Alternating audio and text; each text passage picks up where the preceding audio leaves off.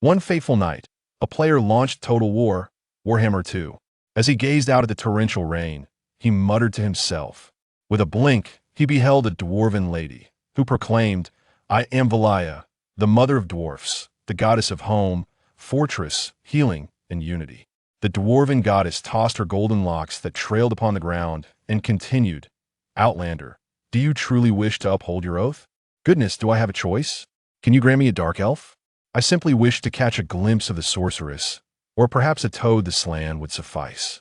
"Listen to me, child," the goddess interjected, interrupting his ramblings. "In my slumber, I have witnessed the future, the end times, as you ought to know." She paused, her expression contorting slightly. "The Lord of the Undead, Nagash, has thwarted my plans, drained my power, and shattered my contingencies. My children lie wounded and perished. I require a variable, and that is you."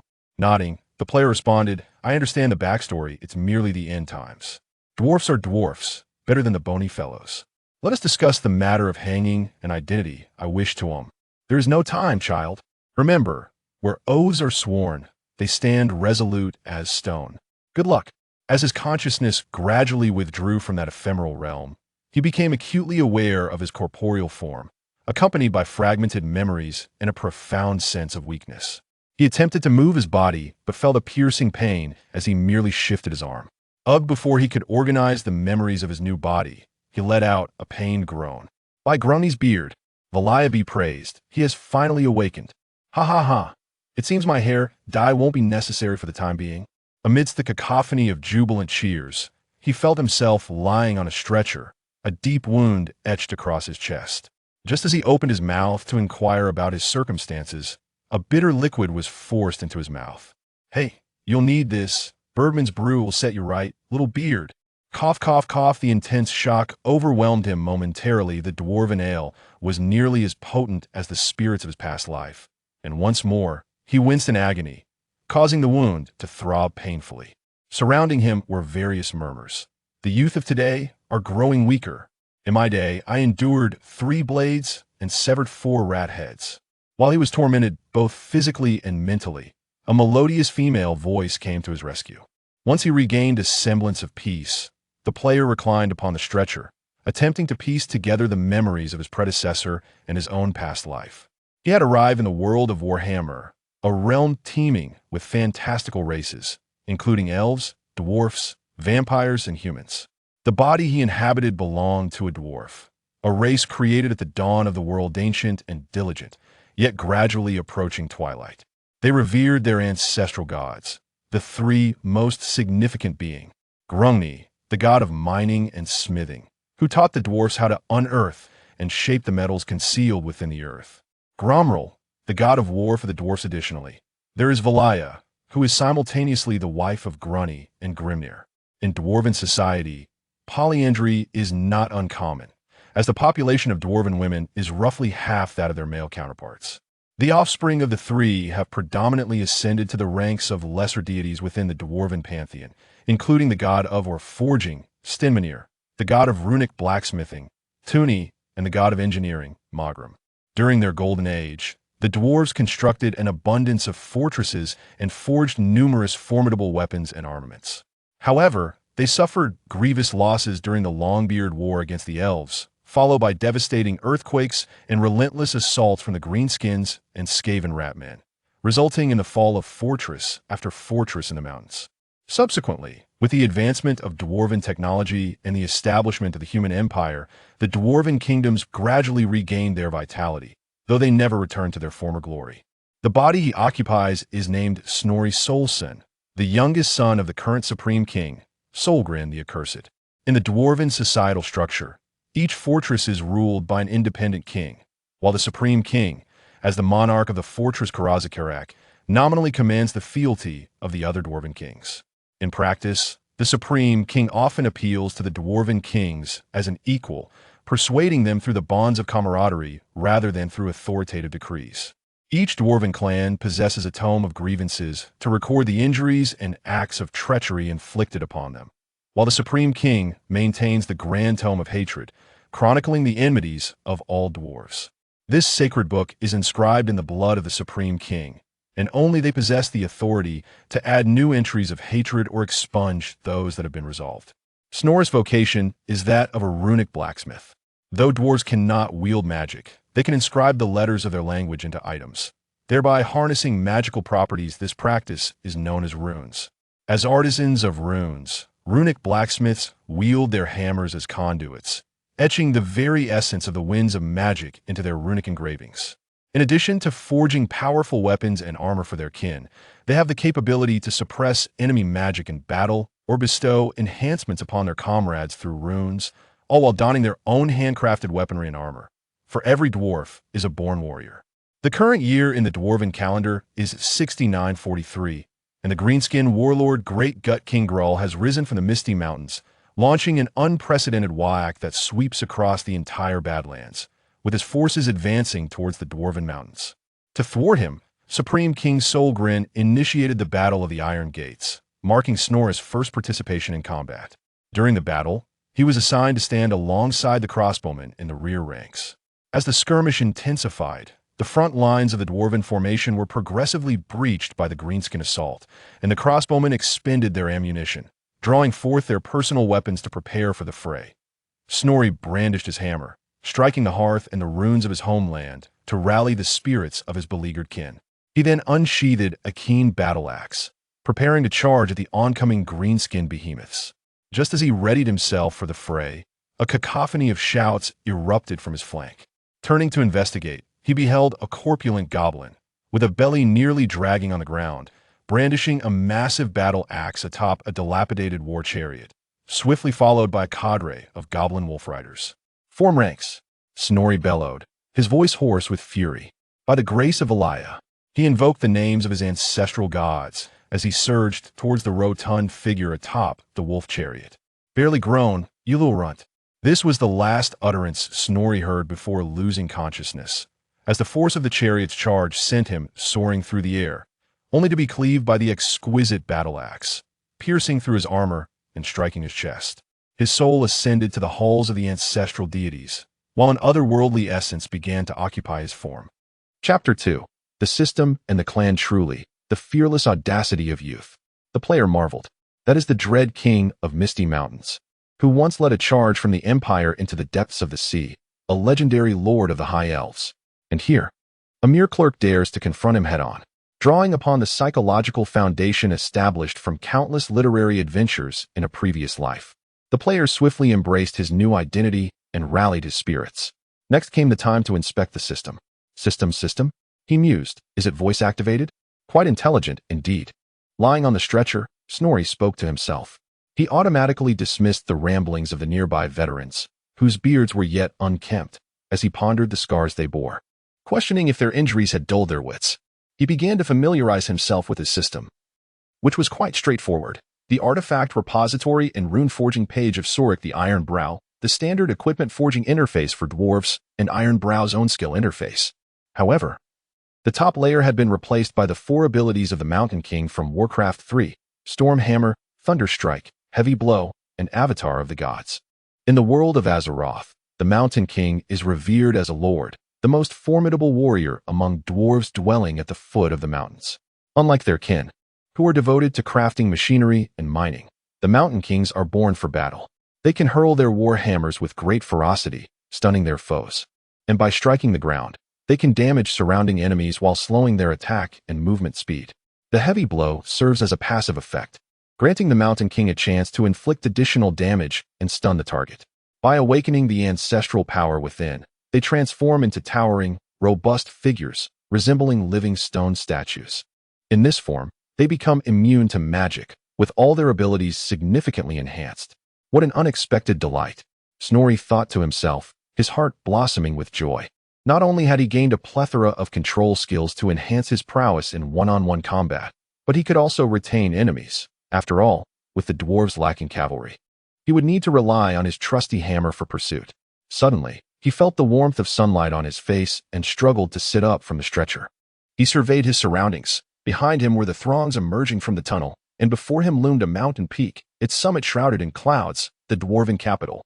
The eternal peak of Karazikarak. Halfway up the slope stood a colossal gate, seemingly embedded in the mountainside, adorned with the mark of the ancestral goddess, Valaya, radiating with the brilliance of runic magic. Unexpectedly, the gate remained closed, and the procession before him wound toward a smaller side entrance. "Uncle, why does our vast company not use the main gate?" Snorri inquired, perplexed. "Child, you haven't truly hurt your head, have you? The gate of the Eternal Peak opens only during times of war and victory." Dragonhammer paused, taking a sip from his flask, "but rest assured, these grievances will ultimately be settled."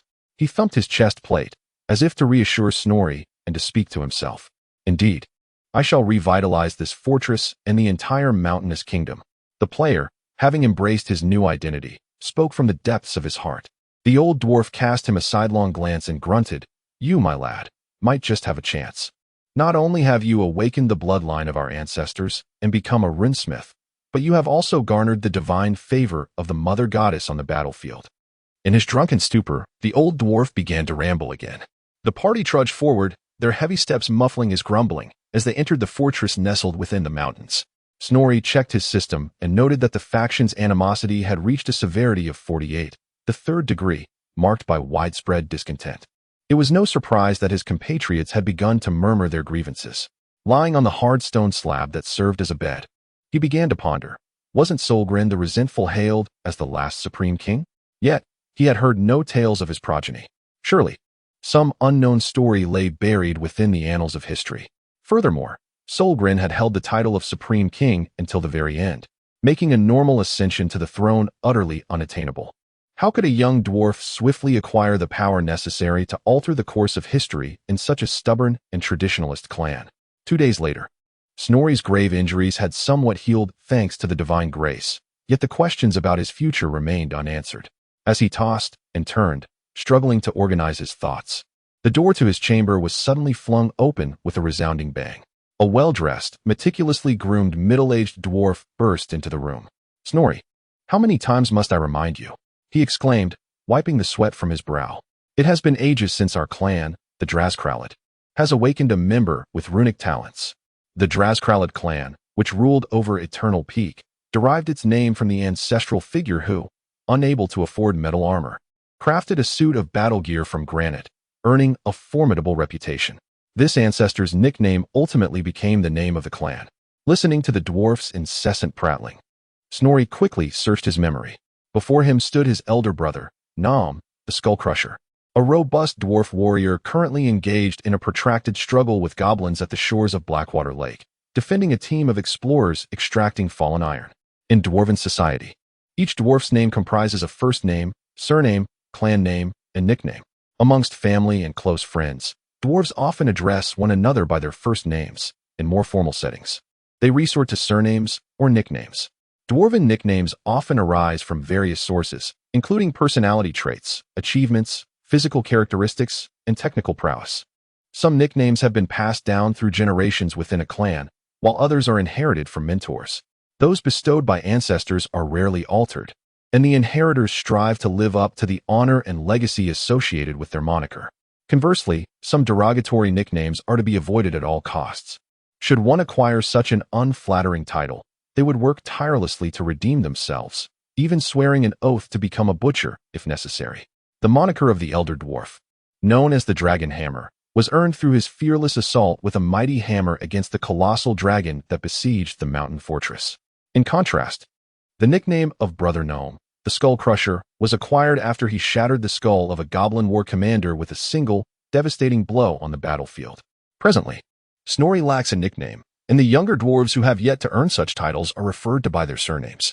Clan names, however, are seldom invoked, reserved only for significant occasions such as rituals. Chapter 3. The Oath. Money. Snorri, are you even listening to me? Gnome, embodying the quintessential loquaciousness of dwarves, rambled on for quite some time, clutching a beer, only to realize that Snorri had already drifted into a realm of daydreams. "If I were you, I would diligently practice to become a rune master as soon as possible. Then, you could lead an army on your own and perhaps even become a lord." With this optimistic vision for the future, he drained his beer and rose to leave, only to find that Snorri perked up at the mention of leading an army and becoming a lord. How does one become a rune master?" Snorri inquired. "What?" Gnome turned around, astonished. "That rune master, The kind who can lead an army and become a lord, Snorri reiterated. Upon hearing this, Gnome approached Snorri's bedside and patted him on the shoulder. When Uncle Dragonhammer said you had a head injury, I didn't believe it. But it seems you are indeed quite affected. Mastering a master-level rune makes one a rune master. Even a rat in the gutter knows that. How could you, a disciple of the formidable Master Crag, not be aware of this? Never mind, just rest well. I will summon a priest to examine you. With that, Gnome grumbled as he exited the room. Ecstatic, Snorri activated the system from his bed. The path to ascendancy lies within my grasp. Let me see which master-level rune would suit me. Within the rune forging system, the runes available for crafting were divided into personal character runes and battle flag runes suitable for armies. Given that he had yet to lead an army, Snorri resolved to forge a personal rune to enhance his combat prowess. Ultimately, he selected the master-level steadfast rune and the master-level flight rune. The steadfast rune would augment his maximum health by 20%. The memory of King Glutton's axe still haunted him, so increasing his maximum health was evidently vital for his survival. The master-level flight rune, providing an additional ranged skill capable of inflicting fire and magical damage while excelling against heavily armored foes, afforded the dwarven warrior, typically melee-oriented and scarce in magical abilities, the means to wield magic, which was undeniably significant. The description indicated that this rune possessed the formidable power to shatter armor, having been employed in ambushes against the enemies of dwarves since the dawn of the world. Further igniting Snorri's enthusiasm. Why not have them all? With the azure dragon to my left and the white tiger to my right, a mighty bull at my waist and a dragon's head upon my chest. I shall crush the eternally chosen with my hammer and cleave the 13 council with my axe, all in jest. Lost in elation, Snorri incessantly clicked within the system. Wait.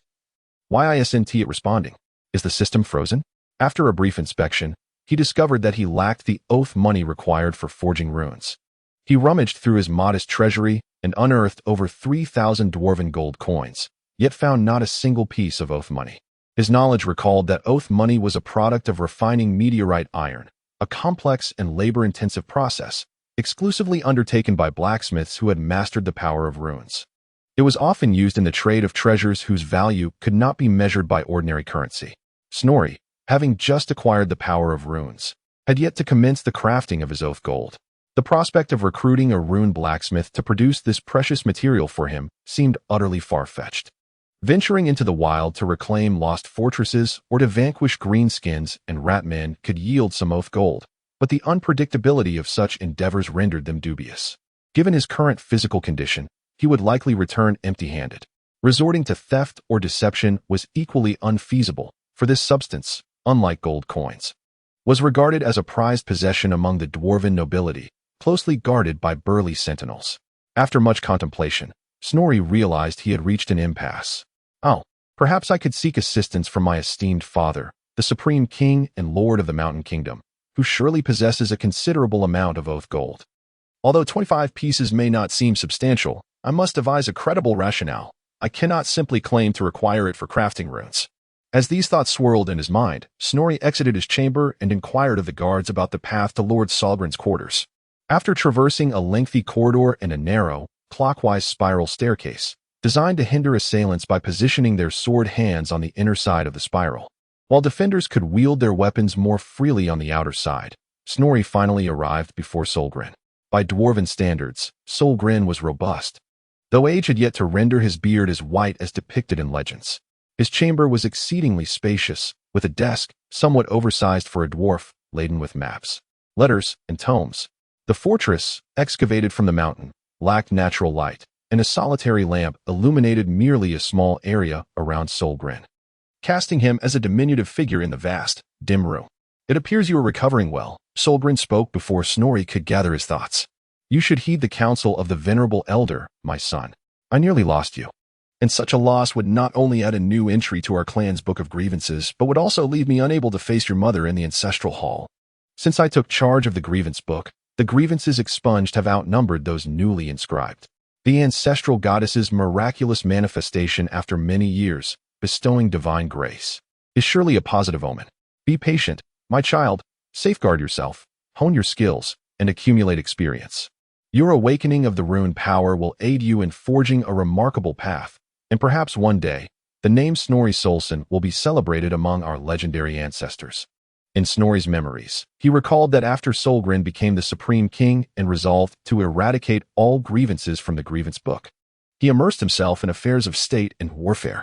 Although he rarely had the opportunity to nurture his young son, he consistently endeavored to provide Snorri with the finest conditions for his growth, and Snorri yearned to prove himself to his father, sharing in the burdens he bore.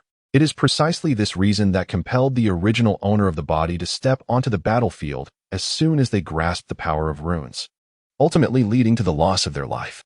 Chapter 4, Masterful Runes. I require a pledge of the covenant. Snorri ultimately decided to confront matters head-on. You have finally come to your senses. Solgren interrupted him. It was about time. Put aside the notion of forging your own weapons for now. Wait until you have mastered more powerful runes before taking such steps. As he spoke, Solgren retrieved a pouch from a safe beneath the table and tossed it to Snorri. Go, make a trip to the armory and equip yourself.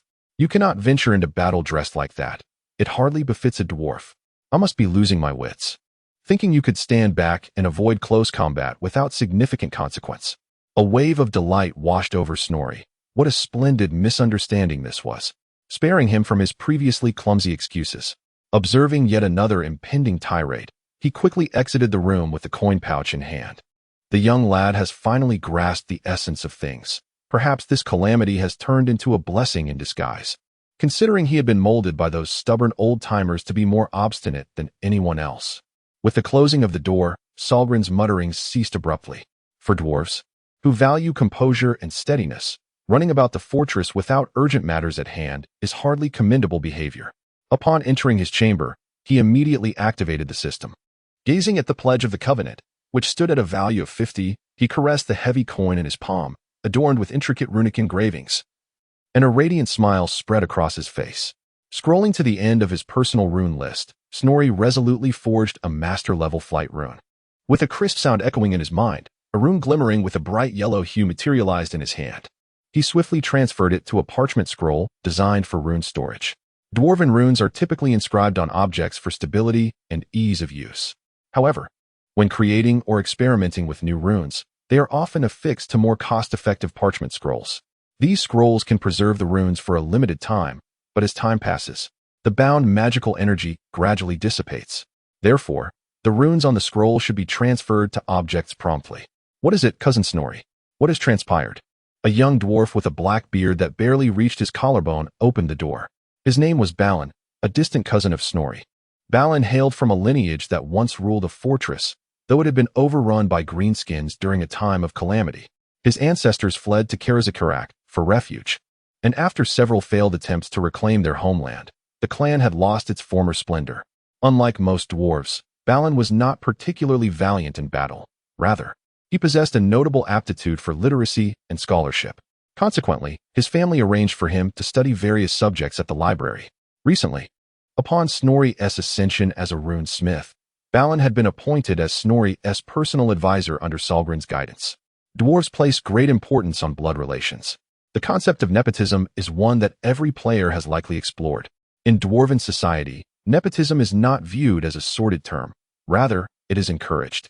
Dwarves hold family honor in high regard, and blood ties foster greater loyalty among them. Startled by the sudden outcry, Snorri found himself ensnared in a web of panic, his anxiety over being discovered by his kin overwhelming him. In a frantic attempt to conceal the parchment inscribed with runes, he inadvertently triggered the already unstable symbols. As a table-sized fireball materialized in his hands, the young dwarf's expression froze in shock, and the room descended into a profound silence. The two dwarves exchanged wide-eyed glances at the fireball, and after a few heart-stopping moments, cold sweat began to trickle down Snorri's forehead. He was losing control of the fireball. "Balin, get down," Snorri shouted, launching the fireball upwards at an angle before he too ducked down, clutching his head. With a resounding explosion, the fireball detonated, followed by the cacophony of falling stones. Feeling the impact of various debris striking his back, Snorri and the young dwarf dared not lift their heads. After what felt like an eternity, Snorri cautiously raised his gaze, only to be met with an alarming sight. A gaping hole, wider than a dwarf's waist, marred the stone ceiling. As he reveled in the aftershocks of the blast and the awe of the rune's power, a series of clattering footsteps echoed down the corridor. With a loud crash, the door was shattered by a shield, and and 7 or 8 dwarves clad in meteoric iron armor, revealing only their eyes and beards, stormed in, brandishing large round shields and battle axes. These ironclad warriors were the elite of the dwarven forces, akin to special operatives known as the Iron Shard Warriors.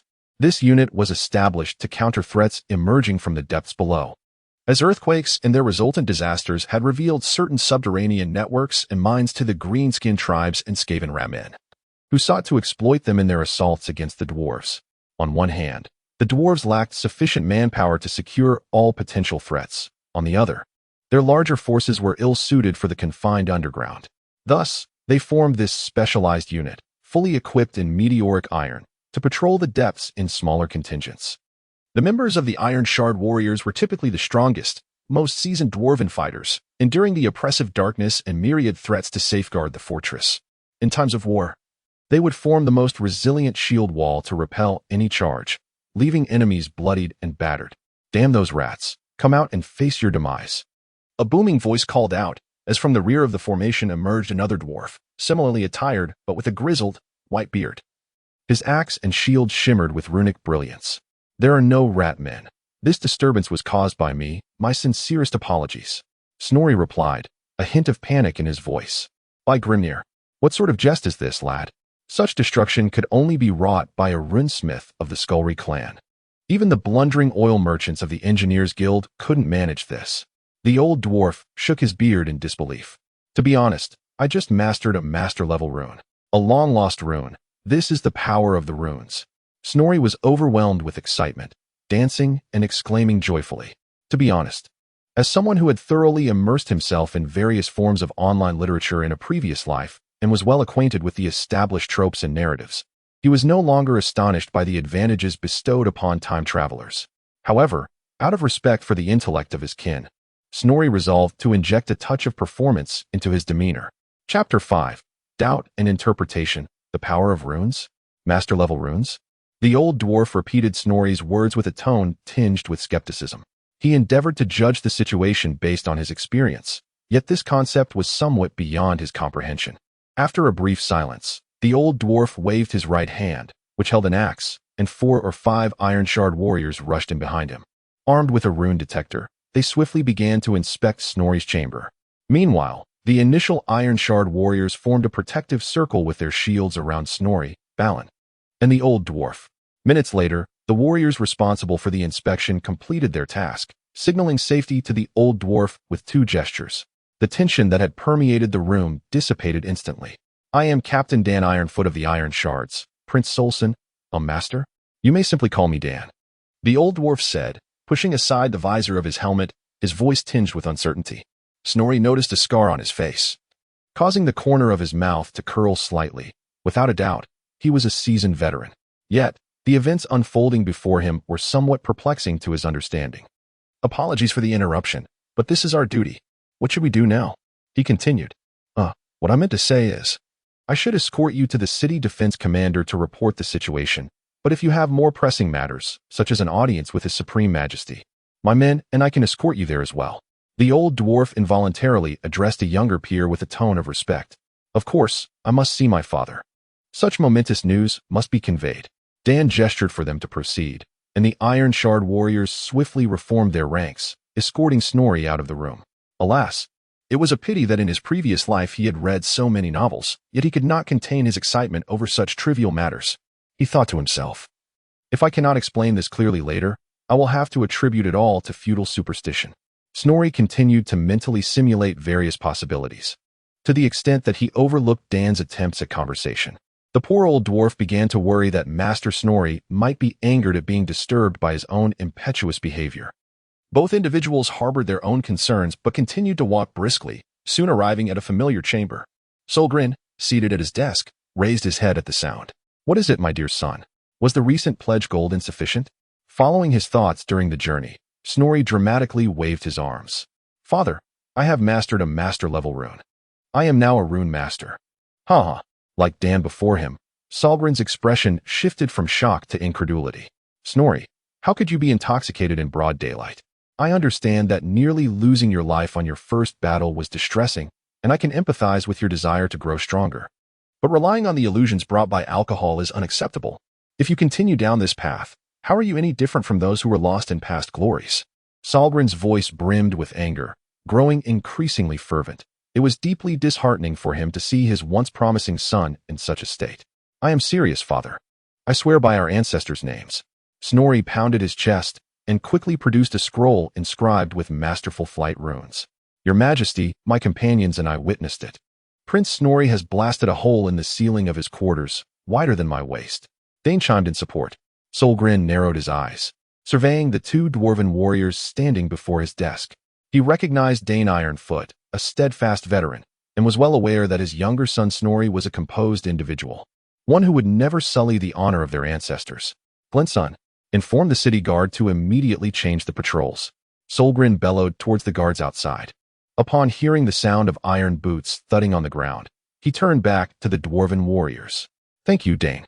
Take your men next door to rest. There is plenty of dark beer from the Bergman brewery. You understand, we must keep this news under wraps for now. Dane bowed solemnly and exited the room.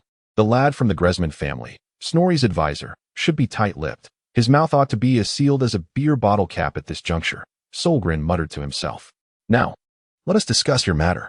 Solgren fixed his gaze on Snorri. Understanding the weight of actions over words, Snorri stepped forward and handed the scroll to Solgren. Although he did not wield the power of the runes, as the Supreme King, he had handled countless weapons and armaments etched with masterful runes. As he felt the surge of power contained within the W-shaped rune and compared it to other runes he had encountered, Solgren quickly discerned that this was indeed a genuine master rune. More astonishing was the fact that he had never seen this particular rune before. None of the treasures from the vault of Karazakarak bore its likeness. This indicated that it was a lost rune. Ah, did you truly carve this yourself? Solgren pondered, attempting to frame his inquiry more delicately, but ultimately opted for directness. Yes, father, I forged it myself. The ancestral goddess not only saved me, but also imparted the method of crafting this rune. According to her, it possesses the formidable power to shatter armor, a technique employed by our forebears to vanquish our foes at the dawn of creation. I shall tentatively place my trust in you. But you must understand that whether this is indeed a master rune, and whether you can become a rune master, is not within my purview. It ultimately rests with the Rune Smiths Guild. Are you confident you can pass their scrutiny? In Dwarven society, professional guilds and clans represent the two most significant organizational structures, intertwined in a complex relationship. Some guilds are dominated by specific clans with relevant talents, while others comprise families of several guilds united through marriage and alliances. The majority of guilds have relatively low entry thresholds. However, attaining the status of a master within a leading guild is often a formidable challenge. Typically, guild organizations are stratified into 3 tiers: apprentice, adept, and master. For the Runesmith Guild, this translates to Rune Apprentice, Rune Smith, and Rune Master. Naturally, for guilds with a larger membership base, such as the Warrior Guild and the Minor Guild, the hierarchy is more intricate, incorporating titles such as Senior and Intermediate. Guilds are generally situated within a specific stronghold, yet their members are dispersed across various locales. Karazakarak, as the realm of the Dwarven Kingdom, is home to many guild halls, including that of the Runesmith Guild. Chapter 6. Guild Review. Upon hearing Sorglin mention the Guild Review, Snorri recalled having heard of it as well. It is inconceivable that any dwarf, regardless of the channels employed, could acquire a master-level rune and be deemed a master runesmith without undergoing a rigorous evaluation process. However, he remained uncertain about his own prospects. The innate talent for rune magic among dwarves is already considered rare, and those who can proficiently master master-level runes are even fewer. As a novice who has only recently become a formal runesmith, Snorri had yet to familiarize himself with the specifics of the master review process. Father, I too am uncertain, yet I assure you that this rune has been forged by my own hands, Snorri pondered, ultimately refraining from making any guarantees. He believed that, although Sorglin lacked the power of runes, having served as the High King for decades endowed him with profound insights into this unique supernatural ability of their kind. Perhaps he could glean some guidance from his father. Sorglin stroked his grizzled beard and began, "You are the apprentice of the Master of Severity. You are well aware of his style, Humph. There are only erroneous names, never a misnamed epithet." With a chuckle, Sorglin continued, "Since he ascended to the presidency of the Runesmith Guild 4 centuries ago, The number of officially certified rune smiths and rune masters in the entire Mountain Kingdom has plummeted by half. Even the number of apprentices successfully entering the guild has significantly dwindled. While this decline is partly due to our dwindling population, his contributions cannot be overlooked. Were it not for him, as Sorglin's discourse began to meander, Snorri seized the opportunity to delve into his memories of the Master of Severity, Crag. Indeed, in Snorri's recollections, his master's countenance was perpetually etched with severity and discontent. As the oldest and most formidable runesmith alive, Crag had surpassed a millennium in age. Normally, dwarves live 5 times longer than humans. Thus, those who exceed 500 years, akin to a centenarian among humans, are exceptionally rare. Revered for their extensive knowledge and experience, they are often referred to as the ancients of the present age. As their powers amplify, so too does their lifespan. Yet reaching 1,000 years is nearly impossible. Crag had once stood before the ancients and deities, having personally witnessed both the glorious and dark epics of dwarf history. Dwarves are a steadfast and traditionalist race, with runesmiths being among the most devoted to tradition, as their powers stem from ancestral runes. Crag, as the mightiest runesmith, epitomizes the most obstinate and traditional of dwarves. He believes that contemporary dwarves are reckless, crude, lacking in wisdom, and show inadequate respect for tradition, rendering them unworthy of inheriting the intricate skills of their forebears. Do not rush into the guild hall for the review just yet, Sorglin exclaimed after venting his frustrations regarding Crag, taking a hearty swig of ale before returning to the topic at hand. He has been a rune master for a full 200 years and is one of only 2 vice presidents of the current runesmith guild. His experience will surely aid you in your assessment. At this, Snorri nodded in agreement, thinking to himself how advantageous clan ties could be, as they might provide insight into the examination. He was thoroughly satisfied with the arrangement and exited the room after a polite bow. Sorglin, the resentful, was not the son, but rather the nephew of the former High King Erexin of the Dwarfs, in the year 6825 of the Dwarven calendar. In a bid to thwart the encroachment of chaos, Erexin, then the reigning High King, led a formidable army of dwarves northward to aid Kislev. This battle was exceptionally brutal, resulting in the valiant deaths of all of Erexin's sons, while he himself sustained grave injuries. Realizing his time was limited, he summoned over a dozen dwarven lords deemed worthy of succeeding him as High King, granting them a year to establish their merits. He proclaimed that after a year, the one whose accomplishments were deemed most commendable would ascend as the next High King. In the absence of the High King's progeny, Sorglin, as the nephew, clearly possessed a legitimate claim to the throne. Throughout the year, he traversed various realms, including the city of Dulong, which had lost contact with the dwarves of the old world since the age of catastrophe. Upon pushing open the door, he found Balin bent over, tidying up scattered tomes and scrolls. Just as he was about to inquire with Balin, an unsettling thought struck him. How had he entered? He recalled entering through the door. But wasn't it just shattered by the fallen debris? Looking up, he noticed the large hole in the ceiling had been mended, though the plaster filling the bricks had yet to dry. Balin dusted off his clothes and stood up, saying, "Cousin, the craftsmen from the guild just left. Both the door and ceiling have been repaired. You need not worry about the payment.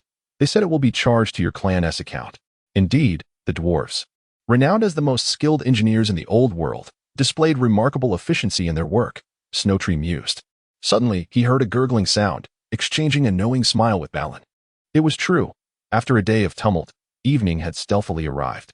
"Go to the kitchen and prepare a roast rock sheep for me, and brew 2 barrels of ale. We must celebrate such a momentous occasion." "Absolutely," Balin replied enthusiastically. The young dwarf had certainly endured an unsettling day, and he needed fine food and drink to soothe his spirit. It is well known that rock sheep dwell among steep cliffs, their fur blending seamlessly with the stones, making them adept at concealment. Even if discovered, they could easily evade capture through their agility, and only seasoned hunters could ensnare them using cleverly set traps. Chapter 7. The master of iron chisels in the mountain fortress of the dwarves, natural light was nearly non-existent, making the passage of time discernible primarily through the scale candles produced by the guild. These candles burned steadily in the still underground environment, meticulously designed to last precisely 1 hour per marked segment. As 3 great sections of the candle melted away, the moon ascended high into the sky. In Snorri's chamber, 2 young dwarves sat facing a sheep's bone on the table, belching contentedly. "Dear cousin, at such a young age, hiccup. You have already mastered the runes of a master craftsman. I read in my books only Torin, the god of runesmiths, has achieved such feats. And he is the true son of Grani and Valaya. I've heard the warriors speak. They say you have received the divine favor of Valaya. Ha ha ha. Hiccup. The ancestors have not shown their miracles for ages. I dare say you might just be her illegitimate child. Balrin, rather tipsy, began to ramble, while Snorri, with his little legs crossed, used the sheep's bone as a toothpick. This body has its downsides. Crossing my legs is not very convenient. Anticipating a visit from the elders later that evening, Snorri hardly touched the barrel of ale before him, whereas Balrin, brimming with excitement, drained his own barrel entirely. By then, "Dear cousin, you shall muster a great army, bring along a host of iron hammers, and a dozen flame cannons. Restoring the fortress and claiming lordship will be but a jest. Surely, you haven't forgotten me? Bestow upon me a title. I am adept in finances and internal affairs. Just wait until you see how Destiny's parents plead with me. Ha ha ha." Fueled by alcohol, Balrin's imagination soared. A dozen flame cannons? Such ambition. Why not arrange for me an airship instead? Considering Balrin's age, he was still technically a minor among dwarves. One could hardly expect him to embark on a path of confronting the male protagonist at such a tender age. Could this be a prelude to an annulment? Though both had not lived long lives, Snorri, with his rich literary and humorous knowledge, possessed experiences far beyond his years. While he keenly enjoyed Balrin's drunken proclamations, he also listened intently for any sounds at the door. At last, he heard the long-awaited knock, swiftly restraining the unsteady Balrin, who was struggling to rise and open the door, and moved him to the bed in the inner room. Snorri opened the door. A dwarf, his face obscured beneath a hood, slipped into the room. "Snorri Solson?" the dwarf inquired, his voice revealing the wisdom and weariness of an elder, markedly different from the dwarves of previous generations. "Uncle Iron Chisel, master?" Snorri, though suspecting the visitor's identity, could not help but ask. For dwarves clad in heavy armor, an exposed face was often the most vulnerable part. The old dwarf straightened his back, surveying the room, a smile spreading across his face. "It has been a long time since I graced this level. In the bygone days, when I still bore the title of prince, I resided for several years in the neighboring vicinity, a span of over 2 centuries that has seen little change." He wrinkled his nose and inhaled deeply, taking in the aroma of roasted mountain goat and barley ale. Clearly a connoisseur of life's pleasures, this young lad. "Allow me to speculate, was it Bergman No. 7 or the Coruscant selection? When you became a runesmith, did you feast on roasted suckling pig with your brethren? And what of your ascension to runemaster?" The old dwarf cast a sidelong glance at Snorri, breaking into a hearty chuckle. "Do you presume that everyone is favored by the mother goddess, able to master runes at a mere 2 years into their apprenticeship as a runesmith? I, a master in my own right, was a mere 3 centuries old before I attained the title of runemaster. But let us not dwell on that." Realizing he had misspoken, Snorri quickly offered his apologies. Age brings with it the propensity to ramble, causing one to nearly forget the matter at hand. The old dwarf thumped his forehead and exclaimed, "Come now, what is the name of that rune of yours? Show it to me." Snorri promptly extracted the scroll from his pocket and handed it over. The master of the iron chisel unfurled the scroll, and upon viewing the rune, nodded appreciatively. Indeed, the potency of this magical essence is undoubtedly of masterful caliber. He extended his finger to touch the rune, prompting Snorri to gasp, "Uncle, be careful." The old dwarf's finger made contact with the rune. Yet the colossal fireball he had previously witnessed did not materialize. "Fear not, young one. Trust in age and wisdom. The runes I forged surpass all that you have encountered." As he delicately sensed the flow of magical essence within the rune, he shook his snowy beard. He set the scroll aside and turned to Snorri. Were it not for some ancient fellow who discovered the engraving method of this rune from who knows where, and then traveled great distances to Karasvarak, evading the watchful patrols to successfully inscribe this rune only for it to fortuitously end up in your possession, he paused, a smile widening across his face. "I could rightfully call you Master Snorri." Although Snorri was somewhat prepared for this revelation, he could not suppress the urge to leap in celebration. Suddenly, he realized something was amiss.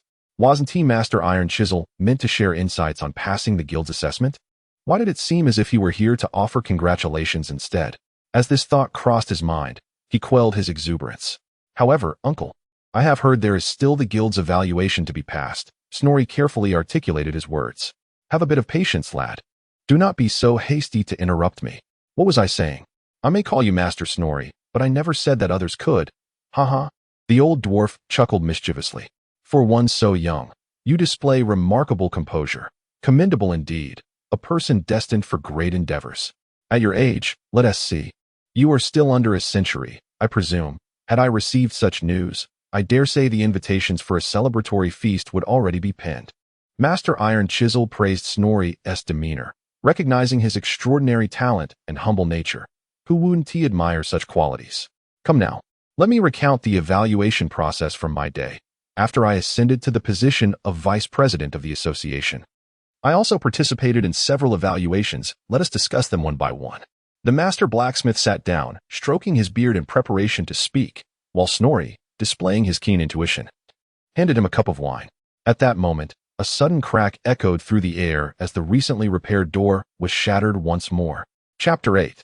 The Ruthless Crag, Part 1. Unlike the morning when the iron-willed warriors smashed the wooden door into splinters with their shields, this time the door was obliterated into dust, clearly under the influence of runes. As the silhouette gradually emerged from the cloud of debris, Snorri mused, "Goodness, is this what they mean by being utterly annihilated? This door was pitiful indeed. I must replace it with iron. No, meteorite steel would be more fitting. And it must be inscribed with master-level fortification runes." As the dust settled, Snorri halted his daydreaming. At the entrance stood a dwarf with remarkably distinctive features. His beard trailed on the ground, appearing somewhat parched and unkempt. His eyebrows drooped to the level of his nose, and his gaunt face was etched with the creases of time. The scant hair left on his head was casually tied back with a ring. He was bare-chested, clad only in an apron, his emaciated muscles exposed, while his lower half was obscured by his trailing beard. Although it was evident that he wore heat-resistant trousers to shield against the furnace's heat, his attire suggested he had rushed directly from the workshop. In dwarven society, the older a dwarf becomes, the more he values propriety in urban or communal settings. A well-groomed beard, comfortable and appropriate attire, and ornaments that subtly reflect wealth without exuding a pungent metallic odor, such as intricately engraved rune-inscribed pieces rather than flashy gold necklaces or gemstone rings, are highly esteemed. If a young dwarf appears disheveled and dusty, it might be excused as a sign of relentless dedication to achieving greatness. However, if an elder dwarf presents himself in a similarly unrefined manner, it implies to his kin that he squandered his youth, failing to accumulate wealth or master skills, thus wasting his time. Should he have offspring, given that dwarf females are only half the male population? Unsuccessful male dwarves rarely have the opportunity to marry and reproduce. His progeny would bear the shame. Nevertheless, these conventional standards of judgment seemed inapplicable to the disheveled elder before Snorri. As the saying goes, an expert perceives the nuances, while a novice merely observes the spectacle. Both the knowledgeable and the uninitiated could easily sense his extraordinary nature. For Snorri, who wielded the power of runes, this elder dwarf embodied the very manifestation of rune magic in the mortal realm, with a surging reservoir of rune energy radiating like a beacon in the night. As he approached, Snorri felt his own rune energy invigorating, and the runes inscribed upon surrounding objects charged with renewed vigor. For those dwarves lacking mastery of rune abilities, the elder's possessions alone would be captivating. In his right hand, he wielded a colossal forging hammer, while in his left, he held a relatively rare artifact, a rune totem. The rune totem, resembling a cross, is intricately engraved with a myriad of symbolic characters. It serves as a dense repository for runes, facilitating their preservation and utilization. However, due to the complexities involved in its creation and its limited practical application, such an object exists predominantly in the realm of legend. For the vast majority of runesmiths, mastering enough runes to inscribe their weapons and armor is a remarkable feat according to the principles of rune magic. Each item can accommodate a maximum of 3 runes, making it quite feasible for a full set of gear, from helm to boots, including accessories, to hold around 20 runes. For those rune masters who have attained mastery over advanced runes, although each piece of equipment can bear only 1 master rune, the effects of identical master runes across a full set will negate one another. Consequently, it is common for a rune master to find that their collection of master runes does not entirely fill their gear. Even if one's rune reserves are extensive, inscribing the less frequently utilized runes onto a doomsday anvil is a far more convenient and economical choice. Gazing at the forging hammer that had obliterated his door with a single blow, Snorri comprehended that he was in possession of a truly legendary weapon. The Hammer of the Harsh. In this world, the quality of weaponry is generally categorized into 5 tiers. The first tier, ordinary quality, is typically wielded by common human soldiers, for dwarves. Renowned for their forging prowess, such items are referred to collectively as refuse. The second tier, superior quality, is the steel armor donned by ordinary dwarf warriors, utilized by temporarily summoned miners and valiant dwarfs. Within the human empire, only elite sword masters and the elite guards of Rick have the opportunity to wear such gear. The third tier comprises rare-level equipment, often forged from meteorite iron or weapons of superior quality inscribed with runes. Advanced dwarven troops, such as the Ironbreaker warriors and Hammerguard, are equipped with them, while affluent long-bearded dwarves may also possess items of this caliber. In the imperial hierarchy, only generals or half-griffin knights are deemed worthy of such equipment. The fourth tier, known as exquisite, encompasses treasures whose value transcends mere gold. In dwarven society, these items are typically crafted from meteorite iron and inscribed with common master runes, such as the Master Rune of Strength and the Master Rune of Striking often found on weapons, or the Master Meteorite Rune and Master Resistance Rune frequently used on armor. Such equipment is typically held by clan leaders or fortress lords among dwarven commanders, while within the human empire, only the Elector counts. Custodians of the 12 runes of the Fangs as symbols of power, and a select few enchanted items crafted by elven archmages reach this grade. Equipment surpassing the exquisite tier is classified as legendary. These weapons and their wielders invariably leave their unique marks upon the annals of history. For the dwarves, only a master-level rune, when harmoniously paired with 2 ordinary runes serving as supportive enhancements, deserves the title of legendary. Given that the materials capable of accommodating 12 rune combinations possess unique characteristics, even when utilizing the same master-level rune as the foundation. The optimal rune combinations are not fixed and must be adjusted according to the equipment's raw materials. This necessitates a wealth of experience and a touch of fortune. Such equipment was predominantly crafted during the golden age of the ancestors, with only a few pieces being produced by the most distinguished rune masters. Many dwarven fortresses possess merely 1 or 2 such treasures as heirlooms, while only the mightiest fortresses are equipped to arm their most formidable warriors with a complete set of legendary gear. In human society, the divine hammer, Gale Malice, a symbol of imperial power, stands among these legendary artifacts, with perhaps only a few deities of great power able to sporadically bestow such blessings upon their followers. The Hammer of the Harsh One, as its name suggests, is a weapon meticulously crafted by the Harsh One, Crag, and it is his magnum opus. The Crag rune upon the hammer's face and the 2 runes adorning the hammer's handle resonate in splendid harmony, capable of shattering not only wooden doors, but even meteoric iron with a single strike. Chapter 9. The Harsh Master Crag. Part 2. Master Crag. On what grounds do you trespass into another's private residence without permission and proceed to vandalize his property? In the silent clash of energies, the master of the Iron Chisel held his ground for a moment but ultimately succumbed. Though he spoke defiantly, Snorri noticed him subtly retreating half a step. "Ah, young Orem. It seems that after all these years, your bravado remains your only strength." Master Crag shook his beard. "What? I come to see my most brilliant disciple. To ascertain whether our guild's youngest runemaster requires your approval?" With that, he turned away, disregarding the master of the Iron Chisel. "Come now, lad. Let me behold your so-called masterful rune." Crag's gaze fell upon Snorri, his sarcastic tone unsettling. Yet the memories of the original owner of this body indicated that he had grown accustomed to such jibes. It appears he has been subjected to considerable emotional manipulation. Snorri mused, as he respectfully presented the rune scroll with both hands. Crag accepted the scroll and began his examination. "Humph. Should I discover that you have plundered the wisdom of our ancestors, prepare for the finger-severing ceremony." The finger-severing ceremony is the most severe punishment within the Rune Masters Guild, reserved for grave transgressions such as harming a fellow guild member or plagiarizing another's achievements. Offenders, witnessed by all guild members, have a finger severed and are subsequently expelled from the guild, forbidden from wielding rune power henceforth. There are exceptions, however. During his travels in the city of Dulong, Solgren encountered a rune master known as Aji, Four Fingers, whose moniker suggests he endured the ceremony, yet journeyed far from Middle-earth to Norska in pursuit of rune mastery.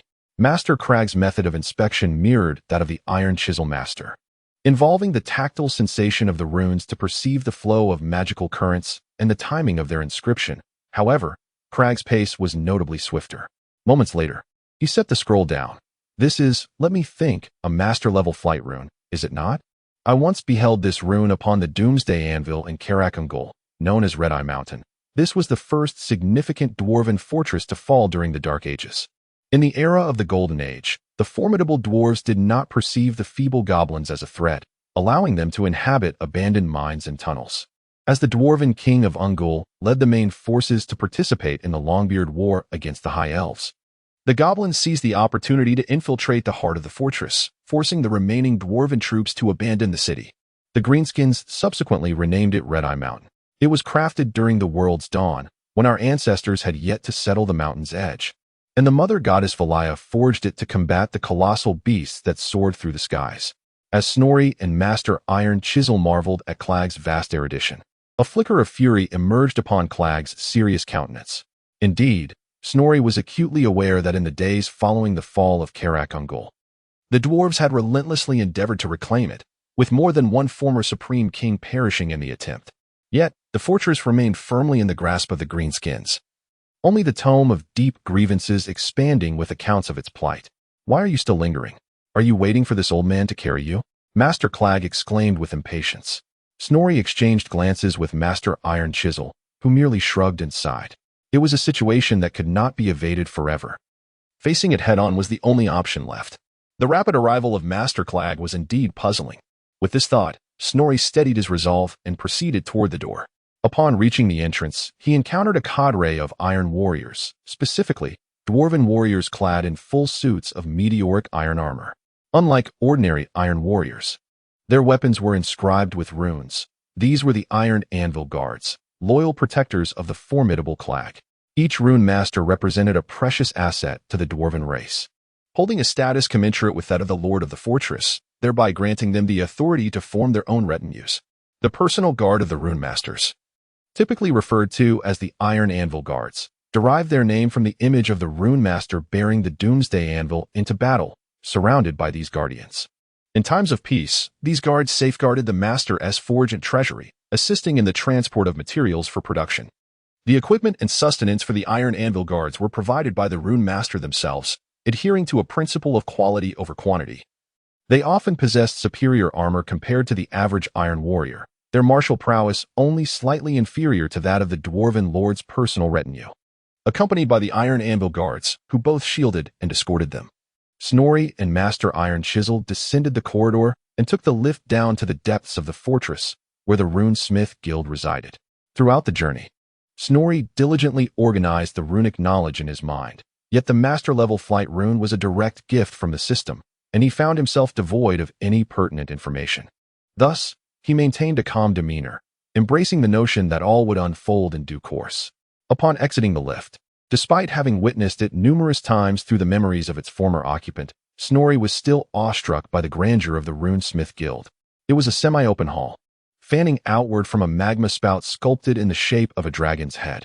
Flanking the main entrance were statues of the mother goddess Valaya and the rune smith god Talni, their imposing figures undoubtedly aligning with the dwarven aesthetic, with Snorri's stature barely reaching their feet. Engraved upon the arched entrance was the emblem of the Runesmith Guild, an anvil, the quintessential representation of the runesmith's craft. This emblem is imbued with the potency of runes. Snorri knew that it had been meticulously carved by Thurni on the day of the hall's consecration. Shielded by the strength that this symbol encapsulated, the hall, nestled deep within the mountains, remained unscathed during the cataclysmic earthquake that heralded the onset of the Dwarven Dark Age. In Snorri's recollection, the dragon-headed spout could be sealed. During significant assemblies, the guild would shut the spout, remove the forge, and set up tables. Nearly all pivotal resolutions of the Runic Blacksmith Guild were forged within this hallowed hall.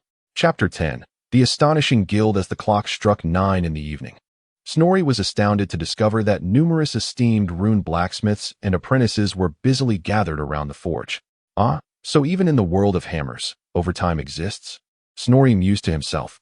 At that moment, Master Clark, the master of chisels, interjected, Look at how exhausted these youngsters are. What they are doing is not creation. It is merely a squandering of resources. The stern Clark disdainfully puffed at his beard, adding with a double entendre, if everyone vanished after dinner like you, How would we ever meet our deadlines? To be frank, my workers often toil until midnight. 9 o'clock is merely the beginning. They must cherish every opportunity to work and learn. Overtime is indeed a blessing. In my day, I longed to learn more from my master late at night, but alas, I had no such chance. Listening to Master Clarg's bitter wisdom, Snorri felt a chill run through him. If this led to the exploitation of a 996 or 007 schedule, it would be truly dire. He must seize the opportunity to establish his own path. Amidst the debate between the two masters on whether working overtime violated labor laws, the group swiftly made their way to the deepest part of the hall, where the dragon-headed spout awaited. There, Snorri beheld another elderly dwarf, white-haired and wise, accompanied by a throng of his apprentices. According to his recollections, this venerable figure was Duringen the Molten, the other vice president of the Rune Blacksmith Guild. Master Molten was of a similar age to Master Clarg, both hovering around 4 centuries, and he was renowned for his ability to meld raw materials through the power of runes. In contrast to Master Clarg, who hailed from the esteemed Drazklard clan, representing the interests of the local dwarves of Karazakarak. Master Molten originated from a lesser clan that had relocated to Karazakarak following the fall of their original fortress. To enhance his influence, he welcomed a diverse array of apprentices and readily guided the younger generation, thus earning considerable respect among his kin. Many dwarves from distant lands, seeking to refine their craft at the guild's headquarters, rallied around him. Opposite them stood a smaller group of dwarves, comprising the apprentices of Master Clarg and rune blacksmiths from the local clans of Karazakarak. It was evident that these individuals had been summoned on short notice, their faces adorned with expressions of confusion. Some still bore the remnants of intoxication, supported by their fellow apprentices. Master Clarg ascended to his fateful anvil and cleared his throat. Young beards, set aside your tasks for a moment. The night is still young. I have an important announcement to make. He called out to the industrious dwarves.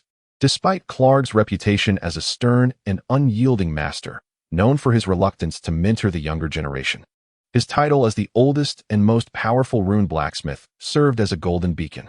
Many dwarves were still eager to join his ranks, hoping to gain insights through diligent labor. Simply observing him inscribing runes could yield substantial benefits. Amidst the clamor as the dwarves set aside their tasks to draw closer, the master of iron carving whispered a few words to his companions, who nodded in agreement and, amidst the commotion, blended into the ranks of the other two teams. Snorri observed this scene, silently commending his uncle's reliability. The dwarves found their places and gradually quieted down, while the masters of iron carving and molten fire ascended the platform, standing on either side of Master Crag. Silence, everyone. I have a momentous announcement to make.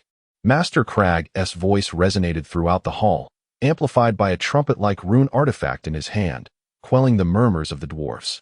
Today, our dwarf compatriot Snorri Solson has mastered a long-lost master-level rune. He has summoned us to witness his master-level rune smithing assessment. A thunderous uproar erupted in the hall. All the dwarves began fervently exchanging information. Who is Snorri Solson? Is he one of the reclusive elders? The third son of His Majesty the Supreme King bears that name. But he is not yet a century old. Did he not only become a formal runesmith 2 years ago? Is it truly him? I heard just moments ago from the old fellow I was drinking with that the Mother Goddess manifested on the battlefield to save him. You dolt. How can that be possible? Our ancestral gods have departed from us for so many years. Mind your tone, you little bearded rascal. The hall buzzed with noise.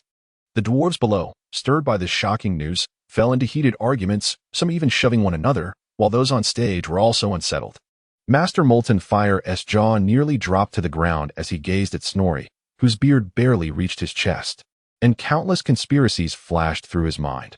Was the Supreme King attempting to control the Rune Smithing Guild? Had my clandestine connections been discovered? And is the guild now seeking to settle scores with me? Wasn't T. Crag's relationship with the royal family quite strained? Could this all merely be a pretense? Observing the reactions of the young dwarfs, a rare smile appeared on Crag's wrinkled face, indicating his satisfaction with the news, the potency of which rivaled that of the runes of wrath and destruction. Ah, quiet down, quiet down. I, the severe one, Crag, president of the Rune Smithing Guild, alongside the esteemed vice president, Master Orim of Iron Carving, have verified the authenticity of this rune, and I swear by our ancestors' names. With that, he turned to Master Iron Carving. Master Iron Carving stepped forward, declaring, I too swear by our ancestors' names. Every word spoken by Master Crag is the absolute truth. Crag nodded in satisfaction, raising Snorri's rune scroll with his left hand, proclaiming, "The rune inscribed by Snorri Solson is right here. Any doubters may step forth to verify." As his words faded, nearly every dwarf in attendance turned their gaze toward Duringen Molten Fire, standing to the left of Master Crag. As the vice president and a rune master, he alone possessed the requisite qualifications and skills to conduct the verification. Observing the dwarves of his faction in the audience, he realized that if he did not voice his doubts and allowed the discontented youth, Snowy, to proceed with the assessment under the support of two masters, the hard-won unity among the people would dissipate, rendering his position as vice president meaningless. With this thought in mind, Master of the Forge stepped forward, bracing himself against the mounting pressure. Chapter 11. Examination Forms and Punishments. Faced with the potentially lethal gaze of Master Clark and the amused expression of Master Iron Chisel, Master Molten's previously summoned courage waned significantly. He steadied himself, forcing a faint smile while waving to the dwarves below and accepting the rune amplifier from Master Clark. "I trust that everyone present, or rather standing, is already familiar with me." Though he endeavored to maintain his composure, Snorri could still detect the tension in his voice. "I am Duringen Molten, and I am honored to serve as the vice president of our guild, thanks to your support and trust." Master Molten uttered a few trivial remarks to buy himself some time. "Personally, I have immense faith in the experience and judgment of our esteemed President Clark and Vice President Iron Chisel. Since Master Clark's moniker, the Harsh One, is not complimentary, he is referred to by his name in this context out of respect for elders. Among dwarves, it is customary to avoid addressing those of higher status or age with derogatory nicknames, and when mentioning the deceased, one will typically use their name unless the nickname is favorable. I would never question their judgment. However, I believe everyone present is eager to witness the work of our young genius, the chosen of the Mother Goddess, Prince Solson, right? With the crowd serving as a shield." Master Molten's courage was somewhat restored. Taking a deep breath, he continued, "Therefore, I dare to represent us all and invite you to appreciate this rune. What do you think?" Listening to the thunderous applause from the audience, Master Molten couldn't help but feel relieved at having studied literature adequately in his youth. Seeing that Master Clark did not intervene, he reached for the rune scroll. A mere glance from Master Clark informed him that this was indeed a genuine master-level rune, and he sighed with relief. For had it been an ordinary rune or even a blank sheet of paper, he would have had to contemplate how to withstand the wrath of the two masters or address the doubts of the members. Before long, the testing process concluded, yet the dwarves below still seemed eager for more. With a slight smirk, Master Clark prompted them to witness the activation of this rune. "Lest these little bearded ones leave and chatter endlessly." Master Molten nodded, and with a sweep of his hand, the rune emitted a brilliant glow, conjuring a massive fireball upon the stage. Once the dwarven runes are inscribed, anyone can activate them. However, to actively recharge the rune requires both the power of the rune and a mastery of its unique energy supply method. Lacking either means waiting for the rune to absorb ambient magical energy to recharge before it can be used again. This can be likened to directly plugging into a power source versus relying on solar panels. Master Molten exhibited a far superior control over the energy than Snorri, successfully maintaining the fireball for a considerable time, allowing each dwarf to sense the immense power contained within. Before anyone could speak, Master Clark waved his hand, effortlessly extinguishing the fireball. This remarkable display of skill provided Snorri with a more tangible understanding of Master Clark's prowess. After listening to the Master of Molten Fire's elucidation and witnessing the formidable power of runes firsthand, the whispers among the dwarves transformed from skepticism to admiration. At that moment, Master Clark took up the megaphone and spoke. "I trust there are no objections regarding Snorri Solson's eligibility for the assessment. Therefore, let us not delay any further. The evaluation will take place today. Snorri is my disciple, and as the guild leader, to avoid any accusations of favoritism." Here, Master Clark paused, and the entire assembly of dwarves held their breath. "I have decided that the form of the assessment will be direct rune engraving." As his words echoed, the hall erupted once more into fervor. "Have you lost your senses, Clark?" Master Iron Chisel roared, his tone bereft of honorifics. "Which master-level rune was ever born without a stroke of fortune?" Old Dwarf turned to the assembly. "All of you are the backbone of the guild. Who among you is not evaluated through a defense format?" Before the murmurs could rise, Clark's voice resonated from behind him. "I did not. Back in my day, I completed my assessment through rune engraving in the presence of all guild members. Do you have any objections, Orm? Master Iron Chisel swallowed. You are citing an ancient precedent from over a millennium ago. How can you still dare to bring that up? This is the tradition of my mentorship, and besides, Snorri is my disciple. Is it a fault to hold him to high standards? Master Clark claimed the moral high ground. Just as the two were locked in this heated dispute, the previously silent master of molten fire leisurely interjected. Indeed, it has been over 1,000 years since direct rune engraving was used for assessments, but the ancestors of the Golden Age indeed upheld such a tradition. He paused, adding, moreover, no one has mastered a master-level rune under a century since Tourney. Though unstated, his stance was clear. This sentiment resonated with the dwarves in attendance. While they were perplexed as to why Master Clark would propose increasing the difficulty of the assessment for his own pupil, their skepticism and envy led them to broadly support this decision. It is worth noting that many dwarves in the audience, their beards gray, were merely rune apprentices. Observing the tide of opinion turning against him, Master Iron Chisel's furious roar faded into a weary mutter, while Snorri, filled with elation, struggled to maintain a facade of despair. Seeing that there were no further objections to the form of the assessment, Master Clark continued, I declare that if Snorri Solson fails the evaluation, we shall enact the ritual of severing fingers as punishment for his fraudulent rune creation. Within just a few minutes, the hall was shaken by yet another bombshell announcement. Yet this time, few rallied to Master Clark's side. Out of concern for their futures, no one wishes to confront the threat of failing an assessment and enduring the gruesome ritual of severing fingers. Especially with the decline in pass rates since Master Clark has taken the helm of the guild, considering that Snorri is the current supreme king and the scion of the Lord of Karazakarak, the very seat of the Rune Smithing Guild, as well as the nephew of the vice president, Master Iron Chisel. No one is inclined to push him to the brink and provoke the wrath of his ancestral lineage. In light of the nearly unanimous opposition, the unyielding Clark was compelled to relent. After a fervent dispute, the punishment for failing the assessment was amended to a prohibition on re-attempting the assessment for 50 years. Master Iron Chisel expressed considerable dissatisfaction with this outcome, yet Snorri remained unconcerned, for he was well aware that with the system at his disposal, failure was not an option. Officially signed and extended, gratitude to the vast readership for their support. Chapter 12. Just 3 days with the assessment format and penalties for failure established.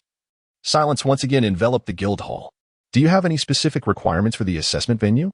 The profession of rune blacksmithing, along with the entire dwarven society, places immense emphasis on intellectual property. Unauthorized observation of another's work is deemed a grievous act of thievery and will be met with severe punishment from both the guild and the clan. This tradition conveniently facilitated Snorri's clandestine advantage. Due to the sudden nature of the situation, he had no time to prepare materials, and thus the engraving materials would be provided by the guild. The workshop assigned to him possessed a secret door that led directly to the guild storeroom, where various raw materials could be taken as needed. Should the desired items be absent from the storeroom, well, one might as well petition the ancestral gods for assistance. Master Clark grumpily handed Snorri a set of keys, instructing him to insert them in sequence. If you are foolish enough to be unable to unlock the door, then perhaps you should seek work with the Greenskins, inquiring if they require a war boar of your stature. Ignoring Master Clark's usual sharp tongue, Snorri accepted the keys and tucked them into his pocket, noticing that each key bore 3 engraved runes, which were subtly interconnected. This set of keys was indeed a collection of remarkable treasures. Given that Snorri had a family to care for, the masters were not particularly concerned that he would retaliate against the guild by wantonly destroying their precious materials. With the venue and materials arranged, the next order of business was to determine the duration of the assessment. Snorri, how long do you estimate it will take to forge the runes? We hope it won't keep us waiting too long. Upon hearing this, an uncontrollable vision materialized in Snorri's mind, Master Clark informing him that he had only 7 days to engrave the runes. At this proclamation, Snorri smirked with a lopsided grin and declared, 7 days is far too long. I shall seize the day. Subsequently, before the eyes of the assembly, he activated his system, conjuring a master-level rune from thin air. Just as Snorri's imagination led him on a fantastical journey across the chaotic wasteland, returning to converse with Kislev, the female Tsarina, and a host of frost maidens regarding governance and statecraft, Master Clark's voice intruded unceremoniously. What are you grinning about? Have you made up your mind? Is 7 days sufficient? Snorri snapped back to reality, hastily wiping the drool from the corner of his mouth. Considering that his system was not akin to those of certain past lives where ostentation garnered points, and recognizing that the likelihood of Master Clarg meeting an untimely demise was far greater than his own demise at the hands of some divine axe, Snorri dismissed the alluring notion that lingered in his mind. 7 days? That is more than ample. 3 days will suffice. Drawing upon his reservoir of knowledge, Snorri understood that, for an experienced craftsman, forging a master-level rune would indeed take 3 days, and Master Clarg's 7 days likely allowed for a single opportunity to rectify any errors. Under normal circumstances, such a self-destructive decision by Snorri would spark fervent debate among the dwarves. However, today, the audience was numb from a barrage of sensational news, and they were uncertain of the time required to engrave a master-level rune, merely nodding in a daze. Observing the unwavering confidence on Snorri's face, Master Clarg found himself momentarily unable to discern whether Snorri was truly self-assured, brimming with determination, or had resigned himself to his fate, merely struggling momentarily before succumbing to defeat. The masters of fire and iron chisel were once again taken aback. The former remained perplexed about the nature of the relationship between the master and apprentice, uncertain whether genuine discord existed or if they were orchestrating a grand performance to ensnare him. Meanwhile, the Iron Chisel Master lamented Snorri's youthful arrogance and his apparent disregard for the assessment, unaware that Snorri merely required a gentle nudge to complete the evaluation, taking 3 days only to avoid wasting precious time while adhering to the common sense of his kin. Well then, let us reconvene here in 3 days to await the revelation of the results.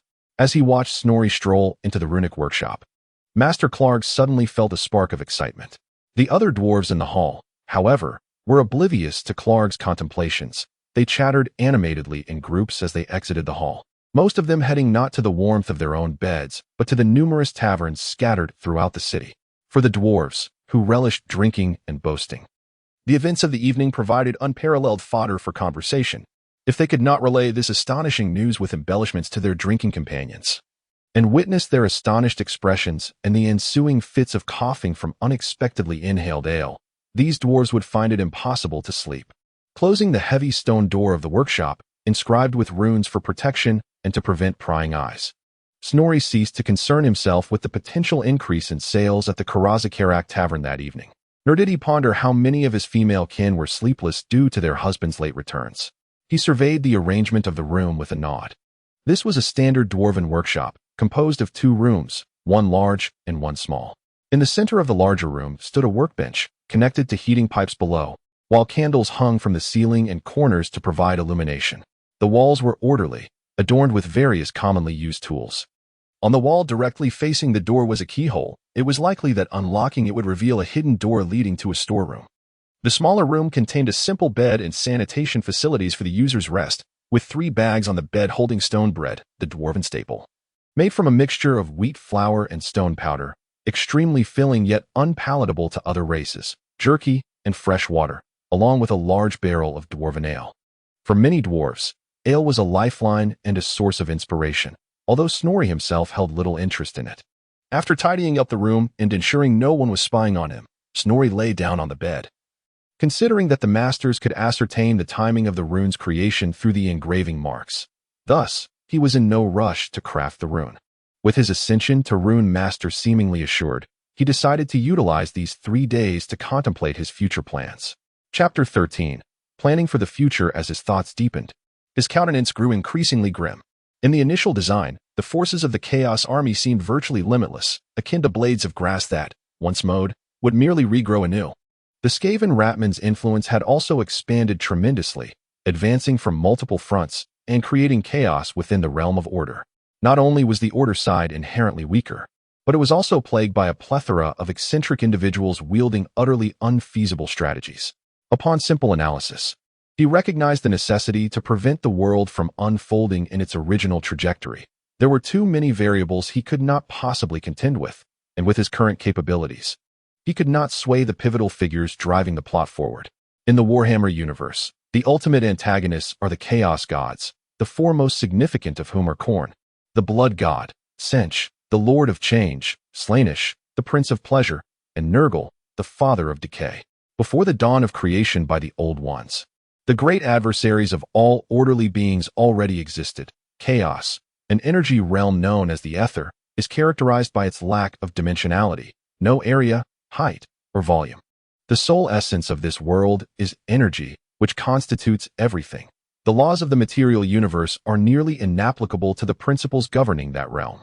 The energy of the ether derives from the material world and can also influence it, embodying a dialectical relationship. Creatures of the Warhammer material world provide energy to the ether through various emotions, while the ether intervenes in the material realm in the form of magical winds.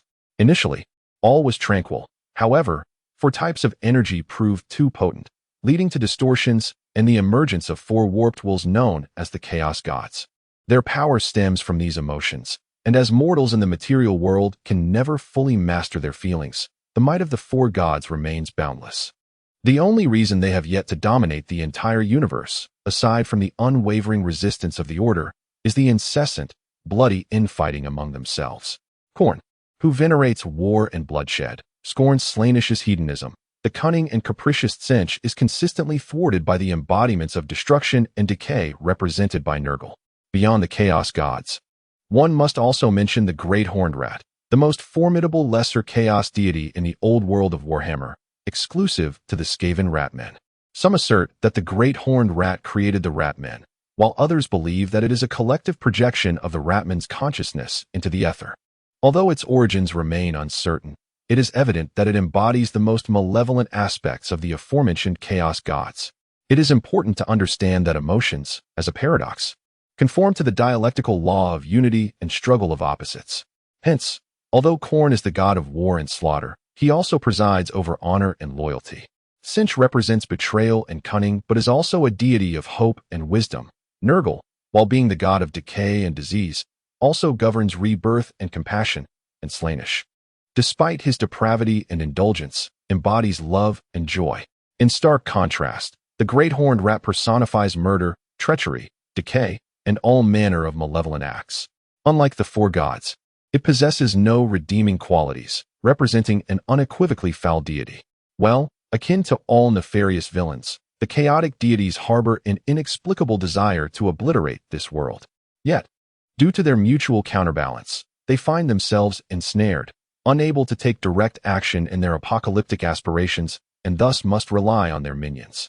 Their core forces comprise a variety of lower, mid, and high-ranking demons, with archdemons and demon princes serving as commanders. A demon prince is a mortal who has undergone a transformation through a dark ritual in devotion to the chaotic deities. Achieving such a status is the highest honor for a follower of chaos. They are immensely powerful and possess longevity. The archdemons represent the true lineage of the chaotic deities, typically exhibiting distinct characteristics of their respective gods. Each archdemon bears a unique name, with the bloodthirsty archdemon known as the Bloodletter, the deceptive archdemon referred to as the shape-shifting sovereign, the filthy archdemon called the Impure One, and the lustful archdemon designated as the Great Keeper of Secrets. Additionally, the Great Horned Rat has its own rat archdemon, the Lord of Decay. Regrettably, despite their formidable might, internal strife and the diminishment of power upon their arrival from the subspace to the material plane render them insufficient to annihilate this world. To address this predicament, the four deities resolved to collaborate in the creation of a singularly powerful overseer, known as the Eternal Chosen. Our protagonist, Snorri, will gradually encounter these formidable entities in the unfolding narrative, at which point further introductions will be made. Faced with such overwhelming adversaries, Snorri finds himself in a state of confusion. In comparison to the might of the chaotic deities, the power of the ancestral goddess Valaya, who brought him to this realm, pales like a flickering firefly next to the luminous moon. However, he is no longer the original Supreme Prince. The knowledge from his past life has bestowed upon him a novel worldview and methodology, while the philosophies of the great thinker he studied at university illuminate his path forward. First and foremost, Snorri delineates his diplomatic agenda: to unite all conceivable forces, exploit all available contradictions, and forge the broadest possible united front, thereby isolating and striking at the principal adversary to the utmost extent. In practical terms, this involves diligently addressing the internal and external troubles of traditional allies, such as the lizard folk, the Bartonians, and the human empire, while striving to consolidate their strength into a cohesive force. Additionally, he aims to engage neutral factions such as the ancient Tomb Kings, ogres, and even certain greenskins and dark elves. On one front, he will combat their nefarious aspects, while on the other, he will offer them certain benefits, employing this strategy to minimize enemies, leaving only the chaotic races and their most loyal sycophants. Strategically, he is equally resolved to implement the Great Thinker-esque principles, primarily to annihilate the enemy's living forces as the main objective of warfare, rather than focusing on the preservation or capture of cities and territories. The acquisition or safeguarding of such places is merely a byproduct of the substantial destruction of the enemy's living forces, in reference to a certain lord. The annihilation of the enemy's living forces must adhere to the principle of concentrating superior forces and systematically eliminating the adversary. Striving for a decisive annihilation strategy, one may, under exceptional circumstances, resort to methods that deliver a cataclysmic blow to the enemy. It is imperative to avoid engaging in a war of attrition that yields no net gain or results in a Pyrrhic victory. Particularly considering the dwarves' low reproductive rate and limited population base, which renders a protracted struggle against the chaotic forces akin to a feudal exchange. To realize an annihilation campaign, one must judiciously select targets and directions for assault, initially striking at dispersed and isolated foes before confronting the concentrated and formidable adversaries. In each battle, one should amass overwhelming forces to encircle the enemy from all sides, aiming for total destruction without allowing any to escape. Surely, every player has experienced the frustration of winning a battle only to have the enemy lord retreat and return with reinforcements, leaving their own troops exhausted and unable to expand. The essence of truth applies universally. After embodying the profound thoughts of great minds, Snorri seemed to have discovered a guiding light amidst the darkness. He stretched, rose to his feet, and prepared to fetch some materials from the storeroom before toiling away in the forge, determined to create a scene worthy of grandeur, even if it required a little embellishment. Chapter 14. Unlocking the secret door with a keychain in hand, Snorri approached the secret door, lost in contemplation before the lock that lay before him. He held 5 keys, each forged from meteorite iron, adorned with the effigies of the father god Gronir, the god of war Grimnir, the mother goddess Valaya, the god of runesmiths Turlmi, and an embodiment of the doomsday anvil. The visages of the ancestral deities were rendered in the quintessential dwarf style, their expressions fierce and defiant. It was fitting that the doomsday anvil, emblematic of the runesmiths, was featured upon the key belonging to the guild's storeroom. However, in what order should these 5 keys be inserted? Snorri believed that the answer lay within the historical knowledge he had absorbed in his youth. The priests of Valaya are exclusively composed of dwarf women, their ranks a blend of the elderly and the young, many seasoned grandmothers. Having lost their ability to bear children yet rich in nurturing experience, join the ranks of temple priests to contribute to the upbringing of the next generation. Simultaneously, the majority of unmarried young dwarf women frequent the temple to learn the art of motherhood, gathering wisdom for the future care of their offspring. Larger and more powerful clans possess the means to establish their own private schools, while the children of smaller clans are educated in institutions funded by the local lord. Given their limited population, enhancing the average quality of life becomes an imperative. The knowledge they must acquire encompasses, but is not limited to, the dwarven tongue, the common tongue, arithmetic, and the foundational knowledge of their race, mining. As a member of the Drasklard clan, descended from the era of the ancestral gods, Snorri was also tasked with the study of history. For the tradition-bound dwarfs, the ability to recount the proud deeds of their forebears, to remember the sorrows endured by their clan and the entire dwarven race, and to declare the exact grievances avenged upon vanquishing their foes, is essential for becoming a worthy leader. Upon completing their studies at the academy, dwarf children would enter the local miners' association for training, culminating in a decade-long apprenticeship in mining practices. For the dwarven race, accustomed to the comforts of subterranean fortresses, even those who do not ultimately become miners must learn how to thrive underground, navigating and mitigating potential risks. In the underground realm, danger lurks at every turn, be it from natural disasters such as collapses and flooding, or from unforeseen encounters with goblins or Skaven in the tunnels. Without relevant experience, even the mightiest warrior could be unwittingly consumed by the perils of the deep. It is said that in the human empire, there existed a famed adventurer known as the Goblin Slayer, renowned for his extensive experience in subterranean combat, having quelled numerous threats that had decimated imperial knights and sorcerers alike.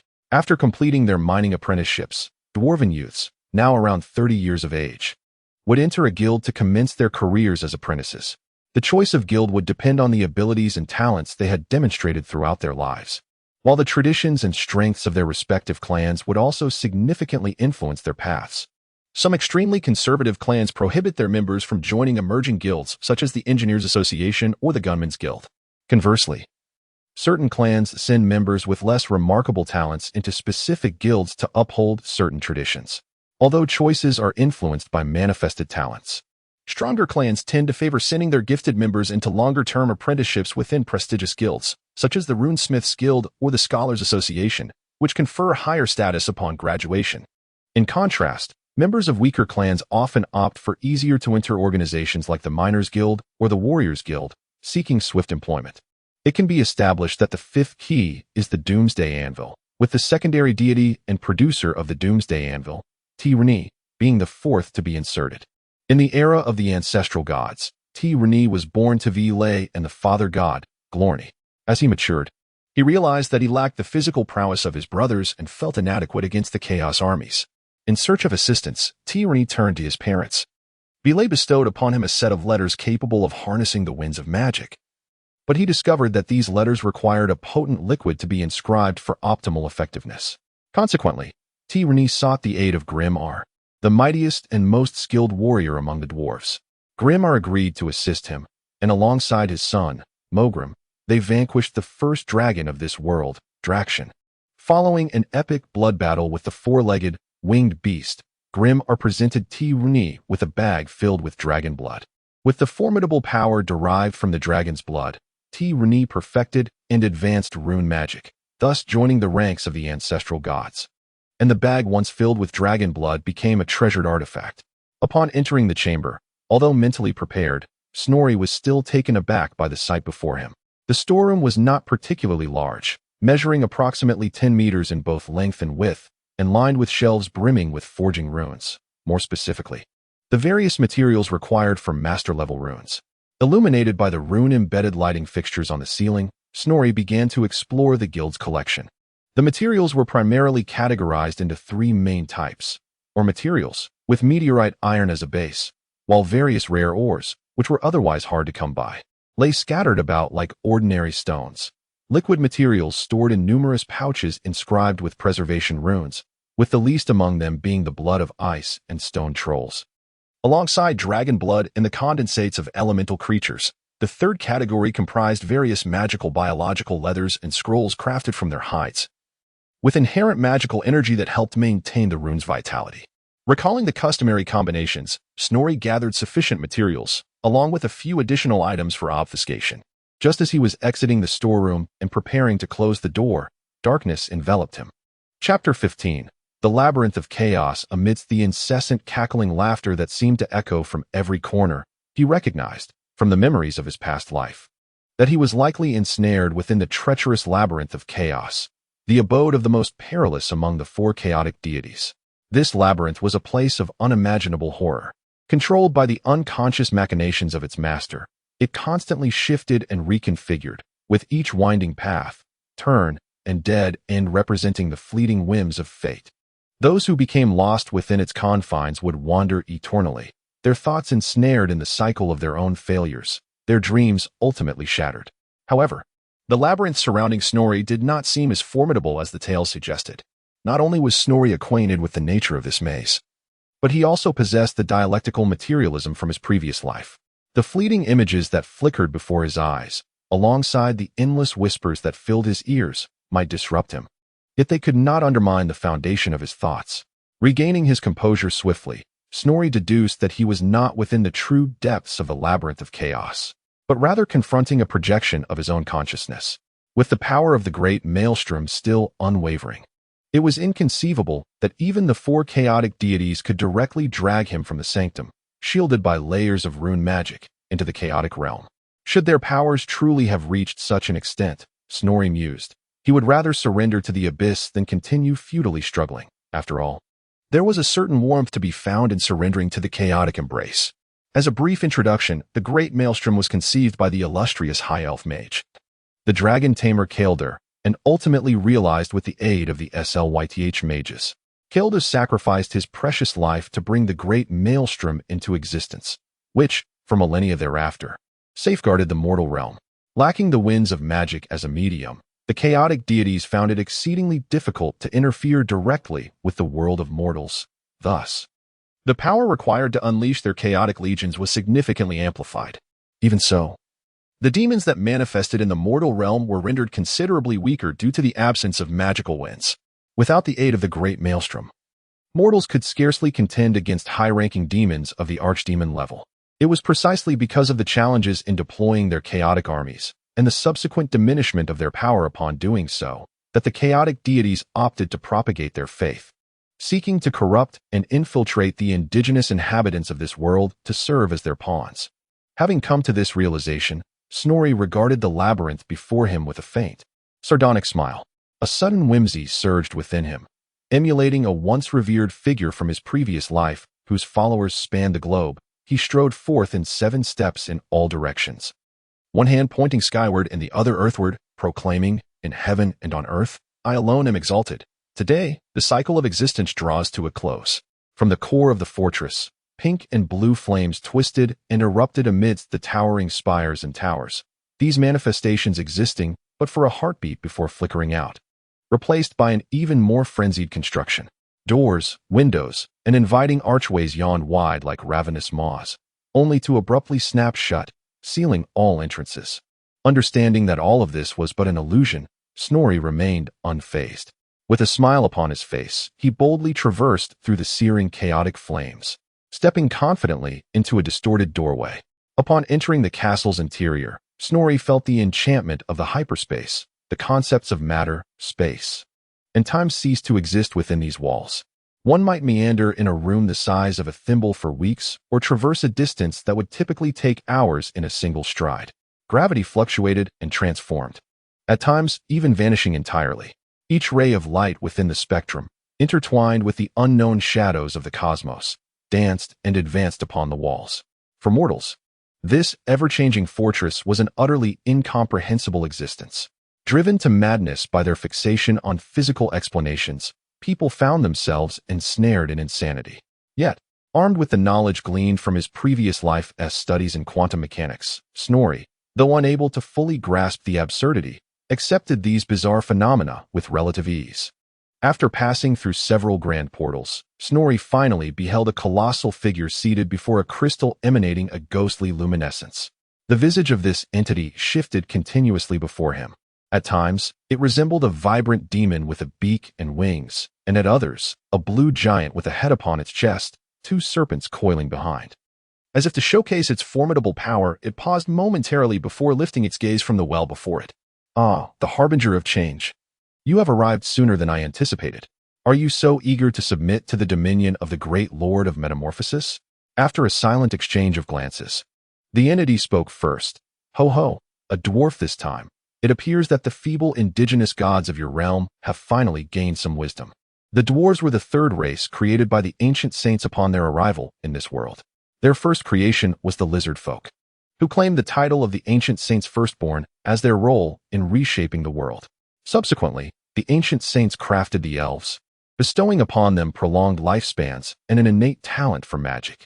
However, due to the chaotic god's ability to interfere through the winds of magic, the elves became susceptible to corruption and, with their cunning and capricious nature, quickly formed factions, plunging into civil strife.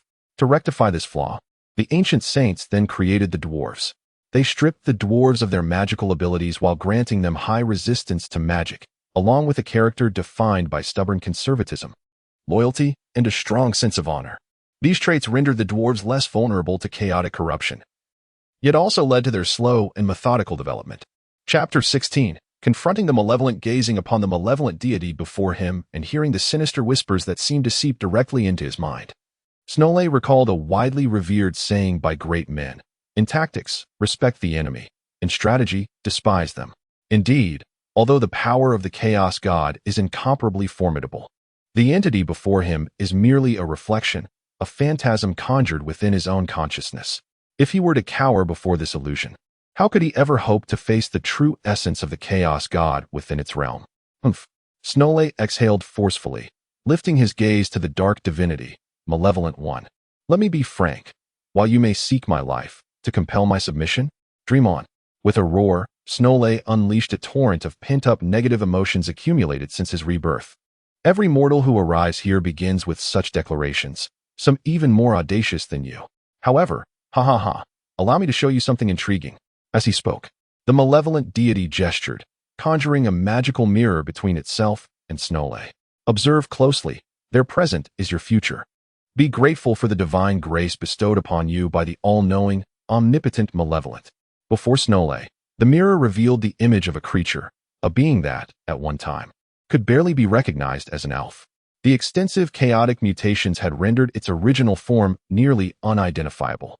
From the surrounding chaos, it was evident that this being was amidst a battlefield of chaotic gods, surrounded by numerous malevolent demons, with a verdant sea in the distance, presumably a legion of the vile. Simultaneously, the sharp yet raspy voice of the Malevolent One echoed, "This creature, once birthed from the wretched fowl that incinerated its own feathers, now willingly bathes in the gardens of filth for my sake. In this wretched mortal realm where you cling to survival, only a stinking fowl and a dead toad hold any semblance of interest. Alas, in the face of my infinite wisdom, they are but jesters." Snowlay surmised that the dead toad referred to the esteemed Croca, an ancient being who had created the primordial sland, the strongest of which possessed the might to alter planetary orbits and shift tectonic plates. During the initial incursion of chaos, Master Croca had sacrificed his life to hinder the majority of the chaotic forces, thus granting the Dragon Lord, Kalido, an opportunity to create a great vortex. Even after his demise, his soul lingered within his mummy, capable of casting spells to obliterate the enemies of the world. Just as Snowlay pondered which powerful entity the stinking fowl might represent and whether there was a possibility of forging an alliance, the scene in the magical mirror shifted. At the center appeared an indescribable, horrific creature, a mass composed of writhing tentacles and eyes, a moving conglomerate of flesh. Drawing upon memories from his past life, Snowlay recognized it as a chaos egg, a mutated being warped by the influence of magic and chaotic corruption. However, this creature was distinct from the host of others surrounding it. It was larger, adorned with numerous twisted claws, and continuously emitted blue flames of malevolence. Snowlay speculated that this creature had likely received the blessings of the malevolent. It seems that the cunning voice of the deity, Kianki, resonated at the opportune moment, as if divining Snorri's thoughts. Is it not delightful? This is my most cherished creation. Before basking in my divine grace, this was the headmaster of the Imperial Academy of Magic, the most formidable sorcerer among humankind. The divine avian paused, seemingly awaiting a gasp of astonishment or a display of trepidation from Snorri. However, Snorri did not acquiesce to such expectations. He, who bore thunderous thoughts yet maintained a serene countenance, comprehended the profound truth of this notion. After witnessing my supreme power, he even sacrificed the entirety of the Celestial Academy in hopes of becoming a prince under my dominion. Yet, the great Kianki never disappoints the most devoted of followers. I bestowed upon him a singular blessing. Behold, he now knows no thoughts or worries. How blissful indeed. Yes, Kianki is such a malevolent deity, relishing the despair of mortals when their plans falter, with no exceptions even for the most loyal of acolytes. As the magic mirror before them flickered with an eerie glow, preparing to shift its imagery once more, Snorri raised his hand in a gesture for pause. After entering and remaining silent save for his initial rejection, Snorri finally spoke in a languid manner. "Pray tell, what purpose do you serve by presenting me with these repugnant sights? I dined rather heavily and now feel quite nauseous. Surely you do not wish for me to directly align with chaos due to my foreknowledge of the outcome?" Upon witnessing the fleeting surprise upon Kianki's grotesque visage as it shifted, Snorri recognized that his conjecture was correct. Let me hazard another guess. For this world, the end has been decreed. If I could alter it, perhaps I might bring you greater joy. Change and stasis are a dialectical unity. Surely, sacrificing the minor for the greater must be appealing to you? At this juncture, Snorri even made a pun. Kianki emitted a series of strange chuckles, exclaiming, "What a witty mortal you are. It seems you might indeed bring me more delight. When that time comes, I shall not hesitate to bestow my divine grace upon you." A diminutive demon prince sounds most intriguing. Perhaps that androgynous being will take a liking to your charming little creation. With a flourish, Kianki dismissed the magic mirror, declaring, Whether transformation occurs now rests upon your own fortune, mortal. Do not present yourself amidst the refuse before I have the chance to revel in joy." Accompanied by Kianki's bizarre laughter, Snorri's consciousness once again became aware of his corporeal form. Rising to stretch his limbs, he suddenly felt a profound hunger. How curious! Was it not that he had consumed but half a roasted rock goat for dinner? As he mumbled to himself while surveying his surroundings, he noticed that 5 candles had burned down, with the 6th nearly extinguished.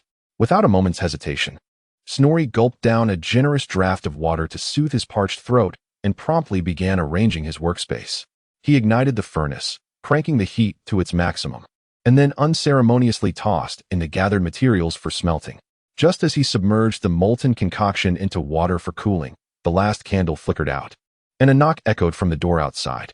I extend my heartfelt gratitude to my esteemed reader 202103011064822407778 for their generous tip, and to my fellow reader for their monthly vote of support. Today, I shall be attending a gathering, and thus, the additional update will be postponed until tomorrow. Chapter 17. Through the assessment in a flurry of urgency, Snorri hastily poured the molten material directly into the drain. Amidst his chaotic movements, he accidentally knocked over the tools arranged beside the forge, which in turn toppled other bottles and jars, triggering a domino effect throughout the workshop. The air was soon filled with a cacophony of thuds.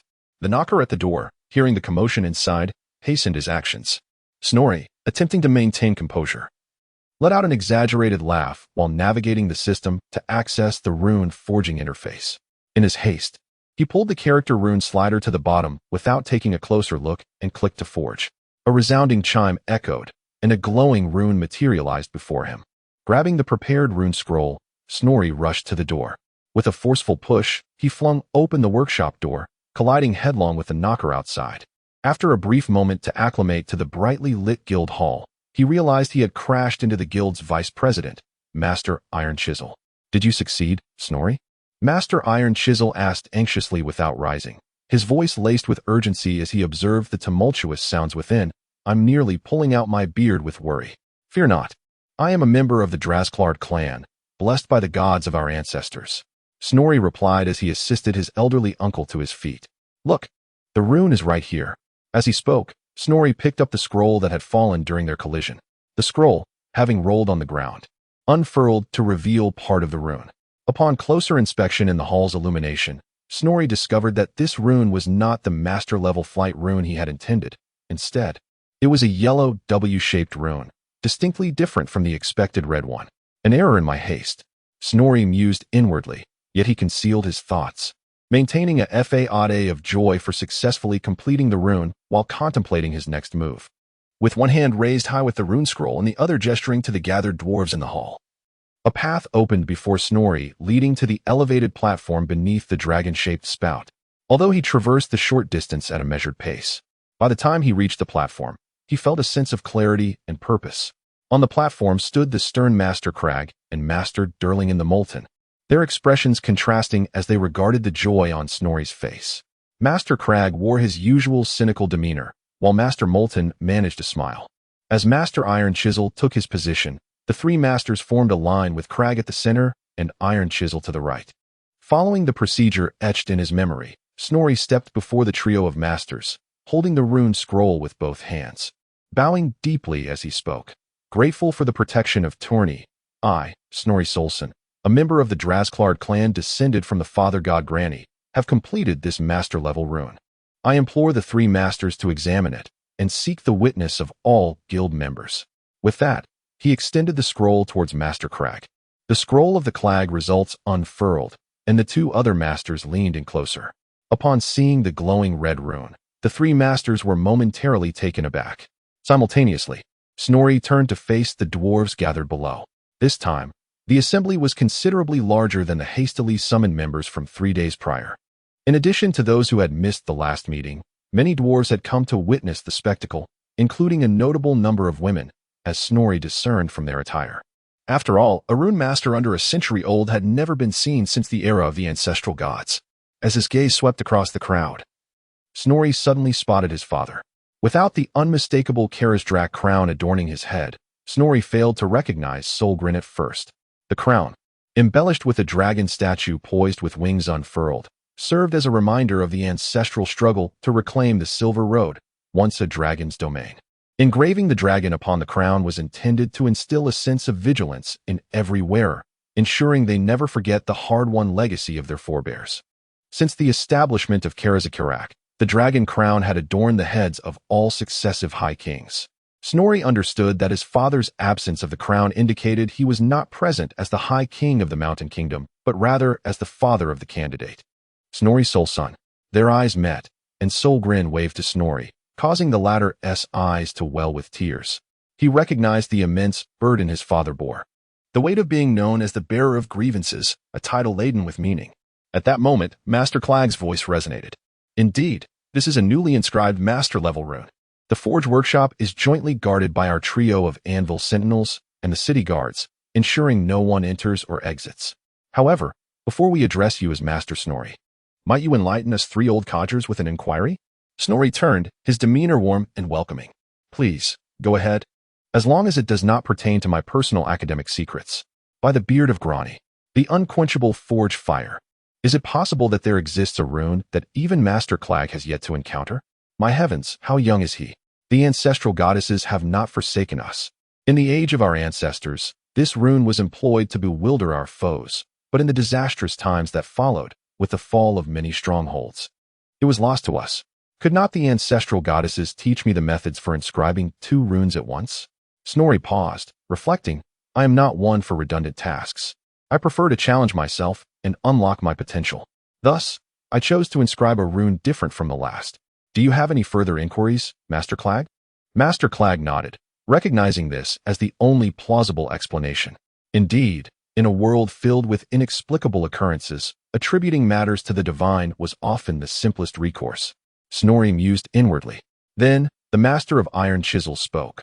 We three have unanimously confirmed the authenticity of the rune. If anyone has objections, speak now, for time is of the essence. After surveying the entire area to ensure no one uttered a sound, the Master of the Iron Chisel presented a medallion to Master Clager. There will be an additional update this evening. Chapter 18. System Upgrade. The guild members present had long since grown accustomed to the eccentricities of the formidable Crag the Harsh. While the onlookers were well aware of the peculiar temperament of this ancient and obstinate runemaster. Ignoring his departure, the dwarves began to celebrate the addition of a new and powerful runemaster. Solgrin the Burdened leapt onto the high platform and seized the runic microphone from the hands of the Iron Chisel Master. I, Solgrin, chieftain of the Drazkril clan and father of Master Snorri, declare that every tavern under our clan's jurisdiction will offer free ale to all tonight. Let us celebrate my son together. His generosity sent the cheers soaring to new heights. At that moment, Snorri's attention was captivated by the voice prompt in his mind announcing the completion of his profession level upgrade and the qualification to form an army, followed by a notification that the system would soon commence an upgrade. Functionality will be unavailable until the upgrade is complete. Please stay tuned. He passively followed the throng of dwarves to the largest tavern in the city, where he subsequently lost consciousness amidst the sea of free ale. When Snorri awoke with a throbbing headache from the previous night's revelry, it was already noon the following day. As he touched the runes etched on his chest, a smile broke across his face. He had taken a significant step in his journey. From this day forth, he would be qualified to establish his own faction, contending with numerous powerful entities across the continent and even in the subspace. Upon hearing his laughter, Balin entered the room with a cup of water. Have a sip. Cousin. Oh no, I mean, esteemed Master Snorri. Balin beamed with joy, his status as a personal advisor rising in tandem with Snorri's ascent. By the ancestors and gods above. You cannot imagine the fright I felt when I awoke to find you missing, and the door reduced to mere dust. If anything were to happen to you, I might have to take up the Butcheress Oath. For dwarves, who revered honor above all. The Butcher's Oath was a solemn vow taken in the face of great shame, broken promises, or tragic failures. Such dwarves would shave off all excess hair, leaving only a tuft atop their heads, dye their hair and beards orange, and cover their dishonorable bodies with blue tattoos. They would then depart from their homeland in search of a glorious death, particularly relishing the challenge of confronting great beasts or armies alone. For someone like Balin, failing to protect his master was a matter worthy of such a vow. Cousin, I hear people outside calling you the chosen of the goddess. Upon hearing such a melodramatic title, Snorri spat out his drink, while Balin continued unperturbed. You must have truly encountered the ancestral goddess. What was she like? The descriptions of her in the texts are the most varied among the three main deities. Is she beautiful? Is she as lovely as our jewel of Karazakarak, your sister, Princess Nina? Just as Snorri, battling the dizziness of his hangover, struggled to manage Balin's starry-eyed enthusiasm, a knock sounded at the door. Is Master Snorri awake? Balin, ever mindful of his duties, promptly opened the door. Entering were three stout dwarves, each adorned with long white beards that cascaded to their midsections. Their imposing physiques accentuated by their distinctive equipment, a double-headed warhammer forged from meteoric iron, gleaming with runic inscriptions. From their unmistakable gear, Snorri deduced that they were hammer warriors, an elite faction within the dwarven clans. Typically, these warriors serve as the personal guard of the dwarven lords, selected by the lords themselves for their unwavering loyalty and formidable strength, each having proven their mettle in countless battles. Hammer warriors hold a prestigious position within the dwarven strongholds. When their lord marches to war, they encircle him, wielding their heavy hammers capable of shattering enemy shields and armor, carving a bloody path for their leader. In times without protective duties, they vigilantly guard critical areas of the fortress, such as the throne room, the main gate, or the treasury. The leader among them bowed and spoke. Good afternoon, Master Snorri. May the ancestral goddess bless you. I am Glenn's son, a captain of the Eternal Hammer. The mention of the Eternal Hammer left both Snorri and Balin astounded. In dwarven society, regular troops are referred to by their unit names, whereas only historically significant elite forces are bestowed with unique titles, such as the Warriors of Dragonstone Pass or the Stalwart Veteran Guards. The Eternal Hammer is, in fact, the name of the High King's personal guard, a unit that has existed since the day Karazakarak was established, which is also the source of their name. The membership of the Eternal Hammer typically hovers around 100, though few in number, their prowess is unmatched.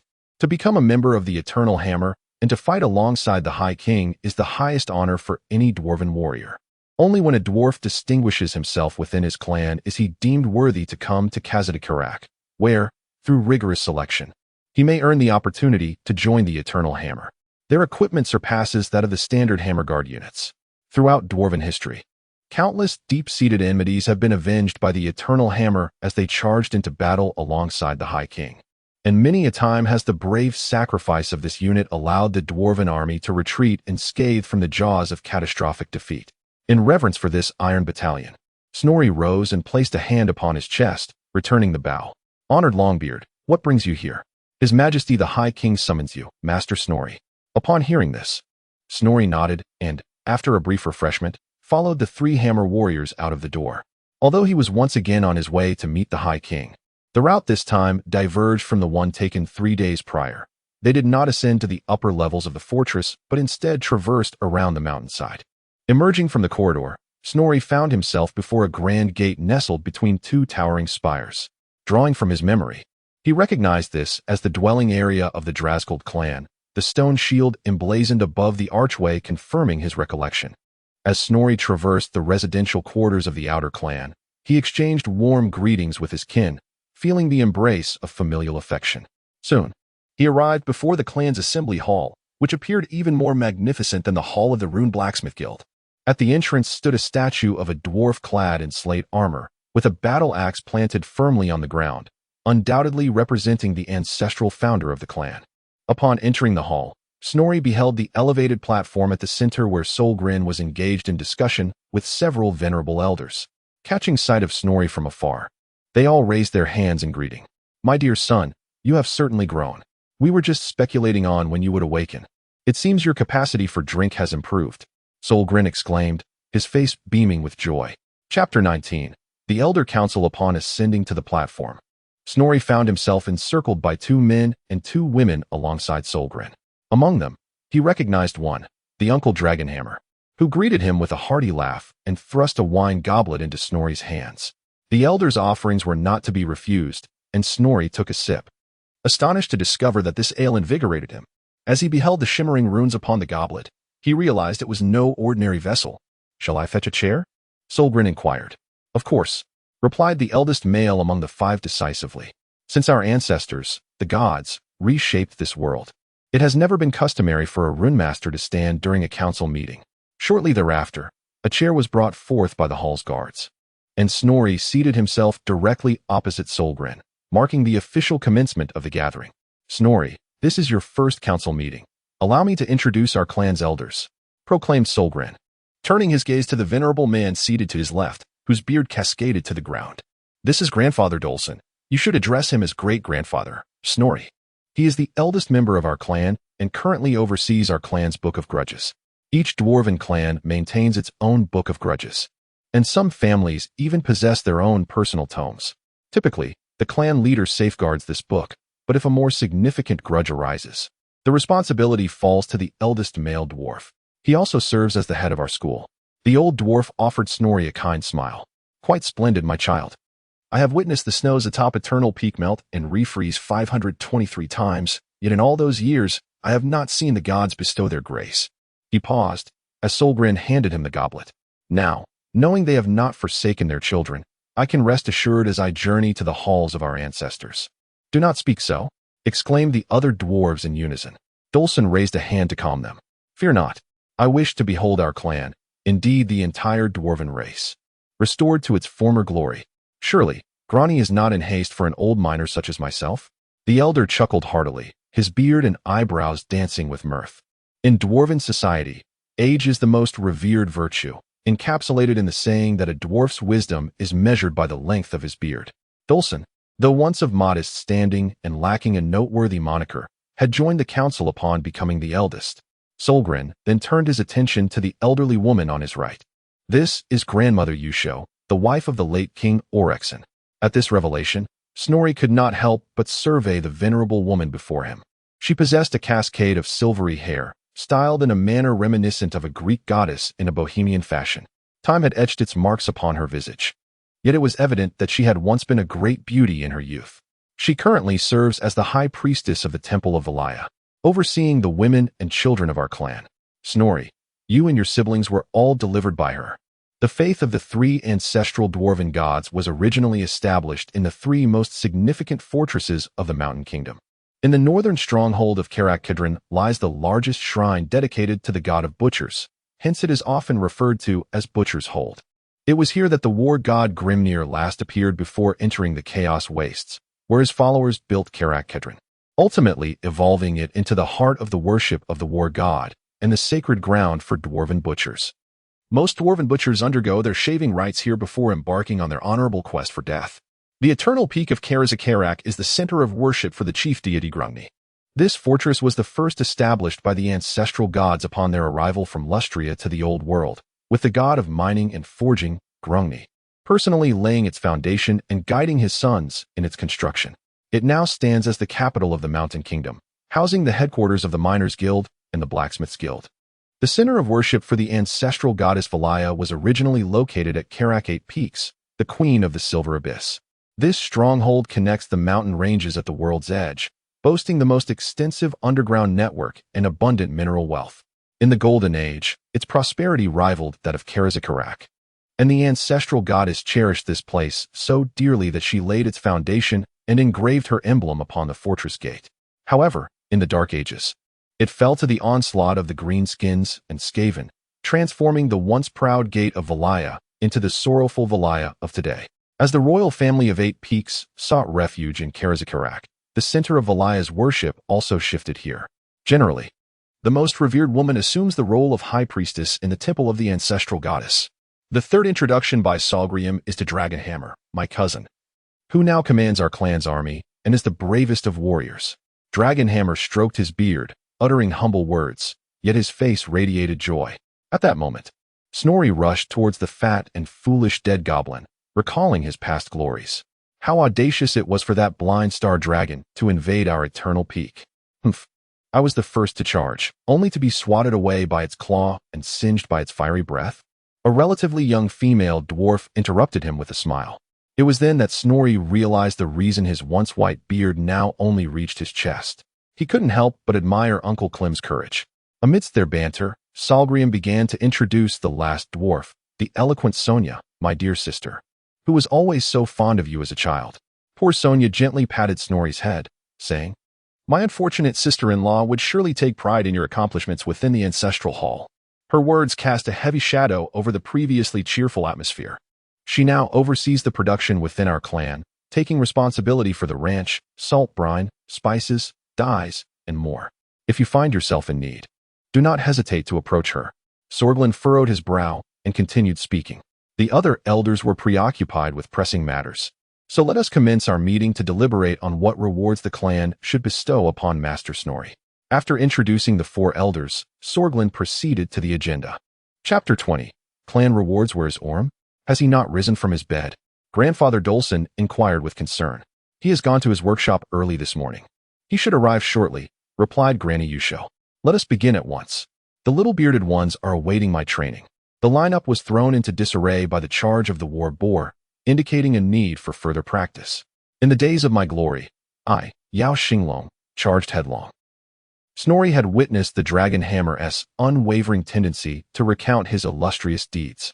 Firstly, regarding equipment, according to the customs of our ancestors, every clan member eligible for independence should receive at least 1 piece of exquisite quality gear. This is a matter upon which we all agree, correct? The eldest, Grandfather Dolson, was the first to speak, and naturally, the other elders voiced no dissent. In my opinion, we might as well present that set of stone armor to young Snorri. The youngest runemaster since the fall of Tournai certainly deserves it, remarked Granny Yusho. Before the other elders could respond, Snorri hastily declined. On one hand, the stone plate armor held more symbolic significance than practical value. On the other, its granite composition, while endowing it with unparalleled magical resistance, hindered the wearer's ability to channel runic energy, potentially leading to spellcasting mishaps. Snorri, what is it that you truly require? After much deliberation with no resolution, Aunt Sonia decided to hear Snorri's opinion. I believe I might need a warhammer. Considering the skill known as divine descent in the system would enlarge his stature, Snorri thought it prudent to delay the arrangement of armor. Should he inadvertently damage exquisite quality gear, the ancestors, known for their avarice, might find even their coffins unable to contain the burden. A warhammer? Excellent choice. Dragon Hammer interjected. Will it be a long-handled or a one-handed hammer? You goblin-headed fool. Have you ever seen a runic blacksmith wielding a two-handed hammer? It must certainly be a one-handed forging hammer. Aunt Sonia retorted sharply. In the dwarven ranks, aside from the miners equipped with their familiar picks and chisels, other melee units typically favored battle axes and warhammers. Battle axes excel against lightly armored foes, while warhammers, as blunt instruments, are undeniably superior against heavily armored adversaries. Each weapon is categorized into one-handed and two-handed variants. Two-handed weapons deliver greater force and can inflict armor-piercing damage, while one-handed weapons are often paired with shields to enhance defensive capabilities, effectively mitigating ranged damage. Of course, the more aggressive butcher types would opt for dual-wielding one-handed battle axes. Is there a suitable one-handed hammer in the storeroom? Solgrin inquired of Sonia. At this, the assembled dwarves collectively sighed, and Granny Yusho even made the sign of the goddess upon her chest, murmuring a prayer for solace. She had lost her husband and all her children in that brutal battle, yet here she sat, undeniably resilient. Then let us have one custom made at the Blacksmith's Guild. It will be more suited for use. Solgrin noted down his order, 1 iron warhammer. As he wrote, he continued, What of the runes, Snorri? Shall we entrust them to the Runic Blacksmith Guild, or will you handle it yourself? During my assessment, the master-level rune for casting was perfectly applicable. So I shall go with it, which will also save some funds for the clan. Observing Snowy's perceptiveness, the elders nodded in agreement. Next, as Solglin's words trailed off, the master of Iron Chisel burst into the guild hall with great urgency. Am I too late? He exclaimed, rushing to the podium, panting as he seized a goblet from the dragon hammer and took a hearty swig. Come, Snowy, try it on and see if it fits. As he spoke, he produced a ring. The moment it was in his hand, Snowy was astonished by the ring's weight. It was crafted from meteoric iron. It is well known that meteoric iron, being the hardest metal in existence, requires a master blacksmith to forge it into armor or weapons, making the creation of such a diminutive ring an even greater challenge. Snowy held the ring up to his eyes for a closer inspection, noting that the surface was bare, yet the shoulders of the ring bore an intricate circle of runes. This was given to me by an old fellow from the Blacksmith Guild as payment for my labor. Years ago, he commissioned me to inscribe runes onto a meteoric iron chisel. At that time, I pondered for quite a while in the workshop until a sudden inspiration led me to devise a combination that worked splendidly. the master-level Shattering Rune, combined with the Cleaving Rune and the Piercing Rune, formed a perfect legendary piece of equipment, the Orim Iron Chisel. Quite an appealing name, wouldn't you agree? The effects of the three runes stacked together, and with the meteoric iron beneath it, it shatters like froth from a beer with the slightest touch. The initial exquisite quality transformed into legendary quality, thus rendering the previously agreed compensation inadequate. That old fellow offered this ring in lieu of payment. The master of Iron Chisel took another hearty gulp of beer. After I received it, I inscribed a circle of luck runes on the shoulders. But I have yet to find inspiration for the main rune on the surface, and over time, I simply tossed it into storage. The moment I saw your master-level flight rune, I felt it would complement it perfectly, so here, take it. This is far too precious. I cannot. Snowy instinctively began to refuse. Do not be so hasty in declining, my child, the master of Iron Chisel interrupted. I have just surveyed the clan and guild storerooms, and I fear there are no surplus Doomsday Anvils available for you. Consider this a compensation from your old uncle. The Doomsday Anvil is the most representative equipment of the Rune Lord, frequently mentioned but never properly introduced. They are among the oldest treasures of the dwarves. The anvils used to forge legendary rune weapons, possibly even the true invention of the great god of forging, Grani. In terms of rarity, they rival legendary equipment. Yet they are not particularly sought after, as only those dwarves who have mastered the power of runes can wield them.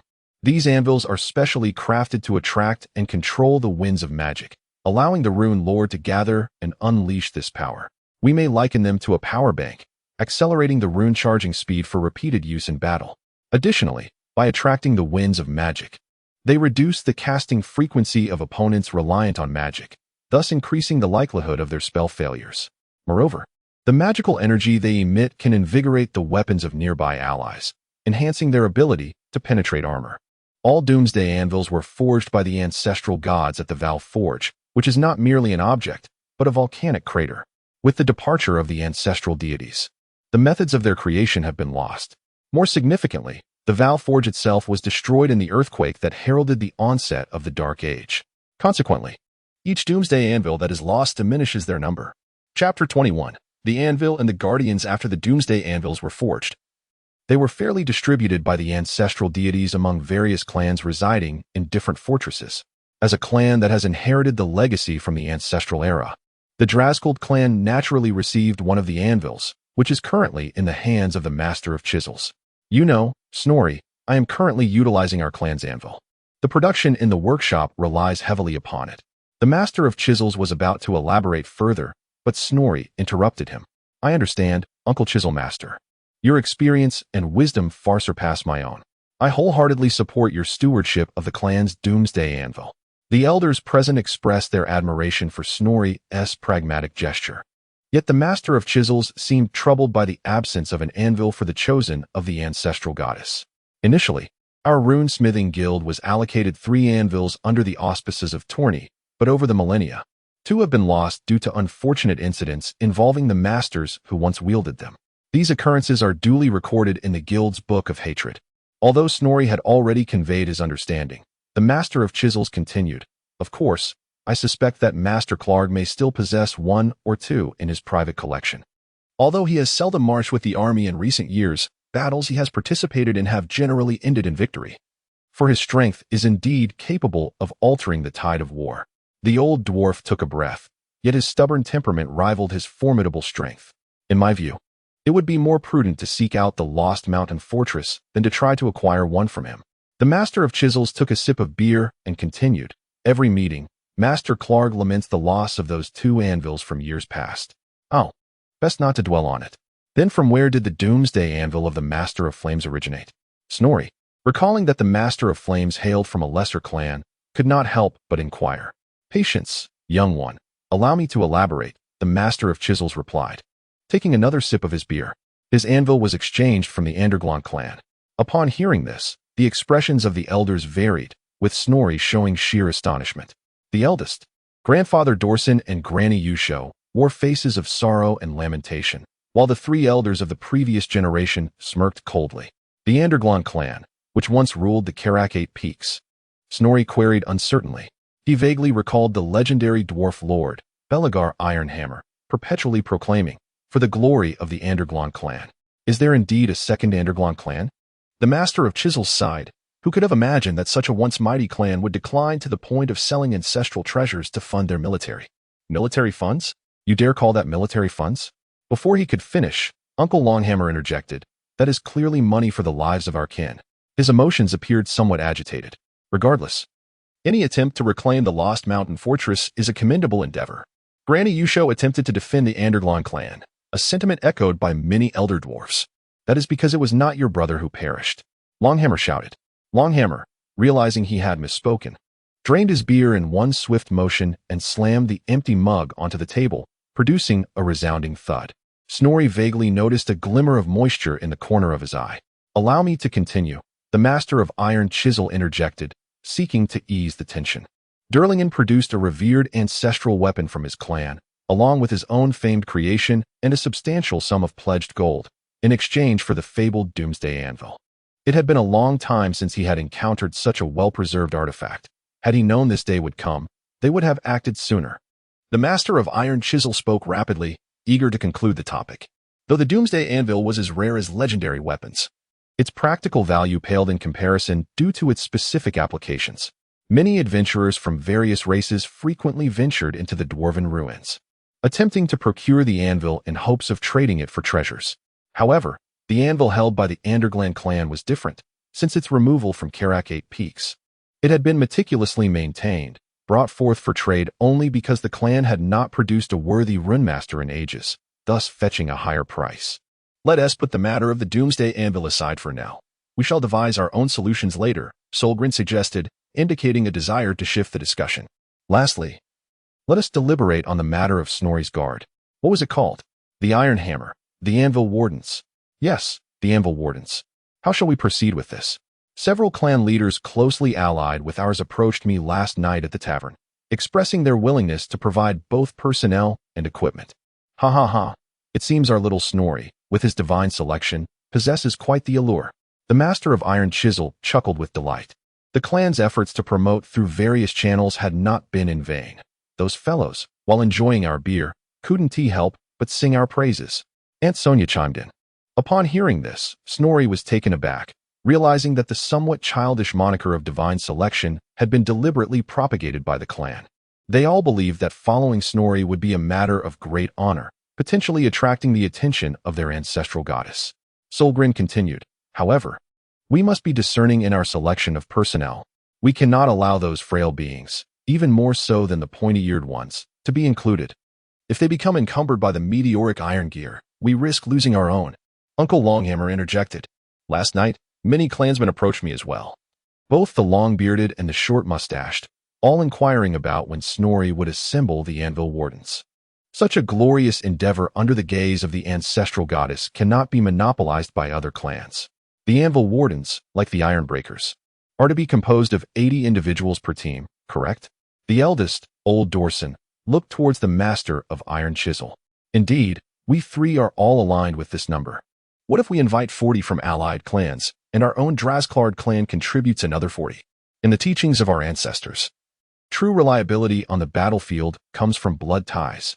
There was unanimous agreement among the dwarves present regarding such sage words. I kindly request your support in votes and collections.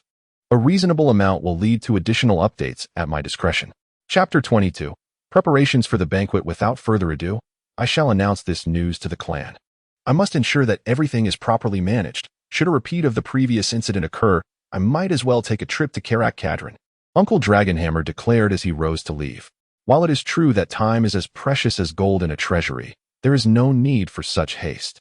Master Iron Chisel interjected. First, let us allocate half of my guard to Snorri for emergencies. It would be quite unbecoming for the chosen of the goddess to venture forth with but a single attendant by their side. Besides, I have no immediate plans for exploration, and the guards are simply idling away with me at the stronghold, drinking on the clock, which is quite disheartening. Well, having concluded our 3 matters of discussion, let us disperse.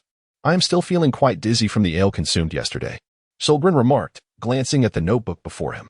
Hey, child, you have forgotten an important matter. The banquet. Grandmother Yusho reminded him. After taking a sip of the clear water offered by the guards, Solgren straightened his posture and addressed the assembly. My esteemed colleagues, I intend to convene this banquet in my capacity as the Supreme King. What are your thoughts on this? Solgrin, the Avenger, currently holds 4 distinct titles: head of his own household, chieftain of the Drasclade clan, lord of the fortress Karazakarak, and the Supreme King of the Mountain Kingdom. I find this to be agreeable. Lord Dolson was the first to voice his approval. Since the Dark Ages, our ancestral deities have ceased to manifest their miracles. In my advanced years, I occasionally find myself doubting whether our forebears have truly abandoned us, let alone the younger ones. They, lacking respect for our ancestors, need this reminder. Now, with Snorri, the chosen of the goddess, presenting herself, I believe it will undoubtedly enhance our racial cohesion. Indeed, I concur, Dragonhammer added, his voice resonating. To speak candidly, since your ascension, dear brother, while many grudges have been settled, new ones have emerged. The satisfaction of our kin remains to be improved, and I am weary of the incessant complaints from the elders. It is a rare occasion for something so uplifting to occur. I deem it worthy of grand celebration. A splendid idea. Grandmother Yusho nodded. We ought to host an extravagant banquet to demonstrate that our clan's younger generation has matured, and that the Drasclade clan remains the reigning power over Eternal Peak for millennia. Finally, Aunt Sonia, responsible for production, spoke up. Since you have all made such compelling points, I cannot play the villain here. However, do not blame me for not warning you, dear brother, that rotund Greenskin and his wog have disrupted trade and production, leading to a shortage of many goods in the market. The expenses for this banquet will not be insignificant. Last night, your generosity was easy to grant, but this morning I was quite taken aback by the bill. One might think an entire tribe of trolls had entered the tavern, though the cost of a banquet is but a mere trifle compared to the endless wealth accumulated by the clan since the time of our ancestors. The dwarves' innate love for riches remains unchanged. The courtyard boasts 3 distinct sections. The outermost is the abode of the guards. The inner sanctum serves as the quarters for him and his companions, and at the innermost part lies the forge, connected to the fiery depths of the earth. Upon reaching the entrance, he stumbled upon a group of dwarves, standing somewhat askew. As he approached, the leader, a robust warrior with a long beard, stepped forward and greeted him with a respectful bow. Good afternoon, esteemed chosen of the goddess. I am Johnson, the deputy captain of the Iron Chisel Guards. Attention! Johnson bellowed at the other dwarves, his thunderous voice startling even Snorri, while the dwarves from the surrounding quarters poked their heads out in curious response. Snorri mused that this warrior must have invested in the skill of windpipe lung capacity. The disheveled group was taken aback, barely managing to rally their spirits. My sincerest apologies, revered chosen of the goddess, for this display. Thanks to your grace and the generosity of His Majesty the High King, these fellows spent the night at the tavern. Under normal circumstances, we are a robust team, and my brother's axes and shields can withstand any foe. Given that this contingent of 40 was borrowed from the Iron Chisel Master, Snorri refrained from uttering harsh words, merely nodding in understanding. Well, resting during idle moments is quite acceptable. However, when a task arises, we must be on high alert. Nonetheless, he silently noted Johnson's booming voice. This dwarf seemed reliable and capable. After arranging accommodations for the Iron Anvil Guards, Snorri and Balin set about preparing their own quarters. Subsequently, Snorri entered the forge, holding the ring gifted by the Iron Chisel Master, along with his master-level flight rune. After some time, he successfully transferred the rune onto the ring's surface.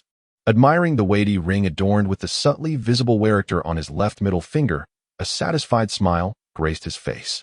This was the first piece of exquisite quality equipment he had acquired since his journey began, and in gratitude to the Iron Chisel Master, he decided to name it the Ring of the Iron Chisel. Wearing the ring, he drifted into slumber, only to be awakened the following morning by Balin's call. Upon entering the common room, he discovered Aunt Sonia perched comfortably, sipping an unknown beverage. Good morning, Annie. What prompts you to rise so early? Sonia chuckled, raising her cup. This, our human friends refer to it as coffee. With this in hand, one can hardly feel drowsy. In the past, I would muddle through the night with ale while trying to keep the accounts. Now my efficiency has improved significantly. You're not particularly fond of alcohol, are you? I thought I'd let you try some. As Balin prepared the coffee, Snorri engaged in light conversation with Aunt Sonia. I have come here for a purpose. Sonia cut straight to the chase. Yesterday, Orem conducted a tally and found we still lack several sets of meteoric iron equipment. I'm off to the Blacksmith Guild to procure some, and since you also wish to customize a hammer, let us go together. And we can settle the bill at once. Chapter 23. The blacksmith guild. Snorri nodded, rising to beckon the guards stationed outside. Shortly, 5 members of the Anvil Guard, engaged in their daily training, emerged to escort the aunt and nephew out of the clan settlement, accompanied by the 4 attendants brought by Aunt Sonia. As both guilds relied on the subterranean magma for heat, the Blacksmith Guild was situated in the lower levels of the mountain fortress, akin to the Rune Blacksmith Guild. Through winding corridors and descending lifts, the group ventured deeper, with the temperature rising gradually along with the increasingly resonant clang of hammers striking iron. Snorri sensed they were nearing the Blacksmith Guild. Moments later, the path opened up before him, revealing a grand edifice that surpassed both the hall of the Rune Blacksmith Guild and that of his own clan. Flanking the grand entrance stood 2 towering statues. On the left, the father god Grani, master of mining and forging, and on the right, his son, the god of reforging, Stemniel, born of him, and the mother goddess Falaya. Grani's statue was unarmored, his bare torso raised in a fierce roar, wielding a forging hammer in his right hand and holding a pair of iron tongs in his left. Stemniel's statue was in a crouching position, seemingly assisting his father by working the bellows. The arched doorway of the guild was adorned with the blacksmith's emblem, a crossed forging hammer and tongs, rumored to have been personally designed and engraved by Grani himself, imbued with boundless divine power. Upon entering, Snorri noted the hall's layout bore a striking resemblance to that of the Rune Blacksmith Guild, expanding outward from a central magma vent. In contrast to the Rune Blacksmith Guild, the number of dwarves laboring here was several times greater, with scarcely an idle forge in sight. Ignoring the calls of blacksmiths soliciting business along the way, Sonia led the group directly to a workshop marked with the emblem of stone armor. A young apprentice, engaged in attracting customers, spotted Sonia's approach and shouted into the workshop, "Master! Master! We have visitors from the clan. Coming, coming!" With the sound of clanging tools, a middle-aged dwarf with a bare torso and an apron emerged, his face flushed from the furnace's heat. As he approached, he flicked droplets of water from his hands, having evidently just washed his face. "Ah, Sonia, an old acquaintance. Come in and have a seat." As he spoke, his gaze shifted to Snorri, lingering on the emblem upon his chest. "This must be the fabled chosen of the goddess, I presume?" Upon receiving confirmation, he paused for a moment before exclaiming, "Grani teaches us that to achieve greatness, one must begin as soon as one sprouts a beard. Yet here you are, already accomplished beyond measure. Esteemed chosen of the goddess, your presence graces my humble workshop. What is it that, I say, dear brother Firebrow, if you channeled your eloquence into forging, you would have been elected vice president of the guild long ago." Aunt Sonia wielded her sharp tongue with aplomb as she turned to Snorri, our clan's esteemed master blacksmith. Though he possessed genuine skill, he lacked the focus required for his craft. Despite the clan's efforts to support him, he had been unsuccessful in his bids for the vice presidency of the Blacksmiths Guild, squandering considerable resources in the process. All the standard equipment for the clan was produced by him, so it would be prudent for you to get acquainted with him, especially if you intend to assemble your own troops in the future. Aunt Sonia continued her animated discourse. Her loquacity was not only rare among female dwarves, but could even rival that of the most garrulous male dwarves, earning her the epithet of the eloquent one. In her fervor, she nearly forgot the matter at hand. The clan needed Snorri to establish the Anvil Guard. Yet there remained a deficit of 10 sets of meteoric iron equipment. "I kindly ask for your expedited assistance with this." Of course. I will certainly prioritize my own clan's business. Rest assured, the meteoric iron is of the finest quality." Master Firebrow responded enthusiastically. They passed several independent workshops of master blacksmiths, and it was only then that Snorri began to grasp the prosperity of the Blacksmiths Guild. At the farthest workshop, Sonia halted, requesting to announce their presence, stating that they were representatives of the Drazclad clan. She addressed the doorman seated at the entrance. Observing the calloused hands and steady gait of the doorman, Snorri surmised that he was also a proficient blacksmith. The Stonearm clan had ruled over Eternal Peak for millennia, so they would not be turned away lightly. Sonia's actions were more a demonstration of respect toward the workshop's proprietor. Soon, the doorman emerged. "Master, please enter, madam. The guards may remain outside." Snorri followed Sonia inside, and when the doorman, upon first glance, mistook him for a guard due to his stature, he was taken aback upon noticing the emblem on Snorri's chest. The interior revealed a corridor adorned with numerous display cases, showcasing a variety of weapons and equipment, some marked with prices, while others bore the insignia of particular clans. Judging by the prices, which ranged in the tens and hundreds, Snorri deduced that these figures referred not to mere gold coins, but to pledge coins, indicating that these items were indeed treasures of rare quality. At the end of the corridor lay a forge, bustling with a dozen dwarves at work. "Master, we have brought the newcomer," the doorman announced to an elderly dwarf seated in the corner. "Ah, little Sonia, it has been some time since we last met. Was it not during your last visit that you commissioned a warhammer for that fellow, Grim?" "It was Nom, master." And Sonia respectfully corrected him. "I have come this time too." I know," the old dwarf interrupted, taking a puff from his pipe. "Do not presume that my age has rendered me deaf to the affairs of the world. I assume this visit is to forge equipment for your esteemed companion behind you, Master Snorri." Upon hearing the old dwarf call his name, Snorri stepped forward and offered a respectful bow. Upon witnessing him, the old dwarf tapped his pipe and rose from his chair to offer a bow. The light of the forge illuminated his face, and Snorri sensed a certain resemblance and aura to Master Crag, albeit with a markedly gentler demeanor. The master of the anvil seemed to have diminished in stature with age. He gazed up at Snorri and remarked, "Chosen by the ancestor goddess, the youngest rune master, your name has nearly worn my ears raw these past few days." Chapter 24, Custom Warhammer, Part 1. I have heard a saying in the land of the dead. South of the kingdom of the mountains, the waves of the great Ming River always push the preceding waves forward, just as successors inevitably surpass their predecessors. I initially believed this adage applied solely to short-lived races like humans, who, due to their fleeting existence, lack the time to accumulate experience before returning to dust. However, my perspective has since shifted. At your age, I was still learning from my master how to forge meteorite iron. Upon hearing this, Snorri quickly expressed humility, attributing all the credit to the ancestral goddess. Nonetheless, Master Shattered Anvil remained noncommittal. In his eyes, Snorri must possess exceptional talents to have garnered the goddess's favor.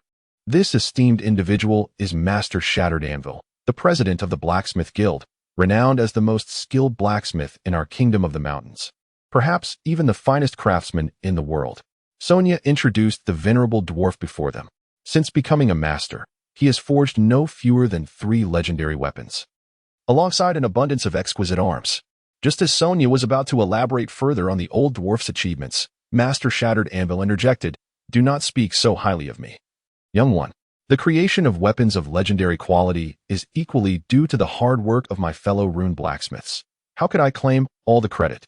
Let us discuss the matter at hand." Master Snorri has no time for idle chatter with an old fellow like me, who is soon to report to our ancestral gods. In addition to his remarkable skill, Master Shattered Anvil's rare humility greatly impressed Snorri. "Speak of your desires, child. Do you wish for a standard weapon or a custom creation?" "I would like to have a custom piece, master," Snorri replied. "Indeed, if you merely required a standard weapon, you could have sought out that lad Firebrow directly. The Drasklad clan of Eternal Peak certainly has its own master blacksmiths." Then, Master Shattered Anvil called out to the industrious dwarves in the workshop. "Pause your work for a moment. Young ones, bring forth the measuring tools and the customization list." Soon, one dwarf handed a form to Master Shattered Anvil, while 2 others began measuring Snorri's dimensions. Snorri, observing the dwarves as they measured his height, waist, shoulder width, and more, could not help but inquire, "Master, isn't it enough to measure my arms and hands for a custom hammer? Why so many measurements?" "Huh." Master Shattered Anvil chuckled heartily. "At every miners' meeting, I advocate for allowing the children to visit the blacksmith workshop to learn. Crafting equipment is not as simple as you might think." He took a puff from his pipe and continued, "Consider this. When you swing a hammer, you cannot rely solely on your arms. That may suffice for driving nails, but it falls far short when it comes to smashing orcs. You must unite your waist and body, engaging all muscle groups in the strike. It requires the coordinated action of your feet, legs, hips, waist, and shoulders to achieve mastery. A weapon is an extension of your arm, to wield it with dexterity. It must be balanced to complement your entire physique." Listening to Master Shattered Anvil's explanation, Snorri nodded in agreement, utterly captivated by the master's expertise. The 2 dwarves responsible for measurements were swift in their movements, and in mere moments, they relayed Snorri's bodily metrics to Master Shattered Anvil. The master retrieved a pair of monocles from his desk drawer and began recording the details with a charcoal pencil on a form. "Are the dimensions of the hammer handle and overall weight as I calculated?" "Of course, master. I have no doubt in your expertise. What shape do you desire for the hammerhead? A round head, a claw hammer, a tapered hammer, or an octagonal hammer?" Snorri pondered briefly. "Do you have any recommendations?" The round head provides even weight distribution, making it easier to wield. The claw hammer can smash with its front and pierce armor effectively with its pointed back. The tapered hammer is favored by many, as it can easily shatter the rags worn by goblins and ratmen alike. The octagonal hammer, however, is the most traditional choice. I shall go with the octagonal hammer. Reflecting on the legendary hammer of Thor he had seen in his past life, Snorri made his decision. What are the requirements for the quenching process? Master Shattered Anvil noted a few points before inquiring further. Can the heat treatment methods be customized? Snorri asked, astonished. Indeed, this is one of the specialties of my forge. Specific quenching mediums and methods enhance the weapon's hardness, strength, and durability, while also allowing for the addition of unique effects. What options do I have? My memory fails me. Let me see, the old dwarf said, twirling the charcoal pencil in his hand as he retrieved a list from the drawer. We commonly categorize them into several major types. First, the blood of powerful beings from various races, which can inflict additional damage to specific races when used for quenching weapons. This process is particularly suitable for weapons forged to settle grudges against certain races. We possess the blood of dark elf warlords, the green blood of orc champions, the tainted blood of chaos champions, and the blood of filthy rat leaders. Essentially, anything you can imagine, we have. By the way, if you can afford the price. At this point, the old dwarf smirked mischievously. In the deepest recesses of our guild's storeroom, we have a genuine treasure, the blood of the Phoenix King, Kaelder II, of the pointed ears. What do you think? Weapons quenched with that would aptly be named elf killers. A brief introduction to the enmity between elves and dwarves, after failing to be chosen as the Phoenix King following his father's death, Malekith. The son of the first Phoenix King Einarial murdered the second Phoenix King Belshana, which led to the fragmentation of the elven race. He and his followers, referred to as Dark Elves, waged a civil war against the High Elves. The two subsequent Phoenix Kings after the second were both from the Dragon Kingdom of Kaelder, namely the grandson and great-grandson of the aforementioned High Elf Archmage Dragon Tamer. This father-son duo was battle-hardened, and crucially, the dragons had not yet succumbed to slumber due to climatic changes. To turn the tide, Malekith resorted to sending small forces disguised as high elves to ambush dwarven caravans and plunder their resources. In light of such a scheme, the fourth Phoenix King, Kaelder II, due to his excessively haughty disposition, scorned communication. He ordered the beard of the envoy sent by the then Supreme Dwarf King, Gatrek the Starbreaker, to be severed, an act that constituted a profound insult to the dwarfs. This ignited a protracted war between the elves and dwarfs. Both races suffered tremendous losses during the conflict. Kaelder II executed Gatrek's son, while the dwarves retaliated by slaying Kaelder II's son and brother. Ultimately, the war concluded with Gatrek the Starbreaker triumphing in single combat, slaying Kaelder II. To this day, the Phoenix Crown, blessed by the elven deities, resides in the treasury of Karazakarak. Chapter 25, Customized Warhammer, Part 2. In response to the Master of the Anvil's rather morbid suggestion of using the blood of the Phoenix King to temper the weapon, Snorri, who held the notion of uniting the majority of the Order races to combat the Chaos invasion, could not possibly acquiesce. After all, parading such a slayer of elves through the streets would be nothing short of reckless. Perhaps we should consider an alternative for the tempering material, Snorri replied. Dragon's blood is a widely favored choice among many, as it possesses a far broader applicability compared to the blood of other races, which is effective only against specific foes. The intimidation effect of dragon's blood extends to a vast majority of monsters and lower intelligence creatures. However, I have heard tales from certain adventurers about terrifying beasts in the jungles of Lucidia that can rend dragons asunder. I cannot vouch for its efficacy against them. I happen to possess the finest quality of Stardust Dragon's blood, but I've also heard that your guild still retains some of the blood of the Draction. If you can procure it, I assure you, I will forge you a legendary weapon. By Grani, if I could acquire such a relic, wouldn't it be better to exchange it directly for a legendary warhammer? Nevertheless, dragon's blood sounds promising. Snorri nodded. Are there any other options? The Master of the Anvil, unperturbed, continued his explanation. Ordinary water, I presume, would not meet the standards of the esteemed goddess, would it? Very few of my customized clients have chosen that option. Upon receiving Snorri's affirmative response, the master elaborated, that leaves us with various elemental liquid condensates. These materials, when melted and diluted for tempering, can bestow additional effects upon the weapon. However, there lies a challenge. Most of these raw materials are unique, and I can only make rough inferences about the effects based on their attributes. The master paused for a moment, taking a puff from his pipe. Many adventurers might not even know where these materials originate or how they are produced. Moreover, when they have changed hands multiple times, it becomes a matter of how the middlemen choose to spin their tales. Thus, from my experience, I cannot ascertain the precise effects of the finished product. I can only proceed with the tempering process as per tradition. Upon hearing this, Snorri nodded repeatedly. He favored the elemental condensates over the various bloods. I believe the elemental condensates are preferable. May I inquire about which elements are available? The master of the anvil pondered for a moment. There are many I cannot quite pin down, so I shall refrain from mentioning them. Just look at my beard. It's only been these past years that I've ventured into the halls of the ancestral gods.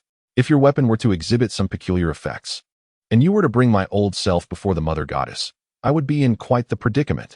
Seeing the other dwarves amused by his jest, the master of the anvil allowed a satisfied smile to grace his face. Returning to the matter at hand, I recommend the effects of burning, freezing, and weight enhancement. I have considerable experience with these and am confident in my abilities. Before Snorri could make a choice, another dwarf interjected, Master, have you forgotten that a ranger delivered a plasma sample just the other day? Ah, yes. We can also imbue your weapon with a paralyzing effect. The master of the anvil exclaimed. The fresher the material, the lesser the energy loss, and thus the better the effect. What do you think?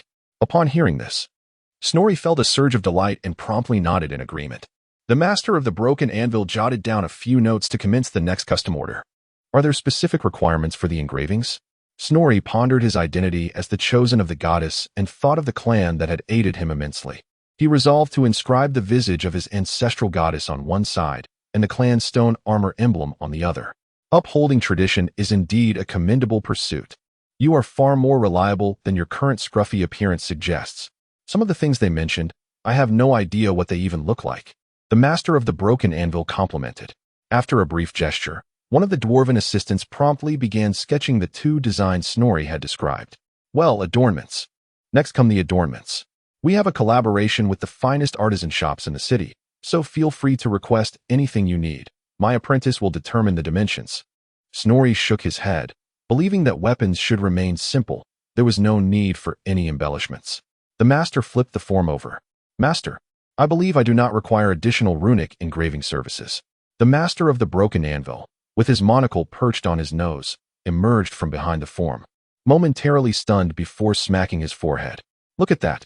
I have customized far too many pieces from this list. I memorized the contents without giving it much thought. Is there a runic master in this world who commissions others to engrave runes for him? At this, Snorri chuckled as well. Let us calculate the price. The master turned to Aunt Sonia.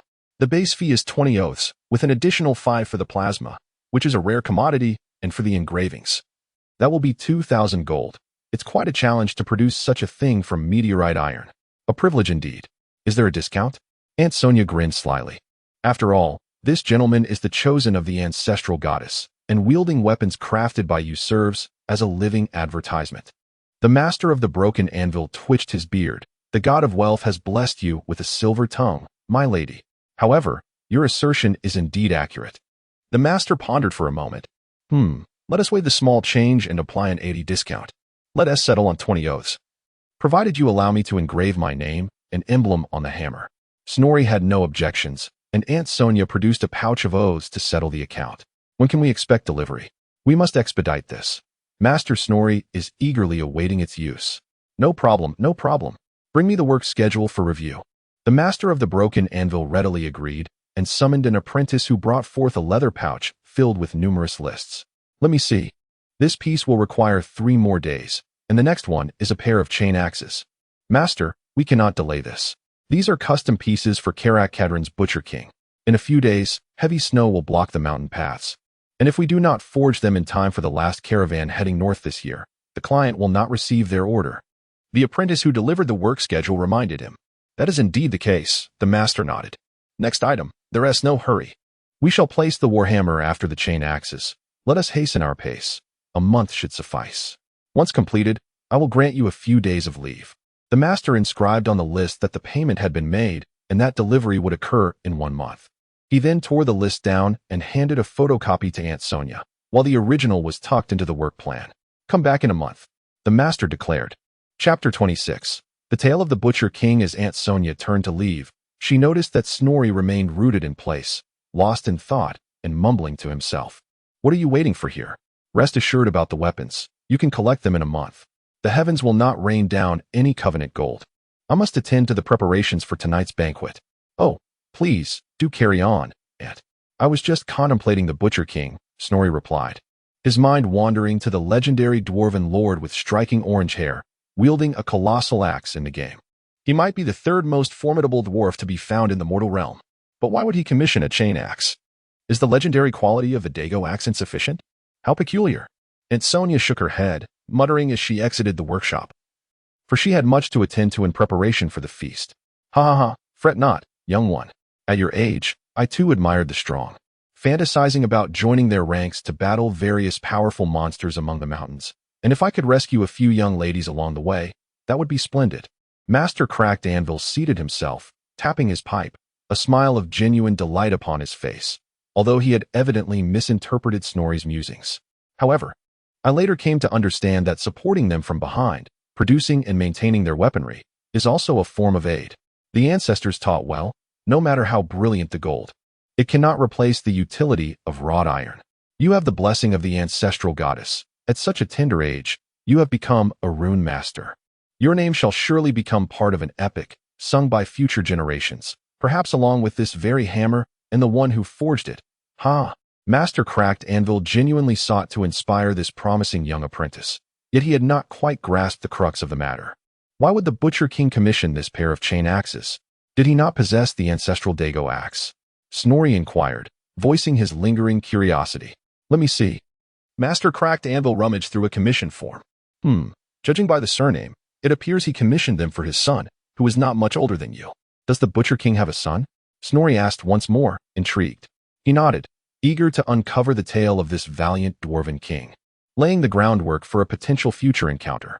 The master's apprentice brought forth a chair for Snorri, served 2 mugs of beer, and replenished the master's pipe with fresh tobacco. Thus, the master's story began. Agrim's father, the previous Butcher King, met a glorious end in battle, vanquishing more chaotic wretches beneath his battle axe than any other warrior. As the army returned home, Agrim learned of his father's fulfillment of the Butcher's oath, and he was crowned as the new king of Karak Kadlin.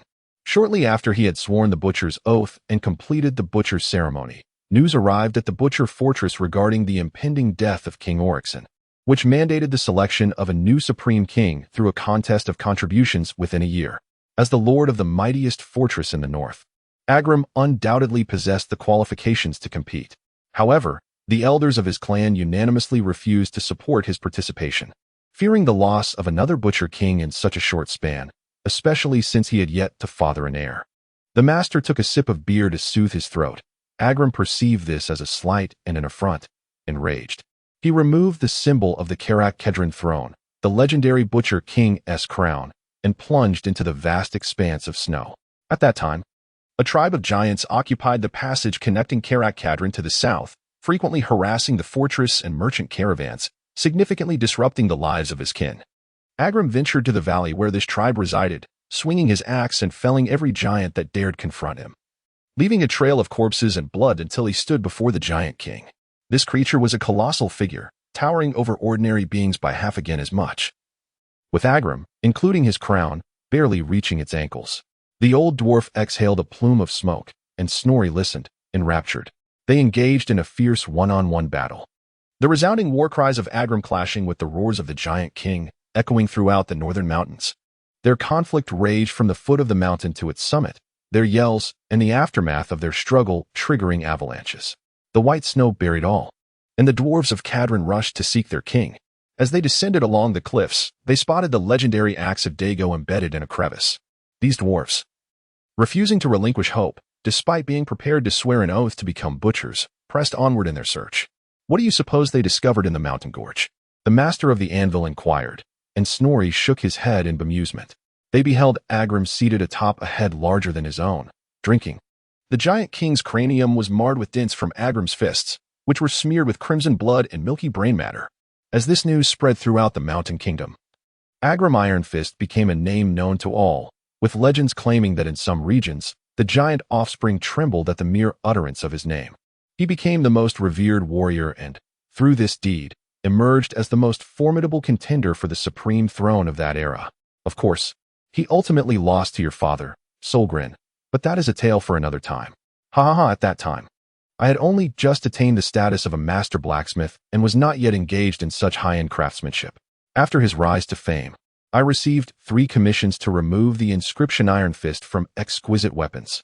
In a month, I wore out several inferior tools.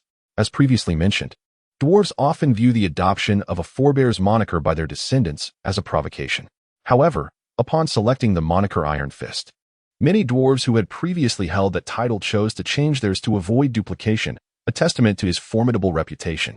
I extend my gratitude to the electronic fat sheet for their monthly votes and to other friends for their recommendations. There will be additional content tonight. I continue to seek various votes, collections, and rewards. A certain quantity will lead to further updates. Chapter 27. The Fortress and the Banquet. Snorri meticulously groomed his beard and donned his attire, fastening the emblem that signified his status as a rune master upon his chest. Accompanied by the guards, he made his way to the throne room located in the upper section of the fortress. The Eternal Peak, Karazakarak, stands as the first fortress constructed along the world's edge mountains, its architectural design emulated by many subsequent dwarven strongholds. The fortress is divided into 4 principal sections. The uppermost tier is the castle, exposed above the surface, primarily serving to ward off terrestrial foes and providing a venue for the Lord's governance and assemblies. The subsequent 3 sections, carved into the mountainside, hold significant functions. The second section houses the temples dedicated to the 3 divine ones, the living quarters of dwarven nobility, chambers for a select few powerful clans, guild halls, and the fortress's storerooms. The third section constitutes the heart of the fortress, where the majority of dwarven commoners reside and engage in various trades. Here, one can find workshops, markets, schools, barracks, and numerous residential areas. The lowest tier consists of winding mines and a network of subterranean veins. Most dwarven fortresses are established atop rich mineral deposits, evolving from rudimentary mining sites. Additionally, the ancestral tombs are situated on this level. Typically, the jurisdiction of a dwarven fortress extends to the lands at the foot of the mountain, where fields and pastures flourish, and markets for trade with other races are established. As Snorri ascended, he encountered numerous elegantly attired dwarves, evidently en route to the banquet, much like himself. At the entrance of the hall stood statues of the 3 divine ones, depicted in their most iconic forms. Grani occupied the center, his expression solemn, clad in heavy armor, with a warhammer firmly planted upon the ground. To his left stood the god of war, Grimnir, bare-chested, brandishing a battle axe in each hand, bellowing towards the heavens. To Grani's right was the mother goddess, Valaya, who held a scroll in one hand and a goblet in the other, adorned with a gentle smile. Upon entering the grand hall, Snorri was awestruck by its magnificence. The hall soared to a height of 20 meters, its walls and ceiling adorned with murals depicting dwarven mythology and history. At the far end loomed a dais over 10 meters high, where the seat of the supreme king resided, the throne perched atop it, compelling all who wished to behold the sovereign to gaze upward. The throne, forged through the ancestral god's secret methods, exhibited remarkable resilience against damage, though the exquisite carvings illustrating the battles of past kings against dragons and dark sorcery bore slight indentations. In the center of the hall, 2 long tables were arranged lengthwise, interspersed with kegs shaped like dragon heads. An array of dishes was already laid out upon the tables, while a few halfling chefs directed the attendance and final preparations. Traditionally, the grandest dwarven feasts are conducted in a buffet style, ensuring that even the most ravenous guests may indulge to their heart's content. The halflings of the human empire's Mutt territory are regarded as the finest chefs in the world. Their presence indispensable at every high-profile banquet. Should the need arise, these diminutive beings can transform into lethal, stealthy figures. Guided by the attendants, Snorri located his designated seat, a round table situated at the front row, to the right. 2 dwarves seated at the table rose enthusiastically to welcome Snorri as he approached. Upon getting closer, Snorri recognized them as the master's iron chisel and molten fire. After exchanging pleasantries, he took a seat opposite the vacant place. "Whose seat is this?"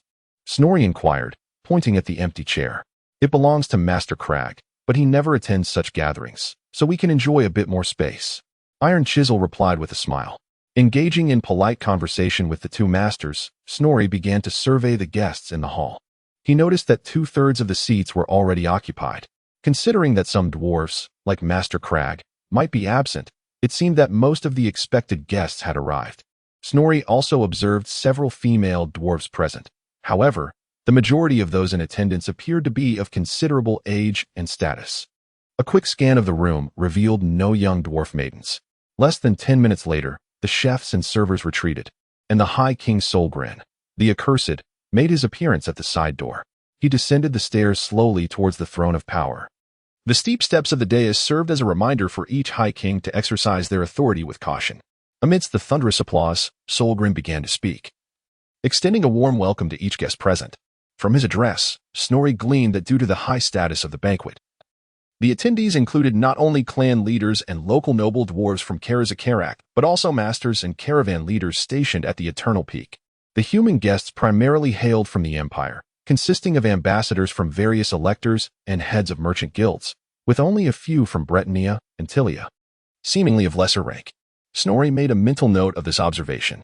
Let us finally express our gratitude to the ancestral goddess who bestows divine favor, and begin our celebration for the addition of a young rune master to the kingdom of the mountains.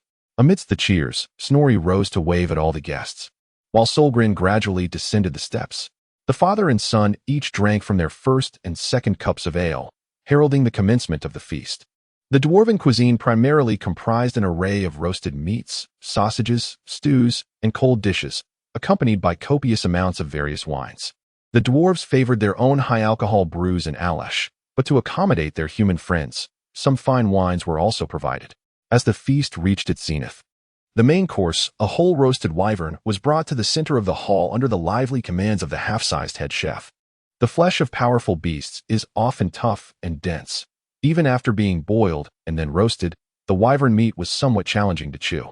Such a dish served more to showcase the host's considerable wealth and prowess, as hunting a flying creature is no small feat. As time passed, the guests, having feasted and imbibed, began to cluster in small groups to toast and converse. As the guest of honor, Snorri found himself the recipient of numerous toasts from the dwarves. Chapter 28. The recruitment of the Anderglan clan. Due to his youthful age, Snorri was seen by many dwarves merely as a fortunate soul blessed by the goddess, insufficient to be compared with the experienced rune masters, Iron Chisel and Molten Fire. Furthermore, lacking his own following and not being the eldest son in his household, he found that many powerful clan leaders and seasoned masters did not approach him proactively. However, Snorri, possessing memories from a previous life, did not confine his perspective to the dwarven kingdom or even a fortress. He felt little interest in those around him who lacked strength or influence. While engaging with the clansmen before him, Snorri remained observant of the dynamics within the hall. Aside from an elderly dwarf conversing quietly with his father, Solgren the Resentful, a young dwarf captured Snorri's attention. This individual appeared to be of similar age to his brother, Nom, and was adorned in splendid attire, several rings adorning his fingers, and his not-so-long beard was embellished with various ornaments. Unlike the traditionally taciturn clan members, this dwarf seemed quite adept at socializing. Snorri watched as he moved from table to table, even making time for the humans who were largely ignored by others. The guests' reactions to him were peculiar. Some were exceedingly warm while others remained decidedly aloof, even neglecting basic courtesies when consuming the drinks he offered. After making his rounds, the young dwarf finally approached Snorri's position. Good evening, esteemed Master Snorri. I am Domgo Ironhammer, a descendant of King Ruin from the Anderglan clan. Would it be a privilege to share a drink with you? Snorri raised his cup in acknowledgement, pondering the name Domga. Wasn't he supposed to be Belagar? Ah, the chosen of our ancestral goddess has heard of my brother's name. The dwarf exclaimed. Hey, Belagar, the master is calling you. Snorri noticed a young dwarf hastily approaching from a corner, realizing that the hour was still early. The deeply troubled Belagar from the game was still merely a youthful lad. Domga draped an arm over his brother Belagar's shoulder and inquired. My brother has just passed the rite of adulthood. He hasn't even received an official title yet. Where did you hear of him? Ha ha ha, just hearsay, just hearsay. Snorri chuckled, attempting to deflect the question. Master, in order to reclaim our homeland, I am assembling a new expeditionary force. Several clans that once belonged to Karak 8 Peaks have already pledged their allegiance. I have also garnered support from a few lords. Lord Panos of Balakaman Pass has promised to provide logistical support for my army. However, my ranks currently lack someone capable of wielding rune magic. Would you be interested in joining us?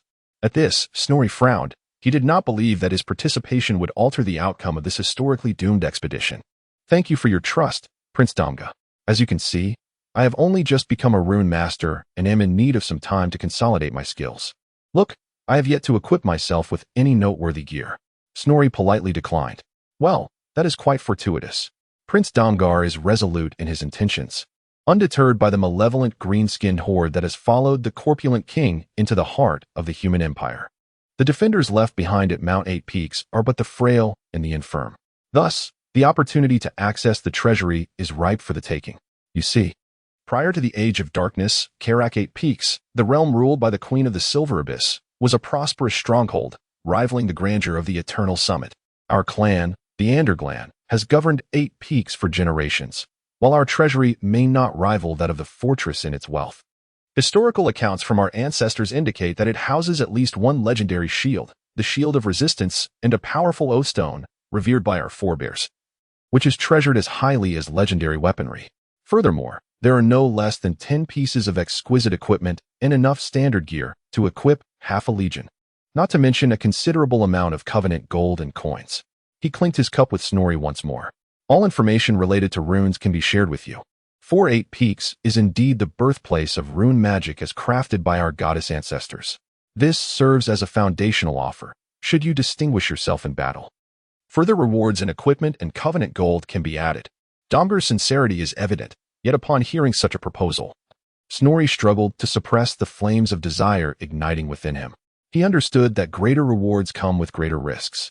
If this endeavor were truly as straightforward as Prince Damgar suggested, why then would such generous remuneration be necessary?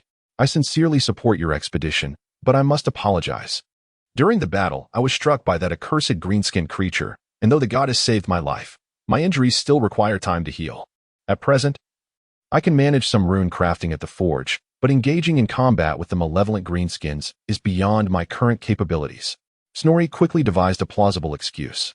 His divine favor on the battlefield was well known within the clan, and Damgar harbored no suspicions. After exchanging a few more words of blessing, he turned to other tables. The banquet was nearing its conclusion, but Prince Damgar still had many dwarves to contact. After Damgar departed, Master Iron Chisel emerged from the throng and pulled Snorri aside. You've done well. I have been listening closely from a distance. It is commendable that you have not been blinded by greed.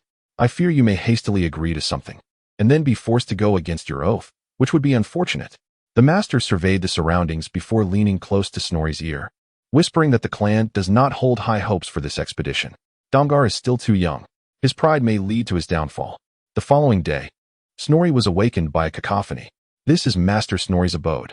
You must not trespass. Gratitude to Artorias W for the monthly vote. An update will follow tonight. This week, we VE secured a better recommendation position. Continued support for votes and collections is appreciated. Suggestions for system upgrades are also welcome.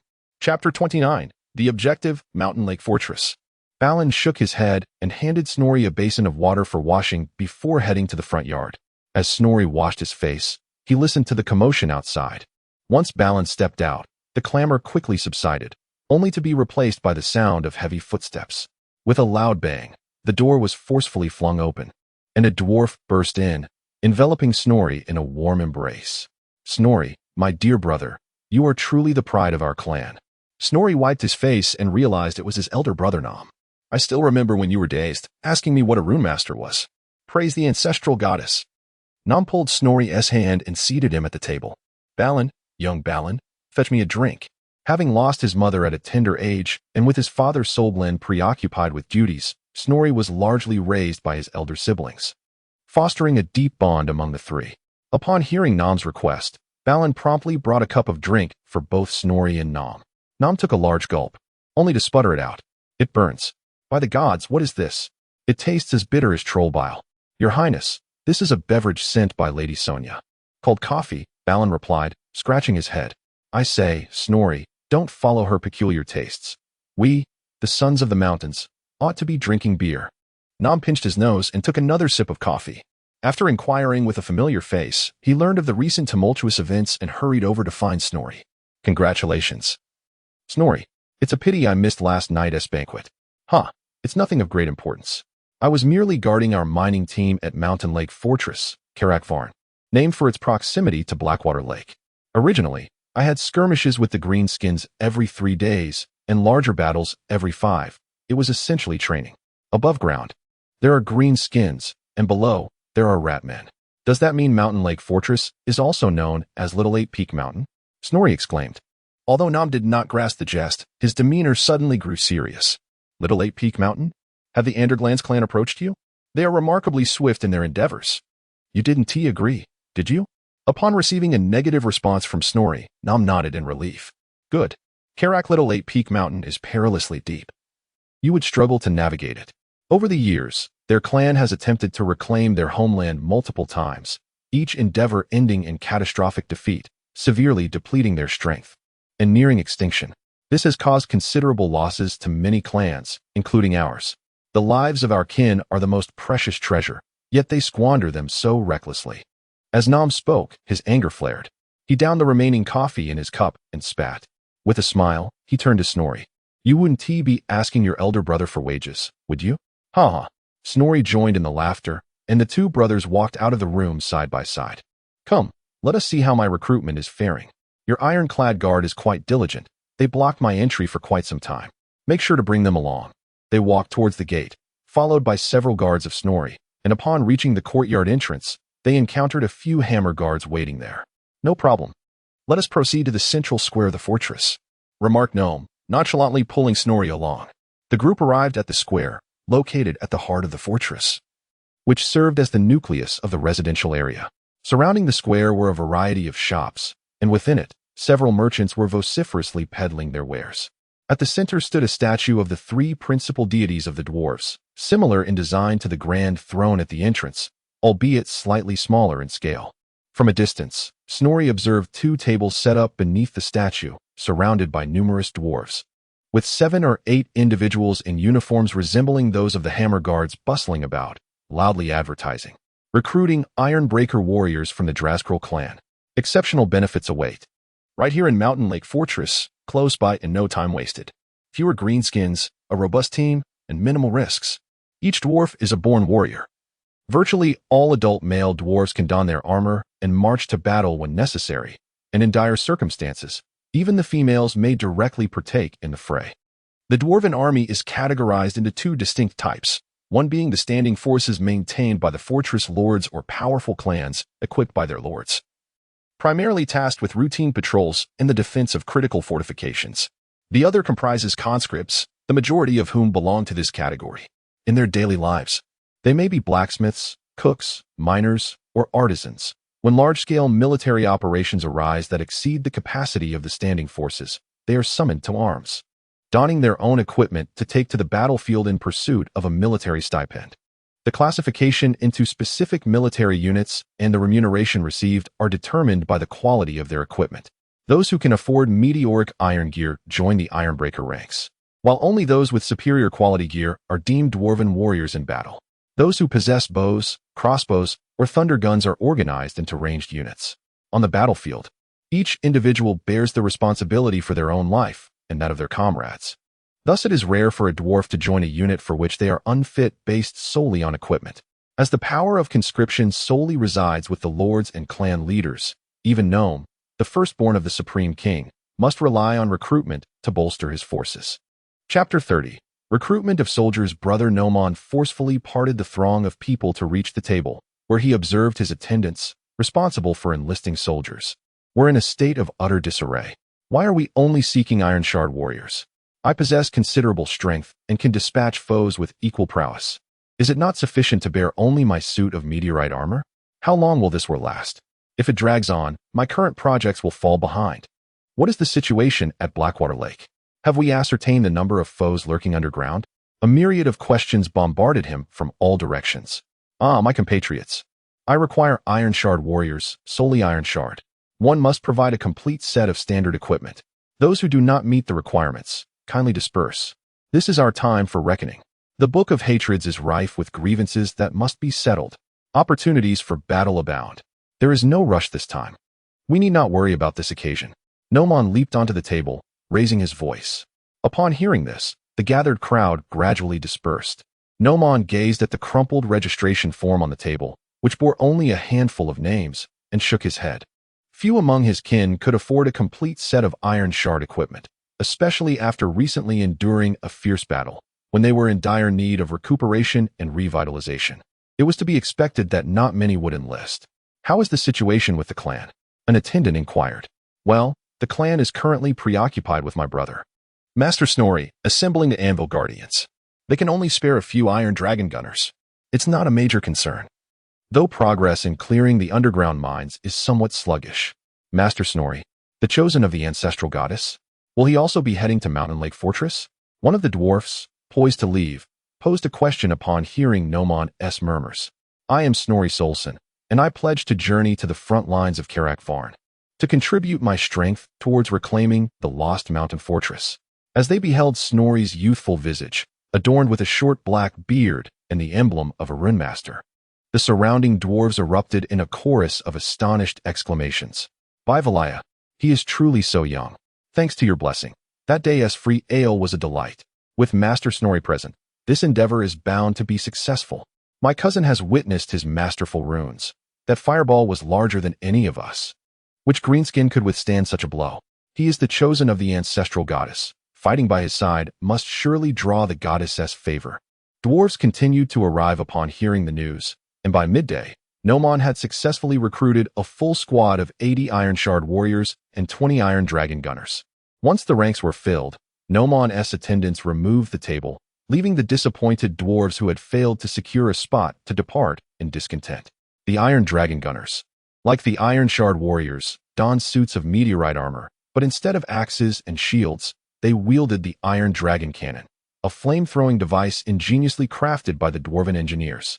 This weapon enabled the dwarves to confront overwhelming odds in the narrow confines of the mines, swiftly eliminating formidable adversaries such as rat ogres, poison winds, and night goblin zealots that could breach the defenses of the Iron Shard warriors. The intense flames and brilliant light also served to instigate panic among the enemy forces, causing many timid adversaries to flee without a fight. Their most notable characteristic is the mustache armor they don, designed to protect the precious beards of the dwarves from the searing heat of the Iron Dragon Cannon. Due to the exorbitant cost and intricate craftsmanship of the Iron Dragon Cannon, their numbers are even scarcer than the Iron Warriors, who are already elite among the dwarves. As the old adage goes, killing dragons relies on fathers and sons. Fighting in battle depends on brothers. Who would have thought that my brother and I would soon stand shoulder to shoulder in combat? You have become a rune master, and I am no slouch myself. In all these years of one-on-one duels, none of my peers have proven to be my match. Nomus, having devoured a chicken leg in one bite, wiped his hands and continued, Father has vowed to settle all the grievances of our mountain kingdom. This is indeed a grand ambition, and it will undoubtedly require battles. Together, my brother and I shall surely become a part of this epic, securing our own place in the halls of our ancestors. He had embraced his identity and integrated into this community. Just as the brothers were engaged in their revelry, a familiar voice rang out. You really know how to hide. It took me quite a while to find you. Looking up, Snorri discovered it was Uncle Dragonhammer. Have you had lunch yet? Care to join us? Nomus eagerly inquired. And Dragonhammer, unceremoniously, tore off a piece of pork chop and began to chew. You are quite capable, aren't you? Just a moment of inattention, and you end up recruiting right into your own home. Wasn't it just a few days ago that we were at odds? Didn't our ancestors teach us that the quicker we settle our grievances, the better? Oh, spare me the lectures. My brother sent me to find you. Save your energy for explaining things to him. With that, Dragonhammer plopped down and began to devour the food on the table with remarkable speed, seemingly in a hurry for the brothers to set off.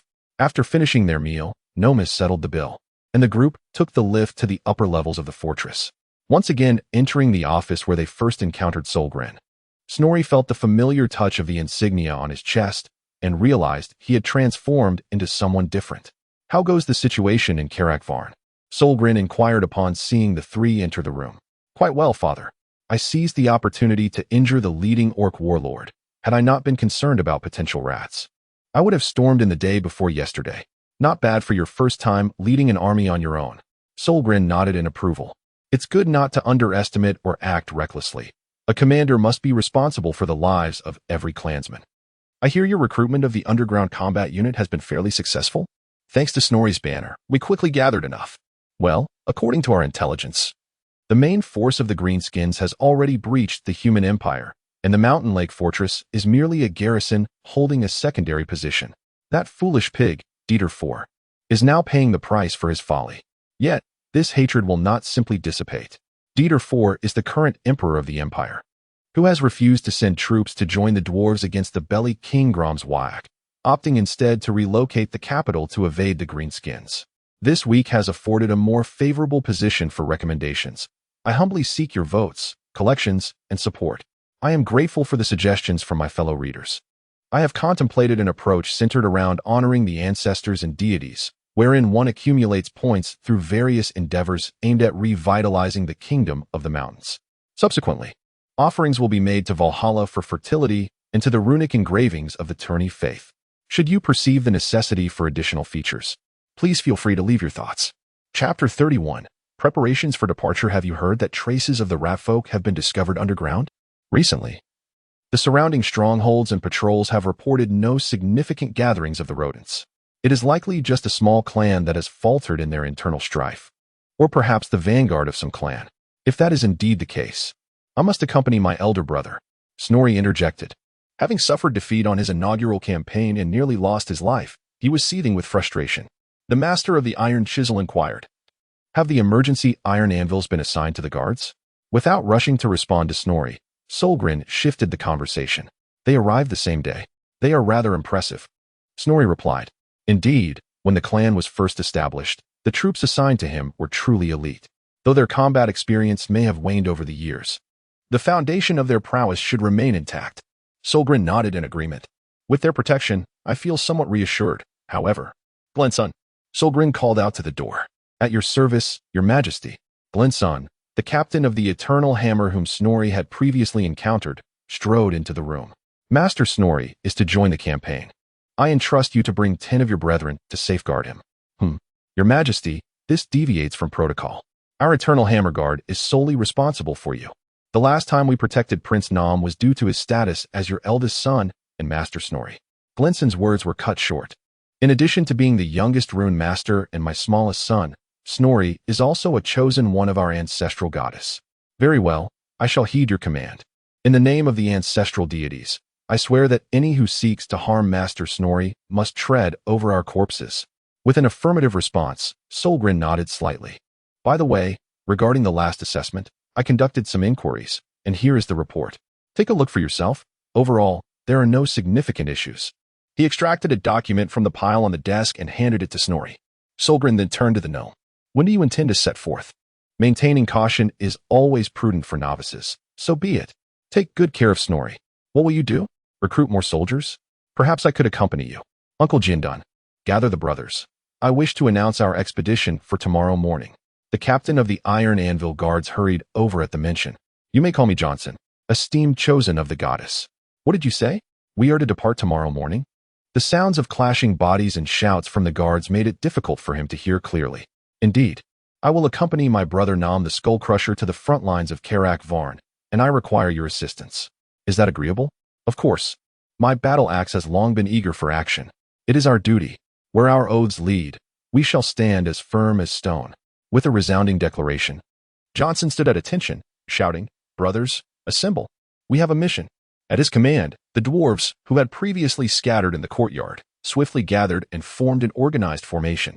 After a brief reorganization of the formation, Johnson retreated behind Snorri and gestured for him to issue commands. It was Snorri's first time addressing his subordinates, and he cleared his throat with a couple of coughs, feeling the weight of Johnson's thunderous voice bearing down on him. "Gentlemen, my great-uncle, the master of the Iron Hammer, has assigned you to my command, so I shall not hold back. We shall assemble here at 7 o'clock tomorrow morning. Ensure you are well equipped. We are heading to Mountain Lake Fortress to vanquish the Greenskins and the vermin." How splendid. After years of languishing in the fortress without a battle, even the rats in the gutter seem like storm rats to me. Finally, I shall have tales to share at the tavern. My old friends now refer to me as the gatekeeper. This time, we march under the banner of the chosen of the goddess.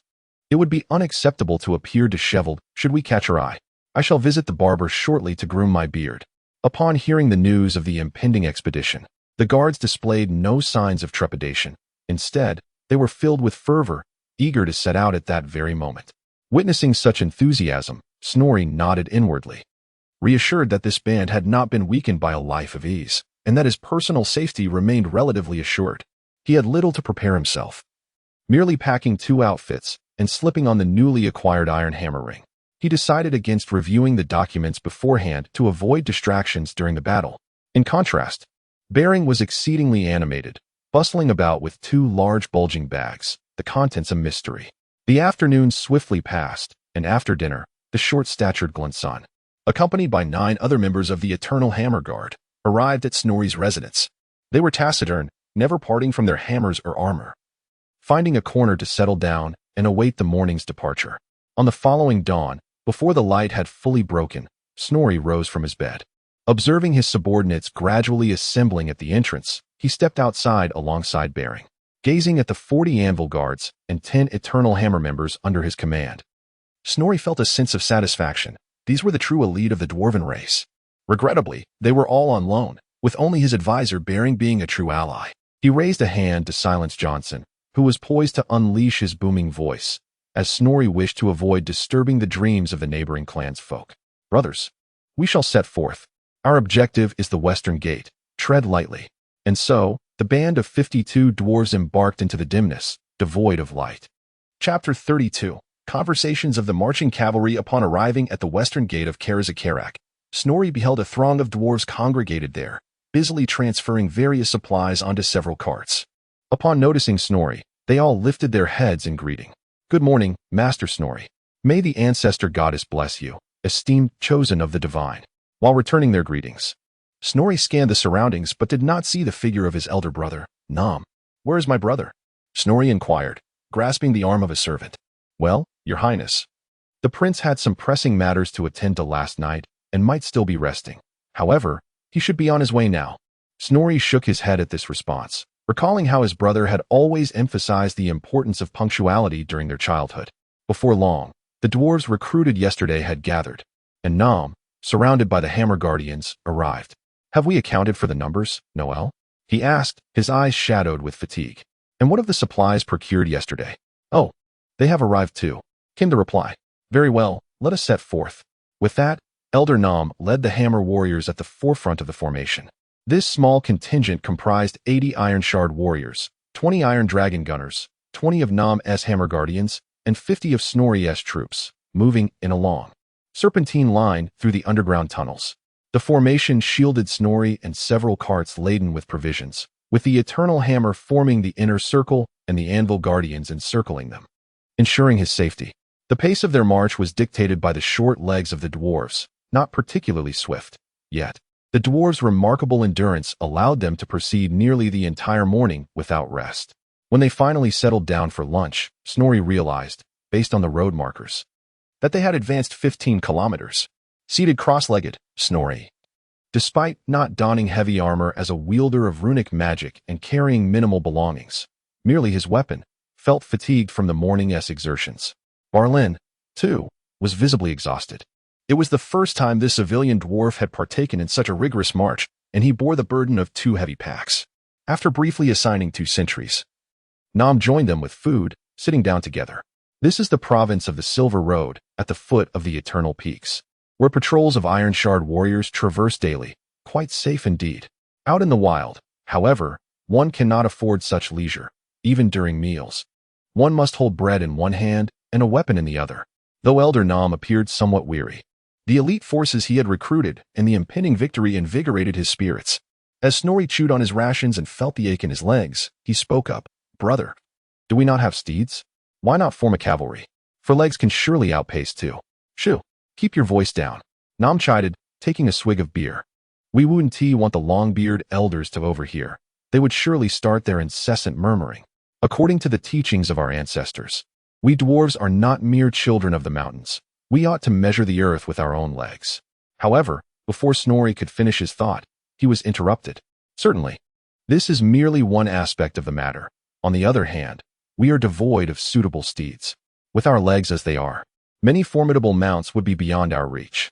The two brothers chuckled at the sight of their own laboriously coiled limbs. The horse stood there, inviting you to attempt riding it. Do not be misled by its slow pace, for once it takes off, it will surely toss you off without hesitation. Do not inquire how I know this. The gnome vented his frustrations by taking a hefty bite of jerky. This was merely a draft horse for transporting goods. If it were a war steed, the complications would be even greater. Farther afield in Bartonia, there exist tall horses left behind by those with pointed ears, and those would truly be exhilarating. Snorri nodded. The cavalry of Bartonia is renowned across much of the Old World, largely due to their possession of elven war horses and their hybrid offspring from the colonial era, which boast superior endurance and speed. What about griffins, horse griffins, or half-griffins? We've never had the chance to ride even those. I've heard from my father that in Kislev, there are even bear riders. Snorri was not inclined to concede just yet. Why not think a bit bigger? Go to the homeland of the pointed ears and procure yourself a dragon. The gnome chuckled. Just look at you. Could you even straddle a bear's back? However, he recalled something and shifted the topic. It's not entirely devoid of options. Mountain goats and war boars are indeed feasible mounts. Ha ha ha. The mere thought of you, the chosen of the goddess, riding on the back of a pig makes me laugh. Let us set aside the pig for now. Let us discuss the mountain goat. Snorri also felt that riding a pig would be rather undignified, should it come to that. Your title as the pig-riding warrior might spread even faster than that of the chosen of the goddess. Mountain goats, you see, are sometimes tamed by rangers and shepherds for riding, but there are numerous challenges. The first is their inability to bear weight. Our heavily armored warriors would be too much for the goats, and without armor, one would be too vulnerable to attacks.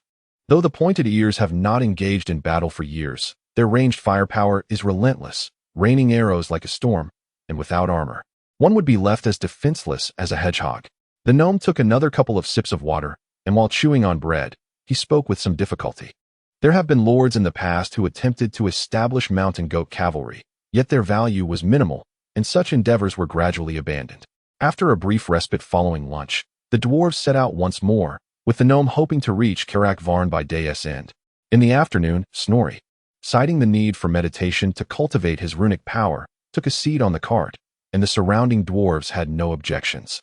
By dinner time, the caravan had traversed 2/3 of the journey and paused once again to rest. As Balin complained of the tedium of travel, suddenly an old soldier made a gesture for silence. After a brief moment of quiet, he spoke. I hear the sound of axes and blades not far off. Let half of you accompany me to investigate, while the other half remains here to guard the supplies. Snorri, you. I want to go too. The gnome nodded, grasping his warhammer as he positioned himself at the forefront. I extend my heartfelt gratitude to the esteemed reader 2018-1116-2315-23392 for their monthly vote, as well as to all fellow readers for their generous recommendations. This evening, I shall provide an additional update. This week, I have been granted a favorable position in recommendations. I humbly seek your continued support in votes, collections, and contributions. Chapter 33. The first encounter with Skaven. The dwarves present were all elite warriors, well-trained and disciplined.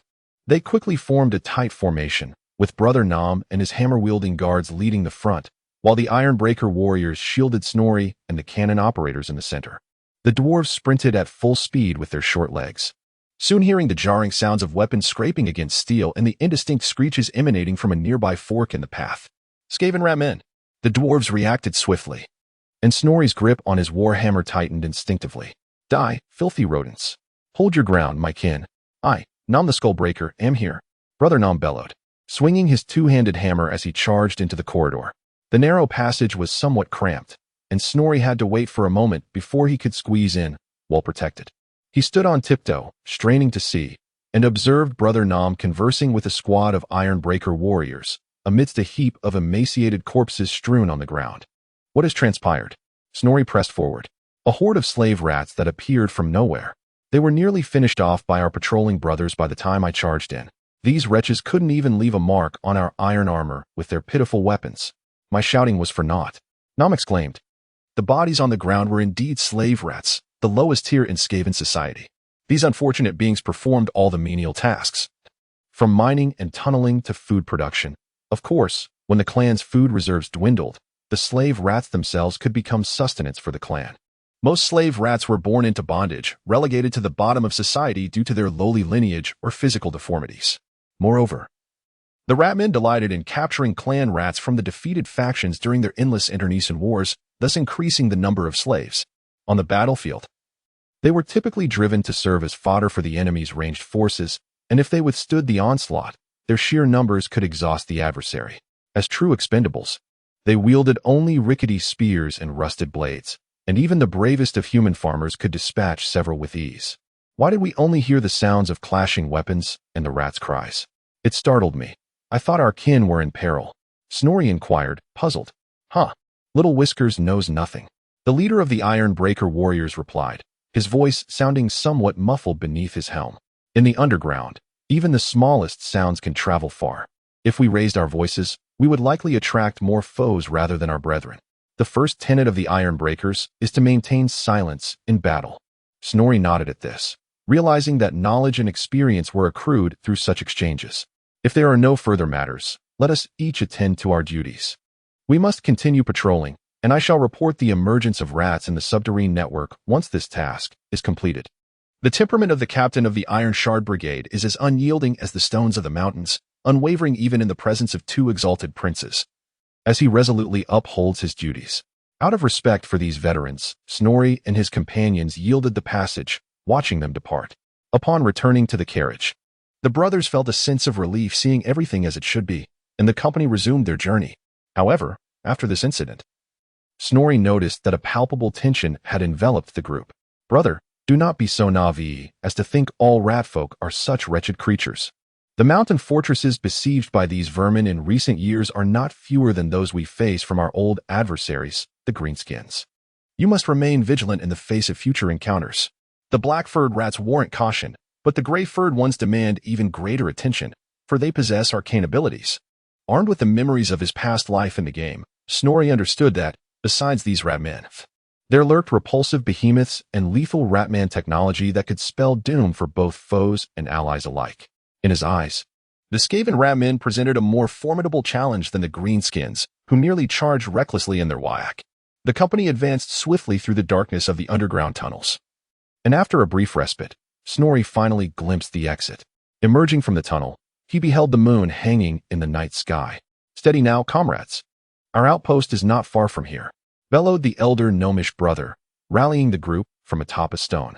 Once outside the tunnel, the surroundings opened up, and the dwarves were formed into a circular formation, continuing their advance. Suddenly, distant howls pierced the air. The draft horses pulling their carts startled and began to panic, causing the dwarves to tense up as well. Snorri observed several small dark figures racing toward them. As they drew closer, he identified them as goblin wolf riders, their speed akin to the very wind. Useless. They are far too swift. Conserve your ammunition. The elder gnome admonished the iron dragon gunners, who were eager to retaliate. These creatures sought to ambush their supply convoy, yet this time they would find themselves met with the edge of Grimnir's axe. The goblin wolf riders gradually slowed, for they were not devoid of intelligence. Upon seeing this band of dwarves was not a feeble supply train but a cadre armed to the teeth, they hesitated, unwilling to test whether their wolf's fangs could withstand the might of ironclad warriors. For a moment, both sides faced each other from a distance of about 100 meters.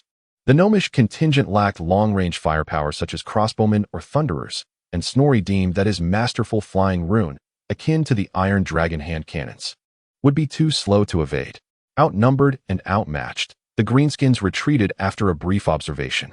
The company quickened their pace, and half an hour later, a dwarven outpost came into view.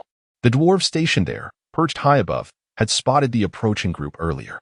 Soon, the gates of the outpost swung open, and a throng of dwarves poured forth. Snorri noticed that at the forefront stood an elder with a beard that reached his ankles, his age comparable to that of a master runesmith. A prince? Uncle, this is but an old tale. Upon reaching the stronghold, Nam the elder finally relaxed. Allow me to formally introduce to you this remarkable individual, the chosen of the ancestral goddess, the youngest rune master in the history of the Mountain Kingdom, and the esteemed son of the current supreme king, Master Snorri. Of course, he is also my younger brother. The dwarves who accompanied Nam chuckled at this revelation, for they too had reacted similarly upon first hearing this news. Chapter 34. Meetings and schemes. The elderly dwarf paused momentarily, trembling as he bent down to retrieve his pipe. When he stood up again, he appeared to have aged several years. By the ancestors and gods above, I truly believed you were jesting with me. He hesitated before continuing. While I was in the east accompanying the exploration team in search of veins, I heard a saying purported to be an ancient proverb of the Auroral Empire. Since time immemorial, heroes have emerged in their youth. At the time, I dismissed it, thinking that true accomplishments required the wisdom of age and experience. Yet, it seems there was truth in those words. Come, let us enter and discuss further. It is hardly appropriate for everyone to be left standing outside at this late hour. Nam summoned the caravan, and the group entered the outpost in an orderly fashion. The caravan proceeded to unload, while Snorri, Nam, and several esteemed dwarves from the outpost made their way into the conference room, followed closely by Glenson, the captain of the Eternal Hammer. Allow me to introduce you. This is Uncle the Gold Seeker, our clan's esteemed chief miner and vice president of the Miners' Guild. In days of yore, he worked alongside our grandfather, Nam remarked, glancing at the elderly dwarf. Ha, I served as that old man's assistant for a century, when your father, Solgrin, was elected as the Supreme King. He boasted to me about the excellent site chosen for your ancestors' tombs, claiming that future generations would surpass their forebears. I thought he was merely inebriated. What could be nobler than the Supreme King among dwarves? Little did I know that the ancestral gods would bestow their divine favor upon us once more after all these years, selecting a true champion. The elderly dwarf finally regained his composure and took a deep puff from his pipe, his emotions visibly stirred. After your departure, we heeded your command and suspended the underground mining operations. However, the Greenskins have reacted strangely. They have forsaken their previous obstinacy in remaining within their fortress and have instead taken to harassing us. They are courting death. Perfect. Let us settle our grudges once and for all.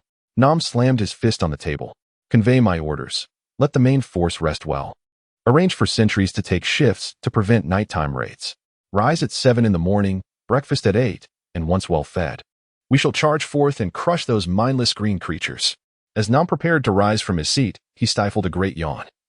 The relentless travel of recent days had even worn down a resilient race such as the dwarves. Brother, do not be hasty. Allow me to speak. The previously silent Snorri interjected, prompting the dwarves, who were about to depart, to halt. They held a considerable respect for this young chosen of the goddess. Oh, does my brother have something to say? Nam inquired with interest, recalling that Snorri had always immersed himself in runic scrolls, exhibiting little interest in warfare. Brother, consider this. The Greenskins are actively dispatching cavalry to harass us, and even assaulting our outpost with their main force. What could their intentions possibly be? Of course, they wish to engage us in battle. Do they intend to surrender? We do not take Greenskin prisoners. Nam responded. Then what is our relationship with the Greenskins? Is that even a question? Since the time of our ancestors, we have been relentless foes of the Greenskins. Do you still wish to forge familial ties with them? If you must go, please do not involve our clan, the Draskard. Nam was utterly perplexed. Indeed, can we truly fulfill the desires of our adversaries? If we acquiesce to their wishes, would it not bring pain to our kin and joy to our foes? Snorri interjected with a hint of sarcasm. Yes, every time we take the initiative to confront the Greenskins, they always retreat behind closed doors. They choose when to fight and when to refrain. We cannot allow those fools to have their way. Upon hearing Snorri's analysis, the surrounding dwarves erupted in agreement. In my view, the Greenskins' sudden and unusual behavior must indicate some internal strife within their stronghold. Perhaps they are running low on supplies. Or perhaps they are embroiled in conflict with the ratmen. Connecting the sightings of the slave rats and the miners' discovery of ratmen traces underground, Snorri presented his conclusion. Quite logical. Truly worthy of the goddess's choice. I thought so too. But you should refrain from boasting. You were the loudest among those who called for battle just moments ago. After listening to Snorri, the dwarves expressed their unanimous support. Nam's spirit soared. He raised his tankard and exclaimed, "Well done. My brother has grown. I have read much about military strategy, yet every time I encounter a challenge, I still find myself reaching for my hammer. I am genuinely proud of Snorri's development. So, what do you propose we do next?" Nam decided to relinquish the reins of leadership to Snorri. In front of so many elders, Snorri felt a twinge of nervousness. This was his first time participating in a military council. He paused to gather his thoughts before continuing. Aside from maintaining vigilance against night raids, We must deploy more scouts to clarify our intelligence. As the saying goes, knowing oneself and one's enemy ensures victory in 100 battles. Who is in charge of the ranger unit? A peculiar middle-aged dwarf stepped forward, dressed unusually, not in the customary steel armor, but in leather armor cloaked with a mantle. His face etched with the marks of time. Rangers are an anomaly within the dwarf forces. Unlike their kin who dwell underground, they typically reside in the wilderness. This unit often consists of hunters and shepherds, along with clans that, having lost their strongholds, refuse to submit to other mountain fortresses. They are also prevalent in the dwarven communities within human society. This type of unit wields a diverse array of weaponry, encompassing everything from bows and crossbows to firearms, battle axes, and traps. Rangers usually operate in small groups, tasked with sentry duty, intelligence gathering, rear flanking maneuvers, destruction of war machines, and even assassination. While they are an indispensable part of the dwarven forces, the tales of legendary rangers often serve as cherished anecdotes around the tavern tables. Yet their respect within dwarven society is somewhat limited. Deploy your men to monitor the movements of the Greenskins and ensure their safety. Snorri issued the command. This week, we have been given a better recommendation position. Please continue to seek votes, subscriptions, and rewards. Tonight, there will be additional updates. I have seen the trailer for Zhendwan. It was originally part of the outline, but was scheduled later. Unfortunately, it is too far off. Chapter 35. Observing the battlefield and discussing entrepreneurship. Captain of the Rangers nodded, his years of solitary wandering having fostered a character of reticent demeanor. Let my miners ascertain the movements and numbers of the subterranean rat folk, the prospector uncle continued. Perhaps it would be wiser to assign the Ironbreaker warriors instead, now that we have ample manpower. It is prudent not to take risks before we fully comprehend the specifics of the vermin situation. For his inaugural command, Snorri opted for caution. Then let Stone Shield handle the arrangements. I have heard of his renown as the leader of the Ironbreakers before joining the Anvil Guard. That booming voice. Brother Gnome interjected, to which Snorri readily acquiesced. The resilience of the younger generation has waned considerably. Back in the days when I mined alongside your grandfather, sleepless nights were a common occurrence. The prospector uncle grumbled as he departed, with the other dwarves following suit. Upon returning to his chamber, Snorri lay upon the hard wooden bed and exhaled deeply. This would be his first battle since traversing into this life anew. He could not afford to bring shame upon himself in this second existence. He splashed water on his face, donned his ring, grasped his warhammer, and drifted into slumber, the solid feel of his weapon providing him with a modicum of comfort. The following morning, Snorri was roused by the training chants of the dwarves. Rising from his bed, he stumbled slightly as the aches from yesterday's march fully manifested this morning. He sat on the edge of the bed, massaging his weary muscles for a while, then fashioned some cloth strips to bind his legs before stepping out of his room. Breakfast in the barracks was quite simple for a dwarven leader. Eschewing special treatment and sharing the same fare with his subordinates was an essential quality. Snorri tore apart a stone loaf and soaked it in jerky broth, laboriously chewing before swallowing. At that moment, Brother Gnome took a seat beside him with the same meal. Is it to your liking? He asked while chewing on his bread. It took me quite some effort to get accustomed to it the first time. After receiving an affirmative nod from Snorri, he acknowledged with a grin. The two brothers hastily finished their breakfast and made their way to the watchtower at the outpost. Upon spotting them, the dwarf on guard saluted and vacated the prime observation position. Brother Gnome ascended to survey the landscape, stroking his beard with a sense of pride. Look, he pointed, and following his gesture, Snorri beheld a winding mountain path, flanked by defensive structures. At the path's end stood a dwarven-style fortress. Though now adorned with a haphazard array of totems, its walls marred by distorted murals. From its scale, Snorri deduced it was a green-skinned encampment. That is Mountain Lake Fortress, Brother Gnome remarked. In recent years, as our population has dwindled, the fortress on the mountain has been abandoned. The exploration team has established a new mining station here, conveniently close to the meteorite vein and subterranean network, saving considerable travel time. This band of greenskins must be influenced by that accursed fat goblin's whack. They must have traversed the mountains to arrive here, scattering the miners in a sudden raid, and then taken residence in the mountain stronghold. Just look at the devastation they have wrought upon the once proud castle. The gnome uncorked his flask and took a swig, exclaiming, "The air has turned chilly." A sip to warm the body. Snorri followed suit. By the gods, what manner of liquor is this? Its potency is astonishing, he inquired, feeling the fiery burn cascade down his throat. Bergman No. 1. the most potent creation of the legendary brewmaster. The gnome replied, taking another gulp while braving the mountain winds. This makes me yearn to become a herdsman. He laughed heartily. Ah, but my dear brother, herdsmen cannot afford such luxuries. Snorri chuckled at the unexpected musings of the dwarf. Initially, the situation was dire. That band of orcs was accompanied by a few war boar riders and several squads of goblin wolf cavalry. They were indeed a mobile force.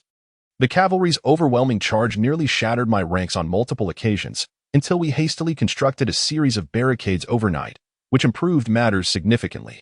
Following the direction indicated by the gnome, Snorri observed fortifications built to withstand cavalry near the base of the mountain. However, once the mines yielded their treasures, my fortunes changed.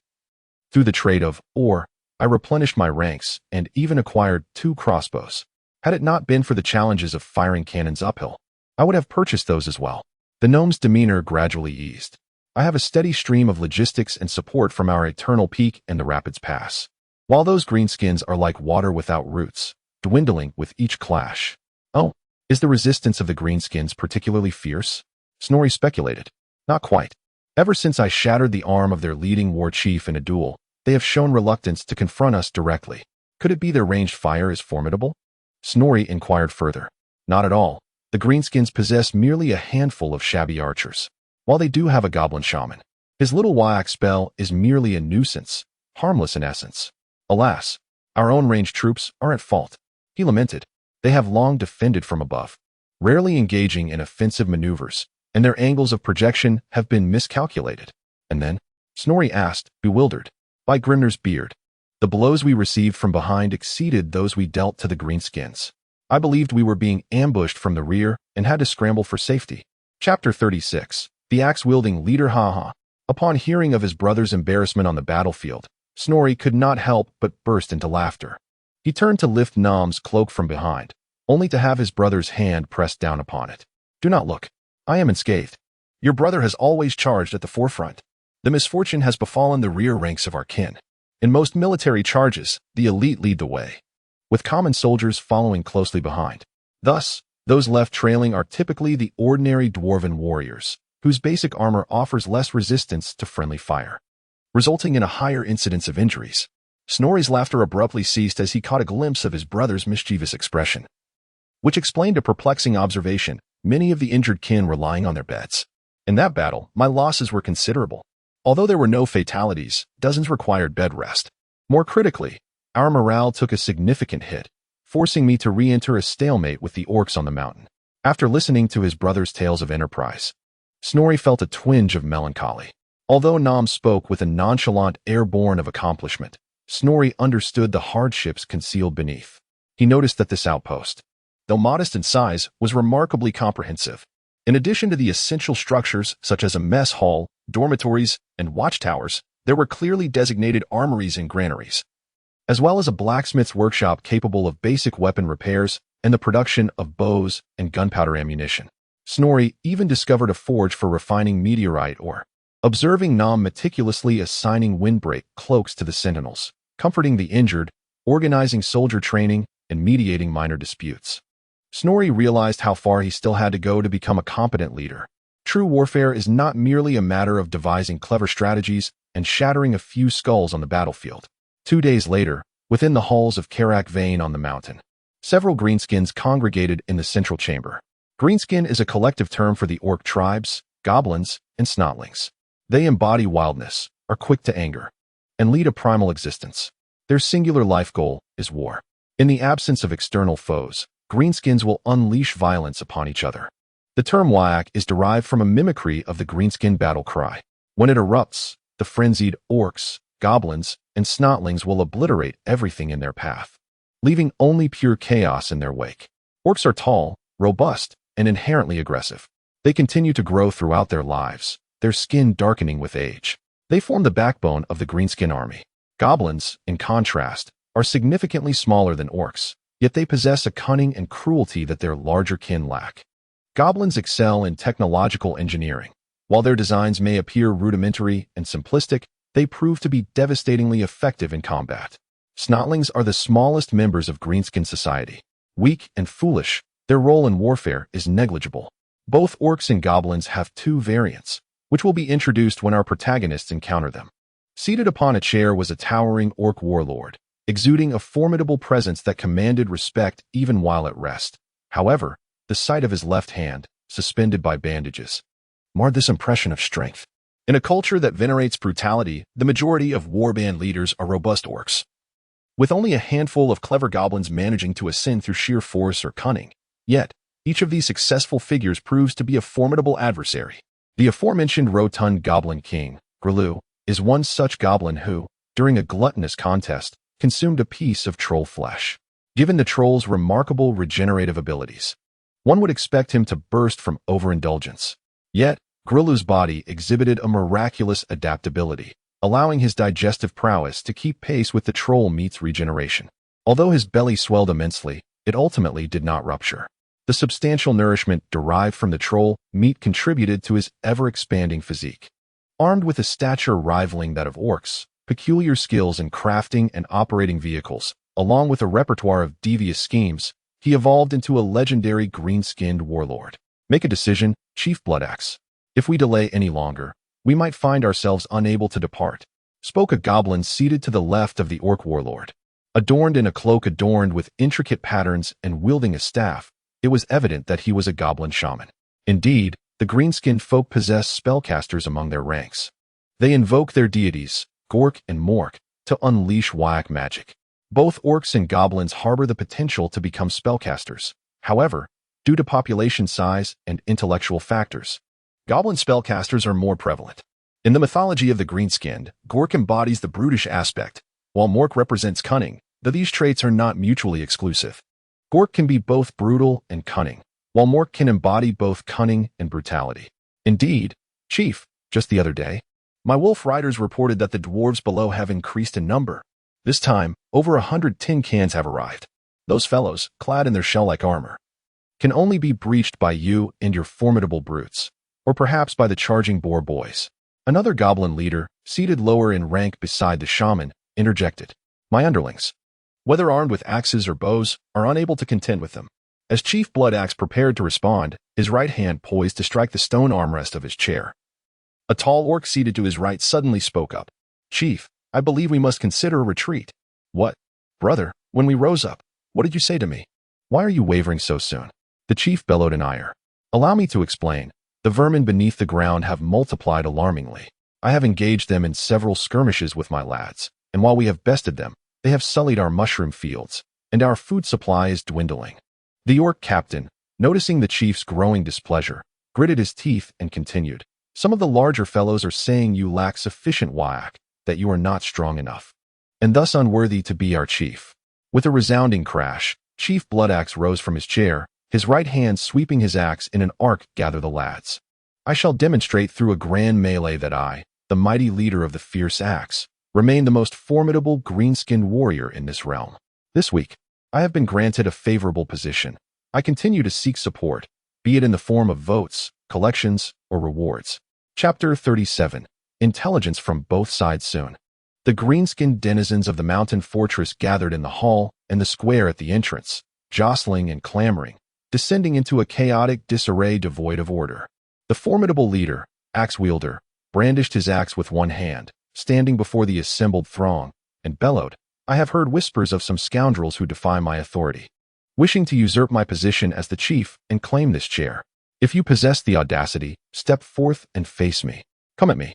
At the sound of his thunderous challenge, several notably larger green-skinned brutes pushed through the crowd, saying little as they charged toward the leader. Axe-wielder's prowess had not diminished significantly despite his left-hand's injury. He swung his battle axe with ferocity, engaging the oncoming giants in fierce combat. Moments later, he had vanquished all challengers. Though he bore new wounds upon his legs and back, he raised his head and let out a war cry, whack. By the might of the whack, I, axe-wielder, remain the most formidable greenskin here. As he spoke, he disdainfully surveyed the crowd below. Who else dares challenge me? Who else? Silence fell momentarily, followed by a resounding chorus of whack. From the audience, the collective roar of the green-skinned warriors gathered their whack energy, which surged through the warp and enveloped axe-wielder. His injuries began to heal rapidly, and his towering frame seemed to swell with renewed vigor. Axe-wielder tore away his bandages. gesturing with his left hand as he reveled in the resurgence of strength. The green-skinned onlookers erupted in cheers, exhilarated by the miraculous display that reaffirmed their leader's dominance. Meanwhile, dwarven rangers atop the mountain, observing through telescopes, clearly witnessed the spectacle. Some remained to continue their surveillance, while others hastily descended the mountain. Once reseated, the 2 goblins and 1 orc, who had previously occupied the lower ranks, now exhibited a marked increase in respect for their leader after witnessing his display of power. Considering our situation, I see merit in this. Below us lurk dwarves, and beneath the ground, rats abound. The mind ore is unrefined and serves no purpose other than as a makeshift weapon. This wretched place is not where we belong. But where shall we venture next? Honored leader, in my view, we should charge into human territory and follow King Grom. It is said they have captured the human capital and torn down the royal palace to build a grand arena. By aligning ourselves with King Grom, we shall revel in slaughter and plunder. Axewielder nodded in acknowledgement, neither wholly agreeing nor disagreeing. The once formidable warlords had already plunged into the human empire. With the leader's prowess and the strength of his brethren, claiming a piece of territory would surely be within their grasp. Thereafter, they could assimilate other warring factions. And who knows what might unfold. The orcs began to dream of a glorious future. King Grom is the greatest greenskin of all time. Following him, the goblin shaman began to elaborate on his rationale. Nonsense. When did a goblin become the greatest greenskin? Our orc leader, Gobad Ironclaw, is the true embodiment of greatness. Did you not hear that he has a position even under the notorious Maul? At this, Axewielder furiously interrupted. Are you implying that the greenskins on the mountain have begun to assemble? The gnome tapped his fingers on the table and spoke in a low voice. Indeed, Prince Gnome. My men have also witnessed the green-skinned giant's arm, which you shattered, regenerating amidst a surge of emerald light. The ranger captain continued his report. The dwarves present gasped in astonishment. The ferocity of the Axe Lord had been vividly demonstrated in the preceding battle. Fear not, my brethren. The greenskins may have their filthy barbaric gods, but do we not enjoy the protection of our ancestral deities? The mother goddess Valia watches over us. We are plentiful in troops and provisions.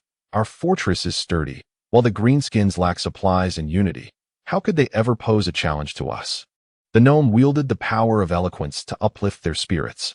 Trust in us. The vengeance of the Mountain Lake Fortress shall surely be fulfilled. Uncle Johnson, do we have any news from the underground ratfolk? Snorri inquired of his captain of the Anvil Guard. We have indeed made significant progress. The rats are clashing with the greenskins in their lair. They seek to seize Karak Varn, desecrating our ancestors' land. Johnson replied through clenched teeth. That band of rats is no match for the greenskins in open confrontation, yet, alas, the timid rodents possess a knack for cunning schemes. They have tainted the greenskins' mushroom fields with enchanted stone powder. I believe this is the cause of the greenskins' unusual activity. Upon hearing this, the brothers Snorri were thoroughly satisfied with the reliability of the shield's operations. Excellent, my kin. Shortly, visit the logistics officer and procure a large mug of ale for each of your comrades. The gnome declared. The ranger brothers too, Snorri added. Understanding the significance of intelligence in warfare, especially in contrast to the gnome's traditional disregard for the rangers, who were an anomaly among dwarves. Noticing the ranger captain's grateful gaze, Snorri felt assured of his decision. Johnson, he continued, do you know where they came from? The gnome refrained from further comment on Snorri's actions, instead returning to his pressing concern. In the midst of chaos, we captured a few prisoners, clan rats, not the lowest of the slaves. They possess slightly more knowledge, albeit still uncertain, Johnson teased, building suspense. Clan rats form the backbone of the Skaven army, belonging to the multitude of clans scattered throughout the subterranean empire's tunnels, fortresses, and crowded cavern cities. Among the ratmen, only the most abject slave rats outnumber the clan rats, slightly smaller than humans. Clan rats are better equipped and have received some training. When a rat warlord assembles his forces for battle, the clan rats occupy the forefront and center of the army, forming the bulk of the front lines. They gather in vast hordes, overwhelming their foes with sheer numbers and fervent assaults. Chapter 38. Preparations before the war. This nest of ratfolk is known as the Inferior Claw Clan. Their former warlord met his demise one fateful night in his own bed. Subsequently, the clan's leaders, accompanied by their loyal followers, began to establish their own factions. Johnson noted that this turmoil might have been instigated by one or two powerful clans from the shadows. Upon hearing this, The dwarves in the room erupted in disdainful shouts. Rodents. They are so engrossed in their internal strife. Unlike us, the children of the mountains, bound by an indomitable bloodline. Such filth can hardly be called a clan. I would rather deem them a clan of excrement. The atmosphere in the conference room was filled with joviality as each dwarf mocked the incessant infighting of their rodent adversaries. Silence, silence. Snorri, pained by the ruckus, raised his hand to signal for calm, allowing Johnson to continue his account. The warlord was assassinated at night, likely by the Eisen clan, though that is of little consequence. What followed? The warlord's son, accompanied by a few loyal confidants, sought revenge. However, it was apparent that this little rat met with failure. His already meager forces sustained further losses, and he was promptly expelled from his former den. It seems the clan's sorcerers have also abandoned him to seek better fortunes elsewhere. Once again, the dwarves in the meeting room burst into laughter. Nothing amused them more than the misfortunes of their rodent foes. Johnson paused to catch his breath. Speaking at such length was somewhat taxing for his robust voice. And then they clashed with the Greenskins in the city? Snorri interjected. You are correct, esteemed chosen of the goddess. They believed they could escape this time, only to find themselves ensnared in the Greenskins' grasp. Their food supplies were dwindling, leading them to resort to cannibalism among their own kind. The group of slave rats we encountered in the tunnels must have fled in desperation to avoid being devoured. Snorri nodded, agreeing with Johnson's deduction. That appears to be the situation. The Greenskins in the city, beset on all sides, will undoubtedly seek to alter their predicament. They are unlikely to engage the rats in the depths below, as the rewards are scant and cavalry fares poorly underground, akin to sending pointy-eared creatures to forge iron. Consequently, I surmise that they are likely to consolidate their forces in an attempt to break through downhill, and our outpost is strategically positioned on the only mountain pass. Snorri's analysis prompted frequent nods of agreement from the dwarves present. Old Prospector, stroking his lengthy beard, added, thus, if that leading filthy creature's mind is not muddled with muscle, it will surely seek a direct confrontation with us. Otherwise, my miners, and I shall teach them a lesson in stealth. The assembled dwarves wholeheartedly concurred. At this moment, Gnome spoke up. Then let us array ourselves at the foot of the mountain, fortified by our defenses, and engage them in earnest combat. Let those filthy greenskins know that our mountains are not a place they can come and go as they please. In the name of Grimnir, in the name of our ancestors. The dwarves in the conference room cheered in unison. Dismissed. Let us arrange ourselves as per our usual formations. I will lead the elite troops at the front, with the warriors arrayed behind me. The miners will safeguard our flanks. Gnome succinctly instructed. Understood. My comrades, and I shall greet those oblivious fellows with explosives and pickaxes. Gnome, you and your men must stand with the ranged troops in the back line. This is unacceptable, Snorri protested. Listen to me, brother. Protecting the ranged units is equally critical. The enemy will undoubtedly attempt to ambush our crossbowmen, gunners, and our precious artillery with cavalry. Gnome interrupted him. They're not foolish. It will be challenging for my men to completely halt them. The safety of our kin hinges upon your actions. This is the key to our victory. Upon hearing this, Snorri nodded in agreement, recognizing the truth in Gnome's words. Then it's settled. We shall assemble at dawn and embark on our journey. May the ancestors and the gods bless us. Gnome delivered his final remarks. That night, Snorri lay awake, restless about the impending battle. This would be his first combat since his arrival, and despite knowing their strength was superior, he still felt a twinge of anxiety. Are you still awake, Master Snorri? Came the voice of Glenson from outside. Yes, I apologize for my lack of composure, Elder, Snorri replied languidly from his bed. Do not feel ashamed of your apprehension, child, Glenson stated. It is wise to hold reverence for war and the potential for death.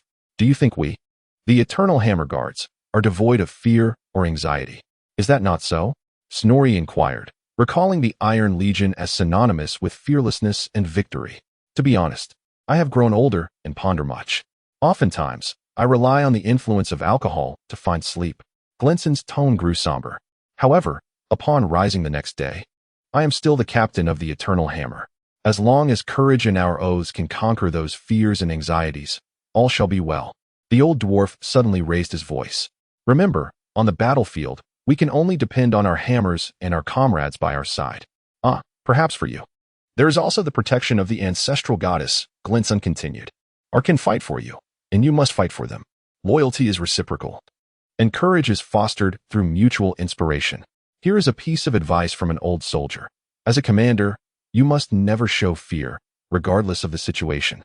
If you are afraid, how can you expect your kin to follow you? Glensun spoke with gravity. I understand, Elder.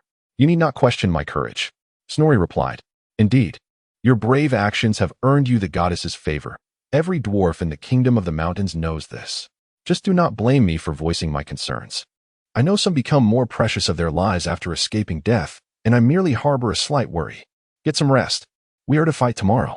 In response to Glensun's grumbling, Snorri found himself at a loss for words and chose to prepare himself in the best possible state for the forthcoming battle. Chapter 39.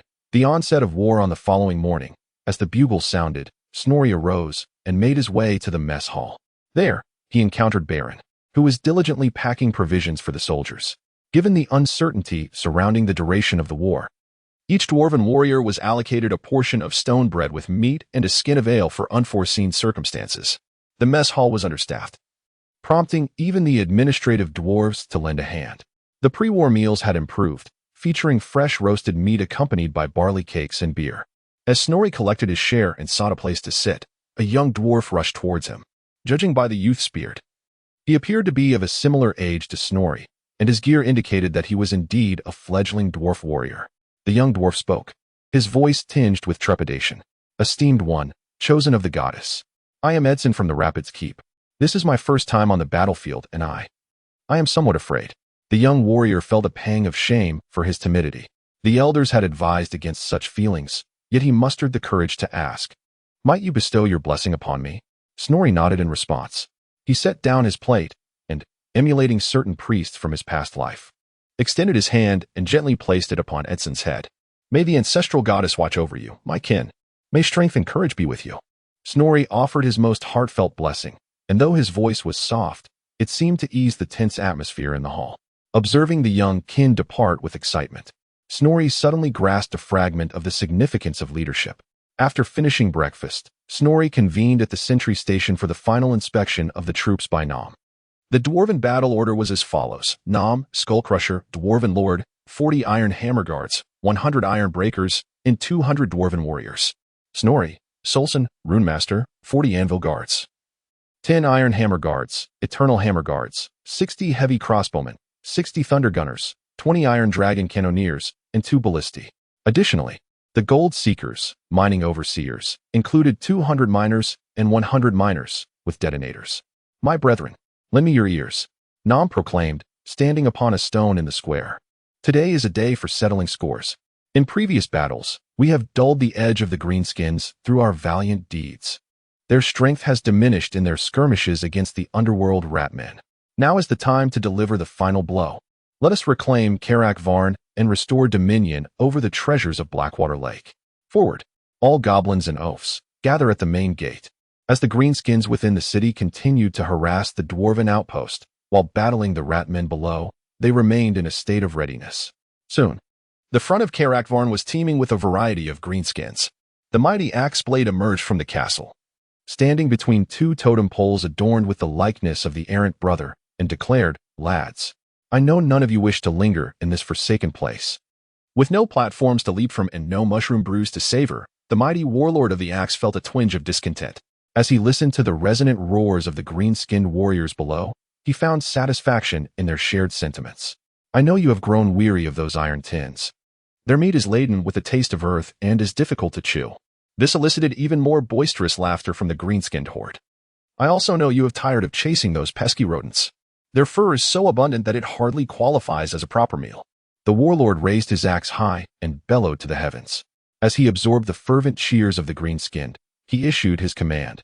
Form ranks. Let us unleash our whack. The orc captain, mounted upon his battle boar, approached the warlord. Is it to be the same plan as before? Gazing down the slope at the dwarven army assembled behind their barricades, he spoke. Well, it seems we have no other choice. Let us overturn their defenses. The warlord gripped his battle axe tightly. Whack! With all his might, he roared, heralding the onset of battle.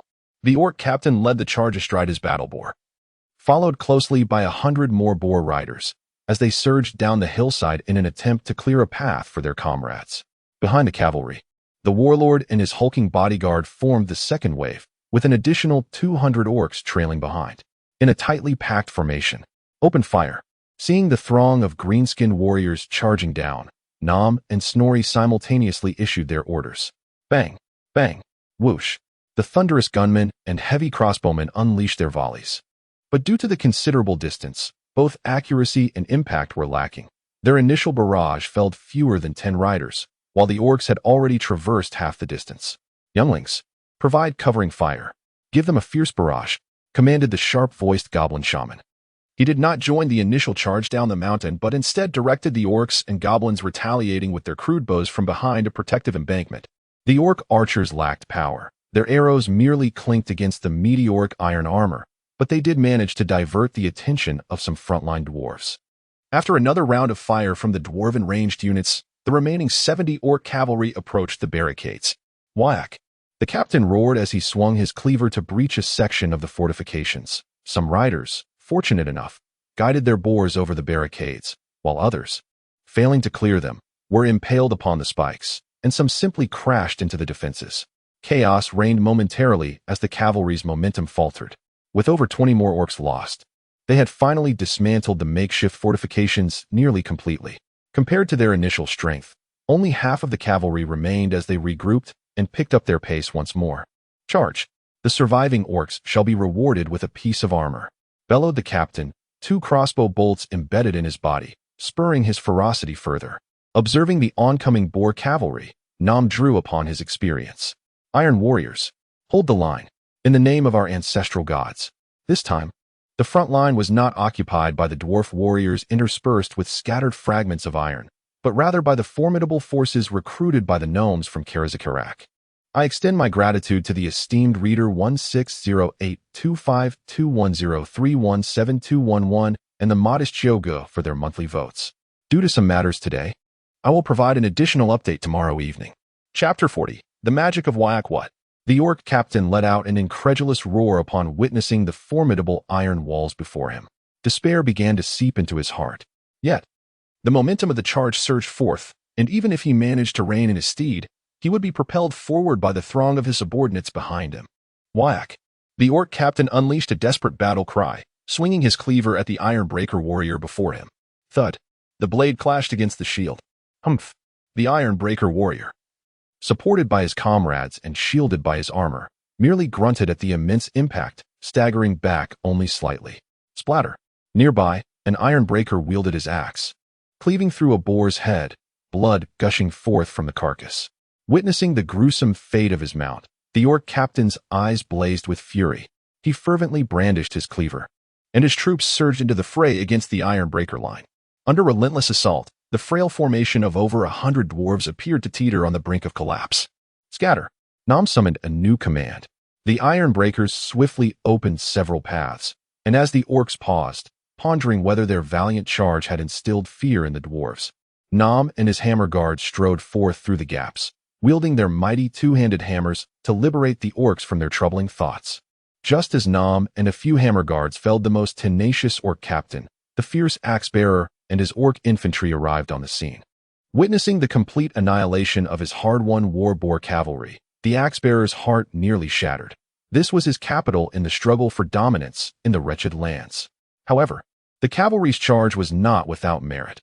Although they inflicted minimal losses on the front line of dwarves, they succeeded in breaching the once impregnable defensive line. Now, faced with the roaring onslaught of the orc forces, Nom found himself bereft of time to re-establish the defensive formation. He and his hammer guards could only confront the orcs head-on. Whack! In the name of Grimnir, the leaders of both sides bellowed, as the green tide crashed against the iron walls. Fire! Target their rear ranks. To avoid friendly fire against the front line, Snorri ordered a halt to the shooting as the cavalry neared. Now, it was time to unleash their fury. The gunslingers and crossbowmen elevated their weapons, launching projectiles at the rear ranks of the orcs, who were not yet in direct contact with the dwarves, unleashing a cacophony of anguished cries. Simultaneously, the 2 previously stationary crossbows, hindered by their slow rate of fire and difficulty in targeting the cavalry, finally discharged their bolts. The spear-like projectiles, propelled by the resilient bowstrings, were endowed with tremendous kinetic energy, capable of piercing through 2 greenskins before retaining sufficient force to pin them to the ground. Observing their ranks swiftly diminishing amidst the hail of gunfire, both orc commanders grew anxious. Faster! Give me more speed. The axe-bearer brandished his battle axe, and alongside his hulking bodyguard, he endeavored to breach the dwarven defenses. In numerous tribes, the largest orcs coalesce into a formidable band known as the Big Brutes. These warriors are not only larger and more robust than the average orc, but also possess a more aggressive disposition. Those who ascend to leadership within the ranks of the Big Brutes frequently emerge as future chieftains or even warlords. They are muscular, towering nearly 2 meters tall, wielding massive cleavers that are devastatingly lethal. You worthless scum, not even fit to be compared to a mere fart. The goblin shaman atop the mountain lamented as he witnessed the annihilation of his war-boar riders and the faltering advance of his infantry. Frantic, he leapt about, venting his rage upon the archers nearby. In contrast to the dwarven ranged units, their achievements were minuscule, having only managed to strike a handful of unfortunate dwarves, whose unprotected faces succumbed to the arrows. My brother told me that if this continues, we will be in deep trouble. Feeling the surge of energy emanating from the green horde, the goblin shaman was beset by a throbbing headache. Unlike ordinary mages, orcs and goblin shamans derive their magic from the spiritual energy generated by their fellow greenskins. Each shaman can draw power from the shared soul realm of the greenskins, with the potency of their magic varying according to circumstances. In combat, the shaman's strength amplifies through resonance with their fellow orcs. This is generally advantageous. But if the resonance stems from panic-stricken orcs in retreat, it becomes detrimental. Whack! The goblin shaman screeched. Lads, follow me to slay those dwarven punks. With that, he mounted a spider and was followed by a cacophony of 200 goblin wolf riders charging down the mountain. As they galloped forth, a malevolent energy began to coalesce around the goblin shaman. As he brushed past the fray where dwarves and orcs clashed, itchy, dwarfs, he cackled maniacally, scratching under his armpits, spreading his agonizing dermatitis through magical energy to the advancing dwarven warriors attempting to intercept them. The goblin shaman unleashed a minor whack spell known as Itch Infestation. The magic of the Greenskins is categorized into 2 types. The powerful spells wielded by orcs are referred to as Great Whack spells, capable of destruction, while those employed by goblins are termed Lesser Whack spells, designed primarily for harassment. Even with remarkable magical resistance, the brave dwarven warriors within the spell's influence were beset by an unbearable itch, an internal torment compelling them to shed their armor and find solace in scratching. Despite their formidable willpower resisting the temptation, the dwarven warriors' charge faltered. Seizing this opportunity, a battalion of goblin cavalry slipped past the dwarven front lines on the left flank, with only 3 or 4 straggling goblins being halted by the recovering dwarves. The dwarves refrained from pursuing, cognizant that their speed could not match the swiftness of the cavalry, risking a collapse of their defensive line that could spiral into chaos. The seasoned experience of the Seeker's uncle in warfare is considerable. Do not be alarmed, my young comrades on the left. The wolf cavalry cannot harm you. Grip your pickaxes tightly and do not relax.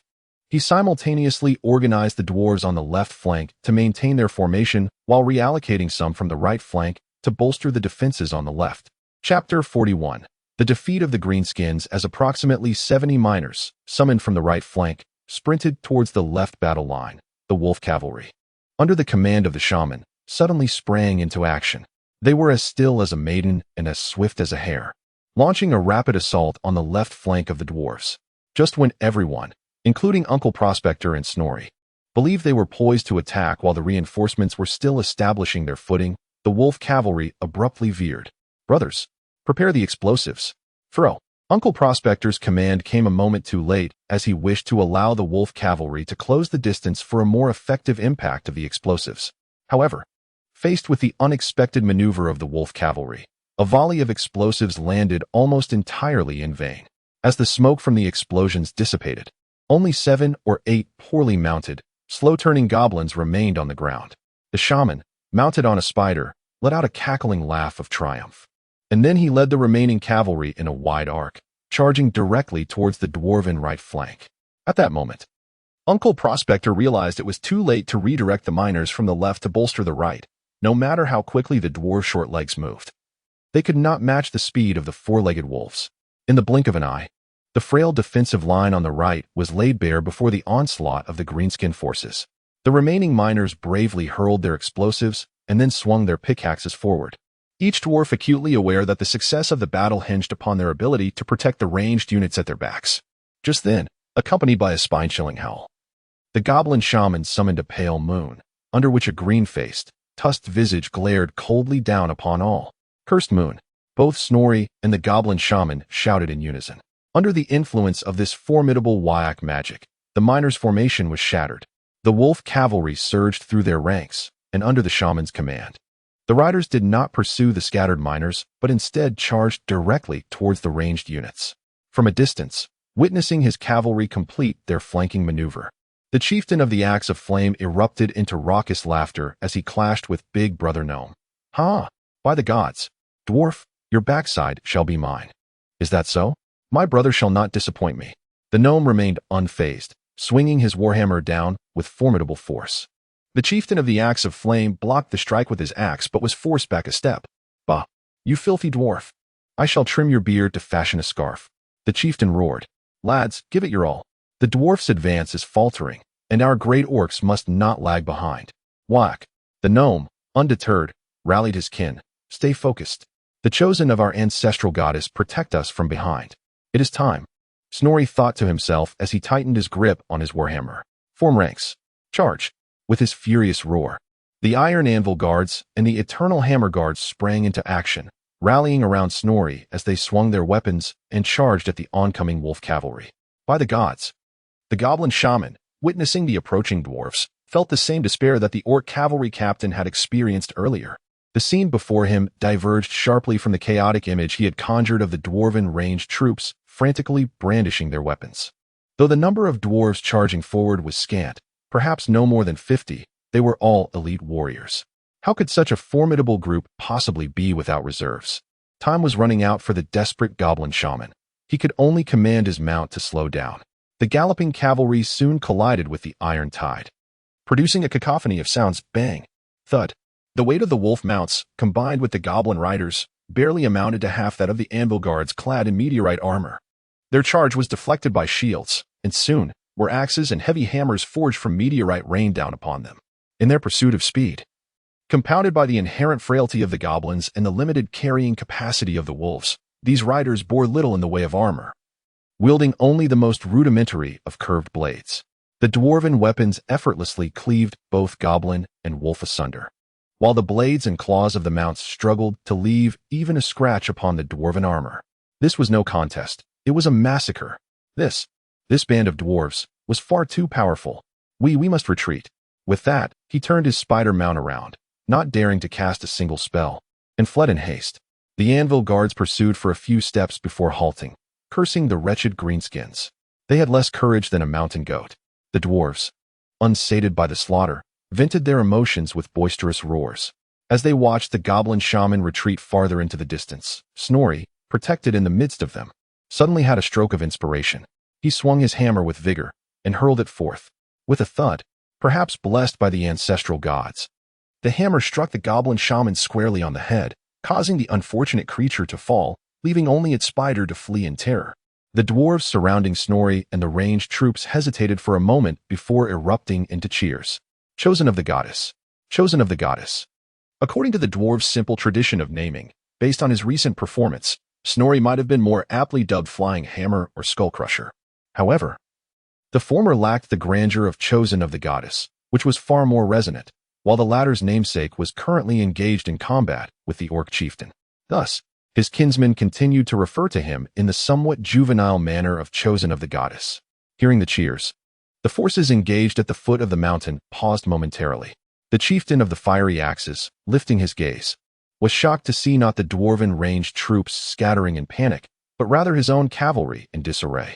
Watching as his second-in-command, who had stood by him since the day they took up arms, had his skull shattered, despair washed over the chieftain as he realized the bleakness of his future. "Humph! To oppose me, and still dare to be distracted?" Seizing the opportunity presented by the orc's momentary lapse, Nomo swiftly swept his hammer across, forcing the fiery axe's chieftain to block with his axe, then flicked the hammer upward, dislodging the battle axe from the orc's grip as it slipped from his numbed fingers. Finally, Nomo leapt up, using his momentum to strike down with force, shattering the chieftain's skull. With a triumphant series of 3 crushing blows, Nom stood before the lifeless body of the orc, unleashing a ferocious roar in the name of his ancestors.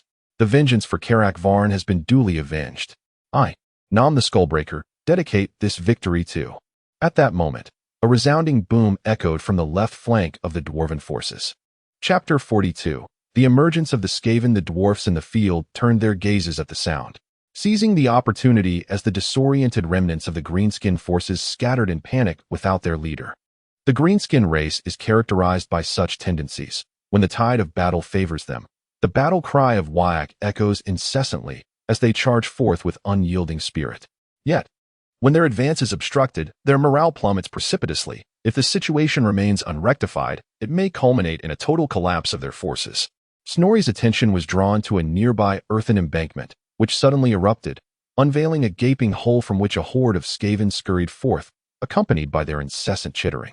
The left-wing miners, recently bolstered in numbers, gripped their pickaxes tightly, revealing a hint of trepidation, for the Skaven had long been a formidable threat to those who dwell underground. The gnome's cheers were abruptly interrupted, yet he did not betray any sign of panic. After all, it was well known that the presence of Skaven lurked beneath, and given the prolonged confrontation between the Greenskins and the dwarfs, it was certain that the Skaven would take some form of action. Comrades, do not rush to pursue. The injured, step back. Medical assistance will be here shortly. The rest, gather around me. The gnome bellowed, initiating a reorganization of the troops.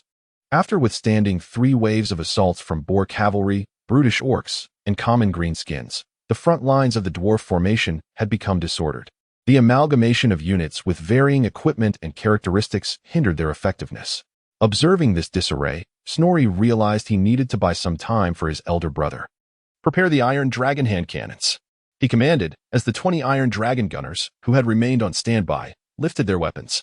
Their delayed engagement was deliberate. They sought to conserve precious ammunition for the anticipated Skaven, while also recognizing the limitations of their range and the risk of friendly fire. Upon hearing Snorri's call, Uncle Goldseeker swiftly directed the miners to clear the firing path of the iron dragon hand cannons.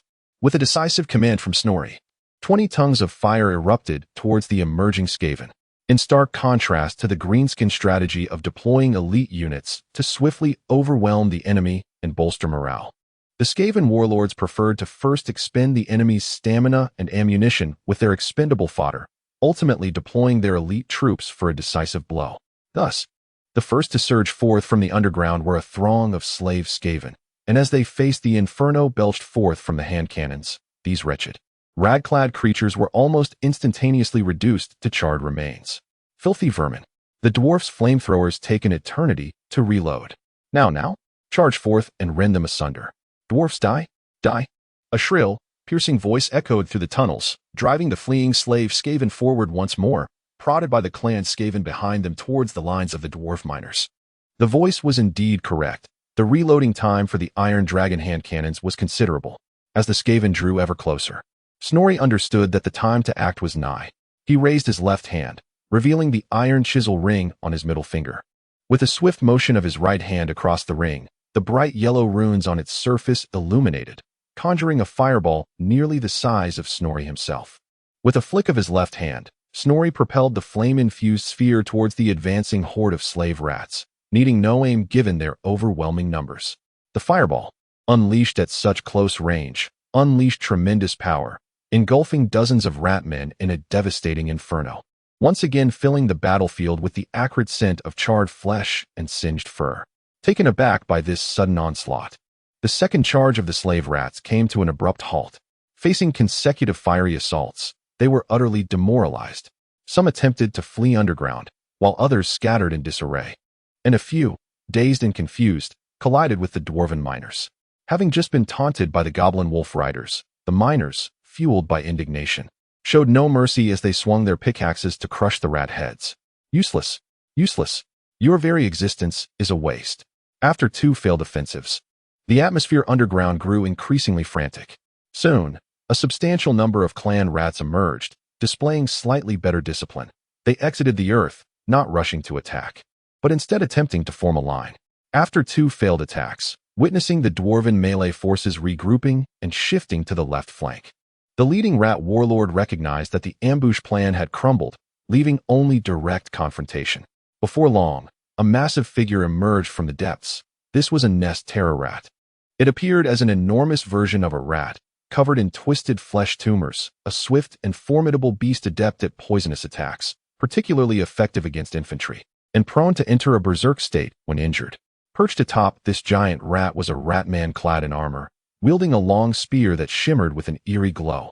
Judging by its fur, this rat was quite young, coupled with prior intelligence reported by Captain Johnson of the Anvil Guard. Snorri surmised that this ratman was the son of the warlord who had perished in his bed that night, the current leader of the Underclaw clan. Surrounding this colossal beast and its rider was a group of robust, black-furred ratmen clad in armor, known as Storm Rats. The Storm Rats were the elite fighters of the Skaven warlord clans, distinctly different from the scrawny younglings, standing a full head taller than ordinary ratmen, boasting muscular physiques. Most Storm Rats were born into their roles, their natural height and dark fur setting them apart. They wielded the finest weaponry, typically serving as bodyguards to the warlords and assault troops on the battlefield. Greenskinned vermin, die, die. Little dwarfs, you too shall die, die. Mount Hallow belongs to the great Underclaw clan. The ratman atop the monstrous beast bellowed with arrogant bravado, his voice tinged with displeasure at the disruption of his plans. Snorri surmised that he intended to seize the opportunity to strike while the Greenskins and dwarves were entangled in combat. Yet the tides of battle shift rapidly. This brazen rat, who had known nothing but defeat since his inception, could scarcely grasp the unfolding chaos. After the defeat of the green-skinned horde, it attempted to launch a surprise attack on the dwarven flank amidst the chaos, yet once again faltered in its tactics. How could the frail slave rats possibly shoulder the burden of such an assault? Had they swiftly mounted their colossal beasts and surged forth with the Storm Rat Guard from the underground, perhaps they might have had a glimmer of success. However, it is now too late to ponder such what-ifs. 2 consecutive blunders have cost them the advantage. This is the era of the rat folk. The great horned rat strides among us. The warlord of the ratmen, with his long spear pointing forward, urges the Storm Rats under his command to drive the clan rats into the fray against the dwarven ranks. Victory is essential for sustenance. Chapter 43. Victory and pursuit. In the face of the onslaught from the ratmen, the dwarves remained unperturbed. With the assistance of Snorri's rune magic and the firepower of the Iron Dragon gunners, the gnomes were afforded ample time to regroup their ranks. The true menace of the ratmen lay in their advanced weaponry and their elusive nature underground. Without their gunner squads, dimensional lightning cannons, and other high-tech armaments, and lacking the enhancement of the Grey Seer's Skaven sorcery, the ratmen posed little threat when exposed on the battlefield without the advantage of terrain. Compared to the inexperienced and reckless clans of the ratmen, the dwarves present were seasoned warriors. Uncle Goldseeker, as the leader of the mining expedition, had engaged in skirmishes with the ratmen for nearly 3 centuries beneath the earth. Since coming of age, Nam had fought alongside Solgren in numerous campaigns, earning his place as a battle-hardened veteran. Soon, the 2 factions clashed. The ratman warlord immediately experienced the same despair that had overtaken the goblin shaman who had met his fate with the Grim Reaper. The clan rats, armed only with rudimentary swords and spears, found themselves utterly incapable of breaching the ironclad defenses of the dwarven warriors. Witnessing his dwindling forces assail the dwarven front lines like moss to a flame, only to be harvested like wheat, the ratman warlord quickly descended into agitation, and the morale of the clan rats began to falter. Snorri observed the scene with a cold gaze.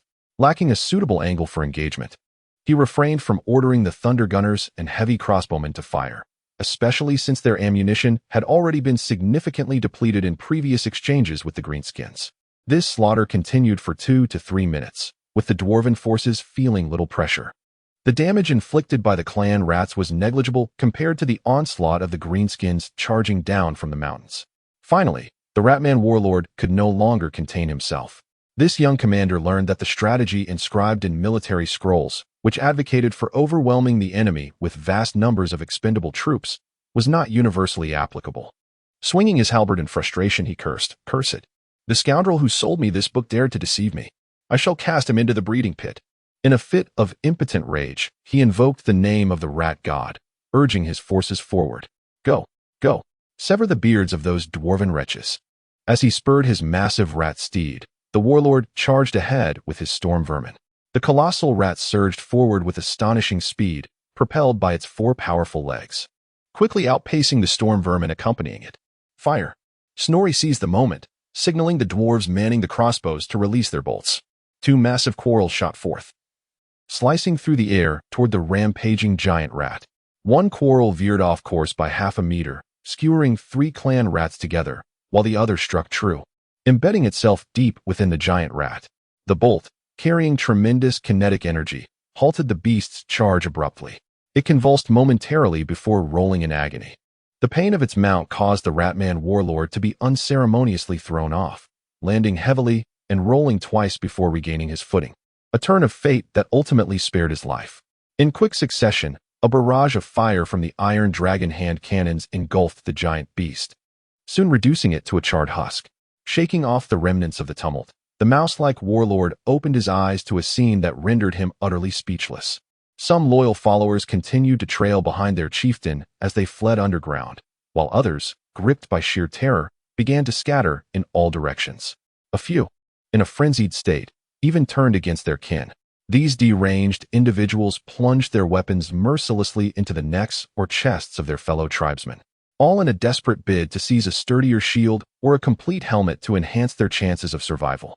The black-furred storm mice, who ought to have quelled such behavior, were too engrossed in their own escape to intervene. Although they were stronger and better equipped than their brethren, they remained inherently timid, and they too hurried underground. As they witnessed the frenzied retreat of the mice, the dwarves advanced, dispatching a few sluggish foes before halting. They let out a triumphant battle cry, yet faced the perennial challenge. The heavily armored dwarf forces could not keep pace with these nearly unencumbered creatures intent on fleeing for their lives. The 3 dwarf leaders, Nom, Snorri, and Uncle Goldseeker, quickly convened to deliberate on the ensuing matters. Snorri, relieved to see his elder brother relatively unscathed despite a fresh wound on his cheek and several dents and scratches on his armor, felt a surge of comfort. We have triumphed. Yet, this victory is far from complete, Uncle Goldseeker proclaimed, propping himself up with his pickaxe. Given his age, enduring a morning of battle had taken its toll. It is imperative that we eliminate the remaining Greenskins and pursue the fleeing ratmen. Should we miss this opportunity, the resurgence of Karakvarn will become an eternal nightmare. Not to mention clearing the battlefield and tending to the wounded. Snorri interjected. How shall we divide our tasks? Nom inquired, wiping the sweat from his brow. He had just engaged in a life-or-death duel with a 2-meter-tall greenskin chief at the front lines, leaving him considerably drained. I shall take charge. Uncle Goldseeker gasped. My experience in battling the rodents far surpasses that of you 2 youngsters. At this, the brothers shook their heads in unison. With all due respect, Uncle, our priority should be to tend to the wounded and organize the rebuilding efforts. I lack the experience for such tasks. Snorri explained. That little rodent is no threat without its mount. Besides, I have the protection of the eternal hammer guard. Nom countered, his lips twitching slightly before he finally nodded in agreement. Though their numbers were few, no dwarf would doubt the prowess of this elite squad. I will account for the Iron Shard warriors. You gather those who are still fit for battle. Nom instructed before turning away. Snorri surveyed his 50 dwarfs, each brimming with vigor and eagerness. Having only encountered a handful of goblin wolf riders, this pinned-up band of anvil guardians could hardly be content. Chapter 44. Deep within the tunnel, gnomes spoke with a weighty tone. For a race as sparse as the dwarves, each member was a precious asset, especially those renowned as the elite iron breakers. Observing his kin, their armor marred by scratches and stained with blood, Snorri nodded solemnly. Bring along all the iron dragon gunners as well. The gnome continued. No, brother, merely half will suffice. The confines of the underground tunnels are too narrow. A larger group would hinder our movements. Moreover, your efforts to cleanse the surface of the Greenskins would be significantly aided by their searing flames. Snorri graciously declined his brother's offer. The Greenskin tribes cannot be assessed solely from an animalistic perspective. Their reproductive method serves as the finest evidence of their unique nature. Within the Greenskins' veins flows a peculiar spore, establishing a mutually beneficial symbiosis. This spore extracts nutrients from the Greenskins' blood, sustaining its existence. When a Greenskin suffers grave injuries, such as losing limbs, the spore secretes a special hormone that stimulates the Greenskins' regenerative capabilities. Upon reaching maturity, the spores release a hormone that induces a state of confusion in their host. The Greenskins then wander away from their tribes, roaming the wilderness alone, allowing the spores to escape their bodies and take root in the soil. Following the initial wave of life forms, goblins emerged as the second species, ultimately leading to the orcs. This entire ecosystem thrives without the need for external nutrients, ensuring that the orc Wyak always possesses ample manpower and food resources, regardless of their travels. Aside from natural reproduction, greenskins also proliferate under certain conditions, particularly when a greenskin is compelled to release its spores due to injury or death. The act of procreation occurs immediately upon the host's demise. The spores secrete hormones that incite the greenskin into a state of heightened excitement as their blood begins to flow. This intrinsic nature leads greenskins to be consumed by thoughts of violence and conflict, aptly explaining their penchant for brawling. Due to this characteristic of spreading spores upon death, if one does not promptly incinerate or eliminate the released spores after vanquishing a group of greenskins, new greenskins will inevitably arise the following year. This wisdom has been gleaned by dwarves through countless years of confrontation. The gnome nodded. The Iron Dragon Gunners were precisely what he required. Brothers, let us take a moment to rest and eat. We shall depart in half an hour, Snorri called out, while the dwarves, tasked with pursuit, chewed on their rations.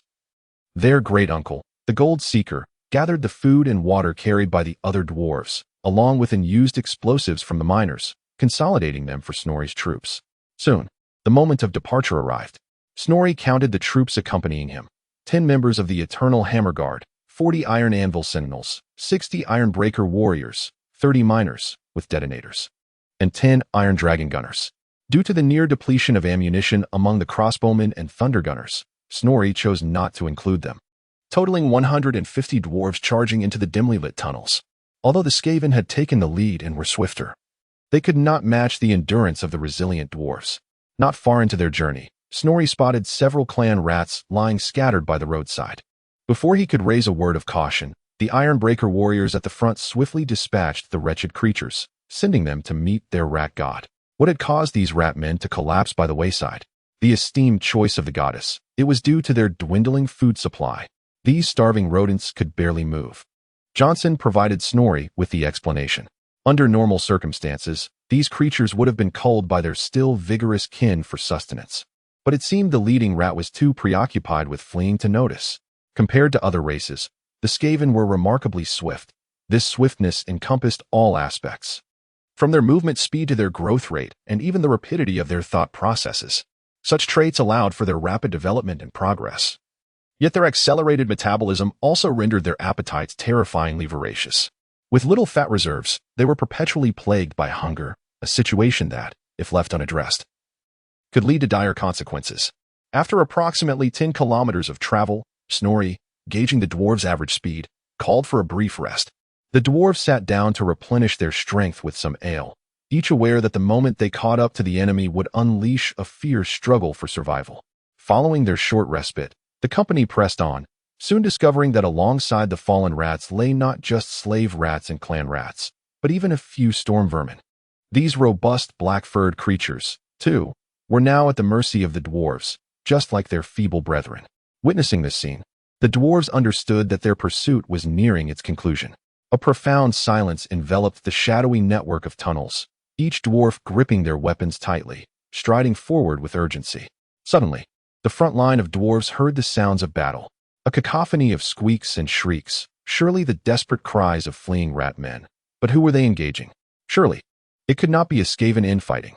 Exercising caution, Snorri adjusted the formation, positioning the Eternal Hammer Guard and Iron Dragon Gunners at the forefront. Feeling the runic energy within the ring on his middle finger surge anew, Snorri was confident that whatever lay ahead, he and his elite would withstand the initial onslaught. May the ancestral goddess bless us. Snorri took a deep breath and roared, being the first to charge around the corner of the tunnel. With a loud thud, something furry collided with Snorri's chest. In the dimness of the tunnel, there was no time for careful inspection. He raised his hammer and struck fiercely, with a squelch with a single utterance. Crimson and white splattered all over Snorri. Firepower suppression. As Snorri spoke, he activated the runes on his ring, unleashing a colossal fireball accompanied by 10 fiery tongues that illuminated the entire ley line network. Grateful for the occasional donations from the Night Lord collecting taxes, and the monthly votes from the Stout Bear of Black Bear Village, there will be additional updates tonight. I continue to seek votes, collections, and patronage. Chapter 45, Valentine. Within the confines of the narrow tunnel, the flames wreaked havoc, incinerating the clan rats huddled behind into charred remains. The rich aroma of roasted flesh wafting through the entire network of subterranean passages. Iron Dragon hand cannon. A resounding voice echoed from the other end of the tunnel. Youthful in its timbre. Those on that side, please halt your assault. Continuing to burn will only cost me my kin. Upon hearing this, Snorri raised his left hand, signaling for a ceasefire, though the Iron Dragon gunners remained poised, fingers still on their triggers, ever vigilant. As the flames illuminated the darkness, Snorri discerned figures on the opposite side of the tunnel. Their short and stout stature led him to deduce they were dwarves as well. Yet, Snorri was acutely aware that caution was paramount when confronting cunning and ruthless adversaries. Heavenly King covers the earth tiger. The pagoda subdues the river demon. Swiftly dismissing such thoughts, Snorri initiated conversation. I am Snorri Solson of the Drasklater clan, son of the supreme King Solgrin, the accursed and chosen of the mother goddess Valaya. Before he could complete his grand introduction, a voice interrupted from across. Ah, the youngest rune master of the Mountain Kingdom? I am Valentine, son of King Sarundin of Jafuba. You may simply call me Valentine, for I possess no such multitude of titles to boast. At this exchange, both sides of dwarves exhaled in relief, advancing towards the center of the tunnel. Snorri recognized that Jafuba referred to the Rapids Keep in the Dwarven tongue, the nearest significant fortress to Karazakarak. The relationship between the king of this fortress and the Supreme King had remained amicable, with intermarriages occurring generations prior, making it plausible for Snorri to claim a distant kinship with Valentine. Rapids Keep was the most mechanized of all dwarven cities, situated in a gorge carved by cascading waterfalls, and also the headquarters of the Engineers Guild, serving as a center of worship for their ancestor, the lesser deity Mogrim. This fortress had once succumbed to the Greenskin menace during the dwarves' dark age. The two princes, flanked by their respective guards, converged at the tunnel's heart. After confirming each other's identities, they embraced warmly. Let me calculate, Valentine said with a chuckle. My great-grandmother is your great-grandfather's sister, the aunt of the former Supreme King Oric. By lineage, that makes you my cousin.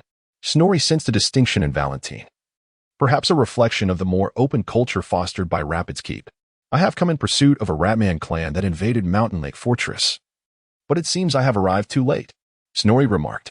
Oh, I see, Valentine replied, a look of realization dawning upon him. He produced a pouch of ale to share with Snorri, while his dwarven companions eagerly offered their provisions to Snorri's compatriots, with 10 members of the Eternal Hammer receiving special attention, as numerous dwarves from Rapids Keep endeavored to engage them in conversation. A few days ago, miners in our region reported the sporadic presence of ratmen underground. My father speculated that these creatures might have drifted over from Karakvarn, and he tasked me with leading a few brethren to eradicate them.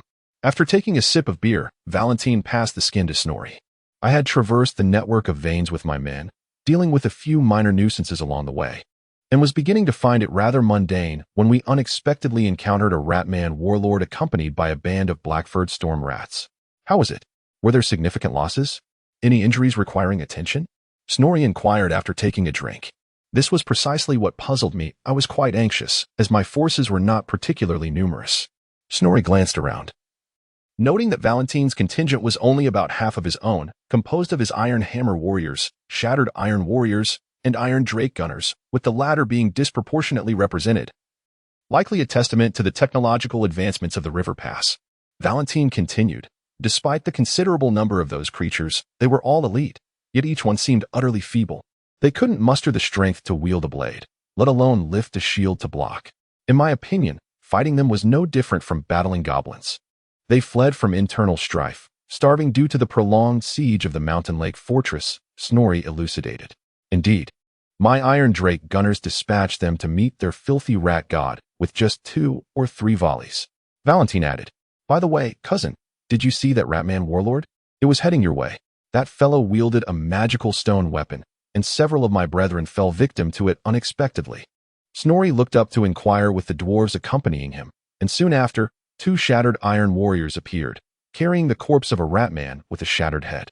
Master Snorri executed him personally, came the voice from beneath the helmets of the shattered iron warriors. Upon hearing this, the dwarves in the tunnel erupted in cheers. A toast to the goddess as chosen. A toast to the reckoning of hatred, illuminated by the flames of Valentine's men.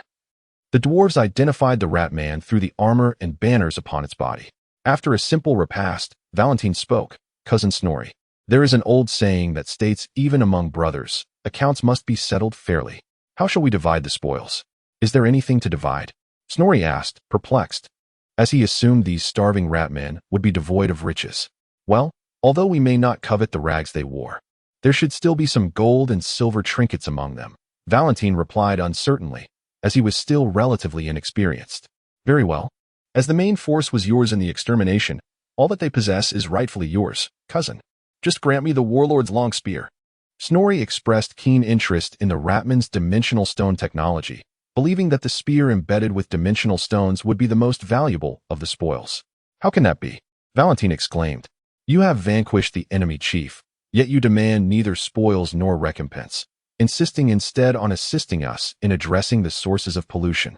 Although I, Valentine, may not be a grandiose dwarf, I could never commit such an act. I extend my gratitude to the contemplative musings of Plato, the serene beauty of snow-capped mountains at dusk, and the yearning for stars and the ocean. Chapter 46. The right system. Before Snorri and the dwarves he brought could utter a word, the dwarves of the rapids keep under Balandin's command erupted with enthusiasm. Truly the chosen of the goddess. How generous indeed. We cannot allow Jufba to suffer embarrassment. Is it so that the eternal peak possesses wealth while we of the rapids keep do not? It is settled then. We shall divide the spoils equally. Hearing the fervent cries of his subordinates, Balandin made a decisive choice. That magical stone spear shall be entrusted to you. Only someone of your mastery over runic power can handle the contamination wrought by the magic stone. The dwarves referred to the dimensional stone as a magic stone, a crystalline substance of chaotic magic, potent yet wildly uncontrollable, capable of corrupting all that surrounds it. It could be likened to nuclear fuel. However, the ratmen exhibited a formidable immunity to the radiation of the dimensional stone. They not only harnessed the dark magic driven by the dimensional stone but also employed various methods, both internal and external, to directly derive longevity and enhance their magical prowess. Typically, only the Grey Prophet and the engineers of the Scully clan could wield dimensional magic. The former resembled traditional wizards, while the latter utilized magical energy through a more scientific lens, their techniques akin to those of dwarven runic blacksmiths. In contrast to dwarven technology, the ratmen's magic-fueled advancements resolved all energy dilemmas directly with magical nuclear fuel. The remaining challenge lay solely in how to channel this power. For other races, dealing with the pollution caused by the radiation of the dimensional stone proved troublesome, and the stone itself was akin to a hot potato. Dwarves generally inscribed runes to seal it away. After a brief respite, the dwarves on both sides scavenged the corpses of the ratmen, uncovering approximately 4,000 gold coins. While other inconsequential equipment and useless debris were incinerated alongside the ratmen's remains, the ratmen harbored a plethora of peculiar bacteria. Without high-temperature incineration, they could potentially contaminate water sources or even incite plagues. Amidst the flickering flames consuming the ratmen's bodies, the dwarves bid a poignant farewell. Currently, Carag Vane is governed by my elder brother, Nom the Skullbreaker. Snorri spoke, revealing his plans to reconstruct the mountain fortress and recruit settlers to mine the resources. Perhaps your esteemed realm could engage in trade with us? Snorri articulated diplomatic overtures. In his perspective, the advanced technological prowess of the Rapids Keep would undoubtedly expedite his brother's reconstruction efforts. Indeed, Balandin responded. Our intermittent control over the Mountain Lake Fortress has significantly hampered our development due to the lack of a stable supply of meteorite iron. He appeared quite exhilarated. Naturally, I have long been aware of the prosperity and advanced technology of the Rapids Keep. It would be most enlightening to witness it firsthand. Balandin vocalized what Snorri had in his heart, for he had always believed that technology was the foremost productive force. Oh, is that truly the case? Upon hearing Snorri's reply, Balandin was genuinely astonished. Your willingness to come is indeed beyond my expectations. The runic blacksmiths, as custodians of traditional craftsmanship, have always been at odds with the engineers representing emerging technologies. It has been quite some time since a rune master was willing to visit Zafuba. His tone was filled with excitement. In my perception, Snorri pondered his words, asserting that whether it be new technology or ancient tradition, anything capable of augmenting the strength of our dwarven kin and aiding in the revitalization of the Mountain Kingdom is worthy of study. He deliberately lowered his voice, ensuring only the opposite Valentine could hear him. Upon hearing this, Valentine nodded. As a native dwarf, even living in a relatively open citadel. He required a moment to digest such a statement. "I hope it is not presumptuous of me to ask, is this your sentiment?" Valentine inquired quietly. "For the time being." "It is indeed my sentiment," Snorri replied. "Very well, Master Snorri, my father Sarundin will surely be delighted by your visit." Valentine raised his voice, ensuring all the dwarves in the tunnel could hear him. On the return journey, the dwarves under Snorri's command shed the solemnity they had displayed earlier. Each face radiated with the joy of victory. Snorri, while walking, toyed with the dimensional stone spear in his hand. As he began to feel the discomfort of sore feet, a voice suddenly echoed in his mind. Upon hearing this, Snorri became exhilarated.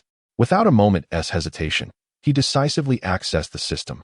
Discovering that the original functions for forging weapons and runes had been replaced by a series of sacrificial options. The skill panel had not changed much apart from an additional skill point earned from victory in battle. As Snorri ambled along, he studied the sacrificial content. The primary recipients of the sacrifices were the ancestral gods of the dwarves and a select few renowned heroes, such as the Supreme King Hrothgar the Starbreaker, who had vanquished the Elven Phoenix King Kaeldr II. The sacrifices were categorized into 3 tiers based on the status of the recipient. The lowest tier comprised the Great Ancestors, for whom there was but one choice, to summon their spirits to descend upon the mortal realm. These spirits could offer counsel to Snorri or aid him in battle. The second tier included lesser ancestral deities, and the sacrifices for them were divided into 3 levels. The second level enhanced Snorri's abilities within the dominion of that ancestral deity. For instance, Mogrim could impart the knowledge of crafting a particular device. The highest tier of sacrifice could directly bolster the capabilities of Snorri's faction in specific aspects, such as research speed or personnel proficiency. The sacrifices to the 3 main deities were more intricately graded and produced more potent effects, with the extent of influence controlled by the amount of offerings made. Taking the mother goddess Valaya as an example, the lowest level could inspire a battalion with courage in battle, granting them psychological immunity, while higher levels could purge chaos from an area or enhance the fertility of an individual dwarf, a city, a faction, or even the entire dwarven race. Chapter 47. The Revival Points. Observing the formidable effects of the rituals, Snorri was filled with exhilaration. He promptly began to examine the requirements for conducting these ceremonies. The prerequisites for the rituals were not livestock such as cattle, sheep, or pigs, nor were they rice or ale, but rather a form of points designated by the system as revival points. These points could be accrued through various beneficial actions for the dwarven race, such as settling grievances, reclaiming strongholds, enhancing the satisfaction of kin, bolstering the influence and unity of the race, spreading the faith of the ancestral gods, and purging chaos and corruption, all of which could yield varying amounts of points. In essence, the aspiration for the grand revival of the race, the endeavor to substantially enrich both the material and spiritual wealth of the kin, could earn 1 revival points as encouragement. However, Snorri also discovered that the ultimate rituals for the 3 principal deities required not only a substantial amount of revival points but also additional prerequisites. The Valaya ritual necessitated the reclamation of Karak 8 Peaks, home to Valaya's original temple. The Grimnir ritual required the unification with Karak Kadrin to seize control of the largest butcher shrine in the Mountain Kingdom to conduct the ritual for the father god Grungni. One would need to be crowned as the Supreme King. How many revival points do I currently possess? Snorri pondered while manipulating the system. He noted that during the system upgrade, the points accrued from his actions had been counted as well.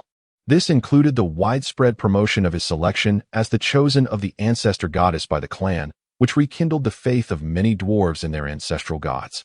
The free ale festivities and banquets following his ascension as a rune master, which improved public order and kin satisfaction. And his recent command in defeating the Greenskins and Skaven to reclaim Karak Vorn, personally slaying their leader. Despite the fact that many of these positive impacts were indirect or collaborative with his brother, Snorri had amassed just over 500 revival points. While this sum was modest, it was sufficient to perform a mid-tier ritual, and Snorri felt quite content, recognizing that this was merely the beginning. Suddenly, Snorri noticed a digit increase by 1, which further delighted him. Upon reviewing the details, he realized this growth stemmed from the indirect promotion of the faith in the ancestor goddess through the spread of his exploits. With this revelation, Snorri concluded that juggling both warfare and divine advocacy might indeed be a prudent choice. At the entrance of the tunnel stood 2 dwarven warriors, leaning against the stone with their battle axes, dozing off. Upon hearing the footsteps of the approaching party, they shook their heads and opened their eyes. Seeing their kin at the gate, axe in hand, and wearing a tense expression, Snorri felt a wave of relief wash over him. He had been concerned that a fearsome greenskin awaited him at the tunnel's mouth. As he began to express his thoughts, he noticed the dimensional stone spear in his left hand, and the fate of the Skaven was all too clear. The latter part of his sentence was swallowed back.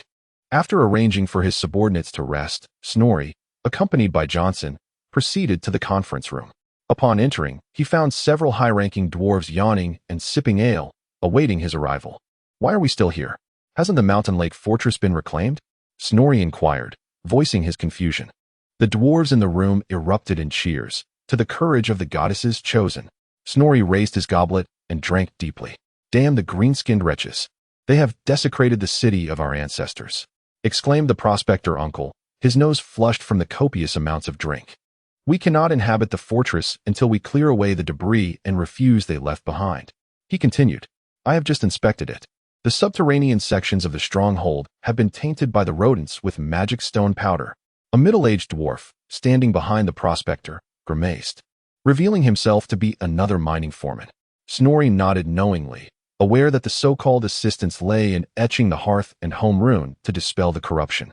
This rune, created by the ancestral goddess, was the first learned by every rune blacksmith during their apprenticeship. When struck upon the battlefield, it would evoke pride in dwarves for their families, ancestors, and stronghold, instilling fearlessness in their kin. However, this was not its primary function.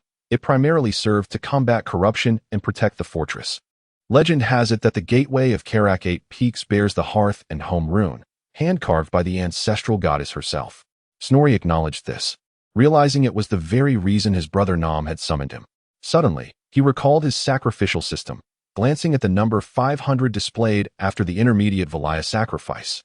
Inspiration struck him.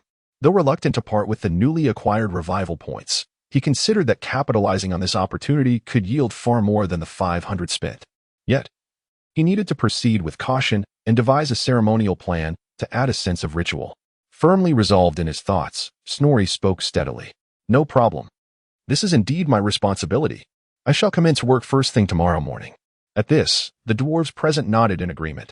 "Everyone disperse. Tomorrow we continue clearing away the refuse left by the green-skinned ones." Nom yawned widely, preparing to rise. "Ha ha ha. Good, good. Good night, everyone." Snorri smiled, concealing his sentiments slightly, and led the way in standing. "Be sure to wake me early, at 7, not 6. He instructed Balin, anxious not to miss the messenger's departure. "Thank you all for your continued support and encouragement. A heartfelt message after writing 100,000 words in a month. I have gained much insight. Choosing such a niche subject was initially driven by my interest, but it is your support and recognition that have fueled my perseverance. I am grateful to every dear reader. I am particularly thankful to my fellow authors who provided invaluable suggestions and feedback during my creative journey. For someone who has read little web literature and has not experienced climbing the ranks, grasping the structure and flow of creation is quite challenging. Your feedback and engagement have allowed me to rectify my earlier missteps, especially a fellow author of the same genre, an eagle made of sand outside the window, who offered me precious support and guidance from the very beginning of my writing endeavor. I extend my most sincere gratitude to him. The heartfelt reflections on Warhammer Dwarfs amount to 100,000 words. I am currently in the process of transcribing them. Kindly hold on for a moment. Once the content is updated, please refresh the page to access the latest revisions. Chapter 48. The Oracle. Early the next morning, Barain promptly roused Snorri. Having remained on logistics and not engaged in battle, he was not overly fatigued, and thus fulfilled his duty admirably. Stretching languidly, Snorri rose. The exhaustion from the previous day's endeavors had swiftly ushered him into slumber, but he was reassured that once the first step was taken, the initiative of time would rest in his hands. With the threat of the fleeing ratmen alleviated, the dwarves finally relaxed and enjoyed a sound slumber. Thanks to Snorri's deliberate early rising, nearly all of his kin remained ensconced in dreams. Observing this scene, Snorri nodded in satisfaction and ambled up to the watchtower, aware that atop the tower was a rune amplifier for signaling.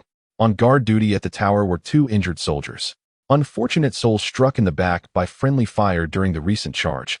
As their wounds had yet to heal, they found it uncomfortable to sit, and leaning against the wall was equally distressing. Thus they rested upon the railing. Upon noticing Snorri's ascent, they greeted him warmly. "You rise quite early. Esteemed chosen of the goddess, we commend your courage and strength. May the ancestral goddess bless us. After a brief exchange, Snorri grasped the rune amplifier. Though it struck the two dwarves as somewhat peculiar, they did not hinder him. Kinsfolk. Snorri cleared his throat and addressed the amplifier. I have an important announcement to make. Hearing his voice echo throughout the outpost, he paused momentarily.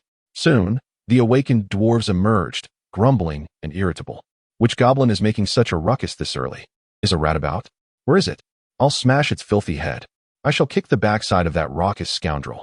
Upon seeing that it was Snorri, the chosen of the goddess, wielding the microphone, their curses subsided, although the elder bearded dwarves continued to mutter.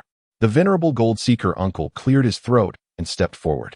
Snorri, my boy, after all the toil our kin have endured, is there not a matter that could allow everyone a proper rest?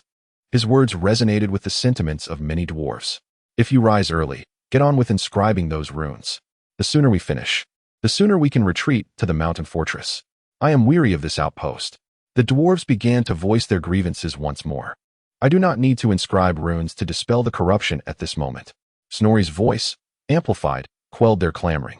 Last night, the ancestral goddess bestowed upon me a divine revelation.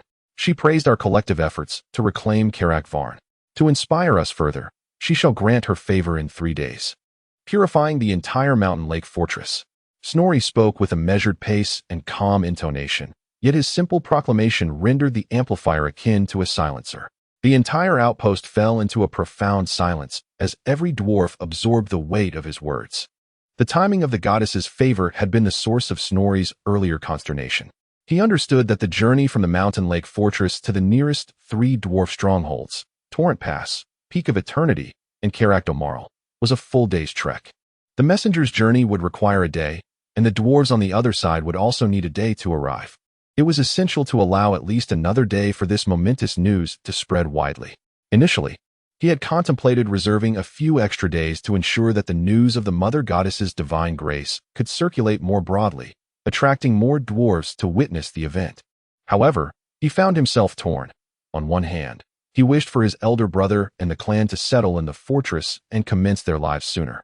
While on the other hand, he worried that if the goddess's grace required preparations extending 7 to 10 days, it might sow seeds of doubt among some clan members. After a long silence, the gold seeker uncle murmured, "Is what you say true? Can each of us witness this divine miracle with our own eyes?" Certainly. It was the mother goddess herself who spoke these words to me. Upon finishing, Snorri confidently set down the microphone and descended from the watchtower. He understood that, in matters of such significance, the simplest language could yield the most profound effect, and his calm demeanor instilled unwavering belief in the dwarves. As he descended the tower, the dwarves erupted into fervent discussions and cheers. Good heavens! The ancestral goddess truly watches over us. Praise be to the chosen of the revered goddess. We have surely come to the right place at the Mountain Lake Fortress. Do not rush, young ones. The gold seeker uncle interjected thoughtfully.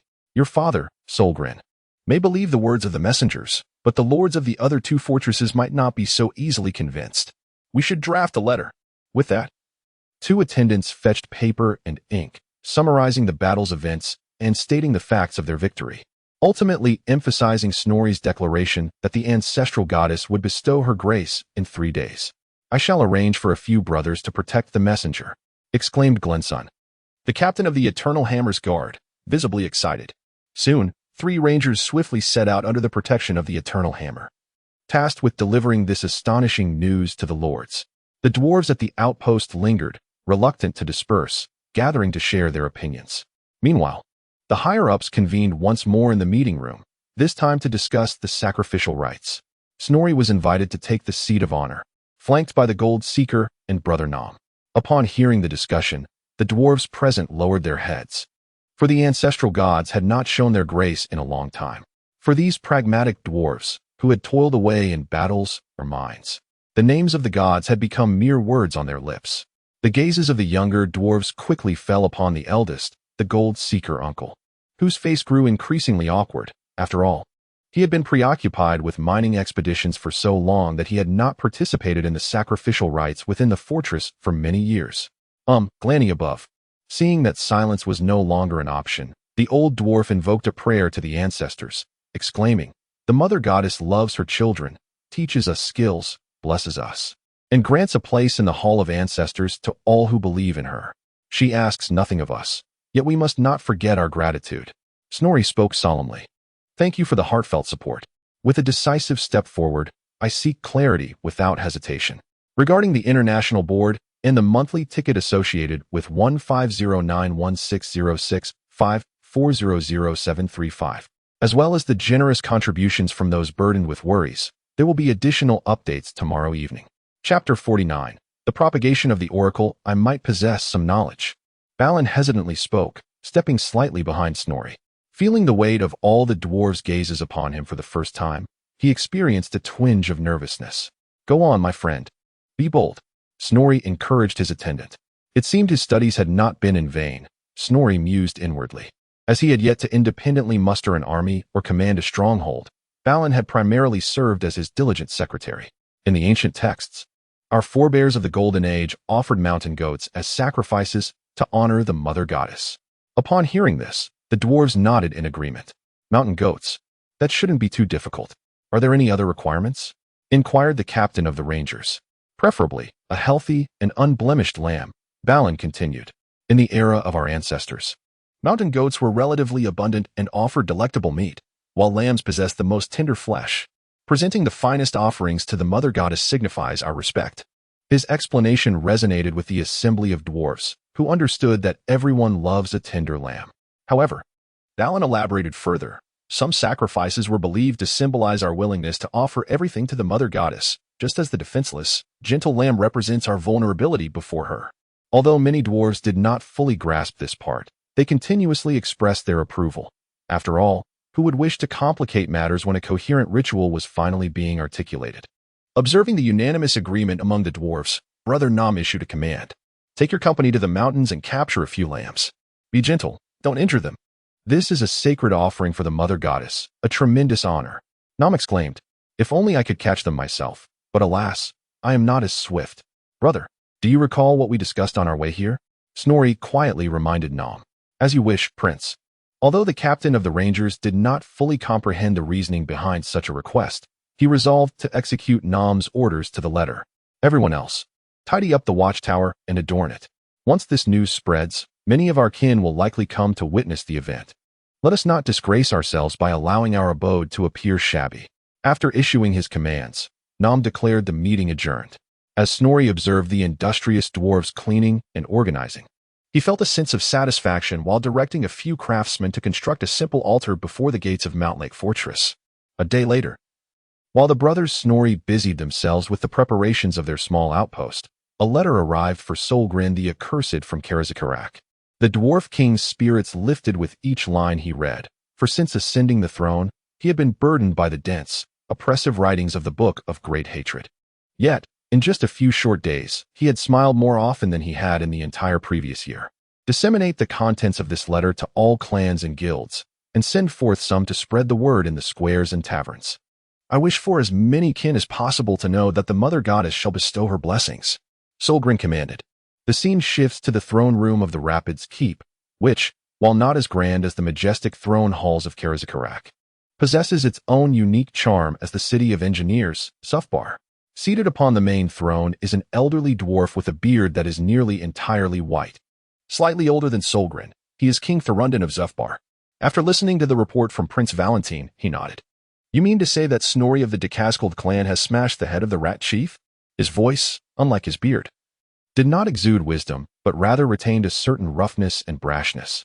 It appears he is not a coward favored by the mother goddess, but rather a true warrior. Thorundon nodded in agreement. "Do you think that gnome can hold the Mountain Lake Fortress?" inquired a robust, middle-aged dwarf seated to Thorundon's left. The chieftain of Zufbar's second-largest clan, currently serving as the internal affairs officer of the keep. "I have encountered that little rascal a few years back. He safeguarded a merchant convoy that passed through here. He sought my counsel on a few techniques and showed that he possesses considerable skill. I believe he will suffice." King Thorundon nodded. "I received word recently that the little bearded one is to be wed. Speaking of which, Valentine, you must do me proud. If..." Just as King Thorundon was about to continue, a hammer-wielding guard burst in to relay a message. "Everyone, we have a messenger from Karakvarn. Make arrangements for our distant brethren's lodging and meals." We must not let them speak ill of our hospitality. The internal affairs officer interjected. Accompanying them was an eternal hammer guard. They say the message is of utmost importance. The hammer guard added. President, commanded King Thorundon. Greetings to you, King Thorundon of Zufbar. The eternal hammer guard entered, thumping his chest in salute. Master Snorri conveys the mother goddess's decree. She shall bestow her divine grace upon Karak Varn in 3 days. Chapter 50. The observers, the mother goddess has not forsaken her children. Your Majesty, may I kindly request a few days' leave?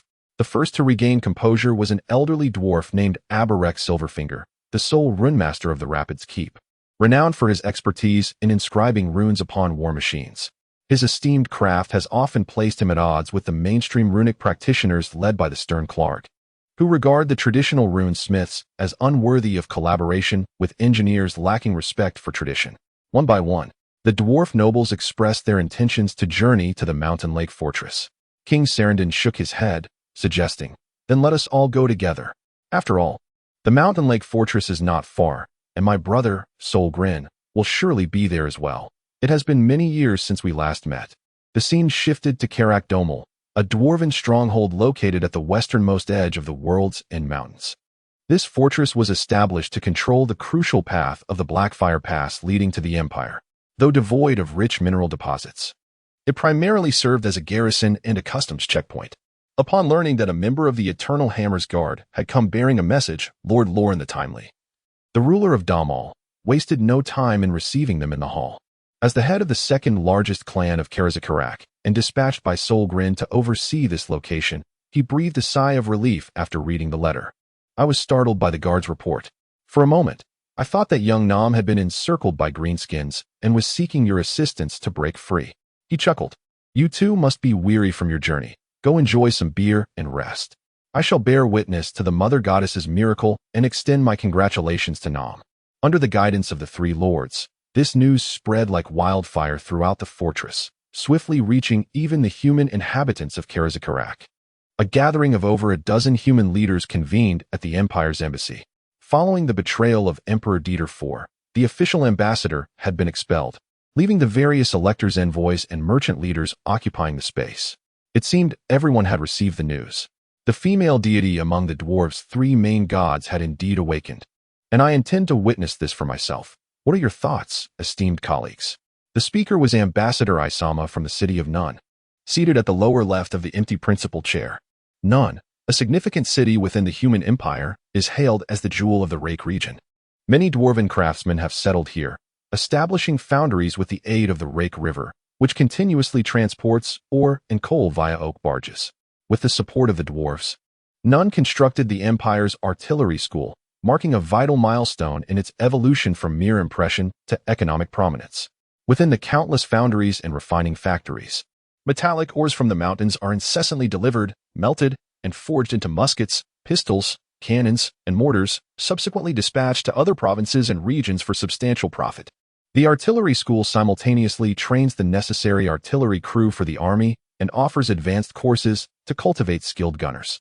Nun serves as a vital transportation hub and a bustling trade center, with dwarves continuously shipping a myriad of goods from their mountain fortresses, while affluent southerners, such as the people of Tyler, flock here to engage in commerce. Consequently, Nun holds greater significance for the dwarven kingdom, and the ambassador stationed at the Eternal Peak possesses a higher rank. I must say, it seems that the current Supreme King, His Majesty Solgrin, is perhaps being driven to hysteria by hatred. A human made this remark. It has been countless years since their ancestral deities have manifested, possibly dating back to the era of Sigmar. He lifted a cup of coffee from the table, took a sip, and continued, fearing that they may have already been dismembered by the blood god. The Lord of Joy likely does not take pleasure in such matters. Hush, quiet down. Isama hastily reprimanded the ambassador for his folly. Thanks to that foolish pig, the dwarves have grown increasingly displeased with us lately. If they hear you, it will be noted in the Book of Hatred, and no one will come to your aid. Upon hearing this, other humans nodded in agreement. In this world, most beings hold a profound respect for the unknown and the divine. I intend to go as well. This time, it was a wealthy merchant from Malenberg who spoke, adorned with various jewels and gold, many of which sparkled with runic glimmers. Regardless of the veracity of the Mother Goddess's blessings, It is a fact that our dwarven friends have regained control of the Mountain Lake Fortress. His beer belly jiggled as he spoke, not to mention the vast deposits of meteoric iron in Blackwater Lake. Just the fact that Prince Nam is the eldest son of the Supreme King and a formidable contender for the next Supreme King makes my journey worthwhile. Ha. You rotund fellow are thinking too far ahead.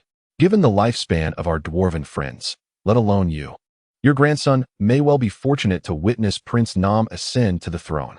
This time, it was Ryan Cartney, the renowned mercenary leader of the Human Empire, who spoke. He and his elite swordsmen provide armed protection for any trading caravans intending to venture into the Dwarven Mountains or pass through the Blackfire Pass, maintaining cooperative relationships with the others present. In my view, visiting Master Snorri is of utmost importance. The master-level flying rune he possesses has been increasingly exaggerated among the dwarves. Yet its true efficacy must be remarkable. If the price is right, I would very much like to acquire one. Although the desires of the humans present varied, they swiftly reached a consensus to journey to Mountain Lake Fortress together, dispersing after agreeing to set off the following day. On the night of the third day, observing the Rangers' Hall, Snorri smiled with satisfaction. Before him lay 2 complete and healthy lambs and a robust ram. The thought of soon being able to walk unaided brought a broad smile to Snorri's face, though to the surrounding dwarfs. This favored choice of the goddess appeared to be expressing satisfaction with the offerings. Snorri retrieved 200 gold coins looted from the bodies of ratmen as a reward for the ranger captain. Despite his continuous assertions that serving the goddess was his honor, the pressures of life compelled him to accept the sum. Rangers are often dwarfs without fixed trades, facing relative economic hardships. Meanwhile, the dwarfs and humans from the surrounding fortresses gradually arrived, and the garrison stationed at the outpost accommodated them in the newly established temporary camp. This culminated in a momentous event as the throne of power, borne upon the shoulders of 4 dwarfs, emerged at the network's entrance. The King of the Mountains has arrived. Chapter 51. The miracle. The brothers Snorri had anticipated their father's personal presence to witness the forthcoming miracle. Thus, over the past 3 days, they had undertaken a modest renovation of the Watchtower's conference room to accommodate the throne of power. Dwarven leaders from various fortresses gathered in anticipation of their supreme king. This time, as it was not a campaign to settle old grudges, Solgren arrived unarmed and without the Book of Grudges, donning only the crown of the carriage drakes. You have done well, displaying both courage and a measure of strategy. He offered a brief commendation to Nam, before shifting his attention to the main protagonist, Snorri. The Mother Goddess's descent of divine grace is assured, is it not? Solgren inquired, voicing the concern that weighed heavily on every attendee's heart. I swear upon my honor and my beard, the ancestral goddess has informed me that she will bestow her divine grace tomorrow morning, cleansing the corruption that has tainted Karak Varn. Though this news had been previously conveyed in letters, the resounding affirmation from Snorri's lips ignited jubilant cheers among the dwarves.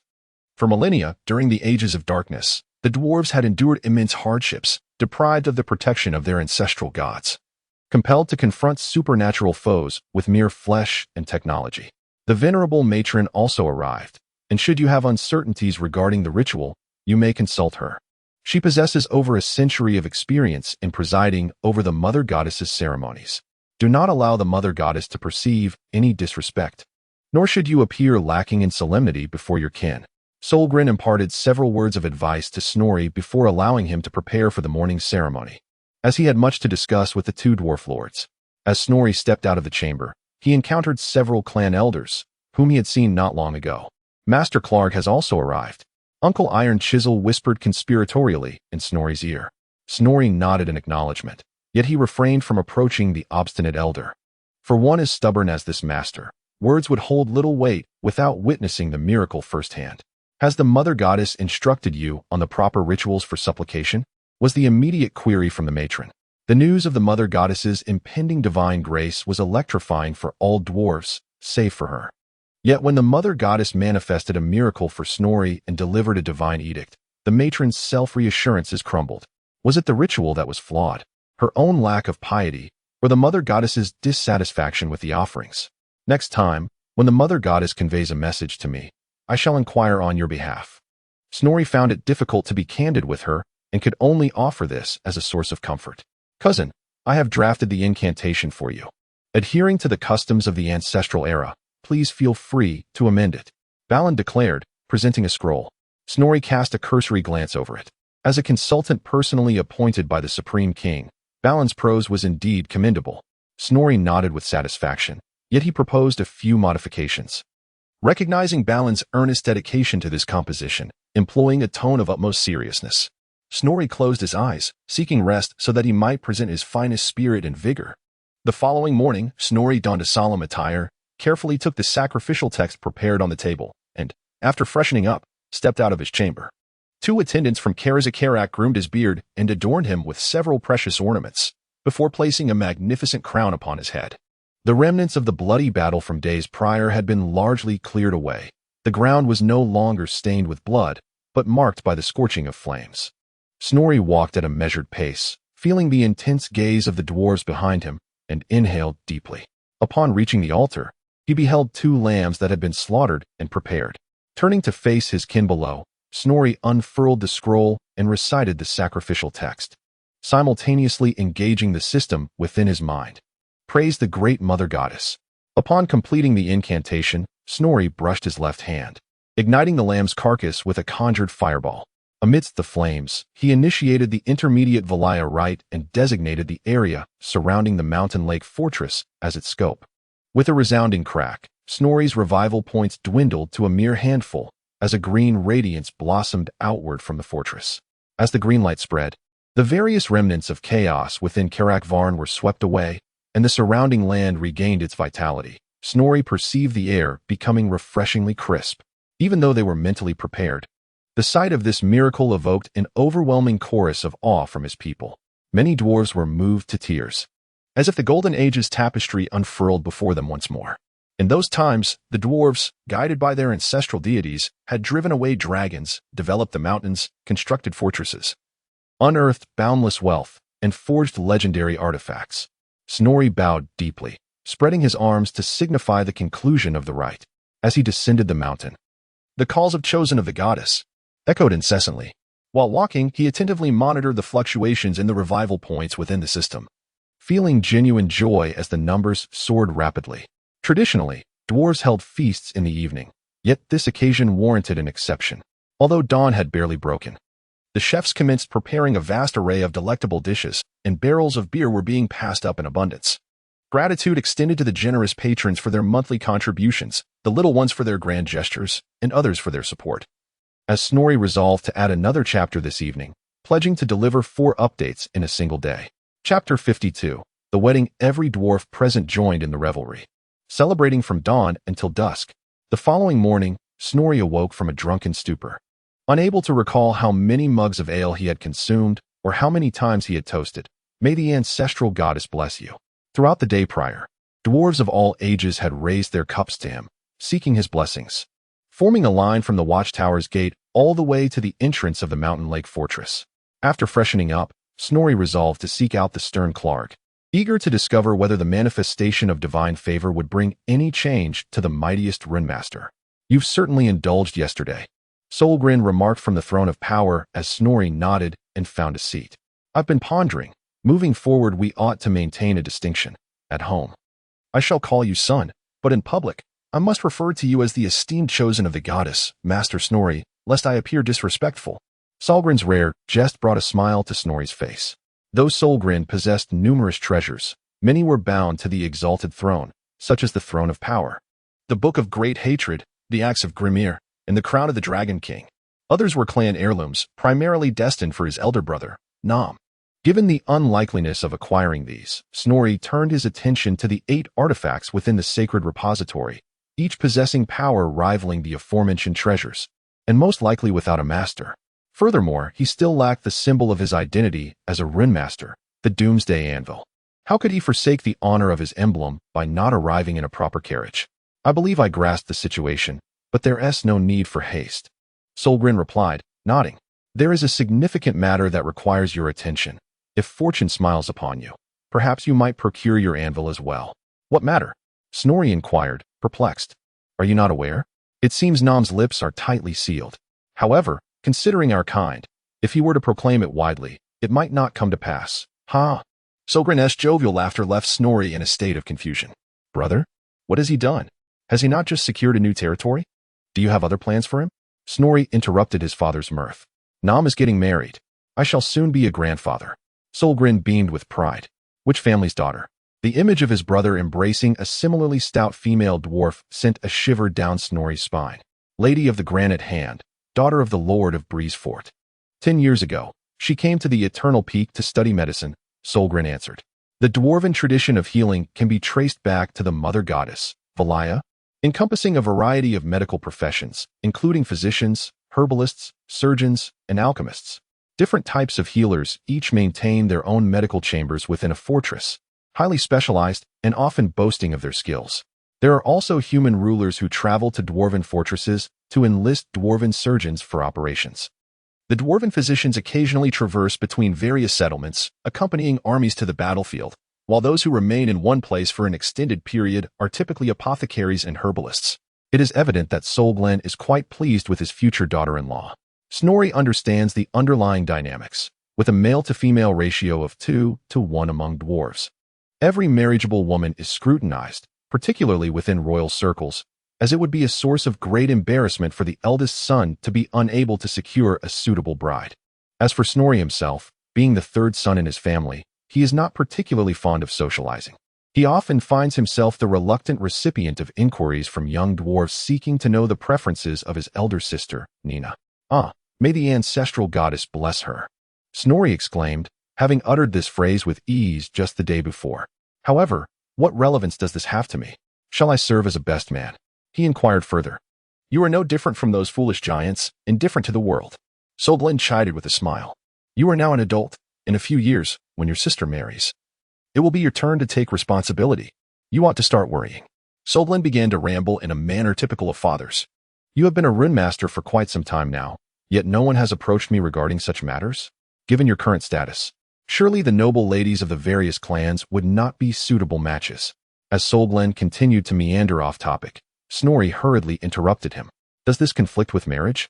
Solglen was reluctant to concede, muttering a few more words before steering the conversation back on course. As the only younger brother of Nolm, you must attend to the wedding. Attend to the wedding? Snorri repeated, perplexed. Where to? The Hall of the Physicians' Guild? Chapter 53, Etiquette and Trade Routes Geography, is indeed commendable. Solglen nodded. Caraquin Keep is situated at the far western edge of the Grey Mountains, nearly reaching the coastline. This journey can be described as a considerable expedition.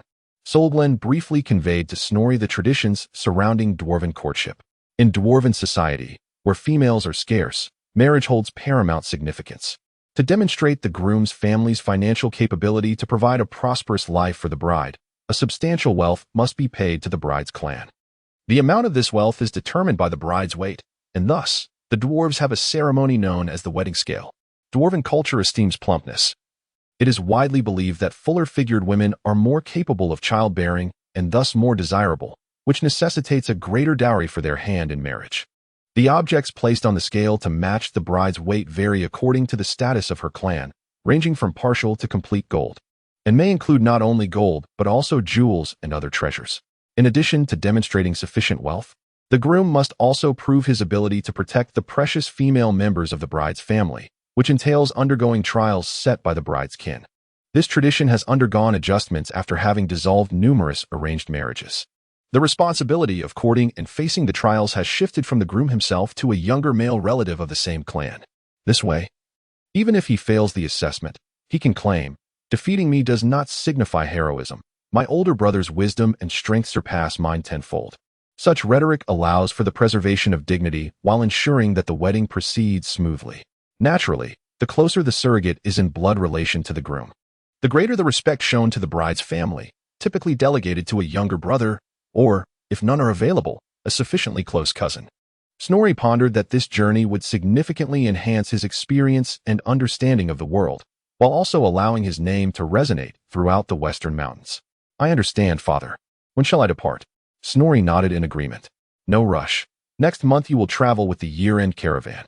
By then, your warhammer should be forged. For this journey is bound to encounter some turbulence. Solglen replied. Solglen the burden-bearer is a wise and exalted king, fully aware of the significance of trade. Beyond the traditional routes leading to Karak Kadrin, the River Pass, and Barakvar, as well as the commercial pathways of the Empire of Nerd, the reduction of middlemen has significantly augmented the dwarves' trade revenues. However, with the fall of the vital stronghold of Karakate Peaks. The risks and rewards of this trade route remain substantial. Ultimately, Solglin restructured the geomantic network, eliminating the goblins and Skaven that plagued it, thus reopening the trade route that extends from the Black Mountains to Karaquin Keep at the terminus of the Grey Mountains. Procuring goods from the Peak of Eternity necessitates relying on merchants from various fortresses, which is time-consuming, laborious, and fraught with danger. With the steadfast support of Solgren, an armed caravan departs annually from the Pinnacle of Eternity, making its way directly to Breezewind Fortress. This caravan halts at every stronghold along its route, benefiting from the protection of troops organized by the Supreme King, ensuring a high degree of safety. Along the way, other merchants join the caravan, thereby bolstering its strength. This remarkable level of security allows for various activities involving valuable goods and important correspondence to be conducted alongside the caravan. Such caravans not only stimulate the economy of the entire Mountain Kingdom, but also enhance the influence of the Supreme King, Solgren. Just a few days ago, the envoy who agreed to the betrothal arrived at Breezewind Fortress. Initially, the granted hand was rather reluctant to see his daughter wed so far away. It was your celebration banquet, hosted by the Rune Master, that empowered the envoy, who was granted the final decision, to make up his mind, Solgren remarked. Then it seems our clan will need some time to prepare the gifts, Snorri interjected. I also promised Valentine I would visit Jubufale. Valentine? He is indeed your cousin. I must say, I am surprised you are willing to venture to the Rapids Pass, Solgren responded. Isn't it true that you rune smiths typically do not get along with the engineers? The Supreme King inquired. Well, I am different from them. Snorri pondered before expressing his thoughts candidly. Whether it is new technology or age-old traditions, anything that can strengthen our dwarven kin and assist in revitalizing the Mountain Kingdom is worthy of our study. Snorri reiterated his sentiments about Valentine. Ha! Solgren laughed heartily indeed. You are my son. If only Master Clark could grasp this notion. I fear even if Mogrim were to descend to the mortal realm, he would fail to persuade him. By the way, why does Master Clark harbor such disdain for me and our clan? Snorri asked, voicing a long-held curiosity. Who does he not regard poorly? Solgren muttered. This matter dates back a millennium. I only know the outlines. Taking a sip of beer, Solgren began his tale. It is unclear whether the technological advancements pursued by the Supreme King at that time angered Clark, or if Clark's reduction of support for the runesmiths in warfare compelled the Supreme King to pursue technology instead. Regardless, as our technological evolution progressed, the support we received from him dwindled, creating a vicious cycle that forced us to further develop technology, ultimately leading to a deadlock. Then why did he take me as his apprentice? Snorri continued to inquire.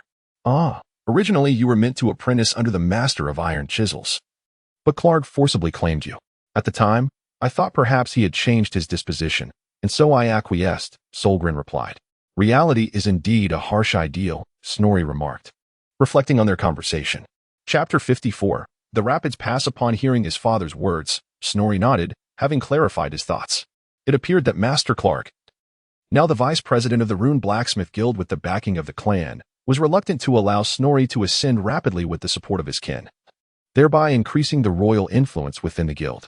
Nevertheless, from his recollections, Snorri understood that although Master Clark had not provided him with extensive guidance, he had diligently imparted the fundamental knowledge, adhering to his principles as a steadfast dwarf.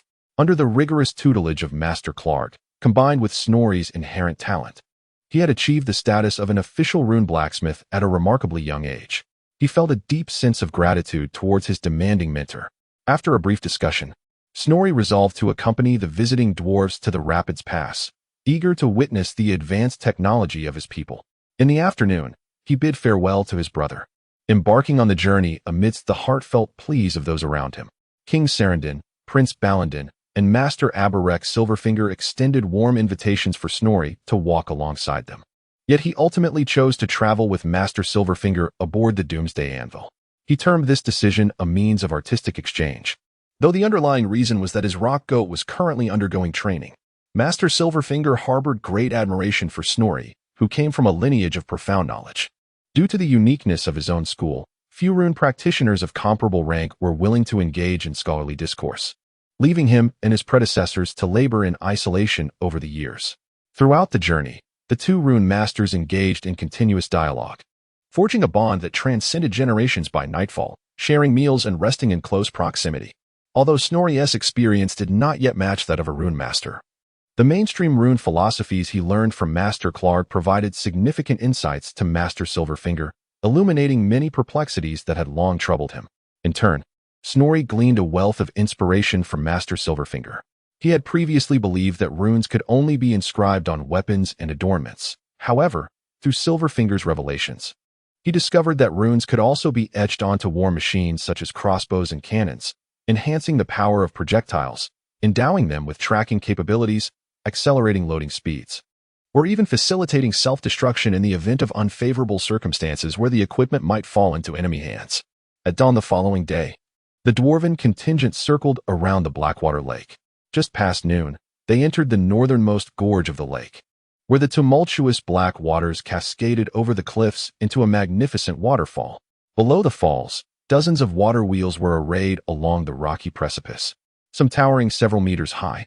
Gears, chains, and pulley systems creaked incessantly, driving the distant forging hammers and crushers, while stone aqueducts and conduits ingeniously channeled the water towards cooling tanks and smelting facilities. Iron bridges and stone portholes adorn a fountain of steam, with numerous cannon barrels protruding from embrasures, silently surveying the entrance to Zafuba. Steam and smoke rise from countless boilers above, coalescing into a dense cloud that hovers over the canyon. As it cools and descends, the thick moisture in the air condenses upon the beards and armor of the dwarves. A winding path ascends along the southern rock face of the canyon, with a spiraling staircase carved into the mountainside and an arched bridge with low railings spanning the chasm. Below them, Zafuba glimmers amidst the humid air and radiant crimson light. At the canyon's base, a long staircase spirals towards the northern main gate, passing numerous fortifications. The news of the approaching company had already been relayed to the gatekeeper by the watchtower. With a low rumble underfoot, the water flowing through the sluice was redirected, heavy iron bolts and granite locks disengaging, as the massive gates slowly opened under the influence of gears and chains, eventually merging into the flanking rock faces. Flanking the door were the customary giant ancestral sculptures, the left depicting the father god Grani and the right representing Magram, the engineered deity revered by the dwarves of the raging torrent. Moments later, a solitary dwarf appeared behind the gate, standing before the towering entrance that was 5 times his height, yet he did not appear diminutive. He hefted his battle axe upon his shoulder, blocking the path of the procession. Balandin stepped forward, announcing, "Who seeks entry into Zafuba?" The gatekeeper inquired from a distance, "Who approaches?" "We welcome the return of His Majesty and his esteemed guests," Balandin replied. The gatekeeper stepped aside upon hearing this. As the ranks of dwarves continued their advance, they passed beneath a stone door of similar height to themselves, adorned with runes and ancestral visages. According to Balandin, this was the oldest stone in the fortress, nearly as ancient as the legendary ancestors, and the dwarves of the raging torrent believed that should any unwelcome guests attempt to pass through it, it would shatter and come crashing down upon their heads, sealing the entrance. Each clansman was relieved that this rumor had yet to be tested. Soon, the dwarves entered the hall, a narrow, low passage illuminated by countless lanterns placed within niches spaced every few meters. The walls were carved into crenellations, with 3 tiers on each side, as thunderous gunners patrolled the long battlements. Cannons and other war machines standing ready to unleash a deluge of metal upon any foes attempting to breach the gate. This vigilance was necessitated by the fact that the raging torrent was situated at the periphery of the mountain kingdom, frequently beset by various assaults. Beyond the hall, the interior of Zafuba extended into countless tunnels to the north, east, and south, a labyrinthine system of passages intricately interwoven. Here, at the heart of the underground city, the straight walls appeared solid and reliable, adorned with runes and reliefs that silently narrated the tales of the ancestors. The hall opened into several galleries that overlooked the dining hall, armory, reception room, and forging hall. Snorri was escorted to a resting chamber located in the upper levels of the fortress, where he would deliver a speech at the welcoming banquet that evening. According to the arrangements made by King Sarandon, Snorri will embark on a visit to the Rune Blacksmith Guild at the Rapids Gate early tomorrow morning, followed by a tour of the local armory. An additional update will be provided in the evening. Chapter 55. A Miracle Revisited. As Snorri lay on his bed, a broad smile spread across his face upon witnessing the resurgence points surpassing 3 digits, totaling over 1,000. The miraculous event rekindled the faith of nearly all the dwarves present in their ancestral deities, significantly enhancing public order and the satisfaction of his kin.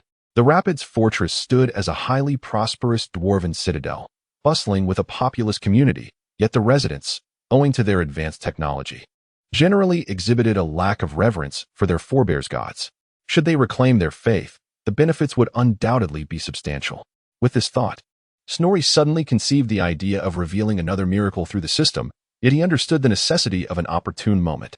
After briefly closing his eyes for rest, the sound of knocking at the door jolted him awake. He swiftly prepared himself and exited the room, accompanied by 2 hammer-wielding sentinels. He descended towards the grand hall of the Rapids Fortress. Upon entering the hall, the dwarves erupted in a chorus of cheers. A quick glance revealed that a considerable number of them were high-ranking individuals who had witnessed the miracle at Mountain Lake Fortress. With the lingering aura of the goddess's miracle and being the first runemaster to visit the Rapids Fortress in nearly a millennium, Snorri received an exceptionally warm welcome. Almost every prominent dwarf in Jufuba had gathered, a stark contrast to the 1/5 vacancy at the banquet held in honor of his ascension to runemaster in the Grand Throne Room. Snorri was seated at the left hand of King Sarandon, beside Master Aberic Silverfinger. The 2 dwarves opposite them, identifiable by their intricately designed monocles and the scent of machine oil wafting from their attire, were evidently local engineering masters. Snorri recalled that these 2 had not accompanied the team to Mountain Lake Fortress. As the clock struck 7, King Sarandon rose to his feet. He began by expressing his welcome to Snorri's visit and extolling the blessings of the Mother Goddess. Suddenly, Snorri noticed the middle-aged engineering master seated across from him curl his lip in apparent disdain. This was Brock Dimension, the president of the Engineering Guild. Master Silverfinger also perceived this and discreetly warned Snorri, noting that the engineer's expression was far from pleasant. "Your Majesty, if your gathering is merely to announce such matters, I must excuse myself." Before Silverfinger could finish, Brock interrupted King Sarandon's lengthy discourse, asserting, "My research on rockets is at a critical juncture. I cannot afford to squander time here." Rising, Snorri observed that this engineering master had lost his left arm, replaced now by a prosthetic glimmering with the sheen of meteorite. King Sarandon's countenance darkened, his already volatile temper visibly shaken by the interruption and the loss of face before the esteemed choice of the goddess. The Prince of Eternal Peak. It seemed the rift between clans and guilds was not unique to Eternal Peak, Snorri mused, sensing that his opportunity was at hand. Science is the only true truth. If the ancestral gods truly possess power, what purpose do we have for the flame cannons? Brock, feeling unfulfilled, continued to speak brazenly. This provoked discontent among the other dwarves in the hall, particularly those who had witnessed divine favor at the Mountain Lake Fortress, and they began to voice their objections loudly. "Brock, your disrespect towards the ancestral gods will invite divine retribution. By Mogram, last time, you lost a hand. Next time, it may very well be your head.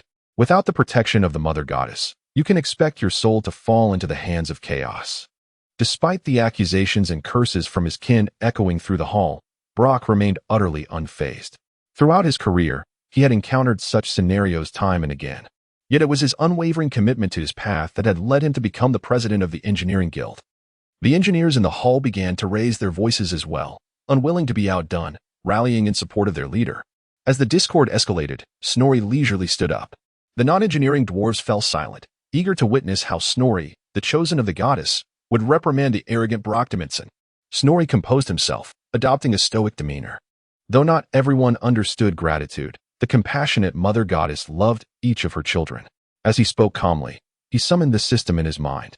He was aware that one aspect of the Valaya ritual granted allies the effect of vitality. After a brief moment of contemplation over whether to expend 500 revival points for a permanent effect or 100 for a temporary one, Snorri ultimately decided on the permanent application of vitality, targeting the boastful Brock.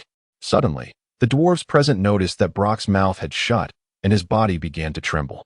Before anyone could react, a green light erupted from within him. The hall was plunged into an unprecedented silence as everyone speculated on what was occurring with Brock. After a long pause, Brock Dimension finally spoke, trembling, "By the ancestral goddess." He shook his head vigorously, moving his limbs. With a vacant stare, Brock collapsed into his chair, his lips quivering for a time, yet he could not articulate coherent words, only managing to mutter incoherently. The unwavering beliefs he had held for over 2 centuries were shattered by this direct manifestation of divinity.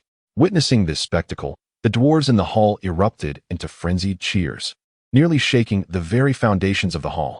Their previous distant observation at the Mountain Lake Fortress paled in comparison to the overwhelming impact of divine favor experienced up close. Amidst the fervor of his kin, Snorri suddenly grasped the magnitude of the costs associated with the ritual. The essence of divine might lies in actions beyond mortal reach.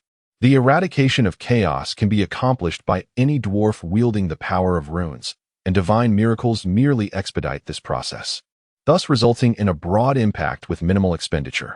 Thank you for the generous monthly contributions from our esteemed readers. I have recently established a book club group, 718754638. For those who wish to engage in discussions about literature, feel free to join if you're interested. Chapter 56. Henry the Dragon Slayer. As Snorri pondered the burgeoning revival point, he suddenly sensed an unusual gaze from the surrounding dwarves. Their eyes akin to parched travelers spotting a barrel of chilled ale in a desert. Opposite him, Brock Dimension, supported by his disciples, gradually regained consciousness, fervently proclaiming that he had seen the ancestral goddess, identical to those depicted in ancient scrolls and sculptures. He asserted that the mother goddess Valaya, with her golden hair cascading to the ground, had gently stroked his head, banishing his fatigue and rejuvenating him as if he had regained a century of youth in an instant. Snorri regarded Brock with skepticism, having yet to bestow upon himself the effects of the ritual. He found it difficult to ascertain whether the dwarf before him was indulging in mere fantasies or had genuinely encountered the goddess. The atmosphere of the banquet, bolstered by the miracle, transformed from joyous revelry into sheer madness. The dwarves present indulged in copious drinking and boisterous singing, listening to tales recounted by their earthly ancestors. Celebrating the deeds of great heroes and epic sagas formed an integral part of dwarven entertainment culture. Accompanying the libations, hymns of praise were so popular that many grand guilds and clans possessed their own choirs. The Rapids Keep Choir, conducted by Bolin the Roaring Bull, was renowned throughout the mountainous kingdom and had even received invitations to tour the human empire. During this feast, amidst the enthusiastic cheers of their kin, the choir regaled the audience with the stories of Mother Goddess Valaya, performing rendition after rendition.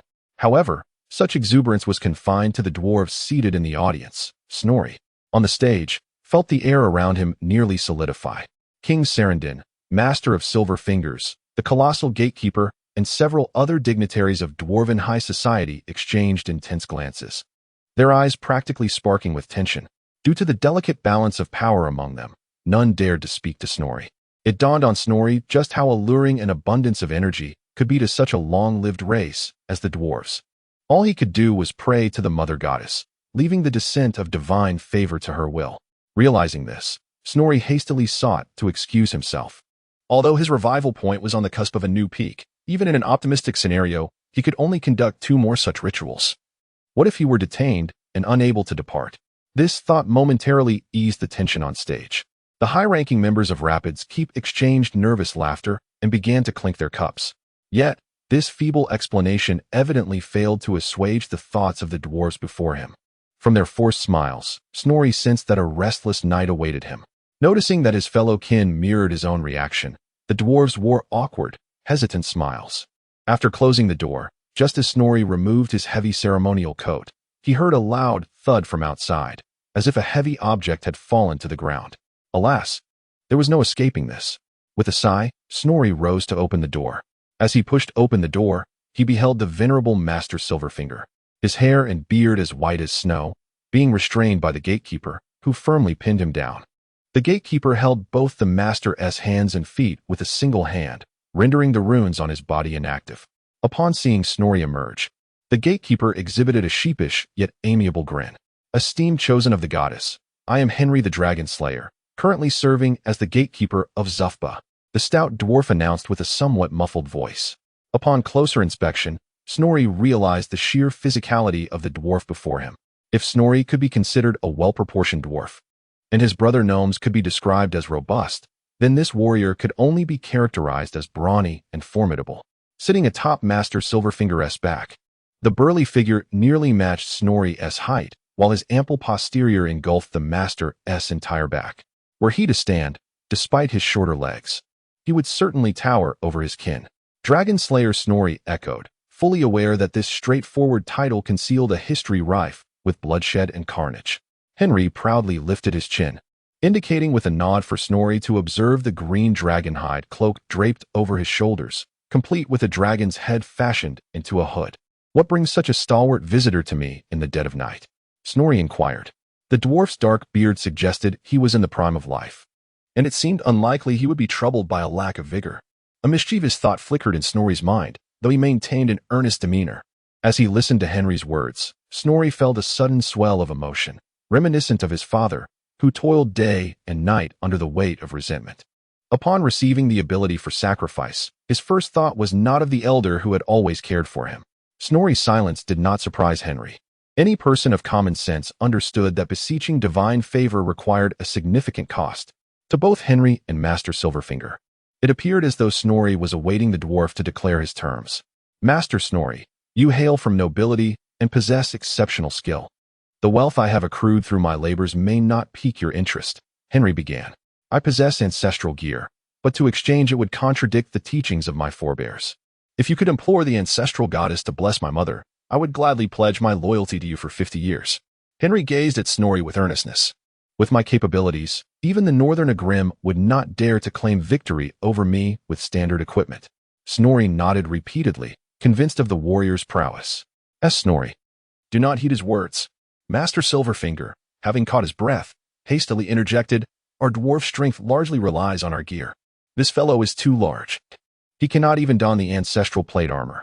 How can he compare to the Butcher King wielding merely an axe?" A newly established book club has been created, with the identifier 718754638. Those who wish to contribute character inspiration are warmly invited to join. Chapter 57. Resolution in comparison to dangerous acts. The implement in your grasp is scarcely worthy of hewing firewood. Though the master of Silver Fingers lay pinned to the ground, he refused to concede defeat. What adorns his back? A cloak crafted from the dragonhide of the ancient dragon Fiska. In contrast, the verdant rags draped across your shoulders would be deemed unfit even for use as a cleaning cloth. The master of Silver Fingers struggled and shouted defiantly. As for the crown of the Butcher King, there is no comparison. He spoke grandly, unafraid of the consequences. After berating Henride, he hastily began to present his own terms. "I possess master-level runes, and you may select one to learn. I swear by tourney that I shall not withhold any knowledge." My waist. Seeing that the master of Silver Fingers remained obstinate, Henride shifted his position, eliciting a pained cry from the master. The thought of the master-level tracking rune held by the Silver Fingers stirred Snorri's heart to race. On the way here, he had salivated at the prospect of this wondrous rune, which granted guided capabilities to projectiles. However, the master of Silver Fingers insisted that only the engraving method of the master-level flying rune could be employed for an equivalent exchange. Regrettably, this rune was directly generated by the initial system, and Snorri was unaware of its engraving technique. Thus, he had to abandon the notion. Considering the necessity to reserve 500 revival points for his father, Solgrin, to conduct a ceremony bestowing vigorous effects, Snorri found his points sufficient for only one endeavor. Consequently, he found himself torn between the formidable might of Henride, the Dragon Slayer, and the remarkable utility of the master-level tracking rune. Although he yearned to exclaim, "I desire them all," Snorri remained a principled dwarf, unable to resort to deceitful means to mislead the amiable elder and dutiful warrior. As Snorri grappled with his decision, the two entwined dwarves on the ground began to ponder their own contributions. Just then, two dwarves approached, shattering the brief tranquility. To the left stood a richly adorned figure, the current chief of internal affairs of the Rapids, head of the second most prominent local clan. To the right was the captain of the Iron Hammer Guard of Surundin. The arrival of these two dwarves liberated Snorri from his dilemma. He suddenly realized that his own greed had obscured his judgment. Bestowing divine favor upon either party would undoubtedly signal to his kin that he possessed the power to sway the decision of the ancestral goddess. In such a scenario, faced with kin captivated by the allure of vitality, he feared he could never escape the clutches of Jabaffa. With this thought, Snorri straightened his posture and declared, "Gentlemen, let us not rush to speak. Allow me to voice my thoughts." Clearing his throat, he continued, "Whether the ancestral goddess bestows divine favor, what form that favor takes, and upon whom it is granted are beyond my capacity to decide or influence. I vow in the name of the ancestral goddess." He paused, reflecting that his ceremonial offerings via the system were not genuinely divine gifts. Surely, for the revival of the Mountain Kingdom, the ancestral goddess would understand my intentions. Quietly explaining himself to the mother goddess in his heart, Snorri continued, "As solid as a rock is the promise I make." Upon witnessing the commotion, the two dwarves on the ground quietly parted ways, brushing the dust from their garments. The newly arrived dwarves opened their mouths as if to utter something, yet ultimately turned away in silence. For the devotees of the divine, swearing an oath in the name of the deity they serve is undoubtedly the gravest of commitments. The dwarves could do naught but place their trust in this tenet. In dwarven society, the most fundamental oath is sworn upon one's own honor, followed by oaths made in the name of one's family or clan. More significantly, oaths may also be sworn in the name of one's ancestors. Should an oath sworn by the ancestors be violated, the dwarves invariably choose to take up the mantle of the butcher, seeking an honorable death to atone for their disgrace. Even oaths taken in the name of family or clan may lead some particularly honorable kin to consider the path of the butcher. Initially, the highest level of oaths was sworn in the name of the ancestral gods. However, over the millennia preceding the rise of the goddess Snorri, the ancestral gods had not demonstrated their divinity, resulting in this tier of oaths gradually devolving into mere platitudes. The following morning, he arrived at the Rune Smithing Guild in the Rapids Gate, in contrast to the expansive headquarters hall of Eternal Peak. This venue resembled more a modest rune workshop than a guild hall. Indeed, this was the case, as the guild comprised only Master Silverfinger and a small cadre of apprentices. In this city dominated by engineers, the status of rune smiths was far inferior to that in other places that held traditional values in high regard. Despite the minor incidents of the previous night, Snorri received a warm welcome. Every colleague expressed keen interest and respect for him, the most formidable rune master of the age, and the youngest rune master since the era of tourney.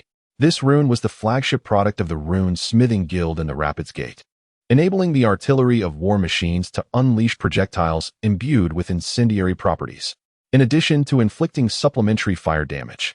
It could also intimidate foes who harbored a fear of flames.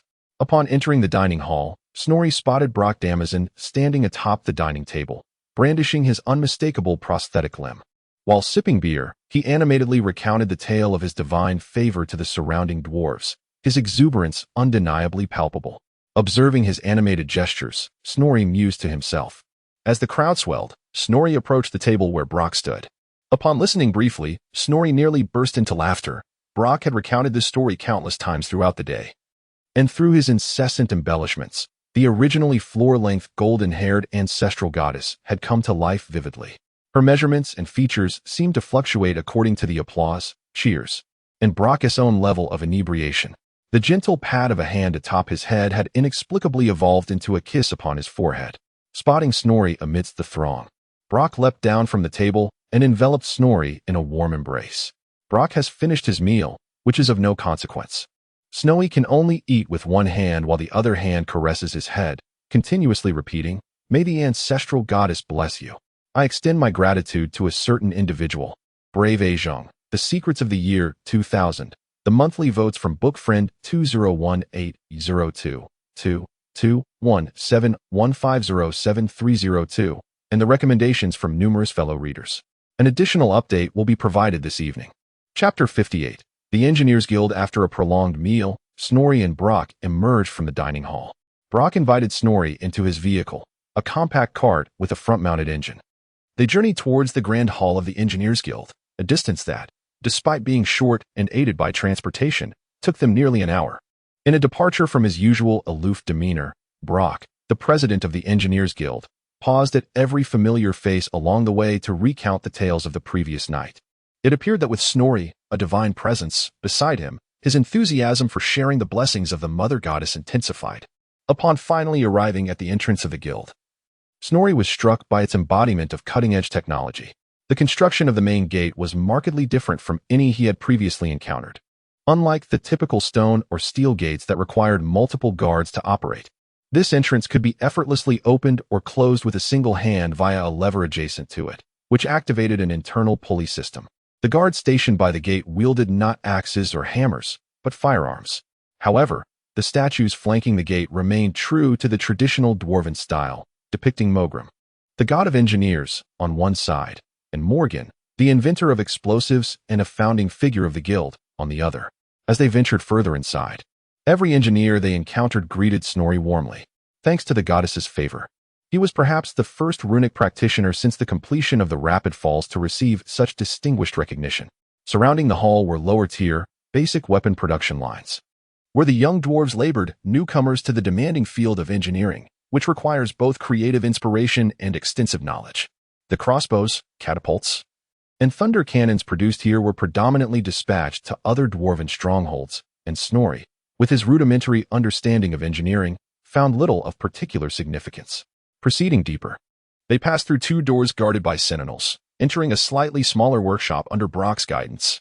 Here, the assembly line produced cannonades and iron dragon hand cannons, essential armaments in the more open dwarven fortresses.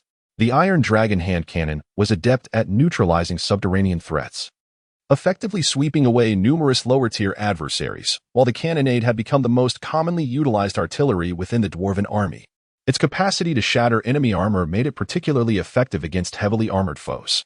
Furthermore, its commendable precision and destructive power allowed it to inflict substantial damage upon large monsters that posed difficulties for melee troops. It could also be deployed against enemy castles and fortifications, easily dispatching conventional infantry. Due to the cannonade's versatility and affordability, it was often transported by horses alongside the army during campaigns. After briefly outlining their ongoing research aimed at enhancing the cannonade's loading speed and extending the range of the Iron Dragon hand cannon, Brock led Snorri further into the depths of the guild. According to Brock, the most intriguing discoveries lay ahead. As the two ventured further inside, they encountered a significantly more formidable guard stationed at the end of the corridor. Several iron cannon operators vigilantly observed their approach, and it was only after Brock entered a series of codes that the grand door swung open. The hall beyond this door was noticeably smaller, and it appeared that the dwarves working within were predominantly not of the younger generation. All were seasoned engineers, as Brock introduced. A particular small artillery piece caught the attention of Snorri. This 4-barreled cannon, known as the organ cannon, derived its name from the arrangement of its barrels, which resembled the pipes of an organ. In comparison to traditional cannons, the barrels of the organ cannon were smaller and lighter, indicating that it lacked the extreme range and formidable firepower of its larger counterparts. However, the organ cannon compensated for this by being capable of unleashing a series of lethal projectiles in rapid succession, inflicting significant damage upon concentrated groups of lightly armored foes. Snorri nodded in agreement, recognizing its suitability for dealing with goblins and rats, and its lightweight design allowed for underground mobility. Behind the organ cannon, several half-assembled dwarven helicopters were stationed. Almost every dwarf who entered this space expressed admiration for these charming creations. It is technology that has given wings to us, the children of the mountains, Brock proclaimed with pride. Of course, you are the exception. His Majesty, the wise Supreme King Soldirin, is our most esteemed client. It is his generosity and enlightenment that have propelled our aviation endeavors forward. Indeed, I witnessed an entire squadron of helicopters at the Karazakarak helipad. Snorri interjected. These helicopters are destined for Karak Kadrin. Praise the Butcher King. His wisdom and might are truly extraordinary. Brock lavished praise upon the significant benefactor. As Snorri circled around the helicopters, scrutinizing them closely, he noted their distinct differences from the military helicopters embedded in his previous memories.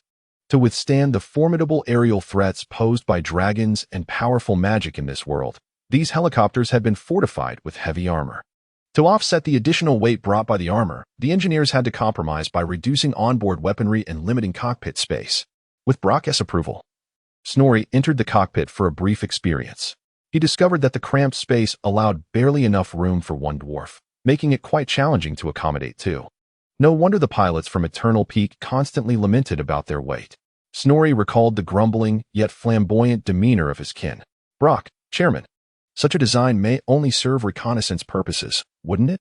Snorri expressed his disappointment after his brief encounter, as he felt the helicopters fell short of his envisioned capabilities for aerial strikes, supply drops, and troop movements. Truly a selection worthy of the goddess. You possess remarkable insight. Brock regarded Snorri as though he had discovered a kindred spirit. For the other dwarf lords, the ability to recognize the significance of helicopters is indeed a mark of enlightenment. Only Snorri, with the memories of his past life, can expand his thoughts and foresee the greater potential of aerial power. As per tradition, We should have turned back at this point. However, since you have inquired, let us venture a little further. You are the chosen one of the ancestral goddess. It is permissible to make an exception. Brock wore an expression of pride. Gratitude is owed to Greydudas for the resounding cheers and the generous offerings from the honest little white army.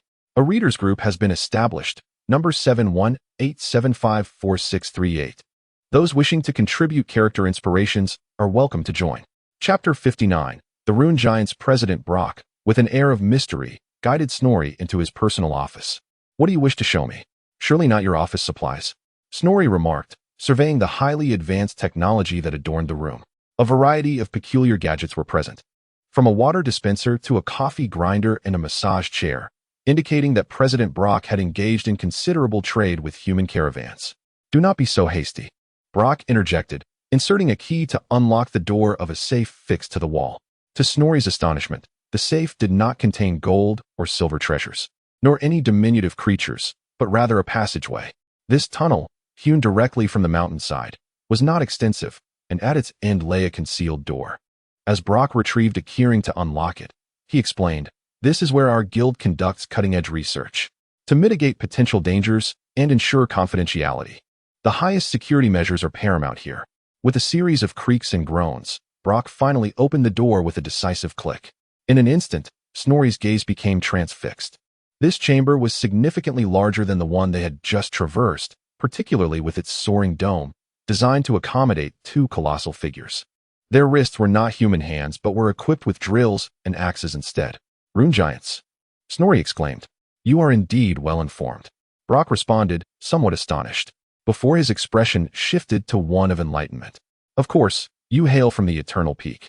There are only 3 locations in the entire Mountain Kingdom where these rune giants are preserved." Brock took a sip of coffee before continuing. "Firstly, here in the City of Engineers, Zufba. Secondly, in the capital of the Mountain Kingdom, Karak. And lastly, Karak 8 Peaks?" Snorri inquired. "Did the Mother Goddess reveal this to you?" "Indeed, the Queen of the Silver Abyss, once the most prosperous city-state in the Mountain Kingdom, is also the site of the Mother Goddess's temple. Are these 2 entities operational now?" Snorri posed his most pressing question. "They are the pinnacle of rune magic and engineering from the Golden Age," Brock replied, prompting a sigh from Snorri. "So, they are either in a state of normalcy but unmovable, or they are irreparably damaged." Snorri discerned the underlying implications in Brock's words. "Ah, I see. It stands to reason that the giants we possess in Karak also suffer from similar issues, correct?" Snorri directly queried, reasoning that if they were functional, his father would have undoubtedly employed them in settling old scores. Brock, with a hint of uncertainty, replied. He and his team had emerged from the secret passage into a side hall of the Blackrock Fortress. Based on the comments of his companions, it seemed that this exploration should yield fruitful results. Brock articulated his speculation and subsequently inquired of Snorri, as the sole disciple of Master Clarg in recent years, whether he possessed any insight into the restoration of the runes upon the colossal statue. "This must be the primary reason he led me into this clandestine chamber." Despite the slim chances, Brock Dimension, a man fervently enamored with technology, was willing to make an attempt. Snorri reflected inwardly. "No, my clan, the Decasclad, has historically maintained a strained relationship with Clarg. He has never imparted such knowledge to me. Nevertheless, rest assured, I am now qualified to learn the art of their restoration." Snorri replied earnestly. Alas, even though he had anticipated such a response, Brock could not suppress a sigh. "To my knowledge, numerous other races possess similar colossal constructs. Might we not draw inspiration from those?" Snorri pondered aloud. "The Greenskins have their gargantuan constructs. The vampire pirates boast necromantic titans, and to the south, the constructs of Nikoro abound. What of the Sphinx of War, the undead Sphinx, the bone giants, and the divine titans? Are they not all similar?" Snorri enumerated a plethora of examples. "By Valaya," Brock exclaimed, his face a mask of astonishment. "Your erudition puts our ancestors to shame. I must take note of your words." With that, he retrieved his notebook to record the information. "However, esteemed chosen of the goddess," Brock murmured as he wrote, "the examples you just mentioned may lack practical reference. They are predominantly driven by the winds of magic, a feat beyond our dwarven capabilities to replicate. I once had the fortune to study a gargantuan construct destroyed by my kin. It was essentially a haphazard assemblage of stones, animated by the Wyak energy coalesced by the Greenskins. As for the Sphinx, I have encountered one, though I cannot ascertain to which of your two categories it belongs. Brock inhaled deeply, his excitement palpable, as he gestured animatedly with his prosthetic arm. Snorri sidestepped, not wishing to test the strength of that iron hand. That entity, once sculpted by the tomb engineers, relies on the necromancer priests of the burial cult to bind the soul of the deceased through their unique magic as its driving force. We lack such technology and would never desecrate a soul. Indeed, Snorri nodded in agreement. Though I have not witnessed the actual constructs, I surmise that the divine titans and bone giants are essentially similar. As for the necromantic titans, their very name denotes a product of profane power, better left unspoken. Listening to his inspirations systematically dismissed by President Brock did not incite anger in Snorri, for he possessed no understanding of the runic giants. Do you have any insights regarding the restoration of the giant statue? Snorri inquired. The Eastern Empire of Jindan. Brock declared. What? Jindan? Snorri's expression turned to one of shock upon hearing this term, for Jindan was steeped in elements of ancient Chinese lore. As a former inhabitant of Huaxia, Snorri held a profound interest in the Empire of Jindan. Thank you for the generous donation from Guardian of League of Legends. The initial ink is cool. If you have any inquiries, do not hesitate to ask. I have just established a reader group, 718754638.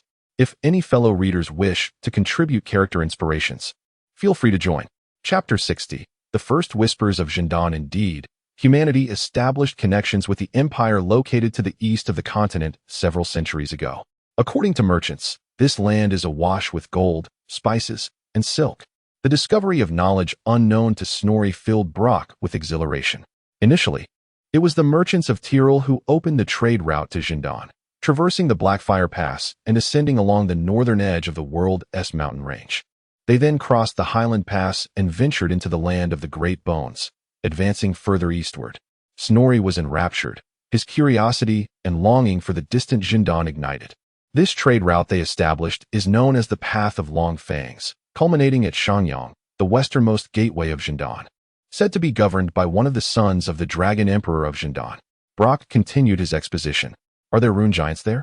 Snorri could not help but inquire. No, do not be hasty, Brock replied.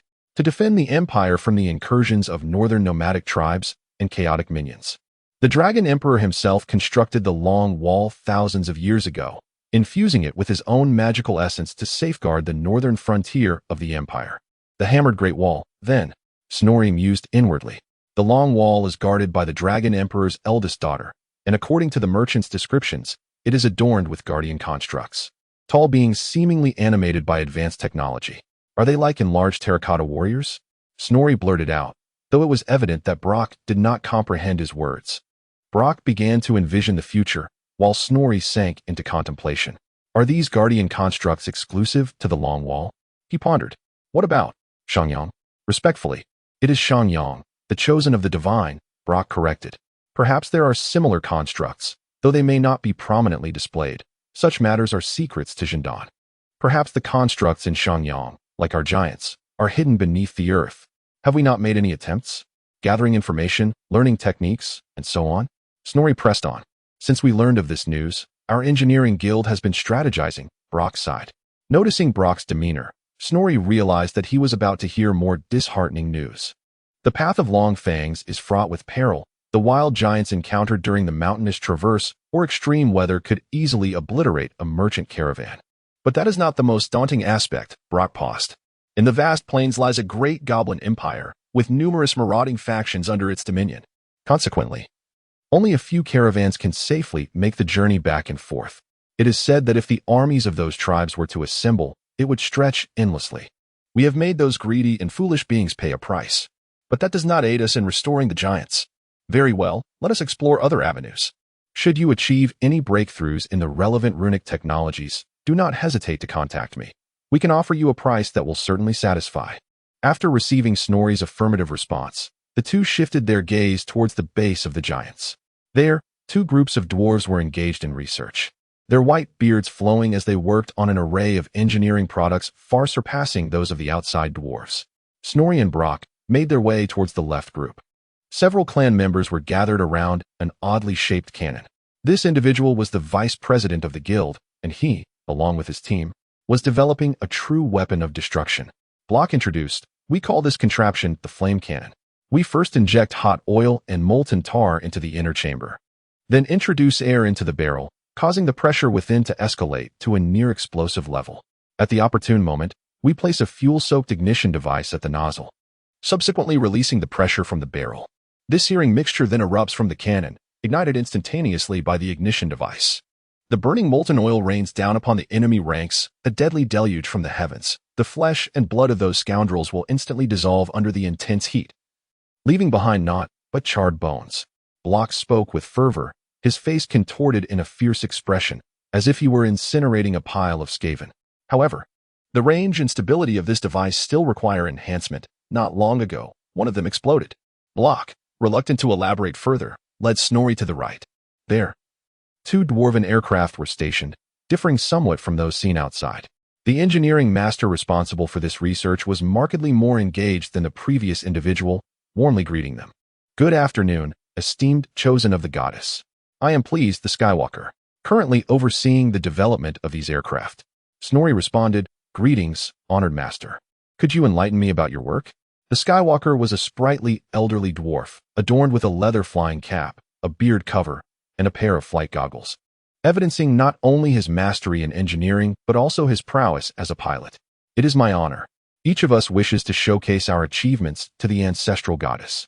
My team is endeavoring to enhance the firepower of our helicopters. You hail from the Eternal Peak, so you are surely aware that the current helicopters are nearly ineffective against large numbers of foes." Upon receiving Snorri's affirmative response, the elderly dwarf continued, "We are currently exploring ways to reduce weight and increase power, enabling the helicopters to carry more weaponry." The Skywalker gestured. "This is our prototype number 1. Equipped with a sulfur gun, it boasts greater shooting accuracy and is particularly effective against larger units." He then pointed to another aircraft. "This is our prototype number 2, which we refer to as the bomber. To accommodate more bombs, we have redesigned its structure. Now, this device can truly allow our enemies to experience death from above." Sounds promising, but why haven't I seen much of it outside? Snorri couldn't help but inquire, genuinely impressed by the bomber. Just then, a deafening explosion echoed throughout the workshop. "I extend my gratitude to Admiral Spire, the International Board of Directors, Warhammer 40K, Bloodborne, the Black Legion of Chaos, Grendel, and the esteemed League of Legends community for their support." Chapter 61. Brimbroxen. Even in the innermost depths of the Engineers Guild Hall, where the cacophony of several production lines reverberated, the intensity of the noise was overwhelming. "What has transpired?" The dwarves exchanged anxious glances. "Esteemed chosen of the goddess, I regret to inform you that I must take my leave. This commotion could only have been caused by members of our guild." Brock spoke. A look of concern etched upon his face. "This is the most critical workshop of the guild, and according to protocol, you cannot remain here without my accompaniment. It is for your safety." After a moment's hesitation, Brock continued, "It's quite all right. We have nearly completed the tour." Snorri interjected perceptively before Brock could finish. "Your business is of the utmost importance. Let us step outside and investigate." Brock was immensely grateful for Snorri's understanding, and the 2 dwarves hurriedly exited the chamber. Upon reaching the second hall, a disheveled dwarf with crooked glasses rushed toward them. "Brock, I finally found you," the engineer exclaimed, wiping the sweat from his brow. "What on earth has happened to cause such urgency? Under the gaze of our ancestral goddess, every child must maintain respect." Brock replied, clearly displeased by this interruption. The approaching dwarf paused momentarily. "It is your son, Brock's son. He has somehow procured some rodent mana stones and concocted a dimensional fire device." "By Magram," Brock exclaimed. "And then what? Did it cause an explosion? Is he unharmed?" His demeanor mirrored that of any anxious father. "Listen to me, Guildmaster," the dwarf continued, accepting a pint of beer from a colleague and taking a deep breath. "He should be relatively unscathed, thanks to the protection of his steam-powered armor." "And what of the other kin?" Brock pressed. "Broxen's laboratory is somewhat isolated. The number of affected kin should be minimal. They likely only experienced the tremors from the explosion. Then it is of little concern. Simply transfer compensation from my account to the affected colleagues." Brock sighed in relief. "That boy never allows one to rest easy. My son, Brimbroxen, is the most gifted engineer to emerge from Jufba in recent years. He is of similar age to you and is currently preparing for the Master Engineer examination. If all goes well, he shall become the youngest Master Engineer in the Kingdom of the Mountains." A proud smile illuminated Brock's face, revealing his deep admiration for his son. That is truly remarkable. Were it not for the favor of the Mother Goddess, it would be difficult for me to claim the title of master before him, Snorri praised. Going along with the sentiment. Although Brim was still a young dwarf, just beginning to grow his beard, he had already exhibited all the traits of a skilled inventor. While his peers were still grappling with fundamental principles, he had already created several valuable inventions. Brock continued, he will undoubtedly carry on our family's proud legacy. I shall summon him shortly to receive your guidance. President, please refrain from speaking for now. As Brock exuberantly praised himself, the short engineer grew anxious. The elders of the guild had apprehended him and were now preparing to pass judgment. You must hurry to see. What? Judgment? Why? Is this not the first time he has caused an incident? Well, this may be his first major mishap, but there have been several minor ones previously, all of which were suppressed by him and your wife, never reaching your ears. This is sheer negligence. This will only lead to his downfall. Brock's face contorted. Where is it? Quickly, take me there. In the central square of the fortress. This way. The engineer gestured, watching President Brock rush toward his vehicle. The engineer grew frantic again. No need to drive. The roads are congested. Too many clansmen are heading to the spectacle. I had to exert much effort just to squeeze through. I shall accompany you.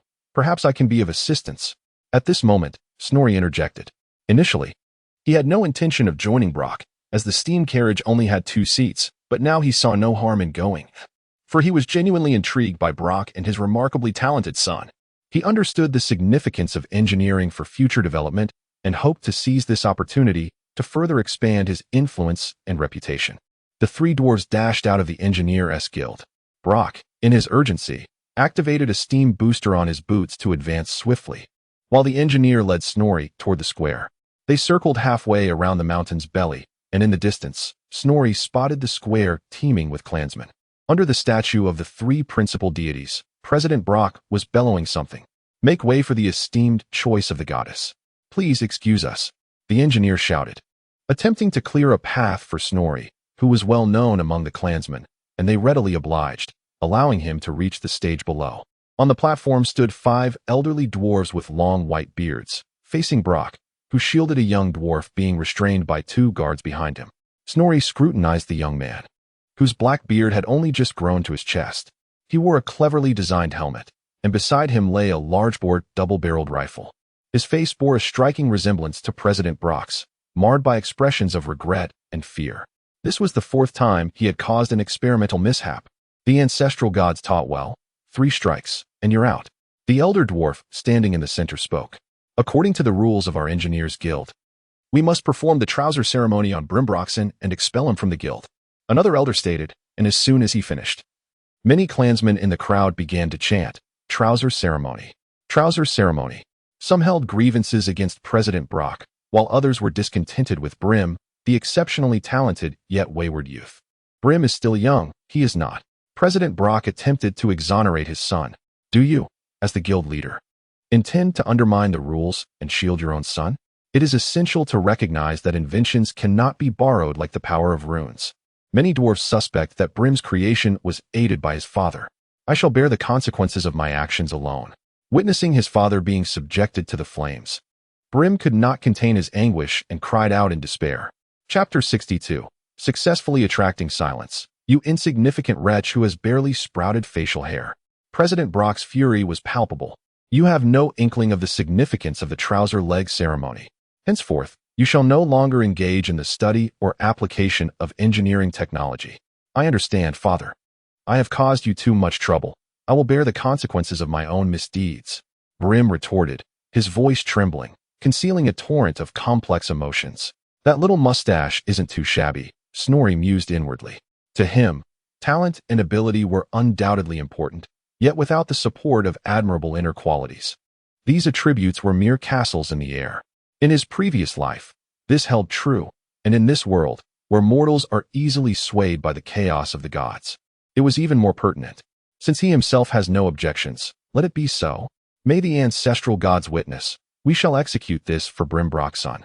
The elder dwarf proclaimed with a voice of authority. Esteemed elders, allow me to speak. Seizing the moment, Snorri interjected. The dwarves in attendance turned their attention towards him, and the elders on the platform, initially incensed by the interruption, managed to quell their anger upon recognizing the speaker as Snorri, the chosen of the ancestral goddess. Having received their consent, Snorri ascended the platform. Respected chosen of the goddess, this is an internal matter of our guild. What wisdom do you impart? Inquired one dwarf from the left. The so-called Hall of Ancestors, as the legends state, was created by the mother goddess Valaya. It serves as the spiritual realm for dwarves, safeguarding their souls from the clutches of the chaotic gods after death. What if he were to present a case before the mother goddess, leading to his soul being left with nowhere to go, only to be seized by the corpulent grandfather as fertilizer? Dear kin, you may have heard whispers of my divine blessing and oracle from the mother goddess.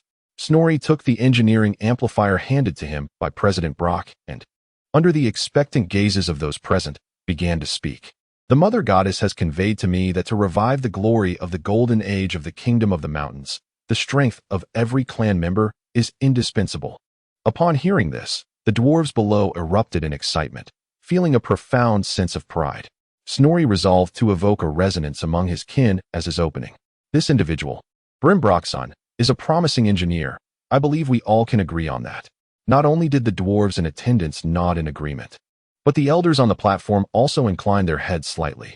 Although he had erred on multiple occasions, it seemed that thus far, the repercussions had not been catastrophic, and he, along with his father, President Brock, was willing to compensate every affected clan member.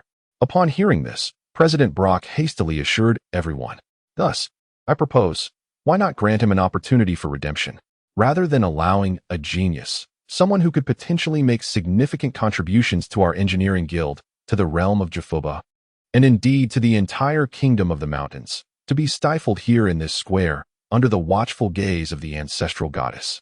It would be far better to impose a minor punishment while still allowing him to retain his invaluable potential, so that he may contribute to our dwarven kin. I believe this is precisely what the mother goddess wishes to witness." The dwarves in the audience have begun to cheer, and Snorri surmises that they may be Brock's disciples or kin. Regardless, they have certainly enlivened the atmosphere. The elders on stage, upon hearing this, commenced a round of hushed discussions. After a considerable interval, they beckoned President Brock to join their deliberations. The discussions lingered on, as President Brock earnestly sought a lenient sentence for his son. Seizing the opportunity, Snorri scrutinized Brim, who remained in custody, his face illuminated with the joy of survival and profound gratitude towards Snorri. Just as the clan members were on the verge of impatience, the elders finally reached a conclusion. After much deliberation, we have decided to accept the advice of Master Snorri, chosen by the goddess, to revoke the resolution for the leg pant ceremony concerning Brimbroxson. The leading elder proclaimed, "However, he shall be exiled from Jubba, and must not set foot in Jubba until he has made contributions substantial enough to atone for his grave transgressions." With that, the elders turned and exited, and the onlookers gradually dispersed. Brim, while stretching his shoulders that had been restrained for so long, nodded in agreement. "The elders have granted you but half a day. You must depart Jubba before the 12 chimes of tonight's bell." "Well, father, where should I go? Or rather, where can I go?" With the fervor of his defense extinguished, Brim appeared no different from any ordinary lad. "I have never left Jubba. Should I seek my fortune at Eternal Peak or go to Balakemangwin to repair ships?" Brim was utterly perplexed after narrowly escaping punishment. "Master Snorri, might I implore you to take my son in?" As a technophile, Brock found himself momentarily at a loss. But upon seeing Snorri, inspiration struck him. Besides his ingenuity, Brim possesses a solid foundation in engineering. He is capable of operating and maintaining most common war machines on the market. If you were to establish your own venture, he would undoubtedly be of assistance. How fortuitous! For I was pondering how to extend an invitation. Snorri felt a surge of delight within, though he maintained an impassive exterior. As for his personal abilities, they shall not hinder you in the slightest. Brim has been a sharpshooter since childhood. He designed and crafted his own double-barrel rifle, Brock said, indicating the weapon discarded on the ground.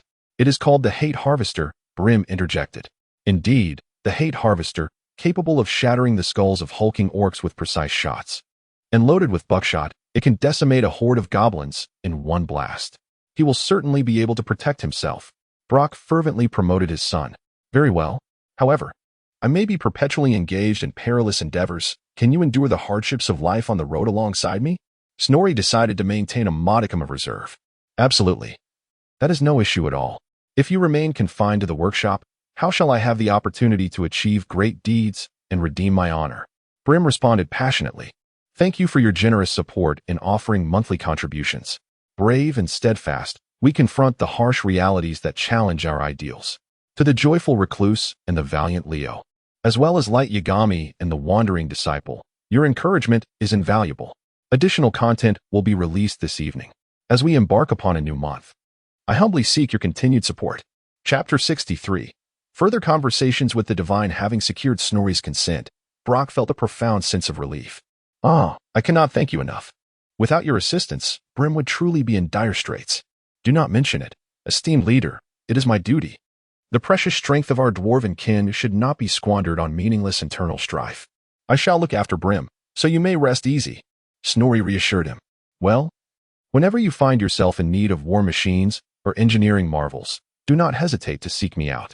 I shall extend to you the utmost concessions within my power. What a delightful surprise. Snorri mused, for as a traveler from another realm, he had a profound appreciation for high-end technology and firepower. With the necessity to depart from the Rapids Keep before midnight, Snorri's subsequent itinerary was exceedingly tight. He swiftly made his way to the various merchant representatives of the Rapids Keep, namely Brother Nom and Karak Varn, to finalize trade agreements. Riding on the coattails of President Brock's goodwill, before the clock had struck 12, Snorri arrived early at the side entrance of Zufba. This time, without the company of King Sarandon and accompanied instead by Brim, the exiled companion, he had no choice but to exit through the side door. Upon arrival, he discovered that, aside from Brock and his son, along with 10 eternal hammer guards, there were 2 other dwarves stationed at this inconspicuous entrance. One was a tearful woman clinging to Brim, evidently Brock's wife, while the other was the gatekeeper, Henry the Dragonslayer, whom he had met the previous evening. Noticing that Brim's mother had much to convey, Henry pulled Snorri aside. Your rhetoric may deceive the obstinate old-timers who have never ventured beyond our mountains, but I, Henry the Dragonslayer, am not among their ranks. Henry paused for effect. In my adventures, I have encountered numerous human priests, from the battle priests of their Emperor Sigmar to those in the Northern Empire who revere the White Wolf, their god of war, and the winter deity Ulrich. Henry took a breath, and Snorri, astonished by his wealth of experience, contemplated that, for long-lived dwarves, the time spent traversing the old world was relatively trivial. There are also the witches of the Lady of the Lake from Bretonnia, and the lesser-known demigods who seldom reveal themselves to mortals. They can invoke divine favor when needed, drawing strength from the gods. Henry produced a flask and took a swig, his large eyes, framed by thick brows, fixated on Snorri. Respected chosen of the goddess, forgive my boldness. I cannot subscribe to the notion that the sole chosen one of our ancestral goddess since the end of the Golden Age could possess any influence over whether the ancestral goddess bestows divine grace, the nature of such grace, or to whom it is granted. Lower your voice, my friend, Snorri interjected, realizing that Henry had broached a sensitive topic. He was torn between the concern of allowing his own speculations to circulate and his admiration for the dutiful warrior before him. Well, I must confess that I have certain connections, yet, as you have come to understand, the cost is not insignificant, and I cannot bestow favors upon too many individuals at once. Snorri ultimately decided to speak candidly. Observing Henry's mouth agape, Snorri gestured for silence. I cannot make a decision on whom to plead for or not in front of so many people. Otherwise, given that exuberant allure, I fear I would have to await my father's command over the Karazakarak host to extricate me from Zufbar. Wouldn't you agree? Henry had not considered this aspect. Upon hearing Snorri's explanation, he nodded. However, he was still unwilling to concede. Well, concerning your mother, I could address the matter before the ancestral goddess. But not at this moment. Snorri whispered in his ear. That is truly. Lower your voice. As Henry appeared ready to cheer, Snorri leaped up and covered his mouth. If others hear this, I shall be unable to leave. Snorri exclaimed. Why not accompany me now? I can protect you. I have nearly grown roots in Zufbar. Henry suggested. I am beginning to question whether you are indeed a hulking orc. Several individuals were watching last night. If you were to accompany me, do you think that the foreign Cerinthan and the master of Silverfingers lack discernment? Snorri shouted in exasperation, suddenly regarding the burly man with a less favorable light. What then shall I do? Henry scratched his head. I am to journey to Karak Wind for my brother Nom's wedding. This round trip will take no less than 6 months. Snorri pondered aloud. You certainly have considered this thoroughly. You just mentioned you would be going to Wine Fortress? Henry remarked. Indeed, what of it? Then I truly cannot accompany you, for the sharp-eared folk of the woods are still hunting for me. Henry shivered in his forest dragonhide cloak. Alas, the wood elf maiden has vanished. Snorri felt a wave of darkness wash over him. Nevertheless, this thought was fleeting. He understood that given the relationship between elves and dwarfs, if he rashly ventured into the Isolorant forest, he would be met only with a flurry of arrows. As the self-striking clock chimed 12, Henry and Snorri finalized their meeting plan, and he resumed his duties as gatekeeper. Hearing this, Brim shouldered his weapon and a sack of belongings, striding confidently out through the side door. Chapter 64. Brim's technique. Observing Brim's receding figure, Snorri did not linger any longer. After offering a few reassuring words to President Brock and his wife, promising to take good care of Brim, he departed from Zaphoba, accompanied by 10 Eternal Hammer Guards. Snorri exchanged a few words with Brim. Although he had yet to fully recover from the upheaval in his life, Brim still expressed a profound respect for Snorri. The chosen of the goddess and his employer, what have you created that triggered such a tremendous explosion? Snorri inquired, intrigued by the matter. Well, I intended to construct a boiler powered by magic stones. Those little trinkets, glowing with a green light, harbor immense energy, far surpassing the coal we typically use to power steam engines. Brim candidly shared regarding his failed product. You are familiar with magic stones, I presume? And steam engines? And coal? Brim asked, uncertain about Snorri's understanding, which seemed limited to the stereotypical views of engineers towards runesmiths. Of course. My knowledge of technology exceeds your expectations. I hold no prejudice against new methods, provided safety is ensured, Snorri asserted, deciding to add a stipulation. I would like to ask a preliminary question. Where did you source your materials? I mean the magic stones. Oh, from the spoils of Prince Valentin. According to him, you shared in that victory, did you not? Brim retorted. What? That was merely a few days ago. You concocted such a colossal explosion in such a short span? Snorri was astonished, realizing he had underestimated Brim's creativity and potential for destruction. The legitimacy of Brim's sources of materials somewhat relieved Snorri. If his subordinates had clandestine dealings with Skaven ratmen, future troubles would be significant. 3 days, no more than 4.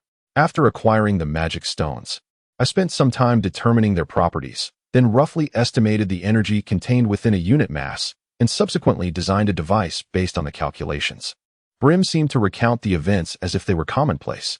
However, tumultuous waves surged within Snorri's heart. Yet when it came to actual operation, I am uncertain whether my calculations were flawed or if unexpected issues arose. In any case, the machine exploded, and you are already aware of the aftermath. Thank you immensely for your assistance. Brim succinctly analyzed the cause of the incident. Snorri understood that dimensional stones were the crystallization of chaotic energy in the mortal realm, thus exhibiting chaotic properties. The energy contained within a given volume was not constant.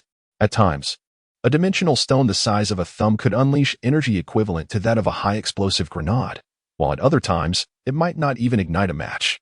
This inconsistency could potentially explain the failure of Brim's experiment. And from where did your inspiration originate? Snorri continued to inquire. The devastation wheel. Are you familiar with it? Snorri recalled the massive, lightning-fueled war machines he had seen in his previous life, which spun and crackled with energy, known for their rapid speed, formidable power, and difficulty in destruction. Upon this thought, Snorri nodded before shaking his head. Brim paid little heed and commenced his explanation. A few years prior, my father and I commanded an artillery unit that obliterated a formidable machine. To be candid, its sheer power still haunts my dreams. Snorri nodded in acknowledgement, well aware of the devastating might of the colossal war engine. To our astonishment post-war, we discovered that this immense contraption was driven solely by a single ratman. Brim continued. What? Just one rodent? Is it an engineering sorcerer? No, merely an ordinary rat. It incessantly pressed down on a lever at the rear of the machine, tasked with injecting dimensional stone powder into the boiler for combustion, thus providing energy to the war engine. Brim's voice trembled slightly. Since that moment, I have been acutely aware of the immense energy contained within the magical stones, always seeking an opportunity to study them. Yet it appears that such an opportunity is not forthcoming. Snorri suddenly recalled the dimensional stone spear he had previously seized from the Ratman warlord. But he restrained his impulse to inform Brim, deeming it prudent to allow this young clansman some time to reflect. The following noon, a group of 12 dwarfs, lightly equipped, arrived at the outpost at the foot of Karak Varn. Snorri noted that the number of inhabitants at the outpost was significantly fewer than when he had departed. Upon inquiring with a clansman, he learned that the miners were eager to resume production, while the other dwarves were preoccupied with the reconstruction of the mountain lake fortress itself. The Valaya ritual Snorri had performed had merely eradicated the corruption left by the Greenskins and ratmen, proving powerless against the devastation they had wrought. After a brief respite, Snorri, accompanied by Brim, ascended the mountain path, wishing to gaze once more upon the fortress he had captured. Upon reaching the summit, he observed a group of former dwarven warriors shedding their armor, laying down their axes and shields, and instead wielding hammers and chisels to restore the damaged statues before the grand entrance. Such is the nature of the dwarves. Nearly every member is a master craftsman. From a distance, Snorri noticed that this restoration differed significantly from the architectural style of other cities. The great form of the mother goddess Valaya was intricately carved into the mountainside, with the main gate of the mountain lake fortress nestled between her legs. Flanking her feet, on either side of the grand entrance, were diminutive reliefs of Snorri and his brother Nom. Observing the statue of himself, hammer in hand and a smile upon his face, Snorri was filled with deep emotion. He felt the respect and affection of his kin, even though he was still a mere young adult. Nom, having heard the news, rushed out from the castle, clad not in armor but in the attire of a craftsman, perhaps preparing for his wedding. Snorri mused to himself. After a warm embrace, Nom appeared somewhat bashful, seemingly aware that Snorri was to embark on a quest for a bride. "Ah, your rock goat is currently in training. You must temper its wildness before you can ride it." After a brief pause, Nom decided to address the matter of the rock goat. "You must hasten your progress. Do not make your brother rely on his own 2 legs to reach Karakma's twined fortress. If I were to twist my ankle on the way, who knows when you might meet that fair maiden, Pamela?" Jested with the elder brother. "What's the matter, you little goblin? Are you finally able to rise?" Gnome struck Snorri on the chest. "You too must put in some effort, lest your future nephew be the one to come and seek a bride for you." Chapter 65. The Journey Home and the Shield of Resilience before their parting. He earnestly recommended to his elder brother the procurement or rental of engineering equipment to expedite the reconstruction efforts. However, from the expression on Nom's face, it seemed he was not particularly receptive to this suggestion, and Snowy decided not to press further. He understood that Nom was a rather traditional dwarf, embodying all the admirable qualities of his kin, yet also possessing an ingrained stubbornness. That evening, Snowy assembled the anvil guards he had borrowed from the master of anvils. Some patrolled the tunnels while others engaged in the reconstruction of Lake Mountain Fortress. Observing that all 51 dwarves he had brought were unharmed, Snowy finally felt a sense of relief. The following morning, Snowy and his company quietly departed from Lake Mountain Fortress. Once again, they faced the familiar long trek. Fortunately, after several marches and pursuits, Snowy had gradually acclimatized to long-distance hiking. However, it was Brim's first journey away from home, and the fatigue from his previous day's travel from Raging Rapids Pass was fully awakened after a night's rest. He was compelled to distribute some of his personal belongings to the anvil guards for them to carry, and he was supported forward by 2 of the Eternal Hammer's elite guards. During their rest stop, the young dwarven engineer wore a look of shame, feeling embarrassed for his lack of fortitude under the potential scrutiny of the ancestral goddess. "I must invent something that can traverse the subterranean network," Brim exclaimed through clenched teeth while munching on his rations. Snowy wholeheartedly agreed with his ambition and immediately promised him the necessary space and funding. Snowy himself believed that the dwarves' pace on foot was indeed a significant hindrance to their military endeavors. This undertaking would undeniably incur substantial costs and would likely face predictable resistance from traditional forces. Thus, he intended to defer its implementation until he had significantly enhanced his influence and established his own standing. After settling Brim in the adjacent quarters, Snowy drifted into slumber. The next morning, he awoke and began his morning routine, only to be interrupted by a knock at the door.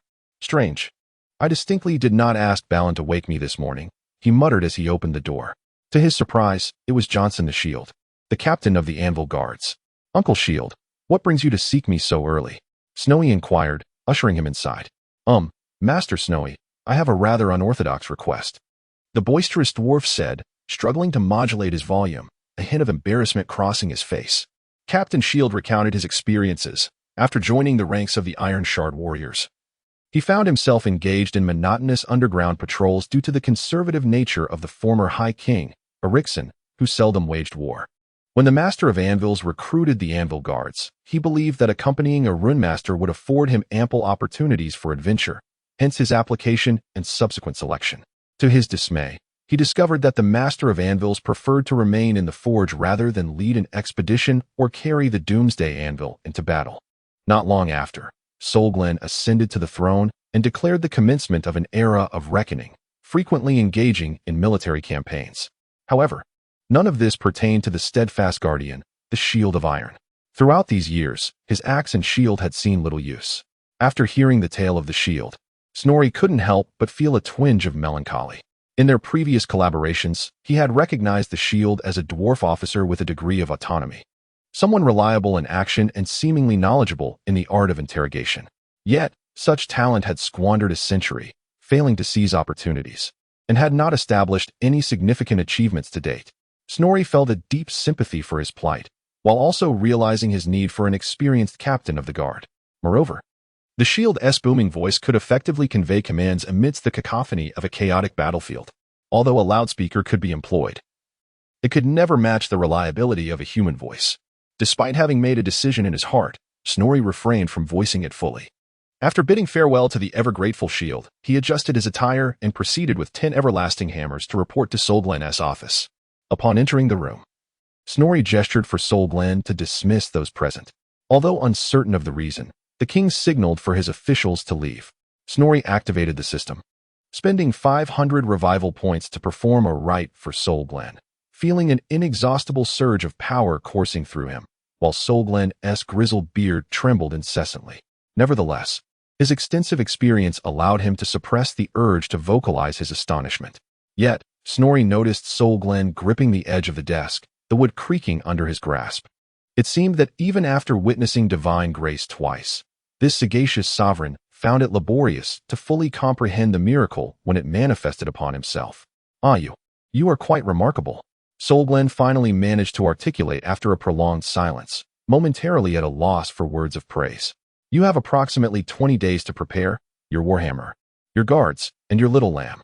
Solglen understood the significance of this effect for the dwarves, and recognizing the crowded nature of his office, he decided to return to the matter at hand. You need not concern yourself with the composition of the merchant convoy, the protective forces, or the gifts for the wedding. As for the necessary rituals, take the relevant scrolls with you on your journey and study them. Solglen continued with his directives. Your immediate priority is to enhance your own strength.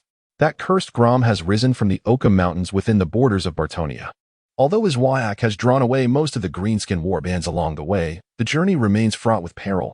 Chapter 66. The boots of Stali in the abandoned subterranean mines, and the intricate network of veins, the filthy Skaven may lurk. The forests of Bartonia are also home to herds of ungulates. Solgren is concerned that Snorri, having achieved a minor victory, might grow overly proud and careless. You have already encountered the Skaven ratmen in Karak Varn, but allow me to share insights about the beastmen. Perhaps it is the invigorating effects that have elevated Solgren's spirits. Beastmen are not native creatures of the wild. According to the ancient knowledge passed down from our ancestors, they first emerged when the ancient sacred polar portals collapsed, unleashing a torrential rain of highly corrosive warpstone. The chaos-infused pollution heralded ominous tidings for the ancient humans, whose resistance to the chaos was far inferior to that of us. The mountain suns, leading to severe mutations. These unfortunate beings are known as beastmen, a chaotic amalgamation of man and beast. Observing this, Snorri rose to fetch drinks for himself and his father, but Solgren halted him with a gesture. Snorri watched as Solgren pressed a button on the table, and soon an eternal hammer sentinel entered bearing 2 mugs of beer. Haha, just a couple of days ago, I ran into your friend Sir London. He recommended this marvelous brew, and I must say, it works wonders. Solgren chuckled. It seems that my father's openness to technology surpasses my expectations. Perhaps his restraint is merely a response to the overwhelming pressure from traditionalists, Snorri mused. The father and son clinked their mugs together, and Solgren continued to enlighten Snorri about the beastmen. Beastmen can be broadly categorized into 2 types, the lesser-horned and the horned.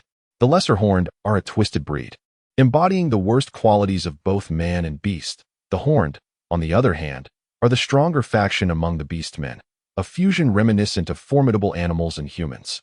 These ungulates readily embrace their chaotic nature, possessing intelligence comparable to that of our human allies, yet moving with the cunning of beasts. I am aware of this, father. But their true peril lies not in these creatures, but in the minotaurs, gores, and other grotesque abominations, Snorri interjected. It appears you have been studying diligently of late. You showed little interest in such matters during your schooling. Solgren expressed his delight. He did not wish for his son to merely remain in the workshop carving runes. It is on the battlefield, harnessing the power of runes to support his kin, that he wished to see Snorri thrive. From the emblems on their shields and helmets, it was evident that they were the iron anvil guards of Master Crag. Master Crag has instructed us to deliver this to you, exclaimed the two dwarves as they presented a box to Snorri before hastily making their exit. It seems my mentor has indeed been moved after witnessing divine grace. Snorri thought to himself, yet he spoke without pause. Brave warriors, do not rush off. Sit and enjoy a beer with me. Did my master have any messages for me? None necessary. Uncertain, if there are any, they lie within the box. The temperament of the master crafter's anvil guard is as unyielding as the man himself. After uttering this remark, they departed without further ado. Alas, it seems only Stednil could possibly temper their foul disposition. Snorri shook his head and closed the door.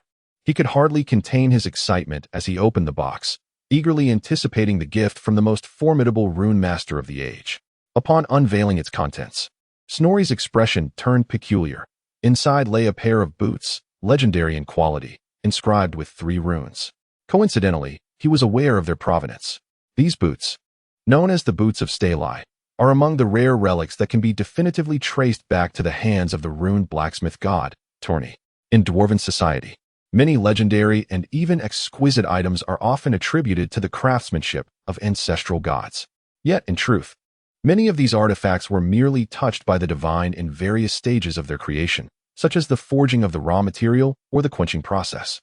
Take the dwarven warrior god, Grimnir, for instance. As far as Snorri knows, there are no fewer than 10 battle axes within the mountain kingdom that bear his name. However, it is evident that even this warrior god could not wield so many axes simultaneously. The renown of these boots among rune users stems from Torni's innovative technique of splitting the 3 runes into halves, engraving them on each boot, and employing a unique skill to connect them, allowing their powers to function harmoniously. This technique has been attempted by nearly every subsequent rune master, yet few have succeeded. Success often merely results in the engraving of a common rune. The reason Torni undertook such a labor-intensive endeavor can be traced back to the dawn of the world, when Grimnir and his son Mogrim sought to vanquish the dragon Drakshan. These 3 ancestral gods discovered they required an exceptionally skilled warrior to lure the first great dragon from its heavily guarded lair, brimming with its formidable offspring. This perilous task was fraught with danger. Drakshan, with its mighty wings, had offspring capable of flight, making it nearly inconceivable for a race like the dwarves, who were not naturally swift, to entice the dragon away from its nest without provoking a relentless pursuit. To this end, the 3 ancestral gods approached Stali, the most adept ranger of the time. He bravely accepted the challenge, proposing as his reward that Torni craft him a piece of equipment upon the task's successful completion. Stali did not disappoint the god's expectations. He skillfully utilized the traps he had set along the way, the tension crossbow, and his strategically chosen hiding places to accomplish the task. True to his word, Torni fulfilled his promise. Chapter 67. The Boots of Starli, Part 2. Torni meticulously crafted these boots for Starli. In addition to inscribing a rune onto both pieces through a unique process that ensured its efficacy, the runes on these boots are particularly exceptional. The primary rune is a master-level passage rune, which transforms treacherous terrains such as rocks, foliage, snow, and mud into pathways as smooth as a well-paved road. For rangers who frequently traverse rugged landscapes, this is nothing short of a divine blessing. The second rune is a commonly seen speed rune, designed to enhance the wearer's velocity, and is typically engraved on boots in most instances. The third rune, however, is a rather rare innovation, the expansion rune, which allows the equipment to adjust in size within certain limits to accommodate the user's physical dimensions. For dwarves, both exquisite and legendary quality gear is meant to be treasured heirlooms, passed down through generations. In terms of weaponry, slight variations in length are not particularly consequential, especially since the clan's eldest son can practice with replicas of ancestral weapons to acclimate to their size and weight. When it comes to armor, a marginally smaller fit can often be compensated for by squeezing or managing one's weight. If the size runs large, additional layers of lining can be added. and for most dwarves, gaining a bit of weight is not a daunting task. However, with boots, if the size is too small, one cannot simply force their feet into them. Conversely, if the size is too large, even padding may not suffice for a proper fit. Starly was acutely aware that if his descendants had different shoe sizes, wearing these legendary boots could hinder their mobility rather than enhance it. Consequently, he specifically requested Tourney to design this innovative rune. Over the subsequent millennia, Starly and his descendants donned these battle boots, achieving countless feats and narrowly escaping death on numerous occasions. Yet, during the Dark Ages, their ancestral stronghold fell victim to an invasion by the Greenskins. His descendants chose to perish alongside the fortress, and with its downfall, the boots of Starly were lost. Master Clark subsequently endeavored to analyze and replicate the runes on these boots, though whether he succeeded remains a mystery. These battle boots now lie hidden within Clark's treasury.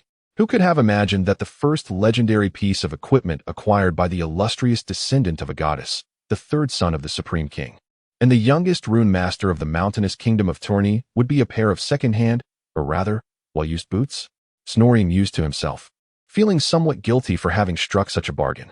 Ever since experiencing the benefits of the Iron Chisel Ring, he had developed a keen interest in runes that could be activated at will. Despite his grumbling, Snorri unceremoniously removed his original leather boots and slipped his feet into the boots of Starly.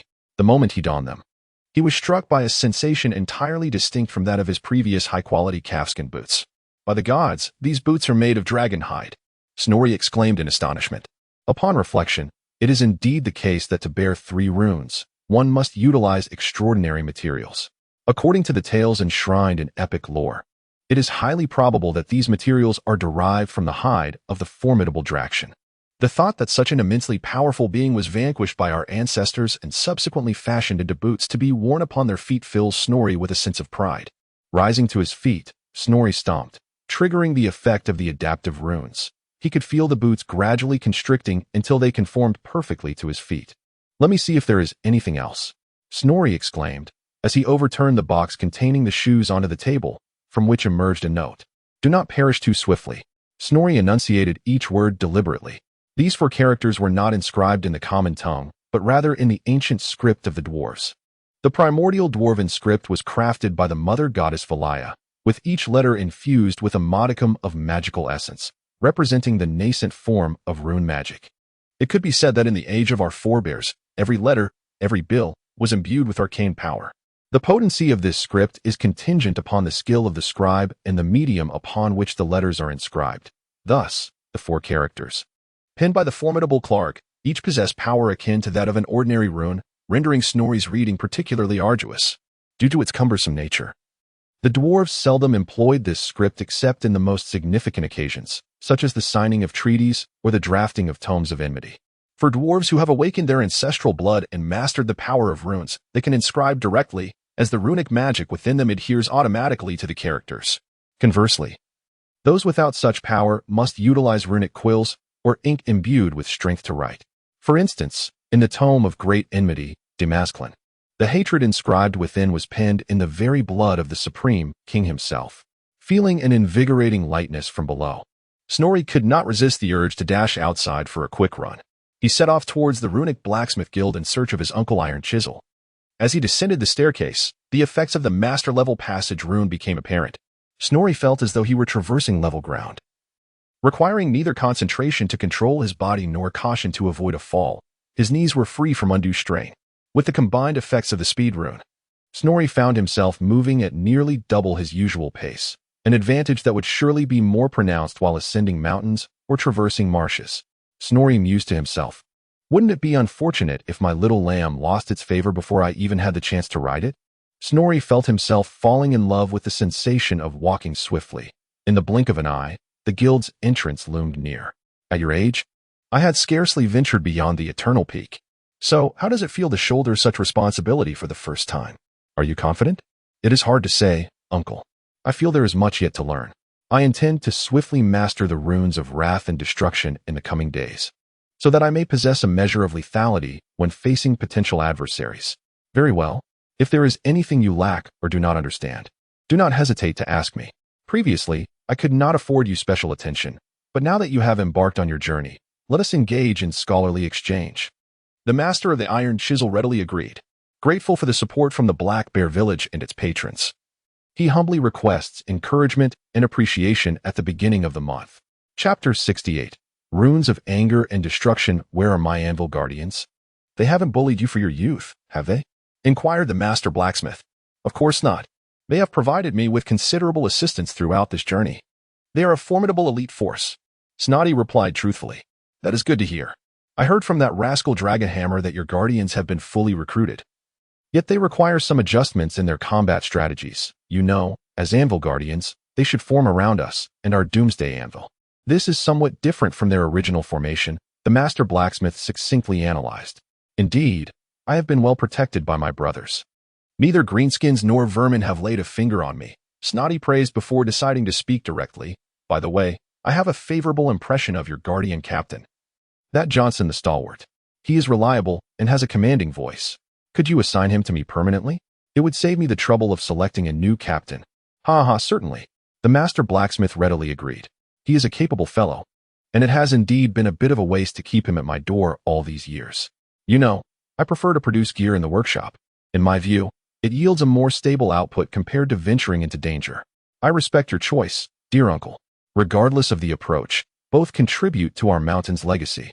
Snotty held no prejudice against the master blacksmith style. After all, not all dwarves are exceptional commanders, and if every rune smith wandered about with their guardians, who would inscribe runes on the gear for the clan? Granny above, what do you have on your feet? Just as Snotty turned to leave, the master blacksmith called out. You truly are remarkable, managing to unearth gold from meteoric iron. The old dwarf stared intently at the stalwart boots adorning Snotty's feet. Oh, these were just delivered to me by Master Clark. He likely wishes to enhance my survivability, Snotty replied nonchalantly, recounting the origin of this precious legendary equipment. Snotty, my dear nephew, could you lend them to me for a few days for research? I assure you, I shall return them before your departure to Breezy Fortress. The master blacksmith spoke with excitement. Snotty had no objections. He was immensely grateful to his generous uncle, who had previously gifted him a ring and lent him horses. Were it not for his insufficient revival points, he would have even considered bestowing a vigor effect upon the master blacksmith. Upon receiving Snotty's consent, the master blacksmith promptly sent an apprentice to procure a new pair of shoes for Snotty. What a delightful stroll it was to have acquired a pair of shoes for free. Wearing the newly purchased fine leather boots, Snotty felt quite pleased. However, after just a few steps, he realized the disparity between different footwear.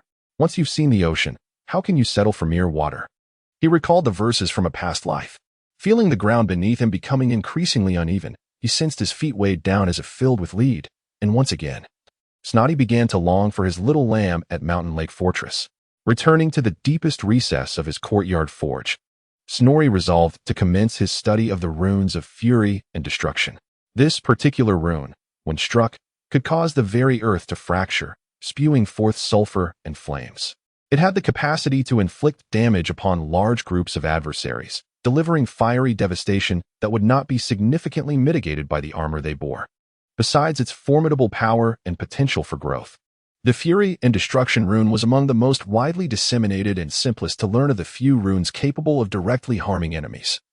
A skill nearly every runesmith could master. The original owner of Snorri's body had already begun to delve into the study of this rune.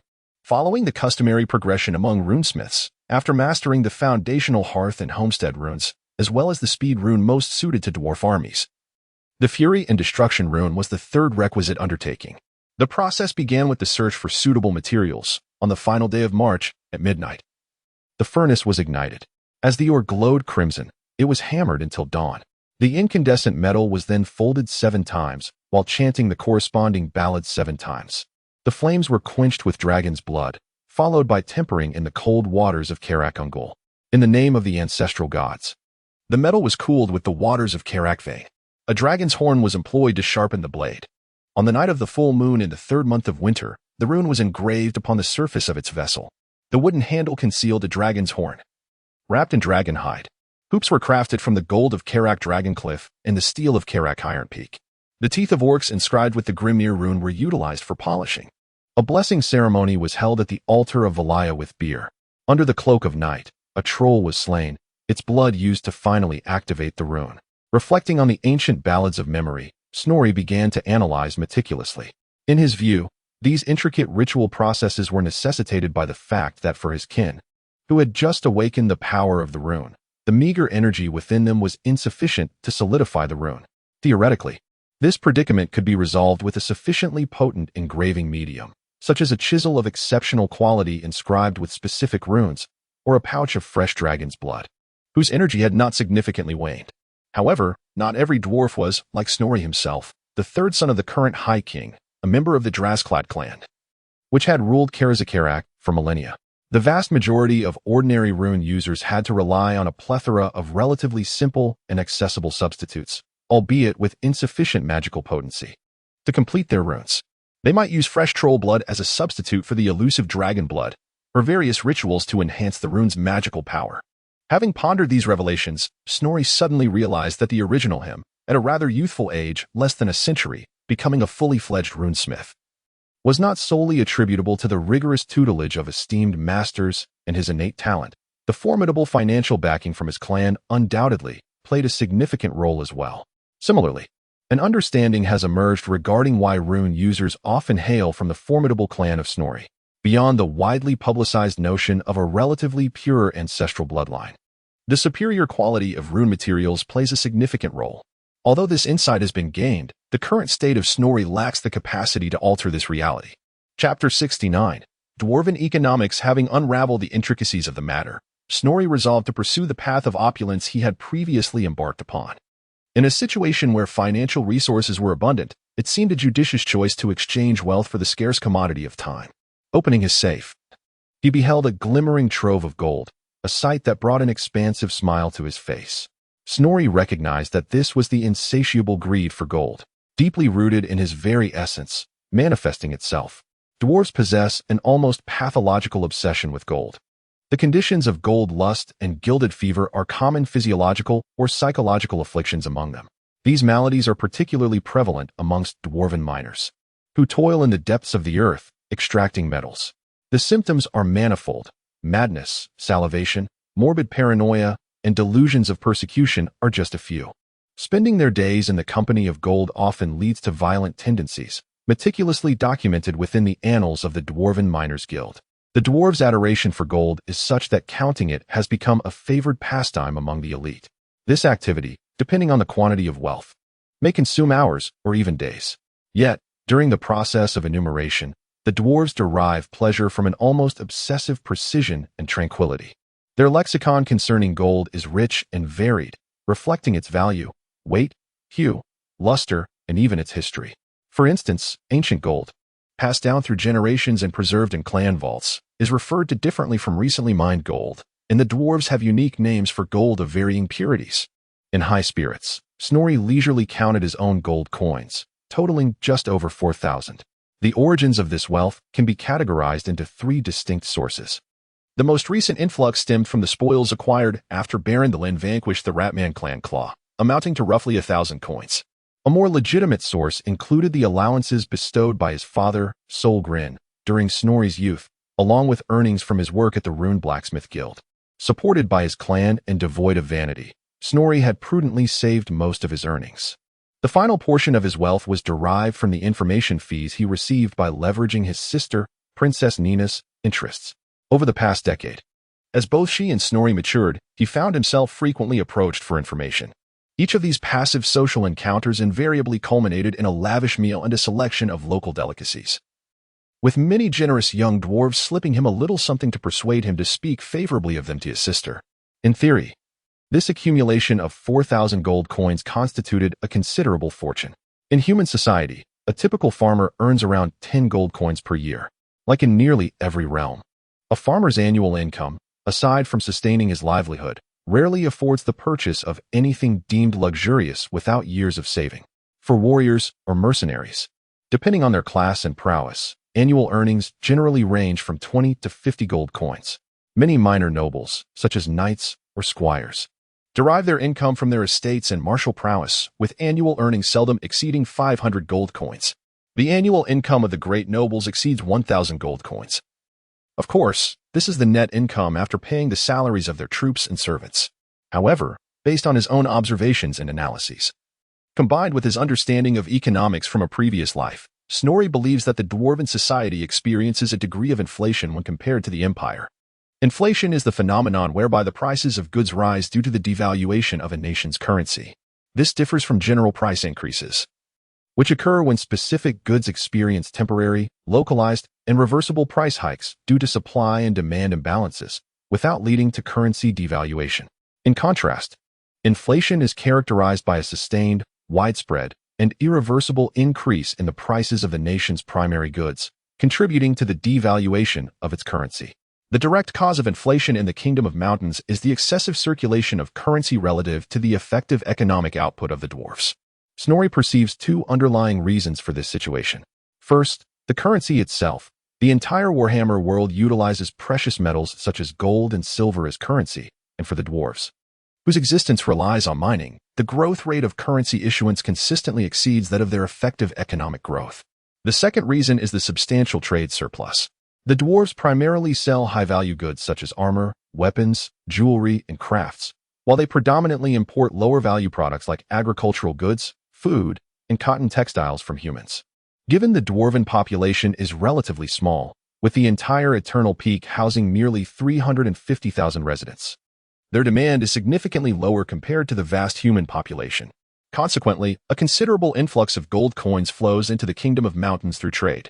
This inflationary phenomenon diminishes the purchasing power of gold coins in the kingdom, with the introduction of pledge gold serving as the most direct evidence. To prevent certain mining clans from easily trading priceless treasures for readily available gold, the dwarves opted to use rune-imbued pledge gold for high-end transactions. As Snorri pondered this, he made his way into the materials shop located in the central square of the fortress, carrying his coin pouch. Upon exiting, his pouch felt half as light, and he possessed a small leather bag of dragon blood, a discount graciously offered by the proprietor out of respect for the ancestral goddess. Snorri's heart ached, but faced with the inflationary dilemma, a problem not easily resolved even in his past life, he found himself utterly perplexed. Maintenance costs. Suddenly, a headache struck him. Fortunately, his anvil guards were still funded by the clan, yet whether the remaining amount would suffice for salaries remained uncertain. However, he soon reminded himself that, for the time being, he was still a capable member of his father Salgrin's faction, primarily tasked with leading troops on missions, thus logistics and supplies were not his immediate concern. Yet, once he established his own domain, he would be responsible for salaries, provisions, as well as the procurement of weapons and ammunition. Where would he find the funds? Snorri mused, surprised that the first two challenges he faced after his transference were both related to money. First, the absence of pledge gold, and now a shortage of ordinary gold coins. Just as he contemplated protecting a merchant caravan, an idea struck him. Why not engage and trade himself? Thank you to the reader for the generous contribution. The Chaotic Black Apostle. Let us refer to it simply as the situation. At the beginning of the month, I humbly seek your support in votes and collections. Chapter 70. Trade. Snorri resolved to establish a formidable trading caravan, taking on the role of the captain of security, with the intent of amassing wealth. He began to scour his mind for relevant knowledge. Alas, the former owner of his body had a somewhat lackadaisical approach to labor and a rudimentary understanding of sustenance. While he had not yet reached the point of believing that food simply materialized from the kitchen, he possessed no clear comprehension of the origins of currency. Sitting in his chair, Snorri sighed and decided that rather than relying solely on his own musings, it would be far more prudent to consult a professional. Conveniently, his eloquent aunt, Sonia, was in charge of the clan's external trade. With this thought, he rose to his feet and first conveyed the news of the agreement with Johnson Strongshield. Following that, he departed his chamber, accompanied by 2 guards, making his way toward the clan's exit, recalling that his aunt, now married, resided with her husband. As he passed through the clan square, he observed a group of dwarves clad in meteorite armor engaged in training. Upon noticing Snorri's presence, they erupted in cheers, hailing him as the esteemed choice of the goddess. Momentarily taken aback, Snorri recognized that these were his iron anvil guards. After waving to acknowledge them, he continued on his way. Aunt Sonia had not ventured far in her marriage. At the time she wed, Salgrin the Accursed was not yet the supreme king. She was married into the local clan as the daughter of the Dakas called clan's mining captain. Her husband was a spirited merchant, perpetually traveling. Upon arriving at his aunt's establishment in the central square, he was greeted with a cheerful exclamation. "Ah, the esteemed choice of the goddess, Master Snorri. What brings you to my humble abode?" After she offered him a chair and a cup of coffee, they exchanged pleasantries about his experiences at the Rapids Pass. "Is there anything I can assist you with during your visit? My husband mentioned he would be paying you a visit soon, as he intends to join the caravan at the end of the month. You might need to look after him a bit." Sonia swiftly transitioned to the matter at hand. "And what of your cousin? He hardly possesses any combat prowess. Did not harbor any thoughts of him, haha." Sonia spoke candidly. "I find myself lacking sufficient funds. This journey is not merely for escorting the caravan, but I also wish to seize the opportunity to engage in trade. However, I am at a loss as to what I should sell. Hence, I have come to seek the wisdom of my astute and resourceful aunt." Snowlay flattered her elegantly. "Indeed, while our clan's treasures may rival those of the Greenskins in the valley, our numbers are considerable. Even if your brother is the supreme king, it would be impossible for him to persuade the elders to provide you with ample support," Sonia replied, taking a sip of her coffee and nodding. "Where do you intend to travel? Northward?" she inquired. "No, the ancestral goddess guides me southward." At the mention of the goddess's name, Sonia straightened in her seat. "Well, rather than hastily deciding what to sell, you might consider first whom you wish to engage and trade with." "What do you mean? Isn't the caravan merely passing through the dwarven fortresses along the way?" Snowlay asked, perplexed. "What I mean is, do you wish to sell your wares to our diminutive kin or to our human friends? It is important to note that the connections between the Black Mountains and the Grey Mountains and the humans below are far more intimate than those with the Eternal Summit." Aunt Sonia, aware of Snorri's limited experience, patiently elucidated this matter. "If you are inclined to conduct business with our dwarf brethren, I could certainly guide you. The first stop of the caravan is Karak Domar." "Oh no, that is in the past. It should now be your brother's Karak Vane." And Sonia smacked her forehead. "Karak Domar, home to Bergman's brewery, lies nearby. If you pass through, you may purchase a few carts worth. You need not worry about sales along the way.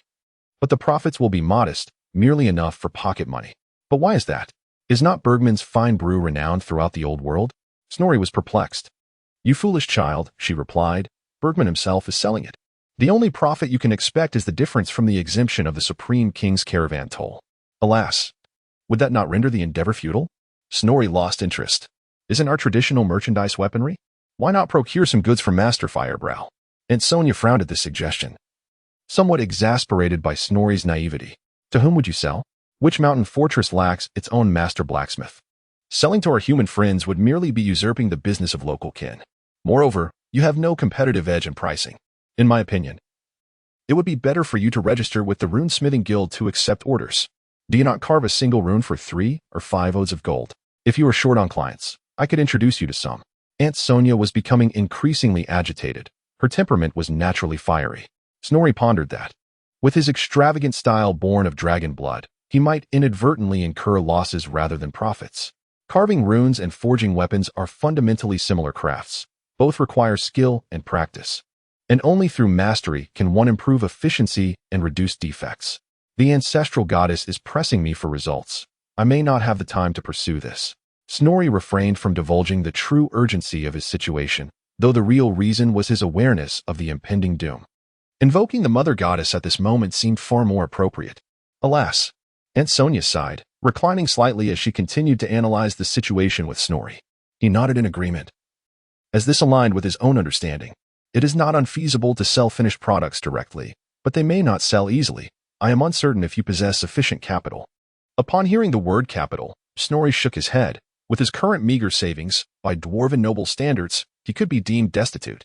"Let us discuss humans then. What trades might I engage in with them? Crafts?" Aunt Sonia replied with an uncertain tone. In her view, such items, like beer, would yield at best a mere tax difference. What if I were to sell arms?" Snorri suddenly had a flash of inspiration. He recalled that the fortresses along the route were not particularly large and might lack their own armament factories. "I extend my gratitude to Chimo Wailong, the book friend 1509160654000735, the devoted fan of the Dragon Clan, and to all other friends for their generous votes of confidence. An additional update will be provided this evening." Chapter 71, The Trafficking of Arms. Aunt Sonia did not grasp the meaning of the term. It refers to military firearms and ammunition in general," Snorri elucidated. "Thunder rifles, iron dragon hand cannons, and the like." "Well, that is not entirely unfeasible, but our compatriots over there are rather conservative. Whether they will make a purchase is uncertain," Sonia continued. Acquiring such items requires connections, and thanks to your master, we scarcely have enough from the Eternal Peak. Much of it is procured from the Rapids Pass. Sonia presented yet another conundrum. This is easily resolved. The son of Brock, the president of the Engineers Guild at Rapids Pass, is under my command. Snorri chuckled, surprised that the recently acquired discount would find immediate application. Tommy, your cousin Snorri has arrived, she shouted, her voice carrying to the back. A cacophony of sounds erupted from the warehouse, and a young dwarf emerged, not particularly tall, yet exuding a rare cleverness for his kind. Greetings to you, esteemed chosen of the goddess, my dear cousin Snorri, he exclaimed, appearing somewhat exhilarated. Is there anything I can do for you, or for the mother goddess? Good day to you, cousin. I wish to acquire a batch of weapons from Rapids Pass to sell along the route with the caravan. Could you make the trip for me? Snorri inquired politely. By Valaya, it would be my honor. By the way, are you responsible for the mutual delivery at the end of the month?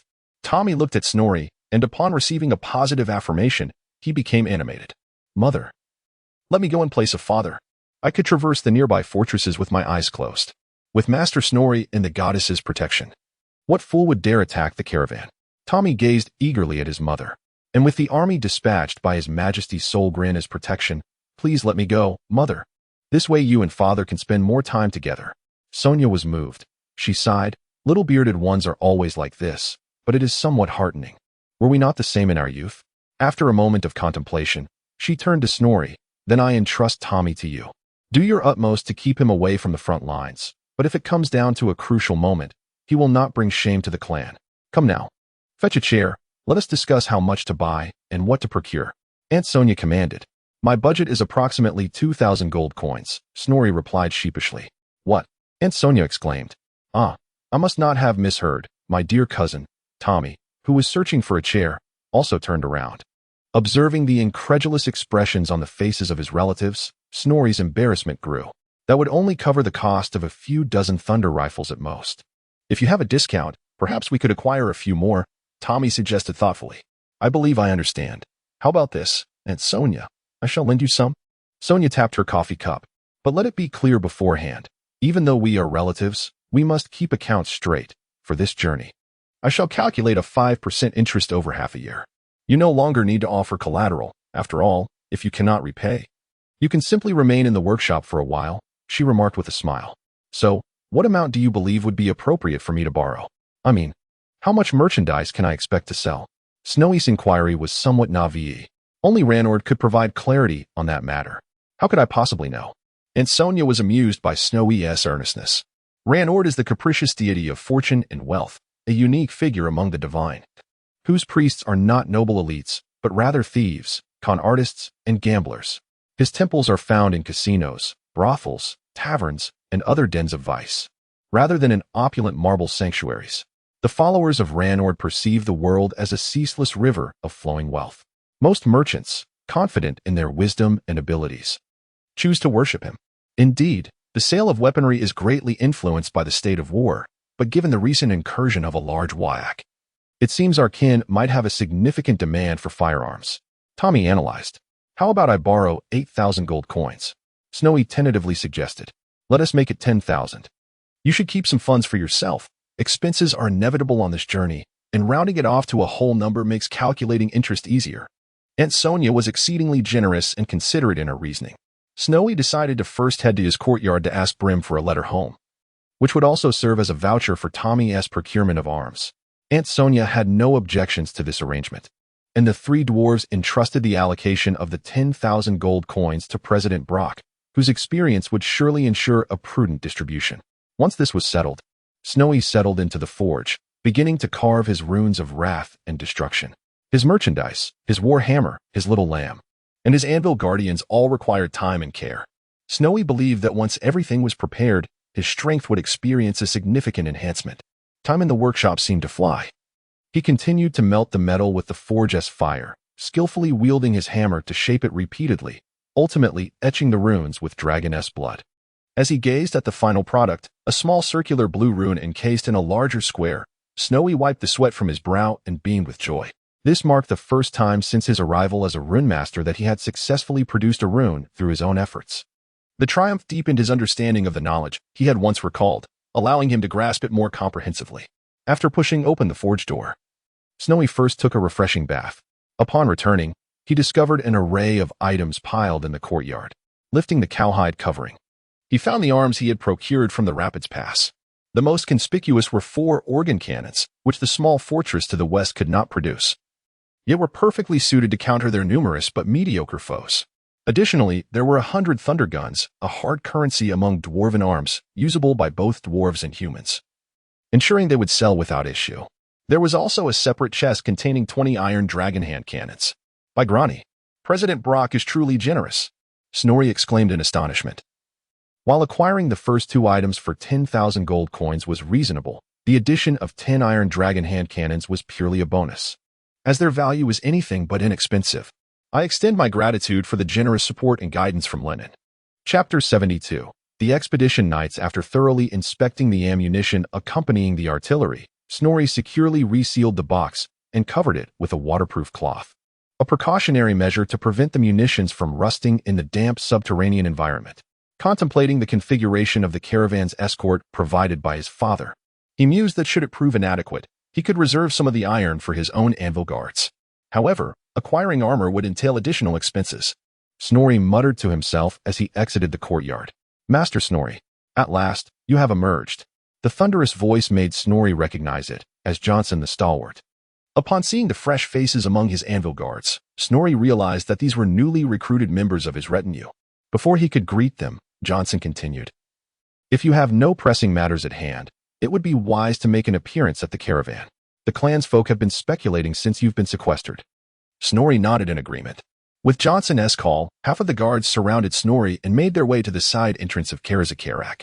Compared to the guards of the Master of the Iron Chisel, this new cohort of dwarves was notably younger, predominantly comprising robust young adults, devoid of any bearded elders.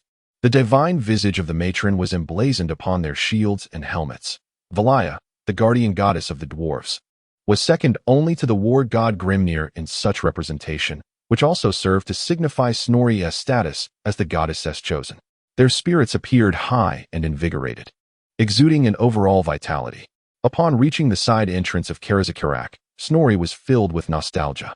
The last time he had passed through here, he had been carried. Now, he was a stark contrast to that former state.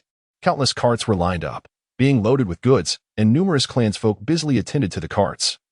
Among them some human figures. As Snorri hesitated on whom to approach first, the clansfolk spotted him. "Ah, the esteemed chosen of the goddess. It appears the news of your leadership on this expedition is indeed true. With the matroness' favor, safety is assured." "Indeed. He must attend the Windy Keep to welcome Prince Nomir." "Is that so? Pray, tell me more about it. I shall treat you to drinks at noon." The clansfolk clamored excitedly. At that moment, 3 dwarves and a human approached him. Snorri recognized the 3 dwarves. The first to speak was the shortest among them. "Tommy, cousin Snorri, I am grateful for your assistance on this journey. Were you satisfied with the shipment?" After receiving Snorri's praise, he departed cheerfully, as he had his own clan's goods to manage. His Majesty King Solbrin has equipped the caravan with a cannon and a crossbow, which arrived yesterday. I am currently calibrating them. By Magram's beard, the gunners of Eternal Peak are truly lackluster. I am to deliver goods as well. I shall accompany you all the way. The Lord of Granite Hand at Karak Windy Keep has also commissioned a forging hammer, the dwarf replied respectfully. "Oh, is that so? Would you be so kind as to elaborate on this matter?" Snorri harbored a keen interest in the intelligence regarding Breezewind Fortress, for it pertained to the trials he might face and the potential rewards that awaited him. As a craftsman, his sole obligation was to fulfill his duties as required, and receiving his payment sufficed. After the dwarven blacksmith turned away, Snorri shifted his attention to the last human present. This man stood tall, clad in a suit of knightly plate armor that lacked the polished sheen typical of well-maintained knightly gear, instead marred by scratches and small dents, testifying to the many battles it had accompanied its master through. "Master Snorri, may I address you as such, or shall I call you Master Solson?" The knight began, his voice resonating with the weight of experience. Despite Snorri's greater age, he found himself at a disadvantage in terms of worldly experience. "You may call me Fathis. As you can see, I am a knight, an expedition knight," he continued, greeting Snorri. "Is it the path of the Holy Grail that has guided you here? To the Eternal Peak, the capital of the mountains?" Snorri was familiar with expedition knights, also known as adventure knights, who were invariably formidable warriors. Since the era of the first king of Bartonia, the unifier Gillis. The Holy Grail of the Lady of the Lake had stood as the ultimate symbol of the knightly spirit of Bartonia, regarded as the ultimate goal by every true knight. A knight embarking on the quest for the Grail would relinquish all worldly possessions and sever all ties to his fief. They would lay aside their lance, a symbol of their knighthood, and instead wield a great sword or other suitable weapons. From that moment on, their lives would be filled with trials and tribulations, continuously testing their spirit, body, and even soul. The path of an expedition knight is fraught with challenges, as they vow never to spend 2 nights in the same place. And as long as they draw breath, they shall not yield in their quest for the Holy Grail. The journey in search of the Grail knows no boundaries. As expedition knights distance themselves from their fiefs and venture beyond the borders of the Bartonia kingdom. Throughout their quest, knights strive to prove themselves to their goddess, leaving behind a trail of glorious deeds, slaying foul beasts, challenging formidable and fearsome foes, or demonstrating valor on grand battlefields. In this process, those lacking strength or resolve may find their final resting place far from home or abandon the pursuit altogether. Only when an expedition knight has proven their courage and purity will the Lady of the Lake appear before them, granting them not only a glimpse of the true form of the Grail, but also allowing them to partake from its sacred vessel. From that moment forth, they shall be bestowed with a lifespan many times that of ordinary men and enhanced strength. Those who succeed on these arduous paths are heralded as Grail Knights. I shall accompany the human merchant caravan's escort alongside you. My employers may not venture to Breezewind Fortress, but I will follow you to the very end. Chapter 73. Preparations for Departure. What compels a knight of such noble stature to make this decision? Have your merchant friends offered a substantial price? Snorri inquired, somewhat perplexed. Not at all. I have embarked on a quest for the Holy Grail. Having long forsaken worldly wealth, Sir Phaetus replied with solemnity. For one burdened with sins such as myself, the choice lies between seeking the Lady's forgiveness through the Grail's waters or facing death directly. Phaetus furrowed his brow. To be candid, I have come for you. He preferred that Snorri not continue guessing. What? Snorri exclaimed in astonishment, involuntarily recoiling. Is this truly a knight of the expedition? Surely, he cannot be a chosen one of lechery? Such tastes are rather excessive. Snorri mused inwardly. I have heard from merchants that you have garnered the blessings of the goddess of noble ancestors, the first in millennia. Thus, I hastened from the steel fief to meet you. Phaetus, oblivious to Snorri's reaction, continued with his earnest discourse. I believe, being both favored by the goddess, there must be some common ground? I feel certain I can glean insights from you on how to earn the goddess's favor. Observing Phaetus' serious demeanor, Snorri stifled a laugh and nodded, wishing him success in his quest for the Grail.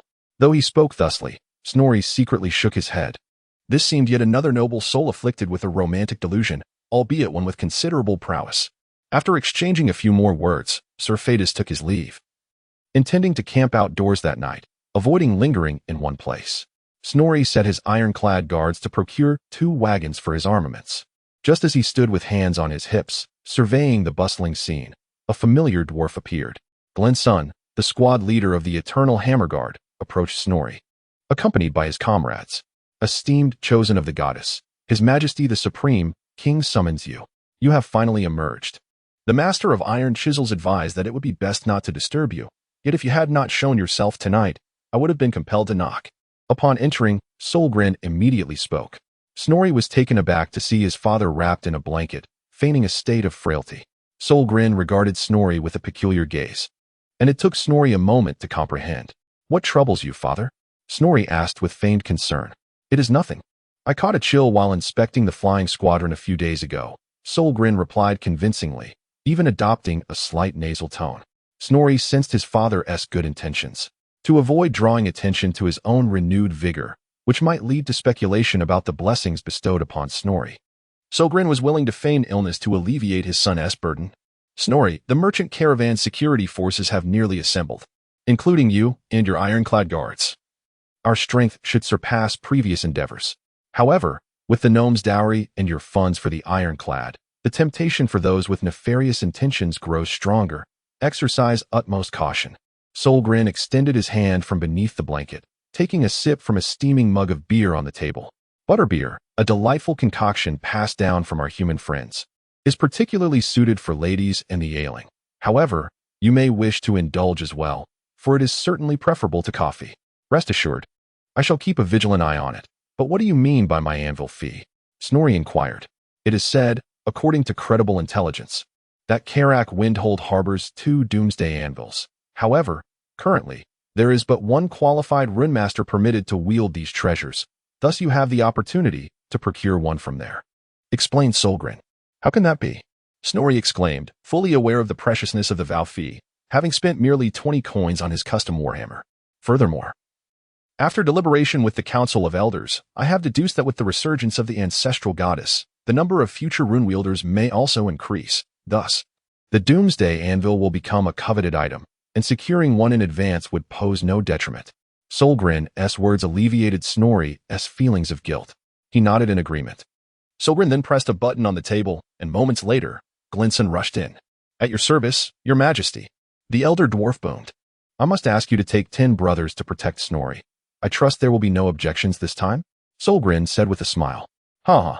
Glinson, the previously stoic veteran, burst into laughter.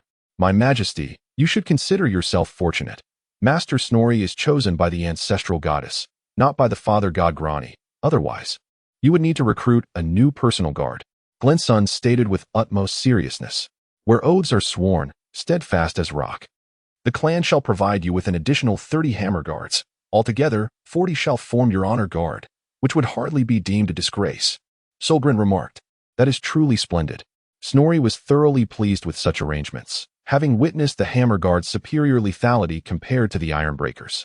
Your anvil guards shall also be considered as escorts for the caravan. The maintenance fees and your remuneration for this journey can be collected from the quartermaster shortly. Do I have compensation? Snorri exclaimed with delight. He realized Solgren had a knack for turning the public to personal gain. Times are tight, you see. Safeguarding the caravan and facilitating your brother's wedding can both be accommodated. Solgren seemed to perceive Snorri's thoughts and offered a brief explanation. Snorri himself was not so obstinate. He cheerfully made his way to the quartermaster to collect his reward. Upon seeing a large sack of gold coins, Snorri felt invigorated. Descending from the upper levels of the fortress towards the blacksmith guild, calculating the time, it was nearly time to secure the hammer before the departure day arrived. Chapter 74. Departure. Snorri, clutching the delivery note, exchanged it for his hammer at the workshop of the master smith. He examined the weapon briefly. It was sharp-edged and polished to a brilliant shine. What male could resist the allure of a weapon? Snorri held on to his hammer with reluctance to part from it. A simple swing revealed that the weapon felt like an extension of his very arm, its dimensions and weight impeccable. Far more suited to him than the standard forging hammer he had previously wielded. No wonder the master smith charged such a high price, Snorri mused. The exchange rate for the oath gold to standard dwarven coins was 1 to 100, but that was only the official rate. In private transactions, one could expect to receive a mere 120 coins for a single oath gold, a commendable deal. Without a discount, this hammer could procure 10 standard products. As he observed the faint arcs of electricity dancing across the surface of the warhammer, Snorri surmised it was the result of plasma quenching, though the true power would only be revealed in battle. According to his specifications, the hammer's sides were intricately engraved with the visage of the mother goddess in a furious roar and the stone armor emblem of his clan. On the underside, near the handle, a small inscription in dwarven script read, "Forged for the chosen of the goddess, Snorri Solson, by Master Smith in the year 6943, October." Snorri allocated the skill points earned from the victory at the Battle of Mountain Lake to acquire the skill Storm Hammer. Upon activation, the motion of throwing the hammer became notably more precise, achieving greater distance. However, the wooden dummy failed to exhibit the stunning effect, which would need to be tested in real combat. Snorri instructed Balin to prepare his belongings and, after bidding farewell to several kin, climbed into bed. In the courtyard, the hammer warriors and anvil guards were assembling, their uniforms distinctly contrasting. One side donned impenetrable iron suits, cloaking even their faces, armed with round shields and battle axes. The other sported ceremonial helmets with flat tops, designed for ease of wielding long weapons, their elbows exposed, clad in a combination of shoulder armor and gloves. Observing the 2 elite dwarven forces filling the courtyard, Snorri raised his left hand, signaling the departure. The group set forth towards the side gate of Karazikarak. Although it was early morning, only faint sunlight filtered through the gate, yet merchants, guards, and family members gathered to bid farewell, crowding the roads. A casual glance revealed an impressive number of wagons, perhaps over 100, forming a grand caravan. As Snorri arrived, the cheers of Chosen of the Goddess erupted. The official guards, arranged by the High King, positioned themselves at the front of the procession, separating themselves and the merchants from the caravan guards, ready to be inspected by Snorri. Witnessing the fervent enthusiasm of his kin, Snorri seized the moment to address them, hoping for a stroke of good fortune to further elevate their spirits. Dear kin, I, Snorri Solson, am tasked by the High King to protect the caravan on its journey to Karak Gentle Breeze. I understand your concerns, for within the caravan are your fathers, brothers, or sons. Therefore, in the name of the ancestral goddess, I solemnly swear to do everything within my power to ensure their safe return. The clansmen present erupted in cheers. After enduring the tumultuous whack of the great belly King Groll, many felt uncertain about this journey, but Snorri's assurance brought them solace. Let us depart, Snorri proclaimed, striding boldly towards the dawn beyond the mountain fortress. According to the plan, he was to reach the newly established first stop, Karakvarn, within the day. As they traveled, Snorri began to assess his subordinates. The caravan members could be categorized into 3 groups. First were Snorri's own elite troops, primarily consisting of his squire Baron, the engineer Brim, and a full complement of 80 anvil guards along with 40 hammer warriors, including 10 of the Eternal Hammer's elite. These individuals fought for the clan and for Snorri himself, embodying loyalty and reliability. The second group comprised the caravan's escort, arranged by the Supreme King, which Snorri commanded as the head of the guard. This contingent included 50 Longbeard warriors, 100 dwarf fighters, a mixed-ranged unit of 30 thunderers and 30 crossbowmen, a cannon, a bolt thrower along with their operators, and 10 iron dragon gunners. Lastly, there were 5 scouts tasked with paving the way. This official defensive force amounted to fewer than 400 individuals. However, the caravan's strength extended beyond this. Each wagon typically had a driver and 2 or 3 guards, as merchants always required personnel while traveling. This contingent of dwarfs also numbered around 400. Their equipment varied greatly, and while lacking in discipline, they possessed ample battle experience from their travels. With gear slightly superior to that of the average dwarf warrior, their combat prowess was on par with the Longbeard fighters. Finally, there were several human adventurers led by the knight Fatus, who provided security for the human members of the caravan, trailing at the rear of the formation. The serpentine line of the caravan stretched endlessly through the network of ley lines. Following traditional protocols, Snorri allocated his forces during a mid-journey rest. Fatus rode forward from the rear guard to join Snorri. Care to share a meal? He inquired, producing a sandwich and a flask of wine from his saddle. Snorri had no objection. He was eager to learn more about the knight's kingdom. Do you possess 2 steeds? Snorri asked, noting the prominence of Fatus and his 2 horses within the caravan, second only to himself and his Eternal Hammer guards. They were far more robust and majestic than the draft horses pulling the wagons. 2. Well, to be precise, 1 war horse and 1 riding horse. Fatus replied, taking a bite of his sandwich. Chapter 75, The Scorpion-Tailed Lion Butcher. Is there a difference? Snorri inquired, gazing at the 2 magnificent war horses, neither of which he could ride. This is Emma, my closest friend and comrade. At the mention of the war horse, a gleam ignited in Fathis's eyes as he pointed to the taller white steed. She is a hybrid elven warhorse, her sire hailing from the Athel Loren forest. Her stature surpasses that of any equine from the old world. Even the northern steeds descending from the nearby realms of chaos cannot compare, let alone those creatures lacking the strength and steadfast spirit of our Britannian warhorses. Fathis took a sip of his drink and continued, she bears the weight of heavy armor without fatigue. Even when the horses of our friends across the mountain are utterly exhausted, she can gallop and leap with ease, not to mention her composure in battle. Unfazed, unlike ordinary warhorses, it is crucial to possess such brave and fearless qualities when faced with clumsy giants or monstrous beasts of the forest. A good knight without a worthy steed is merely a foot soldier. Fathis brimmed with pride for his warhorse. And the other one is an ordinary warhorse, then? Snorri asked, receiving a nod of affirmation from Fathis. I do not ride Emma when not in battle. She must remain in prime condition, at most carrying a load or 2. Hence the need for another steed for transport, Fathis elaborated. Snorri listened intently, eager to learn all there was about the Britannian knights. He recognized that dwarves struggled to assemble cavalry, and his own mechanized troop concept seemed a distant dream. Thus, reaching an accord with Britannia would greatly benefit future endeavors in warfare.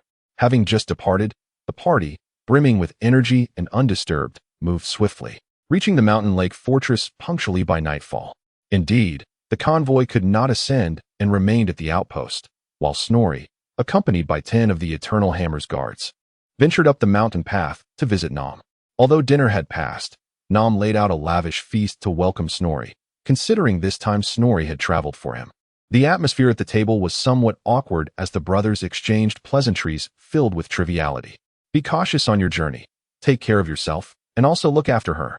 After several rounds of drink and dishes, Nom finally uttered such a remark. For a traditional dwarf like Nom, it was evidently unrealistic to expect him to compose a farewell poem or serenade Snorri with verses of longing. The following morning, a hungover Snorri awoke from Nom's bed. It had been ages since they had shared a slumber. Last night was too exhilarating. There were 2 matters I neglected to mention, Nom said, rubbing his eyes as he rose. The first is that your rock goat has completed its training and is ready for riding. The second is that I have intercepted a band of butchers for you, Nom proclaimed. The first piece of news was within Snorri's expectations, while the second was a delightful surprise. Butchers, what butchers? Snorri inquired. Let us go and partake of breakfast. They should already be there. With that, the gnome led Snorri downstairs towards the dining hall. Inside, the dwarves had already congregated in a lively circle, and the merchants who had accompanied Snorri were also there to dine, as their next destination was Carak where hot meals would be a luxury not guaranteed over the next 2 days. As the gnome and Snorri greeted their kin along the way, Snorri noticed a group encircled by several dwarven butchers, their bare torsos adorned with blue tattoos and crowned with vibrant orange headdresses. Among them, the one with the longest orange hair was regaling the crowd with tales of his adventures while simultaneously drinking ale. His animated storytelling, complete with gesticulations, captivated the audience, drawing them into his harrowing encounters with fierce monsters. Who might this be? The butcher noticed Gnome and Snorri as he raised his mug, his gaze lingering on the Runemaster insignia emblazoned on Snorri's chest. Go on, Rogath. What happened next? What transpired afterward? Chef, bring him another barrel of ale. The revelry was momentarily interrupted as the gathered kin clamored for more. Snorri, keen to indulge the crowd's enthusiasm, encouraged, please, continue, esteemed butcher. My fellow kin, feel free to attend to your affairs. I shall conclude my tale this evening. However, the butcher did not intend to resume his story. You all know I have come in service to Master Snorri, the chosen of the goddess. Another one drawn to my presence? Snorri felt a flutter of pride at his burgeoning reputation and allure. As the crowd gradually dispersed, the butcher rose, and Snorri finally noticed that his headdress towered nearly half a man's height, indicating that this butcher had not achieved notable success. The height of a butcher's distinctive headdress serves as the best measure of their prowess. The longer the headdress, the deadlier the dwarf. Most butchers perish during their initial encounters with adversaries, yet those who survive such confrontations are deemed unfortunate. Whether through their formidable combat skills, resilient spirits, or unwavering determination, these dwarves, despite their failures in pursuit of death, inadvertently affirm their status as great warriors. This natural selection process eliminates the mediocre, suggesting that any encountered butcher is likely to be a dangerously radical individual. I am Rogath, the scorpion-tailed lion butcher. My comrades and I hail from the north, eager to join your ranks, the butcher proclaimed. After a butcher has severed the heads of countless monsters with his axe, he typically adopts a title derived from the most formidable creature he has slain. The most illustrious among these are the demon butcher and the dragon butcher, survivors of encounters with the fiercest beasts known to history, having vanquished them and shared tales of their battles. Thank you to the reader for their generous contribution, and to the esteemed Major Yuri of the French Foreign Legion for their support. I also extend my gratitude to all the readers for their recommendations. I shall provide additional updates this evening. Chapter 76. Carak O scorpion-tailed lion, you are indeed valiant, praised Snorri upon hearing the words. The scorpion-tailed lion is a colossal beast resembling a lion, endowed with resilient wings that allow it to soar through the skies. Among all the carnivorous creatures inhabiting the northern mountains, they are the most formidable. The chaotic force of mutation grants them an array of forms. Some possess manes akin to serpents, while others have skins resembling iron scales. Many scorpion-tailed lions bear venomous stingers at their tails, and the blood of those pierced feels as though it is boiling. Yet, all scorpion-tailed lions are ferocious killers, imbued with primal rage. Their ferocity has led to their taming by the dark elves, serving as embodiments of the god of slaughter, Cain. For the dwarves, such a creature, agile and ferocious, poses a greater threat than the clumsy giants.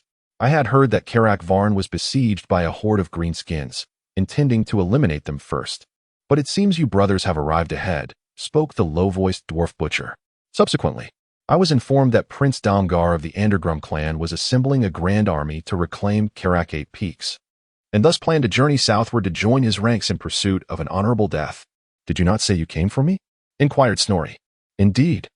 As my companions and I resupplied for the southern journey, Prince Nam declared that you, the chosen of the ancestral goddess, would soon pass through here on your way to Karak Breezeburg. We unanimously agreed that cleansing hatred under the gaze of the mother goddess would hold greater significance.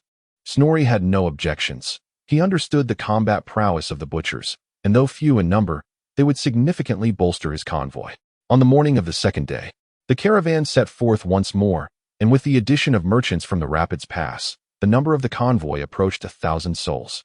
Leading the procession was Snorri, now mounted upon a robust ram of brown and gold, its nostrils exhaling puffs of steam, while its sharp horns were adorned with iron caps, enhancing its menacing aura.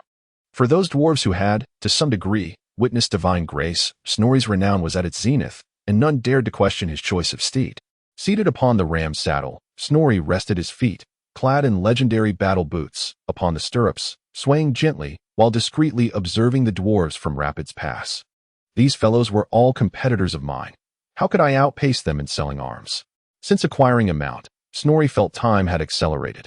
The journey from Karak Varn to Karak Domarl traversed the very heart of the mountain kingdom, patrolled by the Iron Warriors, thus dissuading any Individuals from causing trouble. After a night's respite, the caravan arrived at Karak Domarl on the following morning. For Snorri, the chosen of the goddess, Lord Loren the Timely, who had previously attended the ceremony at Mountain Lake Fortress, bestowed the utmost respect upon him. He personally led the Hammer Guard to greet Snorri and his convoy at the fortress gates. Surveying Karak Domarl, Snorri noted that it bore a striking difference from the fortresses he had encountered before. Firstly, the walls of the fortress are marred by the scars of battle. Although they have been repaired, numerous scratches and dents remain. Secondly, the structure of the fortress deviates from the typical subterranean design of most dwarven strongholds and instead resembles a human castle. This architectural choice stems from the original intention behind the establishment of Karak Domer, which was to control the Blackfire Pass, a strategic nexus connecting the wasteland and the human empire. Should the Blackfire Pass fall, the Greenskins from the wasteland would surge into the human empire unchecked, whether motivated by ancient alliances or the protection of vital trading partners. The dwarves of the world's Edge Mountains refused to stand idly by. Naturally, the primary defense against the Greenskins relies on humanity itself. Karak Domer can only serve as a fulcrum for deterrence and early warning. The Lord of Loren, who commands the garrison here, is renowned for his defensive acumen, having repeatedly held isolated strongholds against the relentless onslaught of enemies until reinforcements arrived. At the welcoming banquet, the Lord of Loren did not disappoint Snorri's expectations, presenting an impressive array of fine wines. For dwarves, high-quality beverages can be considered strategic resources. Dwarven ale is so nutritious that it can sustain an individual for weeks. Many warriors have reported a marked enhancement in their combat abilities after consuming dwarven ale. The most celebrated brew comes from the Joseph Bergman family brewery, which enjoys immense popularity in the cities of the Old World and the Dwarven Mountains. A single cup of this frothy malt beverage can fortify a person's resolve, rendering them immune to fear for 10 hours. However, Bergman's ale possesses a remarkably high alcohol content, with 1 cup equating to 4 cups of ordinary liquor. I heard at the peak of eternity that the Bergman Brewery is located near Karak Domer. You must be indulging yourself here. Snorri, having grown accustomed to the potency of dwarven brews, felt a slight intoxication after downing 2 cups. By Valaya, I hope so, exclaimed the Lord of Loren, his visage, etched from stone, now tinged with a hint of color. Yet that old fellow, humph, relies on the quality of his wine and is deaf to appeals. Is that so? Not even for me.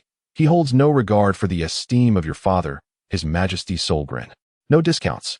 And if you desire aged brews like number 1 or number 2, you must queue.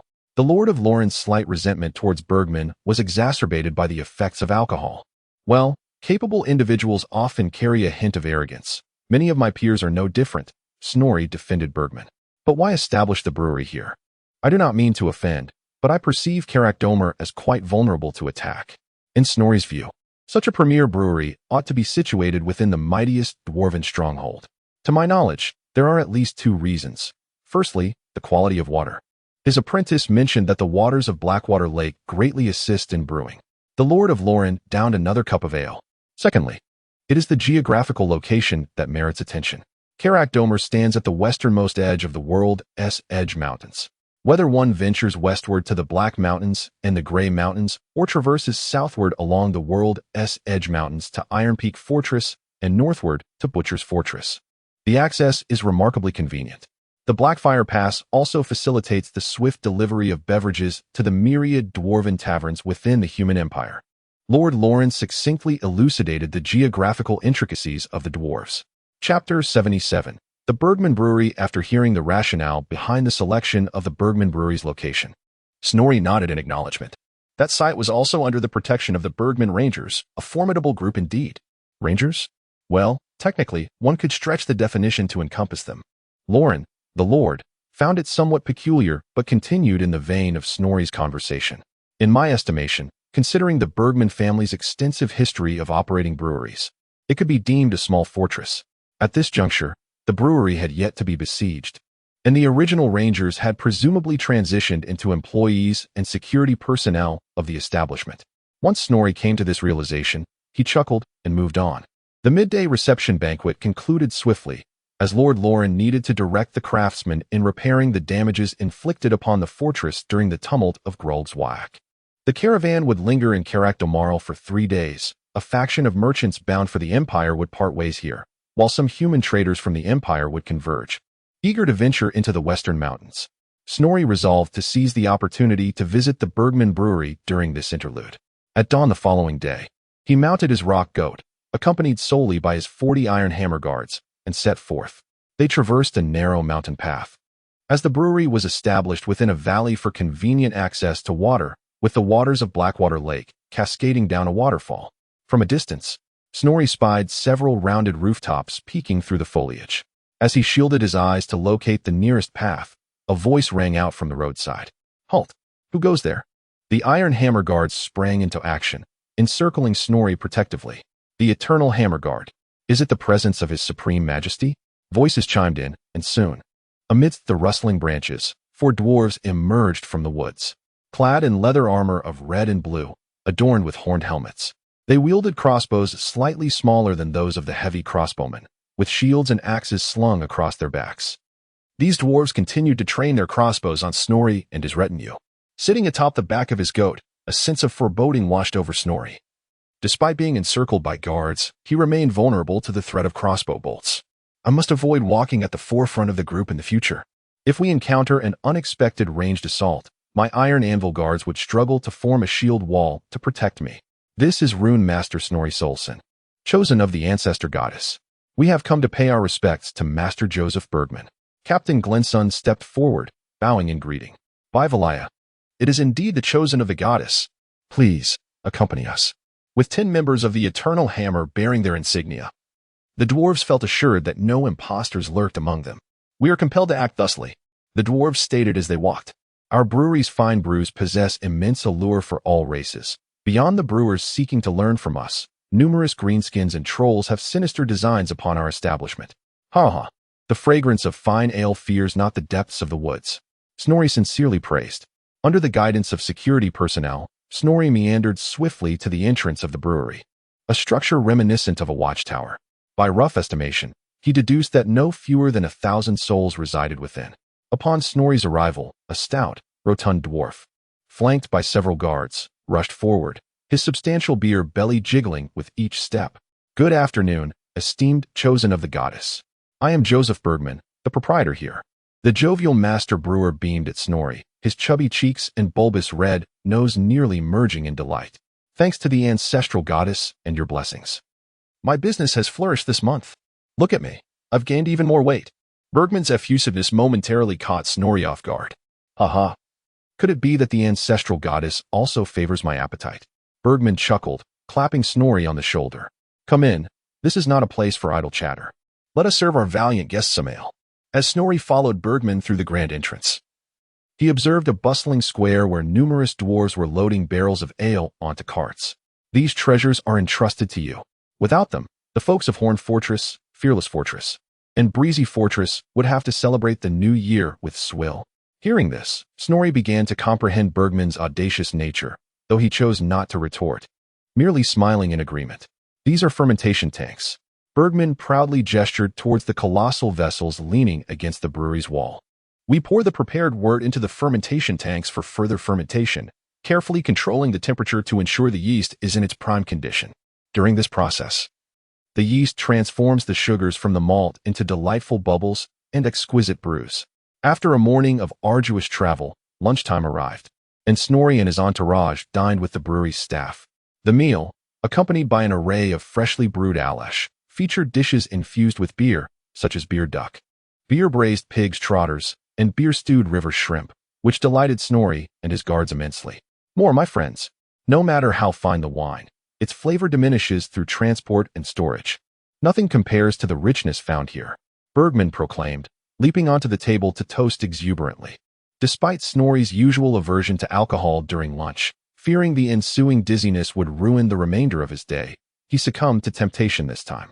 Post-lunch, feeling slightly lightheaded, Snorri, supported by his guards, toured other sections of the brewery, seemingly eager to impress the ancestral goddess.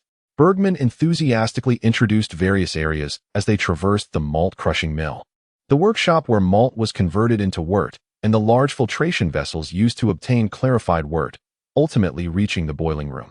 During the boiling of the wort, hops and yeast must be added. The proportions and selection of ingredients are my family's treasured secret. Master? Master? As Bergman continued to regale his audience with tales while sipping his drink, he suddenly noticed Snorri's eyes narrowing into slits, his head bobbing precariously, barely supported by the guards to prevent him from toppling over. Do you believe it is necessary for me to rewrite the introduction? Initially, there were some imperfections when I typed on the computer. Chapter 78. The Iron Fortress. Observing the inebriated Snorri, Bergman felt a tinge of disappointment. The young man, whose beard had yet to fully grow, simply could not hold his liquor. Nevertheless, it mattered little, as long as the mother goddess could hear him. Perhaps she would bestow her divine favor upon him, should she deem his efforts commendable. However, he hoped it would not resemble the kind granted to Brock at the Stream of Fury, for Bergman was in fine spirits.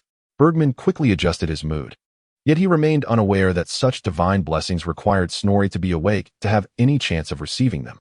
Come, let us proceed to the back door, where my greenhouse for selecting barley sprouts awaits. For a fine beer, top-quality malt is indispensable. The latter part of his words faded from Snorri's memory, and upon awakening in the guest room, the first tidings he received were that it was time for dinner. Groggy and disoriented, he made his way to the dining hall, where a lavish feast awaited him. This time, he was forcibly imbibed with more drink, and soon his already muddled consciousness succumbed entirely. The following morning, Snorri struggled to wash up and, skipping breakfast, immediately mounted his mountain goat. The previous day's 2 meals had left him apprehensive, as the enthusiastic tavern staff had poured libations upon him. To his dismay, he noticed that his little goat walked unsteadily, likely due to the feed being mixed with some dregs of alcohol. Though Snorri could hardly endure it, the accompanying dwarves remained in high spirits, continually extolling the exquisite wines and delicacies of the place. The eternal hammers, alongside the Supreme King, were held in considerable esteem. The ordinary hammer-wielding guards had never experienced such treatment before, and they expressed that this journey had not been in vain. Upon returning to Karak Domel, Snorri took to his room to rest until the day of departure. This time, the ratio of humans within the caravan had increased significantly.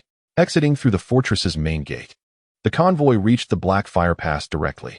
This was a place steeped in blood since time immemorial. Towering black cliffs, with unnaturally straight edges, loomed ominously. Thousands of years ago, during the cataclysm that marked the beginning of the Dwarven Dark Ages, a tremendous volcanic eruption had torn apart the Black Mountains, creating this critical passage. The molten lava had shattered the surface, resulting in the unique terrain found here. The geographical significance of this pass was undeniable. It served as a vital barrier against the malevolent green-skinned creatures. At the dawn of the human empire, the first Emperor Sigmar and the then Supreme King Kurgan Ironbeard led a coalition of humans and dwarves to victory against a vast goblin and greenskin horde at the Blackfire Pass, driving them to the eastern edges of the world's mountains. 15 years into the Empire's history, Kurgan Ironbeard was captured by a tide of Greenskins during his travels in the Old World. Subsequently, Chief Sigmar, having received a call for aid, led a slaughter of the orcs to rescue him. In gratitude, Kurgan bestowed upon Sigmar his ancestral heirloom, the divine hammer Garmalas, meaning skull crusher in Dwarven language, and they signed a treaty of amicable trade. This battle bore witness to the alliance between humans and dwarves and ensured the survival of the nascent human empire. Thereafter, countless battles ensued around the Blackfire Pass between humans, dwarves, and the Greenskins, the most recent of which was the Iron Gate battle, the very catalyst for Snorri's journey. Following a recent fierce battle, the Blackfire Pass now rests in a tranquil silence.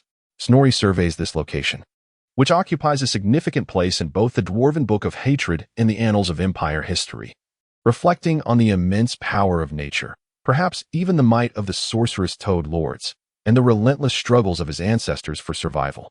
After spending half a day traversing the Blackfire Pass, Snorri and his caravan once again entered the dimly lit network of underground veins, their next destination being Castle, known as Ironforge. Although Ironforge is not a large dwarven stronghold, it remains an essential bastion within the Mountain Kingdom. The integrity of its underground network is considerably inferior to that of the world's Edge Mountains, and judging by the scattered goblins that were easily eradicated along the way, Ironforge's control over the surrounding regions appears rather tenuous. By the following day, Snorri, in order to facilitate the passage of his carts, had to lead his subordinates in clearing the collapsed sections of the underground network. After an additional day's delay, the party finally arrived at Ironforge 4 days later. The dwarven lord stationed there, named Kilby Thundercloud, exhibited great enthusiasm for the annual caravan. Through the rather meager offerings at the welcome feast, Snorri discerned that the living standards of the dwarves here were relatively modest. "Welcome to our abode, esteemed chosen of the goddess. We have heard of the mother goddess's revival, and every son of the mountains is greatly invigorated." The middle-aged dwarf, somewhat worn by the dual pressures of life and warfare, delivered the opening remarks at the banquet.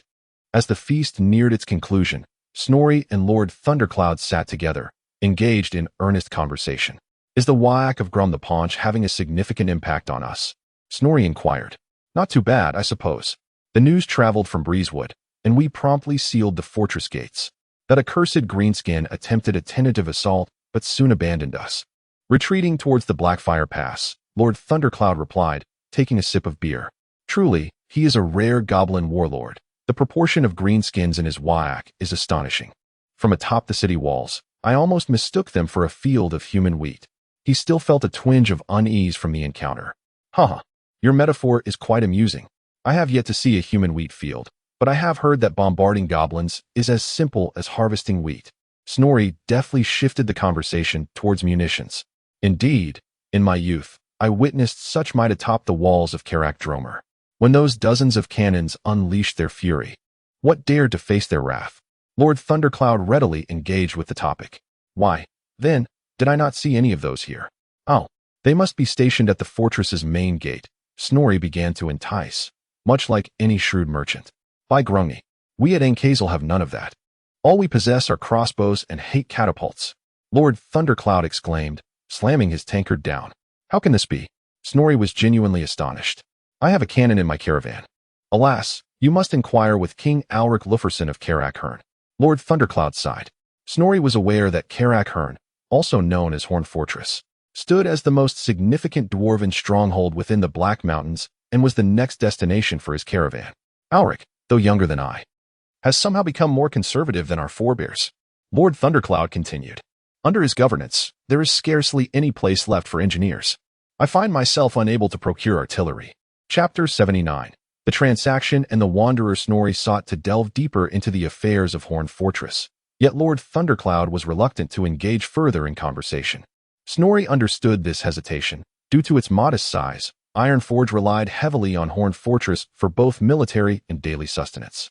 Even if Lord Thundercloud harbored some discontent, he would not speak ill of his allies behind their backs. "If you seek artillery, I have a suggestion." Snorri leaned in closer, whispering into Lord Thundercloud's ear. "It's not to procure from the Rapids Pass, is it?" Lord Thundercloud replied quietly. "The expulsion of the engineers by Alric has greatly offended the kin of Jabaffa. Our people from the Black Mountains are not particularly welcome there." "Certainly not. To be candid, I have just received a fresh batch of weaponry, including brand new organ cannons and iron dragon hand cannons. Snorri proclaimed confidently. Are they genuine? Lord Thundercloud inquired, a hint of uncertainty in his voice. Absolutely authentic. Produced by the illustrious Guild of Jabaffa Engineers, complete with all the necessary marks from producer to quality inspector. Have you heard of Mole S-Craft?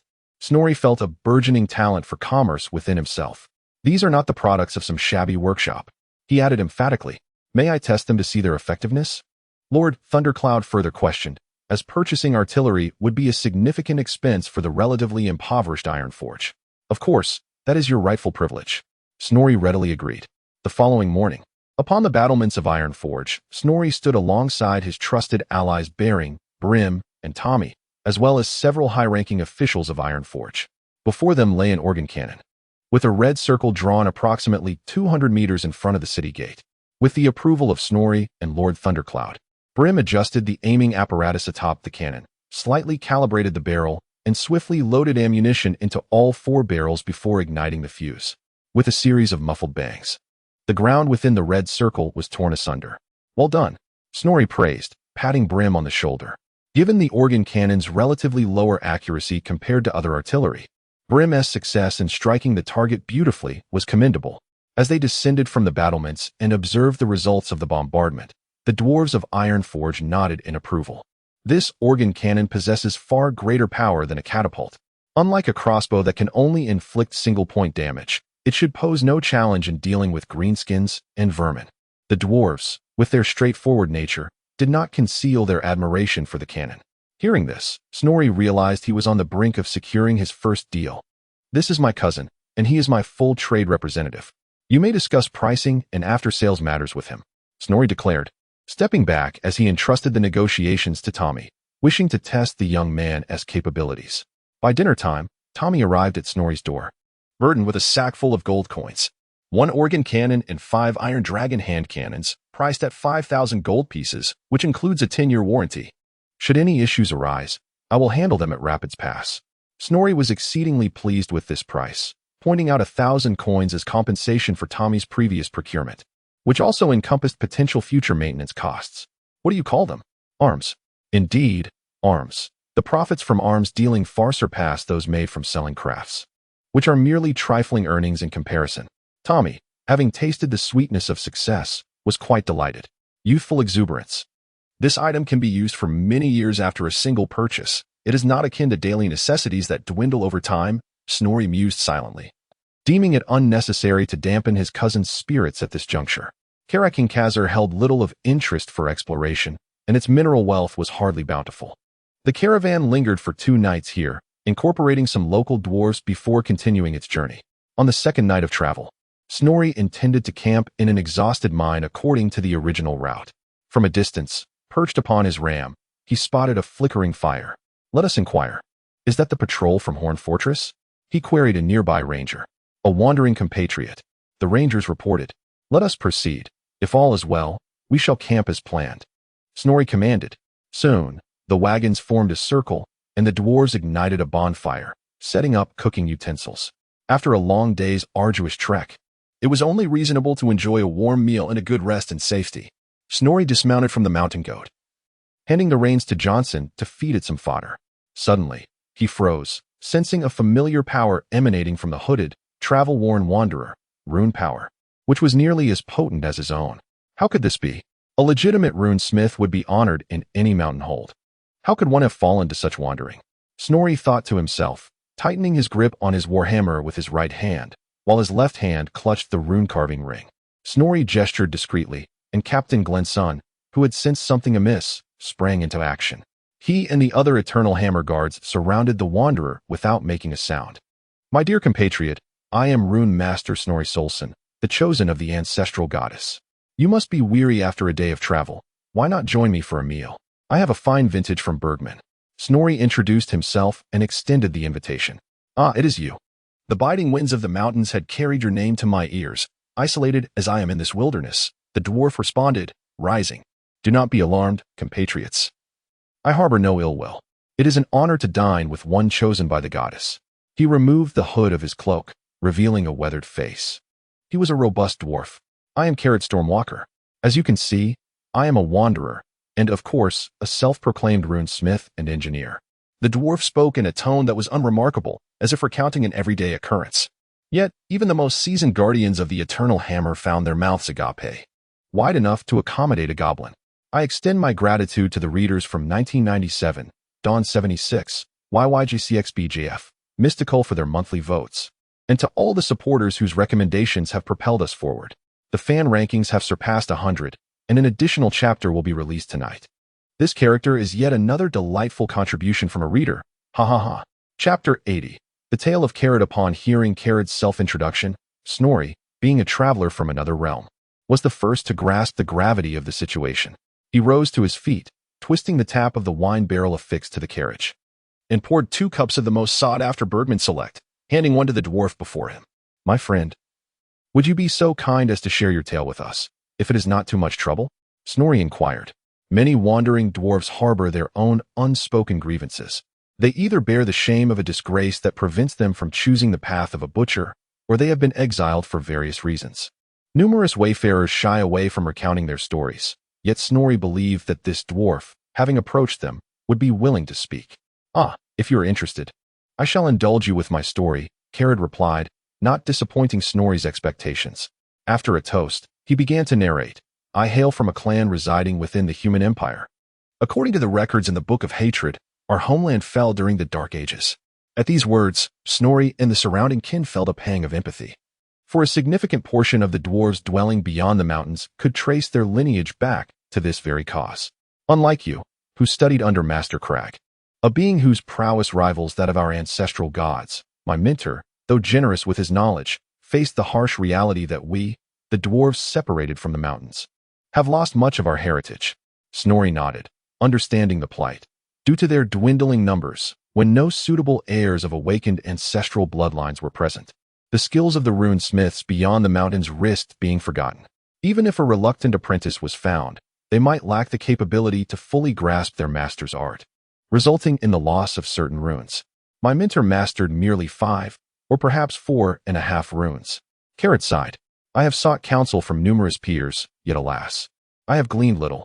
Snorri could surmise what had transpired. Most runesmiths were reticent to share the power of their runes, with some possessing a particularly obstinate nature, withholding crucial knowledge from apprentices they deemed unworthy, thus allowing their own skills to fade away, especially towards a dwarf like Carrot, who had come to learn. As for scholarly exchanges among practitioners of similar skill, they typically occurred through the barter of unmastered runes, akin to the previous arrangement with Master Silverfinger, who had requested to trade a master-level flight rune for a master-level tracking rune.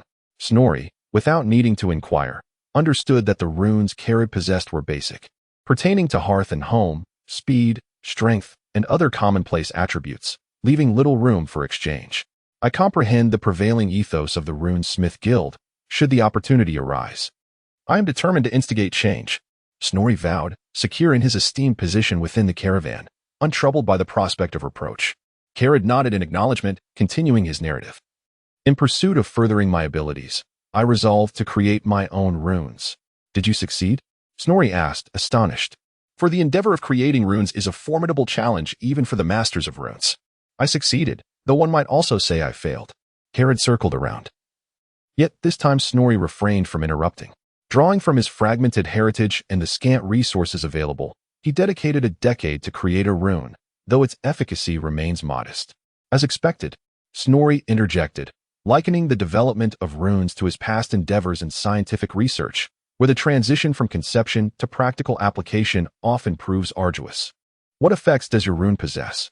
Snorri inquired, his curiosity piqued. By the gods, what are those on your feet? Carrot suddenly fixated on Snorri's boots. As dwarves customarily sit cross-legged, Snorri's elevated feet revealed his starly boots. Indeed, the starly boots.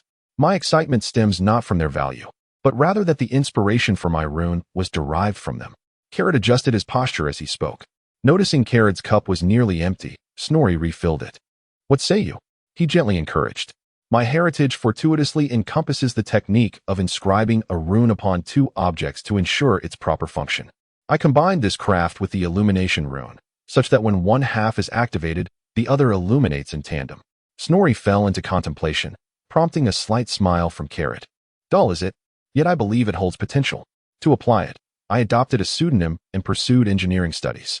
Alas, with the ascension of Lord Eric Lufferson of Karakhern, the already scarce members of the Horned Fortress Engineers Guild were expelled, leading me to your presence.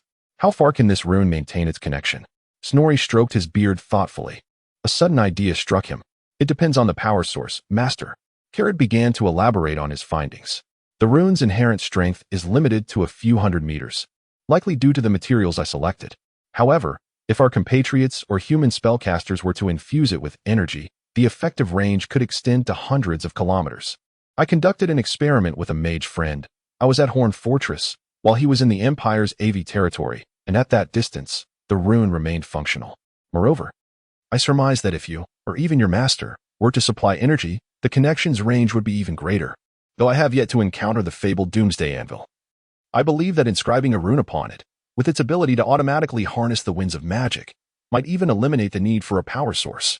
Carrot Stormwalker spoke passionately about his craft, perhaps because Snorri was among the few willing to listen to his tales, or perhaps to convey his message to the ancestral goddess. Chapter 81. Runes and telegrams, my friend. Is it possible to control the timing of their illumination? Snorri posed a pivotal question. Indeed, as long as there is sufficient energy. These runes, like others, can remain effective until the vessel they inhabit succumbs to rust, Khaled asserted with confidence. If you are interested, I can demonstrate it live. Observing the stew bubbling in the pot, which still required some time to be ready, Khaled continued, I have developed these two square devices over the years in engineering. They can accelerate charging speed and minimize energy loss, though their effect is notably pronounced only with this particular rune. Noticing Snorri's keen interest in the two bases, Khaled elaborated further, handing one to Snorri. As Khaled infused energy, both runes illuminated without any motion from Snorri. Let me try. Snorri exclaimed enthusiastically, injecting energy into his base. As he watched Khaled's device glow in response, his excitement was palpable. He then experimented with varying the charging duration, causing the two squares to flicker in tandem, their radiance illuminating Snorri's face. The surrounding tribesfolk watched in astonishment at the spectacle and Snorri's exuberant grin, contemplating whether this chosen of the goddess had received a divine revelation or unwittingly consumed some mind-altering fungi. My friend, you are nothing short of a genius. Snorri struggled to maintain composure, his voice slightly trembling. I must have the technology of this rune. Name your price, he declared emphatically. The nearby tribesmen frowned at this, with cousins Balin and Tommy even preparing to intervene. They suspected that this enigmatic wanderer had somehow deceived Snorri upon his return from his journey. Observing their reactions, Snorri pressed a hand down to halt his confidant's movements, his gaze fixed intently on Khaled. 5,000 gold coins. Khaled felt unnerved under Snorri's penetrating stare. Accustomed to the cold indifference of his kin, he found it challenging to accept Snorri's fervor. Too little, far too little, Snorri exclaimed, slapping the floor in frustration. Upon hearing this, the surrounding dwarves could no longer contain their composure. Who would complain about a bargain? Surely, this was a sign of having consumed some frenzied fungi. I offer 100 oath coins. Snorri's voice boomed, silencing the restless tribesmen. By the ancestors, how could the goddess of our forebears choose such a reckless individual? The tribesmen clamored, those seated nearby understanding the context, while others only caught wind of Snorri's extravagant bidding.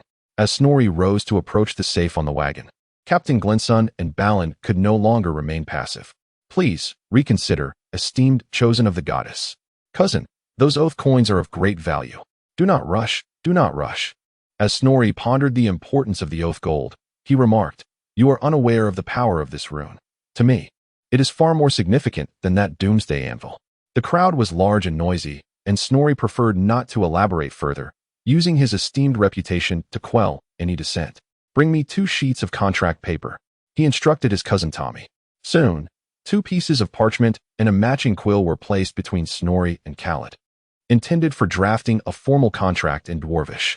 Each word inscribed on these papers would be imbued with the essence of magic, unalterable and, if preserved correctly, nearly immortal. Let us clarify the details, Snorri said, holding the oath gold as he gazed at Khaled.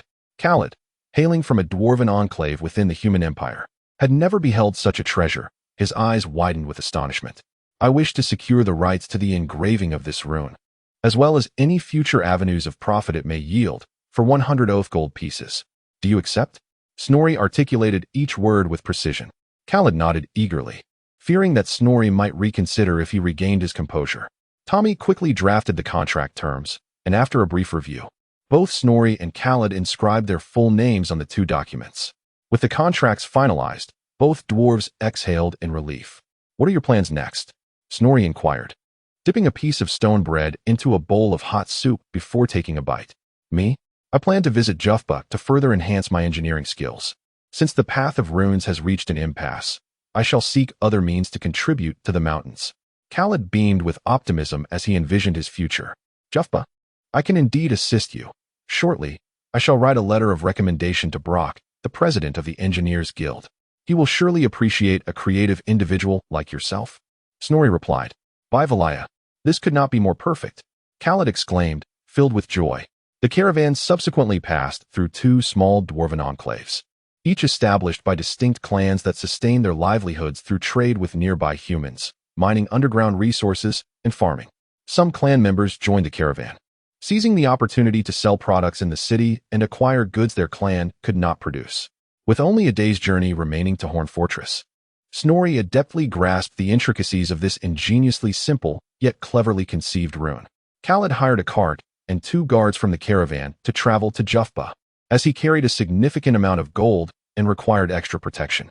Watching the figure of Khaled Stormwalker fade into the distance, Snorri murmured, "The Rapids Pass is not far. I hope our next encounter brings me new surprises." Originally, this was a tool for transmitting information through the flow of electricity, using continuity and interruptions to represent letters. With Khaled's technology, Snorri could now utilize the duration of luminous intervals as a substitute. "I extend my heartfelt gratitude to the readers of 1997, for whom I seek companionship. Your support in the form of votes, collections, and rewards is greatly appreciated." Chapter 82. Horn Fortress. Although the foundation for sending telegrams in this fantastical realm had been established, Snorri still needed to devise a method for transmission. While telegraph machines had been a staple in the war films of Snorri's previous life, he was only familiar with a basic understanding of Morse code and its underlying principles. The adaptation to this world required further research. After expending considerable time, he had barely managed to encode the 26 letters of the common tongue. As for frequently used symbols, abbreviations, and communication protocols, those could be addressed at a later time. At this rate, he thought to himself, I might very well lose my hair. Suddenly, he was startled by the sound of horns blaring. What was happening? Where was the horn being sounded? Snorri retrieved his warhammer from a hook on the side of the rocky sheep and, while brandishing it, surveyed his surroundings. The mist enveloping the mountains obscured his view, and at that moment, the dwarves nearby could not contain their laughter. "Dear cousin, that is merely the sound of the wind echoing through the mountains," came Balin's voice from behind. "Do you know why Karak is named as such?" he inquired, and upon receiving a negative response from Snorri, he began to expound on his knowledge. Since Cousin Tommy had joined Snorri's company and successfully sold a portion of armaments at Ironforge and subsequent settlements, Balin, the advisor, felt a sense of pressure and began to assert himself more actively. Snorri found this healthy competition quite gratifying. Horn Fortress derived its name from the sounds produced by the mountain winds rushing through the narrow passes.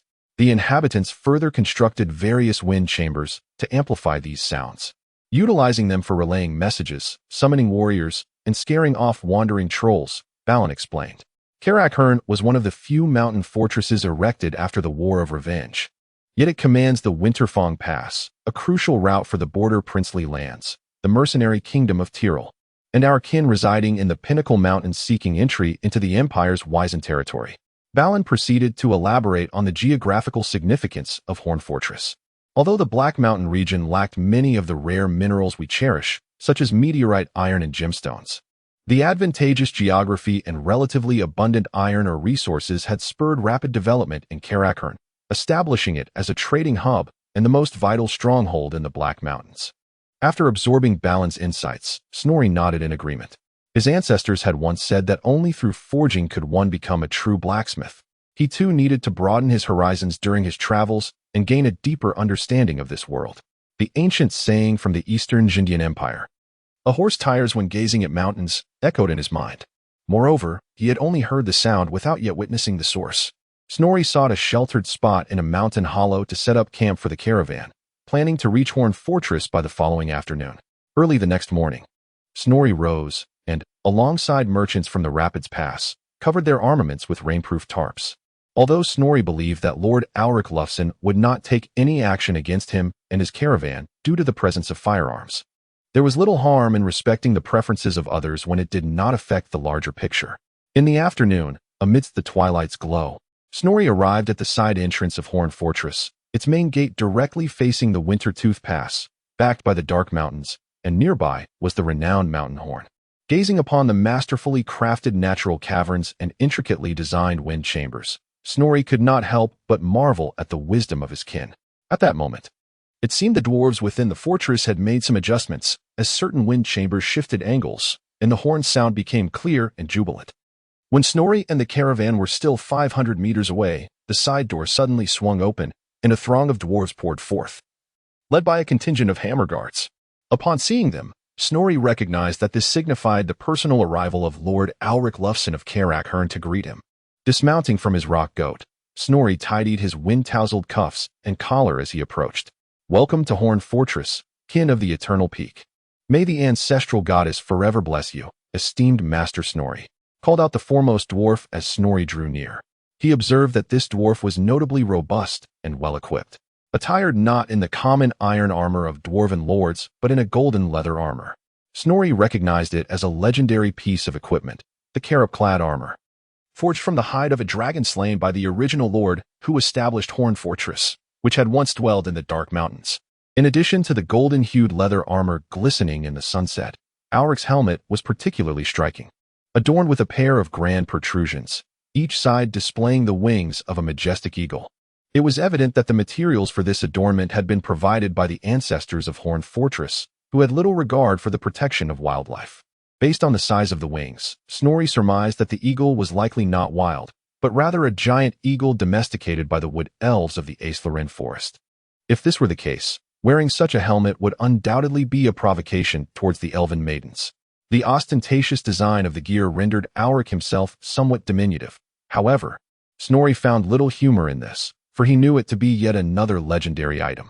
The falcon helm, undoubtedly named for its distinctive shape, significantly enhanced the user's vision and agility. Snorri silently marveled at the strength of Horn Fortress, although Lord Alric bore no weapon. No one would doubt that it too was of legendary quality. By this reckoning, the royal family here possessed at least 3 legendary artifacts, a considerable number even within the entirety of the Mountain Kingdom. As the two dwarves sized each other up, Snorri observed that Lord Alric appeared to be of a similar age to his gnome brother, his beard entirely black and recently grown past his abdomen. His countenance was resolute, and he seemed to bear a certain seriousness. The caravan, guided by the denizens of Horn Fortress, made its way into the city. Karak has a portion of its structure above ground, while the subterranean areas primarily consist of mines and storage rooms. Thus, most of its inhabitants reside on the surface. Snorri observed a staggering proportion of humans here, far exceeding that of the cities at the world's edge, with humans nearly matching dwarves in number. Given their taller stature, the overall appearances suggested an even greater dominance. Chapter 83. The Auction, Part 1. As the saying goes, those who do not share the same path cannot conspire together. Snorri was reluctant to engage in lengthy discussions regarding this matter, as it seemed beyond the resolution of mere words. On the afternoon of the third day, Tommy knocked on the door. "Cousin Snorri, are you interested in a little outing? I hear there is a grand auction at the Golden Goblet Guild tonight." Tommy eagerly encouraged. "Well, I suppose I would rather." Snorri prepared to decline the invitation. Although he felt a flicker of interest, he was wary of provoking trouble, especially since he was carrying both weaponry and an engineer. "Come now, my esteemed choice of goddess. You always say you wish to broaden your horizons. This auction features not only the wares from our mountain kin, but also a plethora of merchants hailing from the realm of humanity," Tommy continued to urge, influenced by the whack of the Greenskins. Many human families had perished, and those fortunate enough to survive were now auctioning off treasures to fund the rebuilding of their territories. "I have heard this auction boasts the most diverse array of items in recent years." Snorri felt increasingly tempted, primarily because he understood that the prices of goods from the human realm could be significantly lower than those in the Kingdom of the Mountains. Having already recognized the inflation present here, however, he soon reconsidered. The very reason humans might be bringing their goods to Karak for auction could be that they faced fierce competition from equally affluent kin. He mused that rather than securing a bargain, he might end up paying a premium. You are well aware of my financial situation. That sum of pledged gold was meant for purchasing the Doom Anvil. I spent 100 on runes along the way, and I am uncertain if what remains will suffice. It is certainly not to be touched. Snorri took a sip of the coffee on the table, noting that Hornblower Castle, being close to the human empire, had access to better quality coffee at lower prices compared to Eternal Peak. As for ordinary gold coins, you were present when I borrowed money from Andy, and you were the one who handled the subsequent arms transaction. You know how much I possess, do you not? I would not acquire anything of value there. Snorri candidly expressed, his logical reasoning leaving Tommy somewhat embarrassed. Tommy scratched his head and confessed, "All right, truth be told, I wish to go myself. But Balin and Brim share the same notion. We procured an entry ticket in your name. But today the organizers informed us that you must be present for it to be valid. Ah, the tree wishes to be still, yet the wind does not cease." Snorri sighed, uttering a literary phrase, before nodding in acquiescence. "Please summon the Eternal Hammer's guards and have them don less conspicuous attire," Snorri instructed, retrieving the remaining 400 coins of pledged gold, tucking them into his pocket. Though he did not intend to purchase anything, it would not hurt to be prepared. Soon, Captain Glenson appeared with 5 guards, who were not wearing their signature blue uniforms, but instead donned their armor like ordinary hammer guards. Yet, their robust physiques and snowy beards still proclaimed their exceptional nature to the world, due to the limitation of allowing only 10 individuals per pass. Snorri did not bring his entire guard. Tommy led the way, and the group swiftly arrived at the central square of the city. At the corner, this somewhat insightful merchant unstrapped his backpack and distributed a pile of hooded cloaks among the party. They donned the cloaks, shrouding half of their faces with hoods, tucking their beards inside, and concealing their weapons within the folds of the cloaks as they approached the entrance of the Merchants' Guild. A dwarf in charge of welcoming guests glanced at Snorri and his invitation before promptly granting them access. "Room number 8. Perhaps we could add a seat for the ancestral goddess." The dwarf jested lightly. Snorri noted that he had a human colleague responsible for inspecting the invitations of human guests. Upon entering the private room, the group relaxed. The auction house was a quintessential representation of dwarven style, with the auctioneer and the items positioned at the deepest level of the stairs. The seating fanned out from the steps, rising higher with distance to ensure that every patron had an unobstructed view, with dwarves and humans seated separately to avoid any obstruction of sight. The private room was hewn from the rock face, providing a commendable degree of privacy. The initial auction items consisted of rare weapons, commodities, and real estate, of which Snorri held little interest. Among the attendees, only Brim, who had seldom ventured far, was captivated. "The service here is quite commendable," Snorri mused inwardly while munching on the complimentary refreshments provided in the private room. He discerned from the voices of the merchants and bidders that many from the caravan had indeed arrived. Just as Snorri began to feel drowsy, the auctioneer's words suddenly captured his attention. "Next up for auction is a batch of firearms from the Rapids Gate, beginning with 2 cannons. They—" "Oh dear." Snorri smacked his thigh, lamenting, "Had I known, I would have brought our goods for auction." He felt a pang of regret for his tardiness. Rejuvenated, Snorri focused on the auction, recording prices while observing the bidders, each one a potential buyer for him. Soon, he noticed a particularly tall human, towering half a head above his fellow kin. Despite wearing a robe, the glint of armor beneath was evident, leading Snorri to deduce that he was a knight. He likely hailed not from Bartonia, as the knights there would never procure firearms.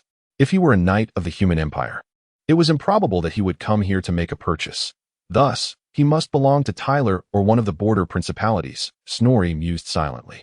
This knight exhibited a fervent interest in firearms, but appeared to possess limited financial means, placing bids on each set of items, yet consistently falling short. From his elevated vantage point, Snorri observed the entire scene unfold. Chapter 84. The Auction, Part 2. This batch of auction items is markedly different from the previous ones. It can be rightfully regarded as treasures. The first item is a shield that has been blessed by a pope of the Sigma cult, a significant figure in the history of the human empire. Sigma, the founding father of the empire, mysteriously vanished after reigning for 50 years. His devoted followers believe that he has ascended to divinity, establishing a fervently worshipped sect in his name, the Sigma cult. Sigma serves as both the guardian of the empire and the god of war for humanity. Due to the miraculous nature of his faith and the relentless promotion by battle priests, the worship of Sigma has proliferated rapidly. Today, reverence for Sigma constitutes a vital part of imperial society. Almost every city, town, or village within the empire allocates a portion of its wealth and land for the creation and maintenance of Sigma churches. His influence is so profound that within the empire's electoral mechanism for choosing an emperor, he holds 3 votes, 1 from the Pope of the Sigma cult and 2 from the Grand Cantors, each serving as the Pope's right-hand men. Besides their political stature, these individuals are formidable forces in their own right. The divine power of Sigma resonates within them, granting them the ability to perform extraordinary miracles in the name of their founding god, as long as their faith remains steadfast. The shield blessed by the Pope of the Sigma cult is of such quality that it rivals that of exquisite armaments. The atmosphere in the auction hall has grown exuberant. Both humans and dwarves are bidding fervently. Compared to weapons, the rarity of armor is even more pronounced. While weapons may aid in vanquishing foes in battle, it is armor that ensures survival. The price of the shield has soared to 5,000 gold coins, a reflection of the diminishing efficacy of the blessing over time. In contrast, the runes of our mountain sons do not suffer such degradation, even when exposed to the ravages of wind and sand. They continue to gleam as if brand new. Captain Glinson exclaimed excitedly. Following this, several heirlooms of human nobility were auctioned, captivating Snorri's interest. Although he refrained from bidding, he gained valuable insights into high-quality human equipment through careful observation and the auctioneer's introductions, vastly enriching his knowledge. Ladies and gentlemen, the next batch of items comes from a distinguished individual. The auctioneer waved his hand, revealing a new array of plates covered in red cloth. The dwarf auctioneer's suspenseful pause served as a method to capture the audience's attention. Come on, old chap. How can we make our bids otherwise? A distinguished individual? Surely, it cannot be the Emperor's elector from the Mute territory? That indeed would be a distinguished individual. The person who spoke boasted a loud voice, and upon hearing his remark, the audience erupted in laughter, with the dwarves particularly roaring with delight. Balin timely introduced the topic.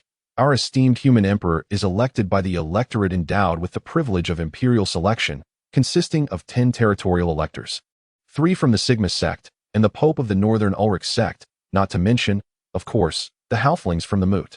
In total, there are 15 votes. Upon hearing this, the dwarves in the room erupted into laughter, and Balin soon joined their merriment. Halflings? Those cooks who barely reach our height. How could they possess voting rights? Brim inquired.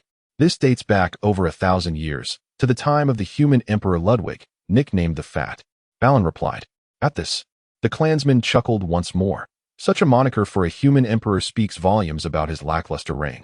Ludwig was a quintessential tyrant, distinguished primarily by his prodigious appetite, which inspired his moniker. He even appointed a halfling cook as an elector, solely for the excellence of his culinary creations. Furthermore, due to a modicum of bribery, he bestowed upon the halflings the most fertile lands of the Steel and Ivy territories, allowing them to establish a halfling autonomous region known as the Moot. After Balin's account, the dwarves laughed heartily, their beards quivering with mirth, harboring complex sentiments toward their human counterparts.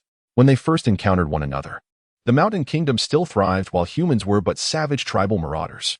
The nascent human empire relied heavily on the dwarves' protection, eagerly absorbing knowledge and skills from their dwarven mentors. However, as time progressed, the human empire flourished at an ever-increasing pace, while the dwarves, constrained by their own gender ratios and beset by external threats from the Greenskins and Skaven, faced a gradual decline in power.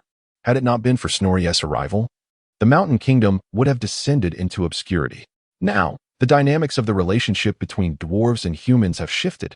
At times, the Mountain Kingdom finds itself in need of supplies and even military support from humans, a situation difficult for such a proud race to accept. Consequently, certain clansmen seize upon any blemish in the human empire to mock them, seeking a semblance of spiritual victory. Well, my friends, let me be frank with you. These are the spoils sent by Prince William III of the Recland, a tribute to this valiant friend who vanquished a detachment of Grom's forces invading Aldorf. And these are his war trophies, the auctioneer proclaimed loudly. What is the Golden Chalice Guild up to? War trophies? What value could those mushroom trinkets possibly hold? You don't intend to take them into battle, do you? The audience expressed their confusion. Do not be hasty, my friends. The auctioneer raised his hand to calm the crowd. We all know the reputation of the Golden Chalice Guild. We would never present mere refuse for your amusement. Before they became Prince William's trophies, these items were also spoils of the Greenskins. Upon hearing this, the crowd fell silent, awaiting the commencement of this round of bidding. What does this mean? Snorri asked, somewhat bewildered, turning to Tommy for clarification. Tentatively, Tommy ventured to speculate. It seemed that some nobles, in their haste to flee, had been unable to carry away their possessions, which consequently fell into the hands of the Greenskins. Once the Greenskins were vanquished, the matter of how to handle the spoils arose, for, after all, the human nobility, much like ourselves, are often interrelated. Perhaps unwilling to suffer significant losses, Prince William decided to send the items for auction. Chapter 85. The Auction, Part 2. Snorri was aware that historically, William III would replace the foolish Dieter IV as the new emperor of the human empire, and his lineage would hold the throne for a century, ultimately culminating in the reign of the last human, the mighty Karl Franz. The atmosphere of the subsequent auction shifted dramatically from the earlier tension. The auctioneer began to announce only the names of the items, refraining from further elaboration. A luxury watch, a high-end breastplate, and various other items emerged one after another. Simultaneously, the auctioneer's gavel fell swiftly, as if fearing that someone might raise the bid. The Golden Goblet Guild had no intention of offending a multitude of noble humans for the sake of a mere increase in commission on this readily available business. Many bidders below simply purchased at the starting price, and only a handful of items of significant value saw 2 or 3 rounds of bidding. The accents of the bidders suggested that they were not from the empire.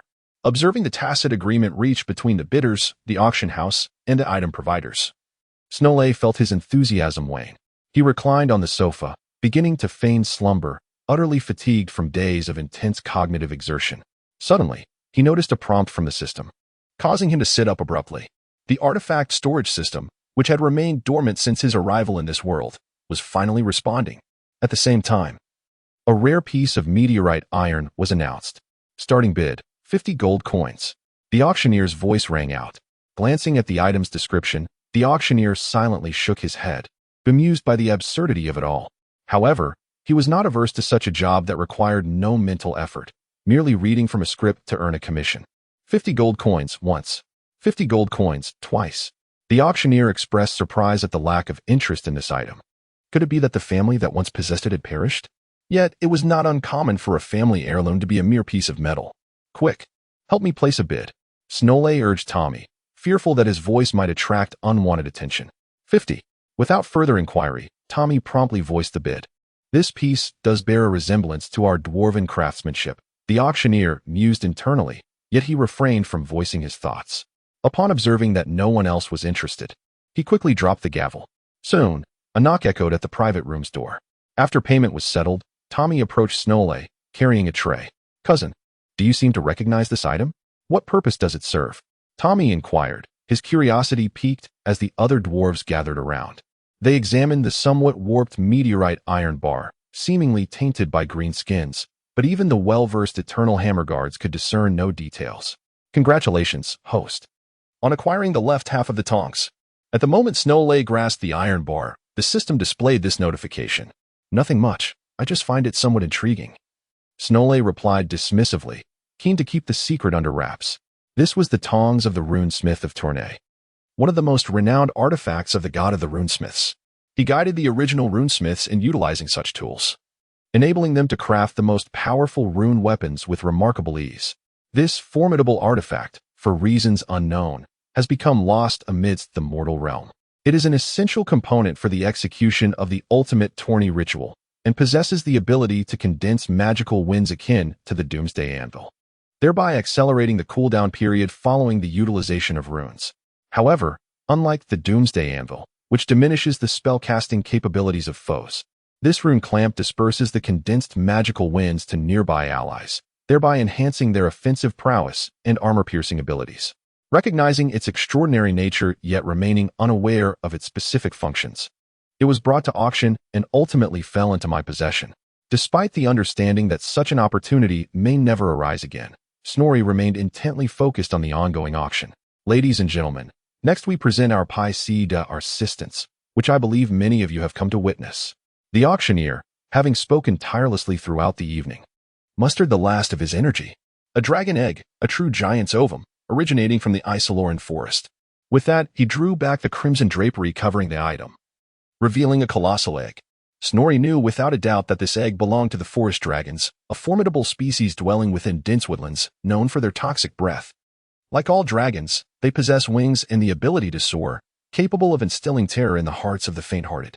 The bidding commenced at 3,000 gold coins, with increments no less than 100, 4,000, 5,000.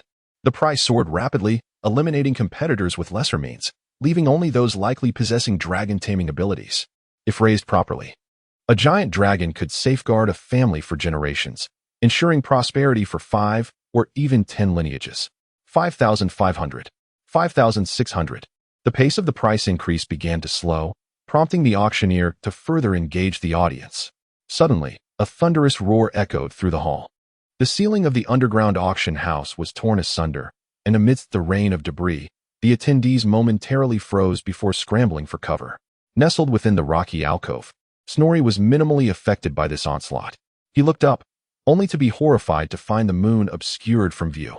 The sky was filled with winged creatures, the most prominent of which was a massive forest dragon accompanied by several giant eagles, their expansive wings blotting out the moonlight. You dare to trespass upon the Isoloran forest. You wretched ones, you shall pay the price. A voice, cold and commanding, echoed through the night. Patience, Alahan, my sister, temper your bloodlust. A second voice, gentle yet firm, followed. The Twilight Sisters. Snorri murmured to himself. They are the chief handmaidens of Queen Ariel, the Wood Elf, and the embodiment of the Divine Mother Aisha. They ride upon the mighty forest dragon, Sesenhar, fighting valiantly for their queen. Chapter 86. Twilight Sisters gazing upon the myriad of falcon riders, the formidable Wood Elves. Whether the elusive Strider or the Lord of the Glade, perched upon their colossal eagles alongside the imposing forest dragon. The humans and dwarves within the ruins of the auction house dared not stir. They were held at bay by arrows, many unarmored. Knowing that at a mere command from the sisters, half of them would be destined to report to their deities. Come, sister. Soon the armies of the bearded ones shall arrive, and we face more cunning adversaries. The precious strength of Esli should not be squandered here. A lively and gentle voice resonated in the sky. Hearing this, the onlookers exhaled in relief. Snorri surmised it was Nistra, embodying the gentle aspect of nature. Simultaneously, Snorri felt the ground beneath him tremble slightly, likely a response from the garrison of Horn Fortress, the resonance caused by countless ironclad boots marching in unison. From their elevated vantage point, the Wood Elves had surely noticed the approaching dwarf forces and began to realign their formation in preparation for retreat. Let us leave them a parting gift. Let these pitiful short-lived creatures learn their lesson. A chilling voice echoed through the night sky. Fire volley. With a commanding shout, the sound of hundreds of bowstrings twanged in unison, unleashing a veritable rain of arrows. Captain Glenson, gripping the midsection of his warhammer, spun it like a windmill, effortlessly deflecting the stray arrows aimed at Snorri. His party emerged unscathed. However, the humans and dwarves were not so fortunate. Amidst a scene of widespread despair, the Wood Elf Air Force departed leisurely. Quickly, I am Snorri Solson, chosen of the goddess. Those able to move, follow me to aid the wounded. Snorri's voice rang out. Dozens rose to their feet, still clad in armor from their auction attendants, sustaining merely minor abrasions from the hail of arrows, yet many lay on the ground convulsing. Every elf was a born sharpshooter, and these selected air warriors could strike swift-moving targets while mounted. Hitting a moving target while in motion was one thing. To shoot a stationary target lying on the ground was a true test of skill. Snorri was taken aback. This was the first time he witnessed such a brutal scene since his arrival in this realm. Though he understood that more sanguinary spectacles awaited him, he found it difficult to reconcile. Without hesitation, Snorri poured all his revival points into the healing option of the Valaya Rite. Points earned from his contributions to spreading the faith of the Mother Goddess. He could not bear to watch his compatriots, both current and former, lose their lives when he had the power to intervene. Lord Aura Clufferson was carried by 2 shield bearers. Upon entering the guild, he beheld a sky filled with pale green orbs. The injuries of the severely wounded had been stabilized, while the lightly injured were healed instantaneously by divine grace. Ancestors, bless us. Witnessing such a miraculous event, many dwarves from the Black Mountains shed tears of fervent emotion. Compared to their kin dwelling at the world's edge, Their time basking in the blessings of their ancestral deities is but fleeting. These dwarves, emboldened in their faith, heralded a new renaissance. As Snorri resolutely intensified the indoctrination until every last resource was exhausted. I, Alric Luferson, King of the Black Mountains, Lord of Karak Hern. In the presence of the Mother Goddess, I vow in the name of the ancestral kings of Karak Hern that the hatred stemming from the elven attacks on our guild, the harm inflicted upon our kin, and the plundering of our riches shall be avenged. His eyes wide with fervor, he drew his battle axe across his fingers, inscribing his own blood upon the tome of hatred within the fortress, reciting each word with fervent conviction. After ensuring the treatment of the wounded and managing the aftermath, Alric's shield-bearers crouched down, and he leaped from their shields to the ground. These shield-bearers were formidable warriors, meticulously selected to serve the Dwarven Lord, raising their shields to form a battle platform. This style was more common in the eastern mountains, where the treacherous paths made transporting heavy objects arduous, thus necessitating readily assembled platforms. In contrast, the lords and chieftains of the World's Edge preferred to fight atop the Oath Stone, a rune-etched stone that chronicled the glory of a clan or the lineage of a lord, symbolizing their home and serving as a mark of self-assertion for the Dwarven fortress.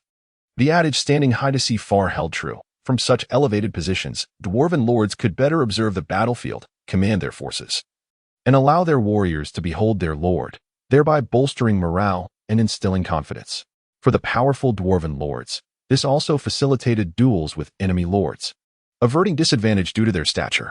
Such platforms first emerged in the southern Dwarven fortresses and gradually spread to other regions, thanks to Snorri's protective rights. Aside from a handful who met their demise from fatal wounds, the rest survived. The lightly wounded, filled with the joy of having escaped death, hastened to the taverns to proclaim the Mother Goddess's miracles, while the severely injured awaited treatment. Words fail to express my gratitude to the Mother Goddess and to you.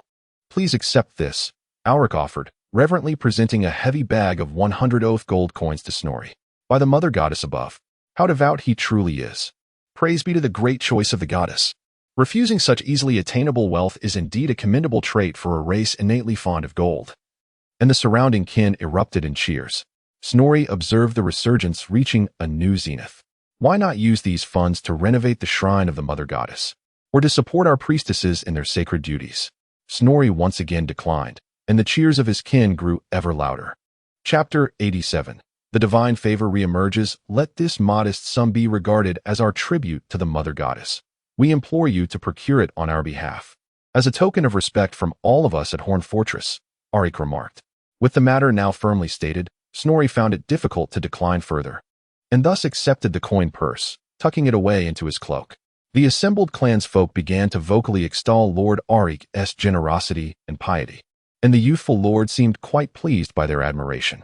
Seated on the bed in the guest chamber, Snorri exhaled deeply, his back damp from the cold sweat that had soaked through his undergarments beneath his robe, leaving him feeling rather uncomfortable. Unaccustomed to wearing heavy armor, it was a burden for both him and his rock goat.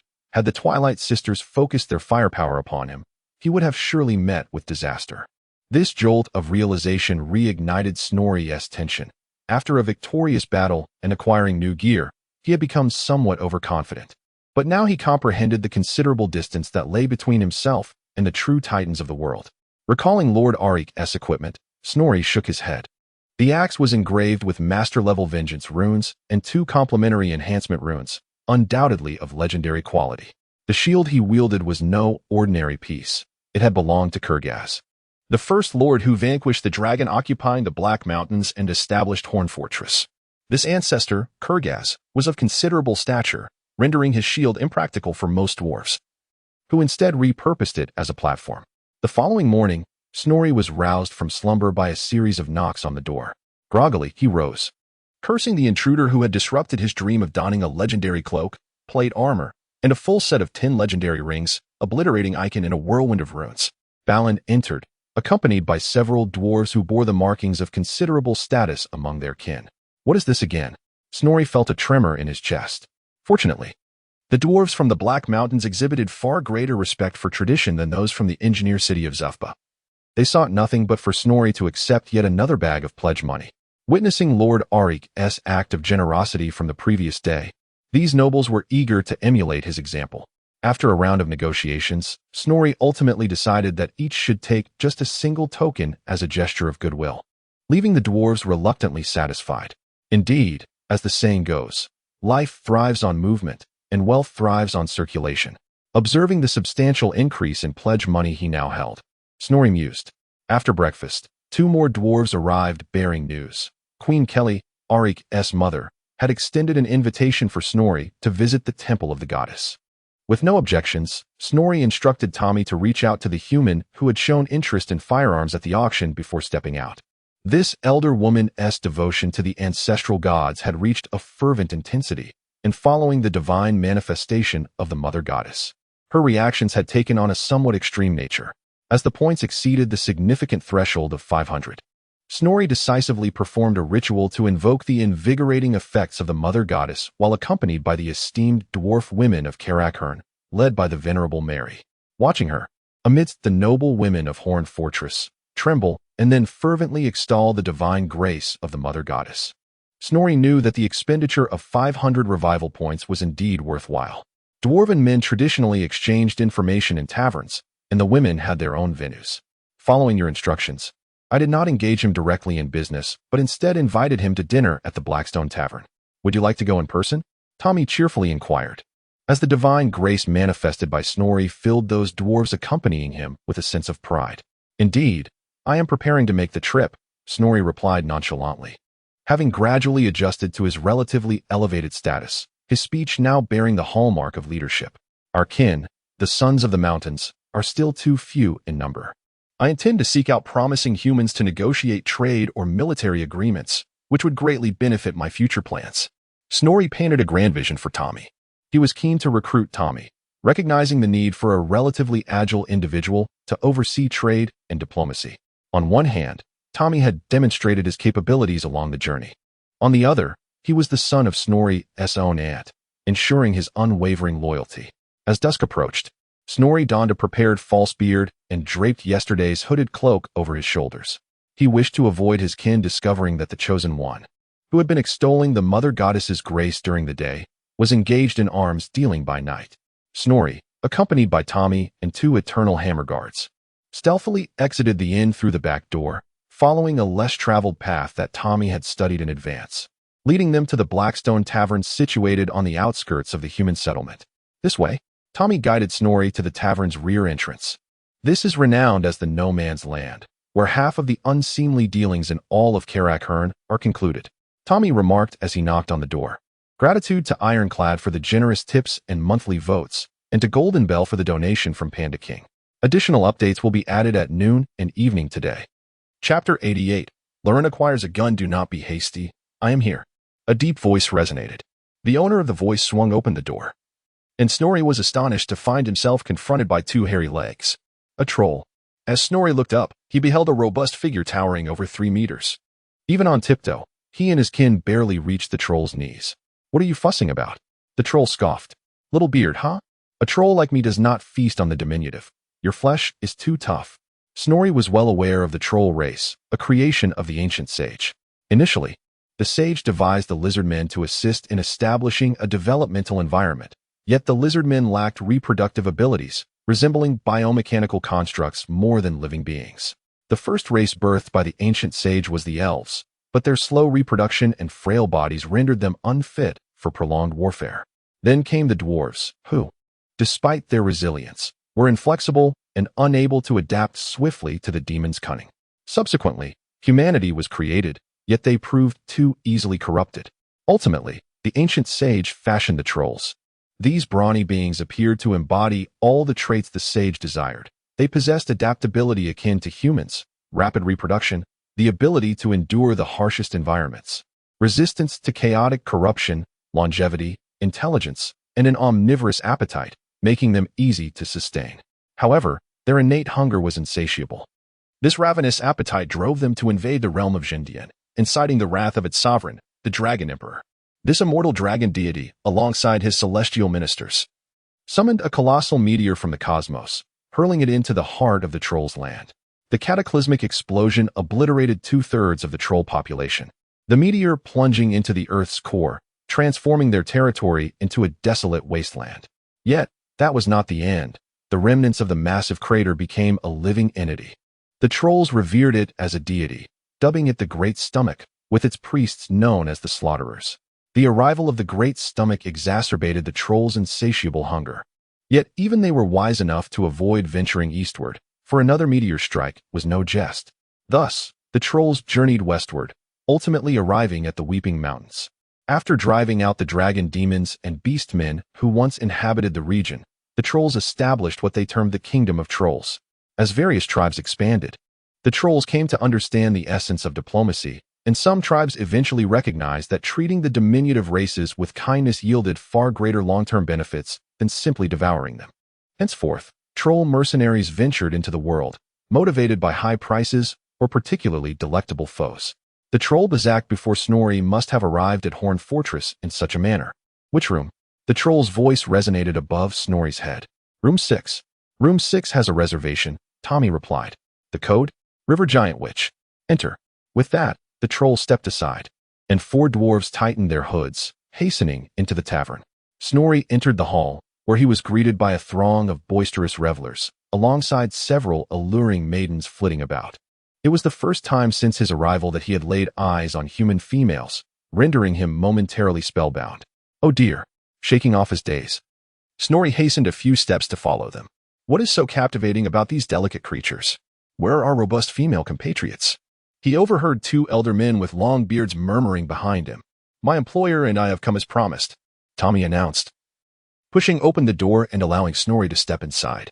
Without hesitation, Snorri took a seat directly facing the entrance.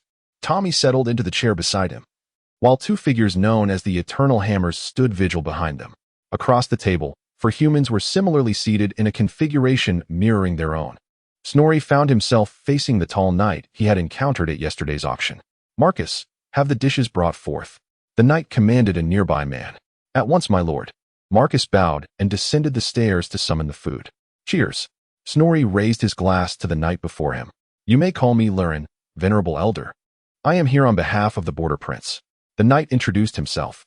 I have heard that you possess a batch of firearms seeking buyers. Is that true? Snorri inquired. Indeed. I attended the auction yesterday and observed your unsuccessful bids, the knight replied, initiating a game of wits. Sir Lurin sought to assert dominance in the negotiation. Yet Snorri was undeterred, deftly highlighting Lurin's needs. What wares do you offer? Lurin rested his chin on his hands, scrutinizing Snorri, as if attempting to discern the identity and strength concealed beneath his hood. That depends on what you desire and what you can afford.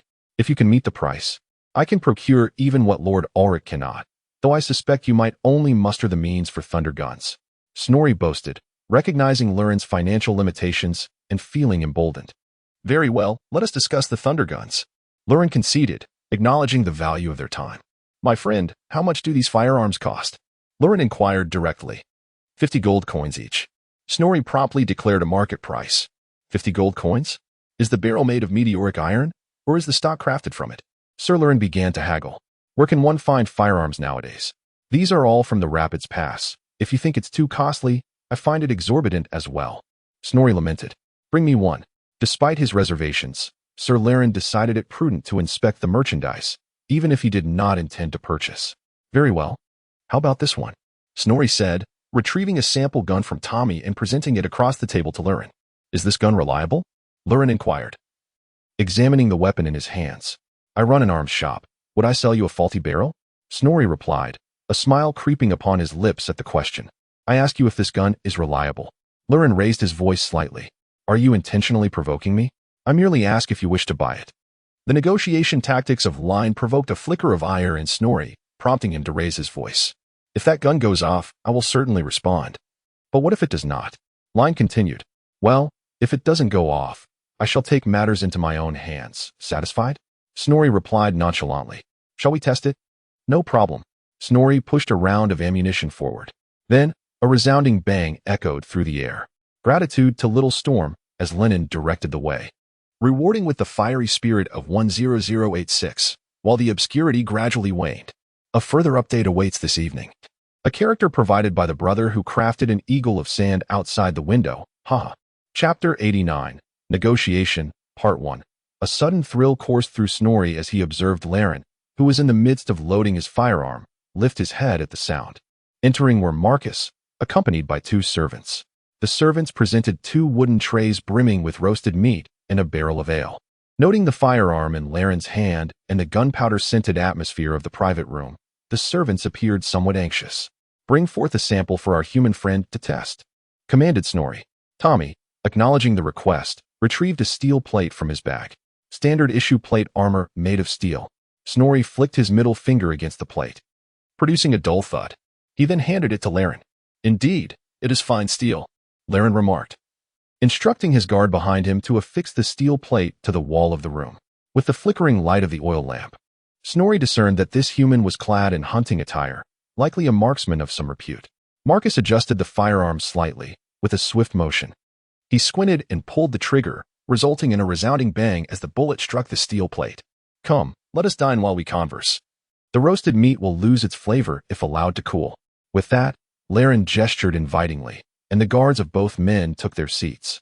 Snorri concurred, understanding that business could be conducted at any time, but mealtime must be respected. "Esteemed elder, you are surely aware of my circumstances. The Border Prince's domain is hardly a prosperous locale," Laren began. "I am indeed aware," nodded Snorri. "That region is fraught with political and natural complexities. A veritable treasure trove for gold seekers," Snorri continued, withholding further elaboration. "This vast wilderness is home to numerous diminutive human kingdoms, established by ambitious adventurers seeking their own dominions. However, oftentimes, these adventurers are political or religious refugees from the Empire, Batornia, and Kislev." Laren added a few remarks to this account. "I have founded a territory known as Skalis. With approximately 1,000 subjects under my stewardship," Laren began to share about himself. "That is quite commendable. Should I address you as Duke Laren then?" Snorri jested, aware that the rulers of these lands are collectively referred to as border princes, which is how the region derives its name. Each prince governs a small kingdom, often bearing an exaggerated ducal title. Yet, in more civilized areas like Batornia, such a kingdom would scarcely qualify as a knightly fief, given that the largest settlement in the region would merely be considered a small town by the standards of the old world. Laren's standing as a knight in this territory is indeed remarkable. This small patch of land hardly merits boasting in the face of the vast mountains, Laren humbly remarked, which left a favorable impression on Snorri, as he had heard tales that most border princes were rather conceited. The border prince's domain is rife with peril. War, plague, and famine had already claimed countless lives before our era. Yet, this tale is far from over. Sir Laren's eyes glistened with a hint of red as he spoke. In that region, the border princes are perpetually embroiled in strife. The ferocity of their conflicts is exacerbated by the meager stakes at hand. A prince who loses his duchy might, after a few fortunate battles or a serendipitous assassination, acquire a new one. Sir Laren bit into a piece of meat as he elaborated. Consequently, many lords in that land deem it worthwhile to pursue greater power or wealth at any cost. In this territory, cautious stalemates and tentative peace are exceedingly rare. This renders life here tumultuous and far from tranquil. However, for those in power, the consequences are vastly different. The common folk endure only endless suffering. Yet, I yearn to alter this reality. Sir Laren's tone rose with fervor. Snorri observed that several of his retainers resonated deeply with their leader's aspirations, their expressions alight with a spark of belief rather than the usual indifference. And so, this cannot change the fact that our thunderous firearms are in high demand. Snorri continued to play the role of the astute merchant. Here in Karakhern, as long as Lord Alric remains in power, firearms shall remain unavailable for sale. Snorri began his analysis. Let me ponder. There is also Karak Copper Mountain. But the firearms produced there are barely sufficient for their own needs. Who says we must purchase your dwarven firearms? Marcus, the hunter seated beside Sir Laren, interjected. I have heard that none is the city of gunfire, merely a black fire pass away from our Scully's territory. Silence, Marcus, as his retainer began to speak further. Sir Laren interjected. The warrior's assertion holds merit. However, none is presently overwhelmed with its own tribulations. Snorri sipped his beer to moisten his throat. Ever since that foolish pig, Dieter IV, abandoned defense and retreated, the mighty city of Nunn has been ravaged by the green-skinned Wyak, leaving it in ruins. A mere shadow of its former glory. Snorri recounted the information he had gathered. As our merchant convoy set forth, a group of craftsmen departed from the Eternal Peak to assist Nunn in its reconstruction. The Gunpowder Academy optimistically estimates it will take 2 to 3 years to restore production. To achieve output exceeding the Empire's needs for export may take 5 years or more. Listening to these words, Marcus opened his mouth, but ultimately found himself at a loss for words. You know, while firearms may carry a higher price, with just a month or two of training, an ordinary farmer can become a competent marksman. However, training archers requires a span of 3 to 5 years. Otherwise, they will only manage to shoot arrows into their own feet. Snorri stated in a gruff tone, mimicking the elders. This truth has been validated by countless individuals, rendering the opposing humans unable to refute it. The performance of firearms against heavily armored units surpasses that of bows by a considerable margin. Although there may be few individuals in your vicinity capable of affording plate armor, the wilderness is teeming with formidable creatures. Chapter 90, Negotiation, Part 2. Upon hearing Snorri mention the monsters, all 4 humans nodded in unison, clearly sharing harrowing experiences. As far as I am aware, the monsters in the border principality do not exceed those found in any other region of the old world.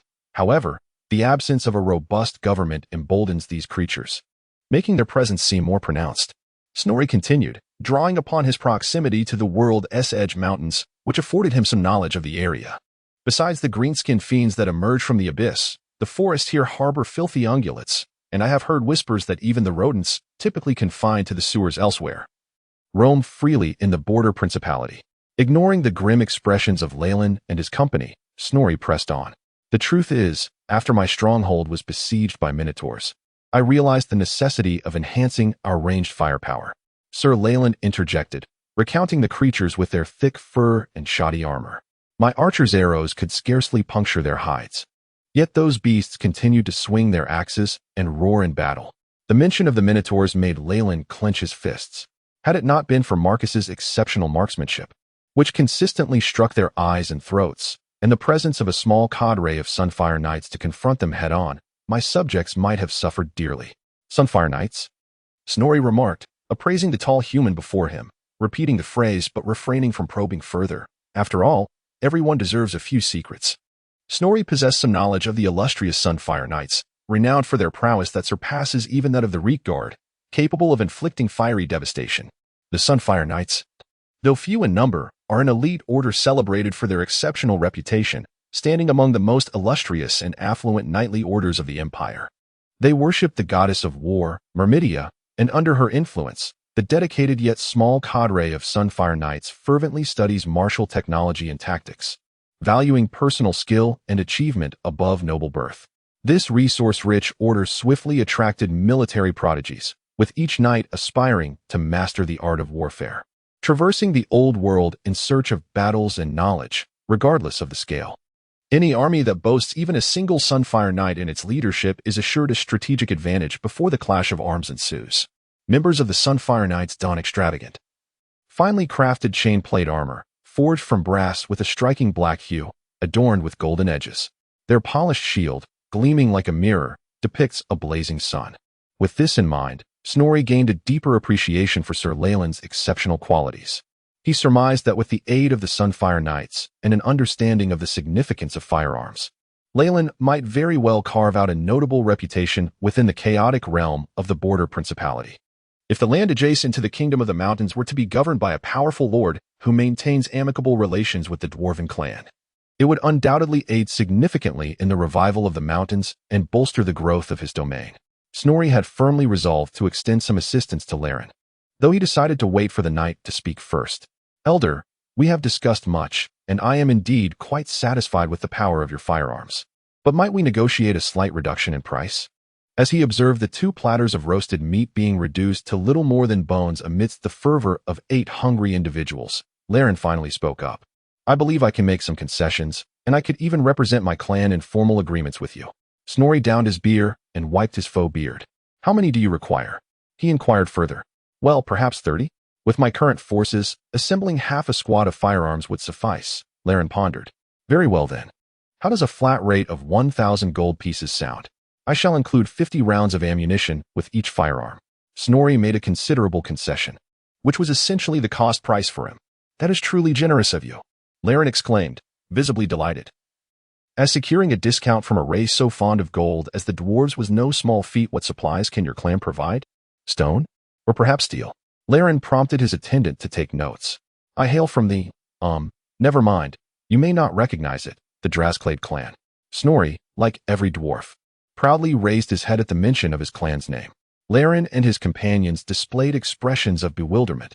Clearly, the vocabulary of the dwarven tongue was beyond their comprehension. Rather than mock the short-lived beings for their ignorance, Snorri continued, "What constitutes a reasonable price?" The financially constrained knight Laren remained focused on this matter. "I shall offer you a 20% discount on the market price. Your territory with its 1,000 inhabitants will not incur significant costs," Snorri promised with evident pride. "Surely, there must be a limit to this, right?" Tommy, an astute businessman, reminded Snorri, who was already slightly intoxicated. "Indeed. Let us set an annual limit of 5,000 gold pieces on discounted goods," Snorri added, knowing that even if his father did not support this arrangement, he could still cover a quota of 1,000 gold pieces. This also served to mitigate the possibility of the knight resorting to profiteering. "Well then, what must I offer in return?" Although Laren's cheeks were flushed from drink, he maintained his composure, earning the respect of those dwarfs present. "When you achieve or come close to realizing your goal, someone will reach out to you," he concluded. Chapter 91. Setting off again. Upon hearing these words, Sir Laren nodded, indicating his understanding. Having agreed upon the time and place for tomorrow's transaction, Snorri departed the tavern with his companions. With 2 divine blessings revealed in succession and a powerful advocate by his side, his reputation in Karak reached its zenith. And it was only a matter of time before someone sought his audience. Lingering in obscurity was not a favorable situation. "Cousin, why do you hold such high hopes for this seemingly impoverished human?" Tommy pondered, finally posing the question as they neared the inn. For a merchant, the ability to discern character is of paramount importance, and he yearned to learn how to identify potential buyers. I sense divinity within him. If I am not mistaken, he too is a recipient of divine grace," Snorri replied, choosing to be forthright rather than relying on his previous life's knowledge of physiognomy to deceive his cousin. "What? Is it to celebrate the mother goddess's bestowed blessings?" Snorri mused as he glanced at the invitation, feeling somewhat exasperated. It signified yet another round of vacuous speeches and excessive drinking, activities he had never particularly enjoyed, whether in his past life or the present. Yet, in truth, he had to attend, not only for the immediate revival points, but also for the long-term rejuvenation of the Kingdom of the Mountains. He must engage wholeheartedly, even lead the performance. "Not entirely, esteemed chosen of the goddess," the Hammer Guard replied respectfully. Snorri felt puzzled by this. Had something significant transpired within the brief span of a day? "Not entirely. What else is on the agenda?" Snorri inquired. "Mobilizing forces to settle old scores." The Hammer Guard, taken aback, considered that the Wood Elves treated the people of Karak as insignificant, coming to pillage and wreak havoc while the chosen of the goddess was present. "Are there not only a handful of unfortunate victims? Lord Auric intends to make a grand affair of this," Snorri asked, recognizing that this sudden war would greatly impact his plans and the caravan he protected. You may be unaware," the Hammer Guard replied, accepting a mug of ale from Balin and settling down. "Our Lord's style of governance bears some resemblance to your father, His Majesty King Solgren. Ever since ascending to the throne, he has vowed to emulate your father's approach, addressing every grievance, great or small." "Well, my father is not," Snorri stammered. "His Majesty is responsible for settling all grievances within the Kingdom of the Mountains.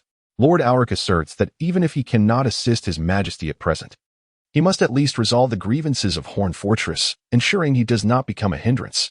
The Hammer Warrior spoke proudly, filled with admiration for his lord's ambition. "Indeed, that is a lofty aspiration," Snorri acknowledged. He realized he needed to recalibrate his subconscious mindset. As a dwarf, he must relinquish any fantasies about the enchanting wood elf maiden who conformed to his past aesthetic and prepare for battle. The following evening, Snorri was accorded an even grander reception in the hall of Karak. Compared to the previous hearsay, witnessing divine grace twice in succession is undoubtedly more astonishing. Despite the continuous flow of dwarf aristocrats offering him toasts, Snorri made a concerted effort to approach Lord Auric. "Your Majesty, allow me a moment of your attention." Snorri spoke in a hushed tone. "What is it? Is there a portent concerning the Mother Goddess's vengeance?" Lord Auric regarded Snorri's perspective with great seriousness. "I have heard of your intention to march upon the Isoloran forest to settle the score of hatred. But might I implore you to postpone the expedition by a few days?" Snorri had pondered how best to broach the subject during his journey, ultimately deciding not to impede Auric's quest for vengeance. Why so, esteemed chosen of the goddess? The revered Grimir teaches us that the grievances we can settle today should not be deferred until tomorrow. Lord Alric appeared somewhat perplexed. Indeed.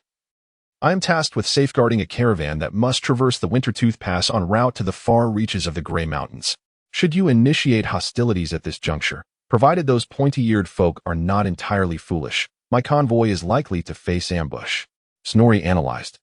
Believing that the Wood Elves possessed a substantial aerial force, and with the mighty roots of the ancient oak, known as the World Root, they could traverse underground, thus disrupting the dwarven network they so proudly claimed.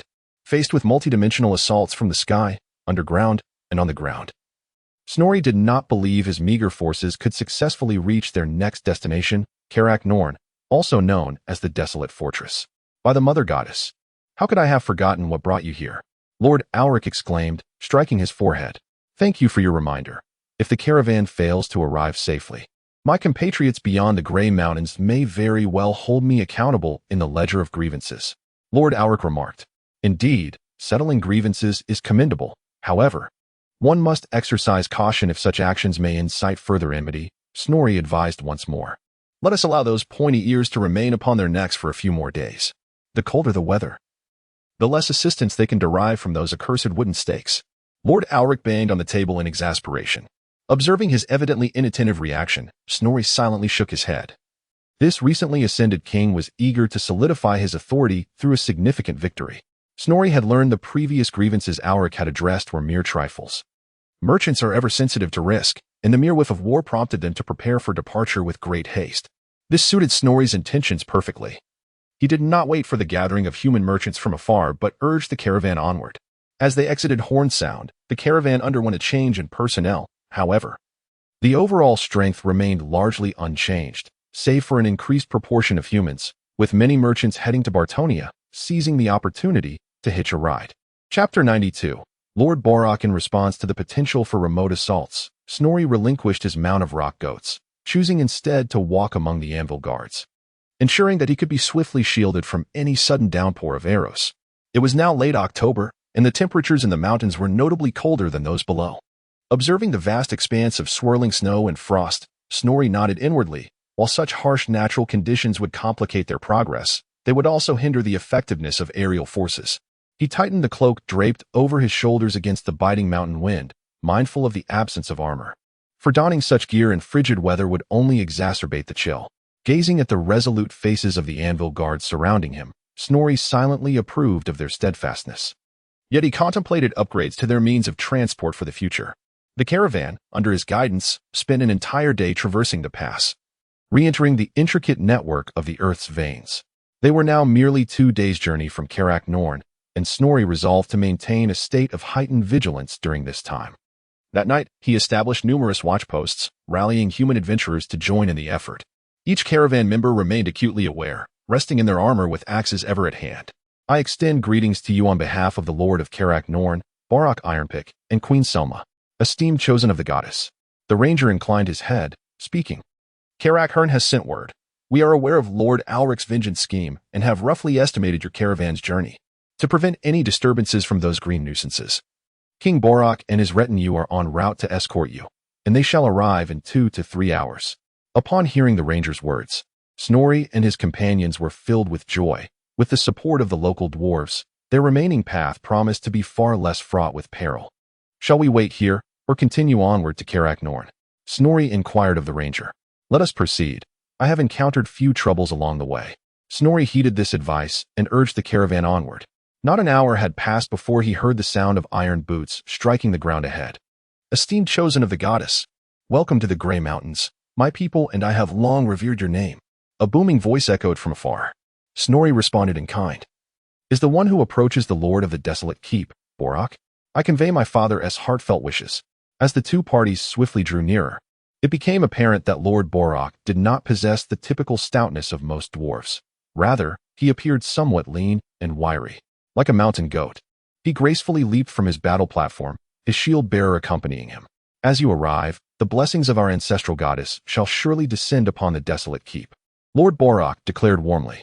Though Snorri was not thoroughly acquainted with this lord, he reciprocated with enthusiasm, sharing tales of his journey thus far. When the time for lunch arrived, Both parties settled to rest together. It is still a full day's journey to my home. Please do not take offense at my caution. For I swear by our ancestors that I do not doubt your prowess or the might of your warhammer. Many honor-bound dwarves are reluctant to accept assistance from others during the execution of their tasks, as this is perceived as a sign of disrespect. It was precisely out of fear that Snorri might misunderstand that Lord Borak felt compelled to explain, the mushrooms from the Grey Mountains are remarkably effective for warming the body. After this brief recommendation, he returned to the matter at hand.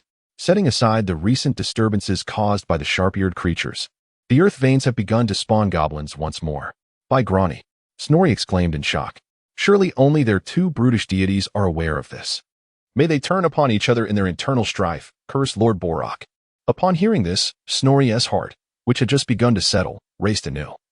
Both goblins and wood elves can utilize the underground passages to launch surprise attacks on the merchant caravans below. Moreover, compared to wood elves, the enmity between dwarves and goblins is undoubtedly far more intense. After a brief respite, the party resumed its advance, with Borak and Snorri leading the way. They evenly distributed their forces on either side of the convoy to guard against potential ambushes. Fortunately, the goblins showed no undue interest in such a massive caravan of over 1,000 people. After vanquishing several scattered goblins, Snorri wiped the sweat from his brow and spoke. Observing a pile of pink flesh that had been smashed into a pulp, esteemed lord, have there always been so many cave squigs within the territory of Carak-Nun? These creatures dwell at the base of the mountains. They are astonishing beings, possessing a spherical body that is part fungus, part flesh, with alert eyes, cavernous mouths, and dagger-like teeth. Besides the wild ones, goblins also domesticate them, as their hides are quite useful and their meat delectable. Some squigs are captured and bred to serve as guards or pets for the amusement of warriors. When necessary, squigs are unleashed onto the battlefield, wreaking havoc. When injured or provoked by noise, they become even more frenzied, eager to scatter and bite all living beings in their path, including their own kind. By the mountains, Lord Borak gasped, acknowledging that even seasoned warriors must exercise caution when confronting these fearless, frenzied beasts. There shouldn't be so many, based on our experience. Those sneaky night goblins are far more adept at raising these creatures than their filthy surface-dwelling relatives, Lord Borak remarked. It is likely that a new goblin war chief has emerged in the nearby tunnels, perhaps a night goblin. He analyzed the situation based on his own expertise. Is there anything I can assist with? Snorri inquired, expressing his willingness to secure a victory for the dual rewards of skill points and revival points.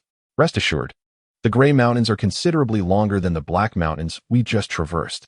Your duty is to ensure that the supplies reach our brethren safely. As for those goblins, the countless we have dispatched over the millennia could fill the entire forest of Isolorn. Lord Borak proclaimed with pride. Thank you for the blade.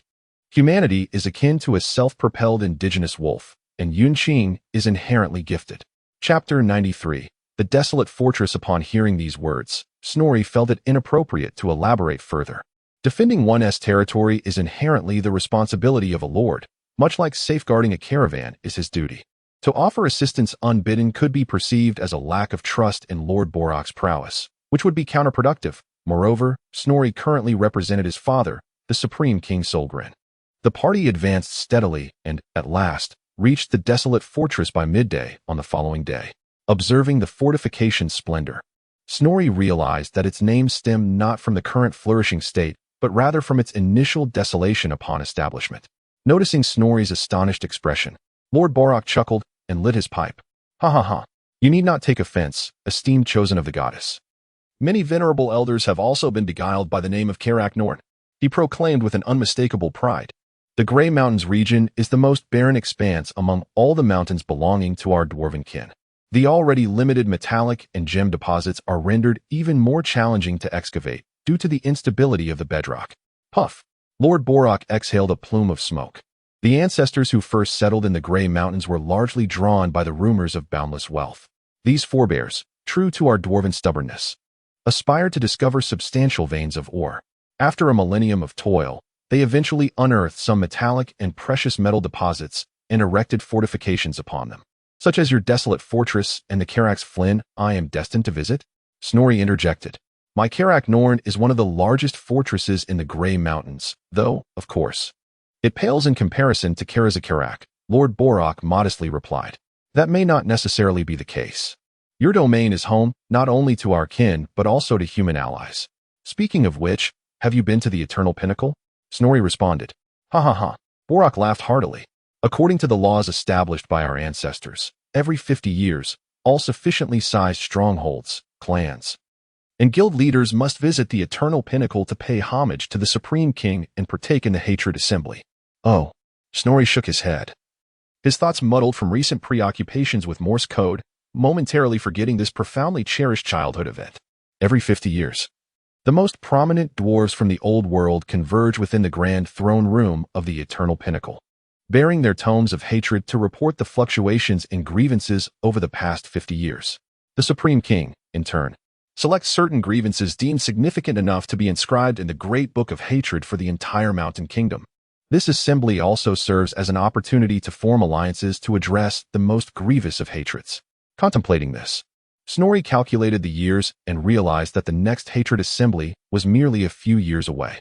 Although some leaders may send envoys due to various obligations, tradition dictates that a newly ascended leader should attend in person to demonstrate respect for the Supreme King, Lord Borak remarked, thus answering the unvoiced question that had lingered in Snorri's mind.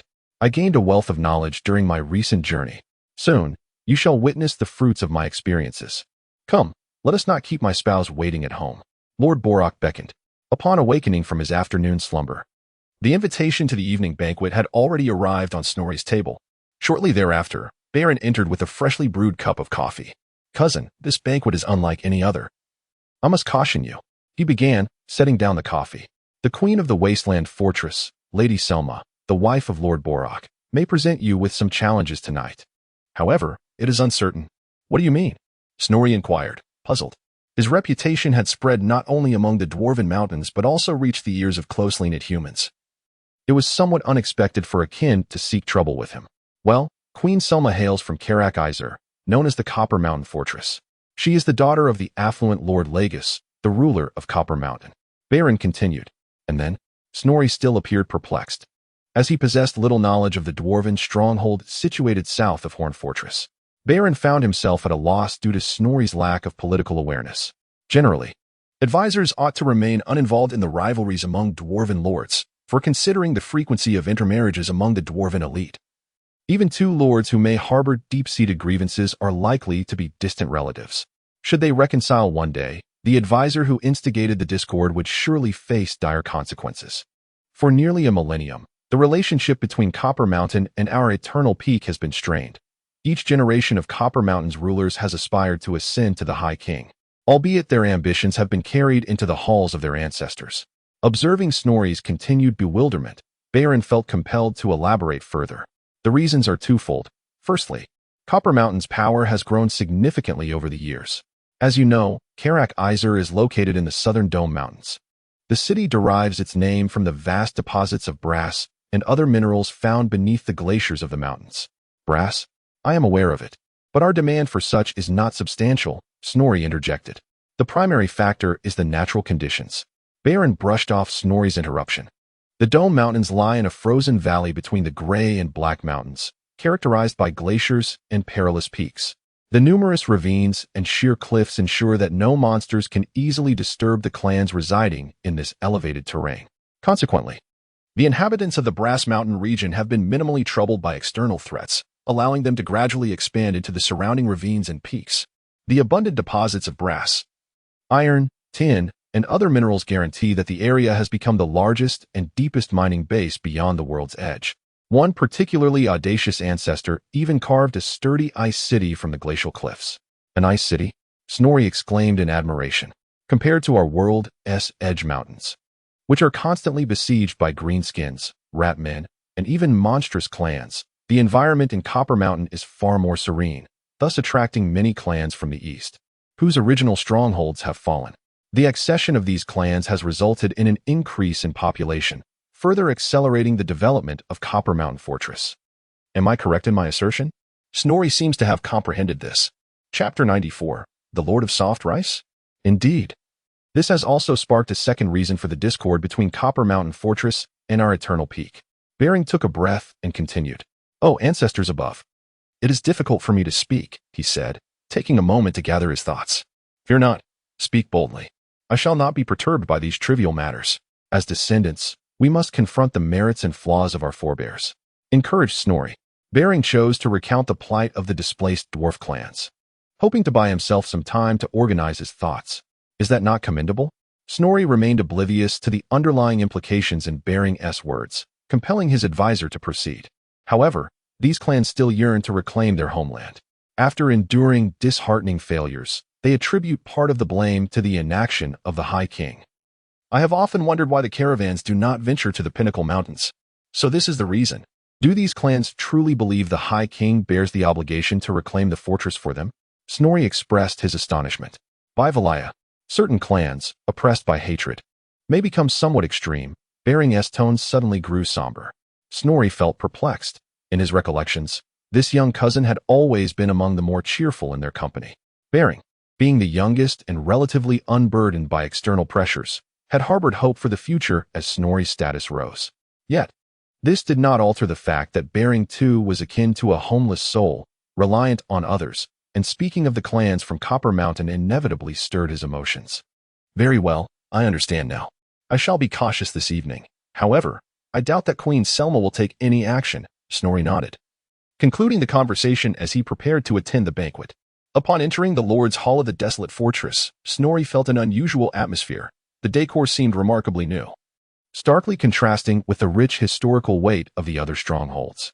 Carrick Norn should boast a history comparable to Horn Fortress, both established after the War of the Longbeards, Snorri mused. Wait, it may even predate Horn Fortress, as the original purpose of establishing Desolate Fortress was to monitor the wood elves of the Isoloran Forest. Greeting the clans along the way, Snorri ascended the platform, where he was seated at the lower left of the main table, the position designated for the most esteemed guests. A rightful place, given his current status and reputation. Suddenly, Snorri noticed 2 chairs at the head table. He rubbed his eyes, thinking he was still groggy from sleep. However, upon steadying himself, he confirmed that indeed there were 2 chairs at the main seat. How peculiar. I have never encountered such a situation in any previous dwarf stronghold. Snorri murmured to himself.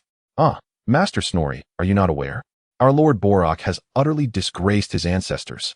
Clinging to wealthy women, he is as spineless as a sycophant. Upon hearing the words, Snorri turned his gaze to the speaker, an elder dwarf seated beside him, renowned as the rune master of the Desolate Fortress. Known by the moniker Earthshaker, he was famed throughout the Dwarf Mountains for his mastery of the arcane powers of wrath and destruction runes. This venerable old dwarf, his beard and hair as white as snow, had begun to devour the meat on his plate with knife and fork before the host of the banquet had even taken their seat, all the while chewing on his beef and cursing under his breath. Respectable master, what does this mean? Snorri inquired, momentarily taken aback. Coming from the Eternal Peak, it is only natural for you to be unaware of the intricacies. Master Earthshaker quipped, taking a sip of his ale, evidently regarding the young dwarf as one of his own. That lad Borak, by rights, should call me great uncle. What a disgrace, truly a disgrace. Speaking of him, I do not know where to place my beard. The old dwarf drained his tankard, wiping his beard as he tapped his cup against the edge of the table. Years ago, when Karak Izo sought a son-in-law, that fellow whose eyes were fixed solely on gold made quite the spectacle of the affair, presumably hoping to extract a larger dowry. Snorri nodded, understanding the situation Master Earthshaker described. At times, fathers of brides would opt for a semi-public or even public bidding process to wed their daughters to the wealthiest suitors. Many prominent young dwarves had attended, reportedly bringing carts laden with treasures that illuminated the icy glaciers of the Dome Mountains in a kaleidoscope of colors. The old dwarf continued, and Snorri conjured images in his mind of the competitive splendor of that time. Borak attended as well, the foolish lad, while others bid with wealth. He resorted to offering privileges to compete, ultimately winning the favor of that enchantress, Selma. The elder dwarf, with his extensive years and high status, regarded the Lord and Lady Borak with disdain. What privileges? Snorri's gaze wandered, sensing the banquet was about to commence. What privileges? More than my long beard, I assure you. Have you ever seen a man marry without a dowry and even gain a bridal gift? But enough of that. Now the dwarves of Desolate Fortress cannot hold their heads high within the entire mountain kingdom. At that moment, Lord and Lady Borak entered the hall through the rear door. Upon hearing the final remarks of Master Earthshaker, Lord Borak's face revealed only a faint, wry smile. However, before such a skilled and esteemed elder, he refrained from retorting. Observing the almost expressionless countenance of the lean lord, Snorri could not help but nod quietly, from their brief encounters along the way. It was evident that this dwarf was quite dependable in his dealings. Ignoring Master Earthshaker's tirade, the Boroks took their seats at the head of the table. Queen Selma rose first to extend a welcoming address to the merchant representatives present, followed by Lord Borok, who delivered a separate welcome to Snorri. Thanks to Balin's prior warnings, Snorri refrained from drawing attention to himself during the banquet, keeping his head down to partake in the food and drink, except for unavoidable social pleasantries. Queen Selma, though somewhat aloof, did not resort to making any undue difficulties. As the banquet drew to a close, Lord Borok graciously invited Snow to explore the inner sanctum of the fortress the following day, after which the guests dispersed, grateful for the unfortunate turn of events. And amidst the clear skies reflecting upon the waters, the bar owner, with a blend of chivalry and tenderness, found solace in the company of literary enthusiasts. Chapter 95. A visit to the city wall. The following morning, Snorri arrived as promised beneath the walls of the desolate fortress.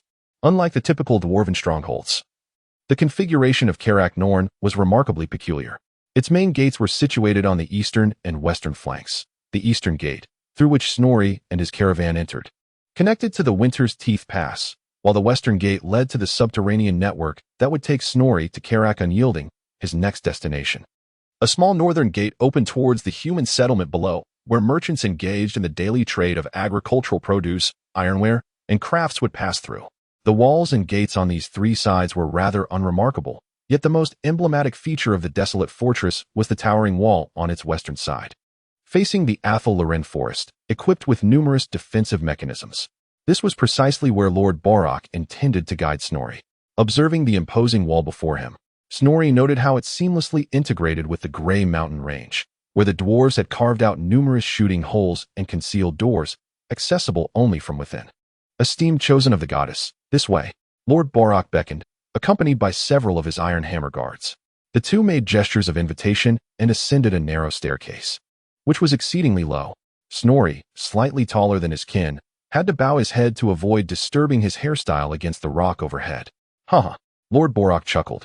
Also bending slightly, just think, we sons of the mountains must lower our heads. If the pointy-eared folk of the forest were to charge in here, they would have to be cautious of their own heads as well. How could they possibly contend with us? Their spears would be rendered ineffective, not to mention the impossibility of drawing a bow. He took pride in this targeted design. As they reached the top of the wall, Snorri emerged from the oppressive atmosphere, feeling a profound sense of liberation. The Athel Loren forest, a place whose name in the tongue of the elves translates to Genesis Dawn Tree Sea, stretched before him.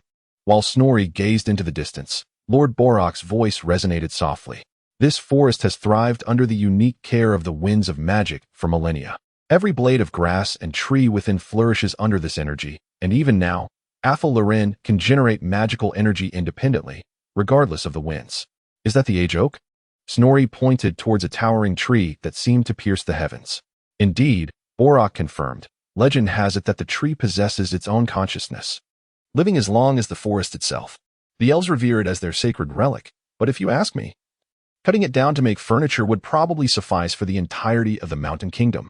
Borok elaborated. The two demigods of the wood elves, Olian and Ariel, dwell beneath that tree. The hunter god, Kurnos, in his mortal guise, Olian. Snorri recalled the hulking figure from the game, adorned with antlers and bare-chested. His wild hunts have certainly troubled our mountain stronghold, haven't they?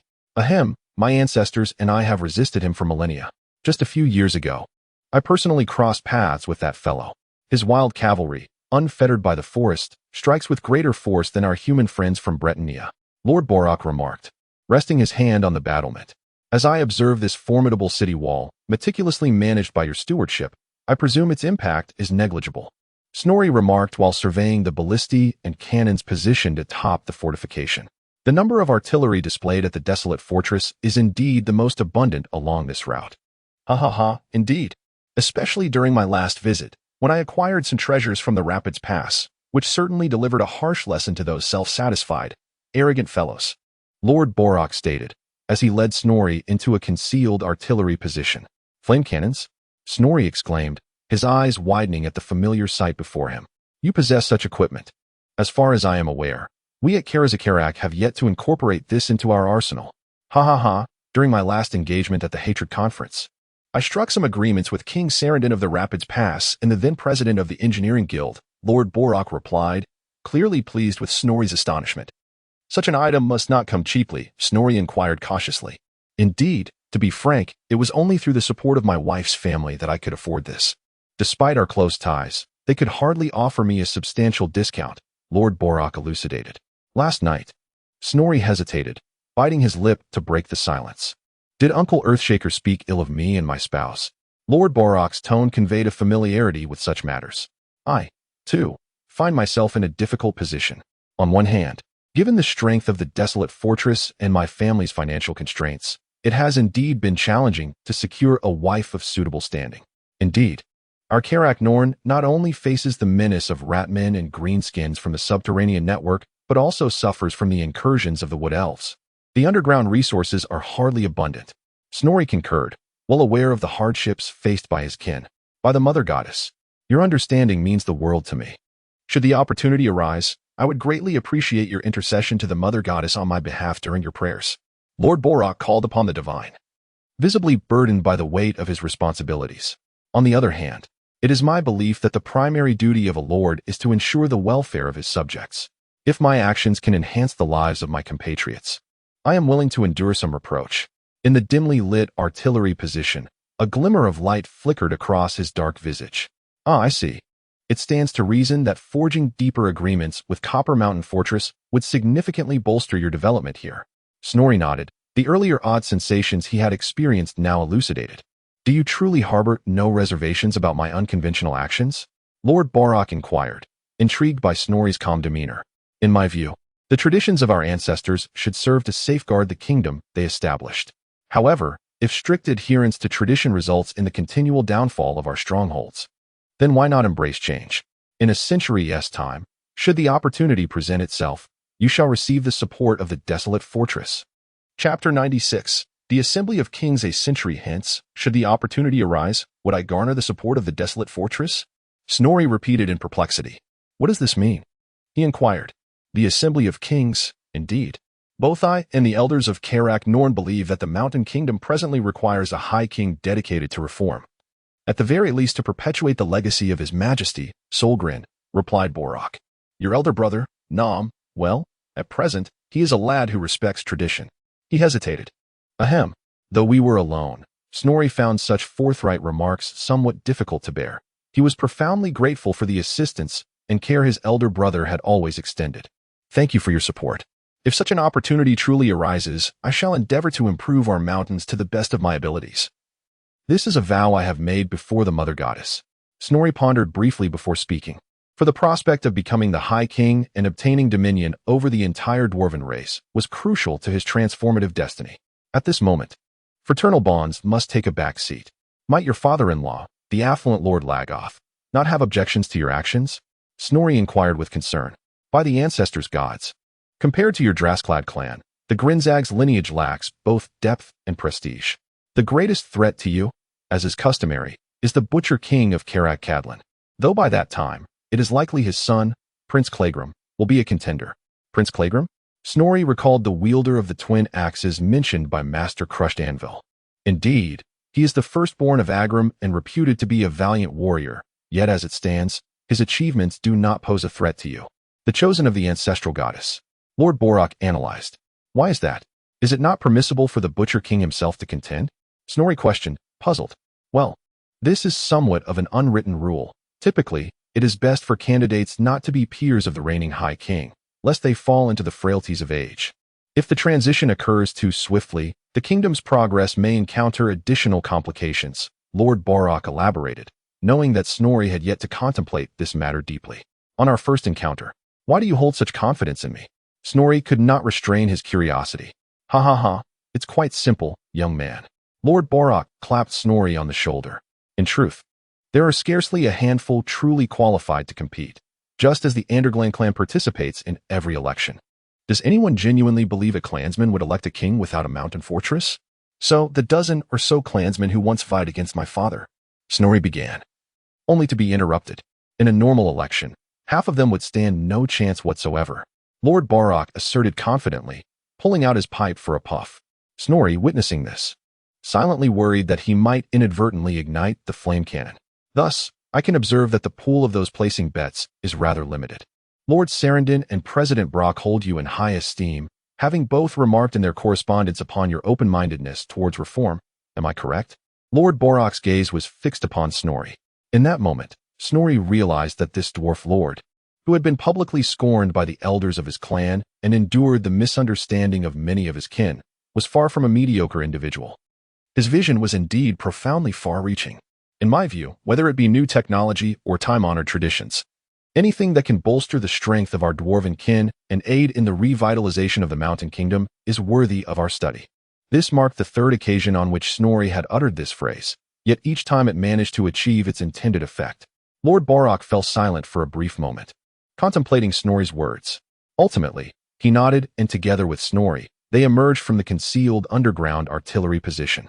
Upon stepping outside, Snorri observed that several of his Eternal Hammer guards had been drawn away by Lord Borok's retinue to a distance of several dozen meters, where they were engaged in merriment over drinks and casual conversation. This measure to ensure the confidentiality of their discourse prompted a silent nod of approval from Snorri. Considering the dwarven proclivity for loudness and fiery tempers, the foresight to maintain secrecy was commendable.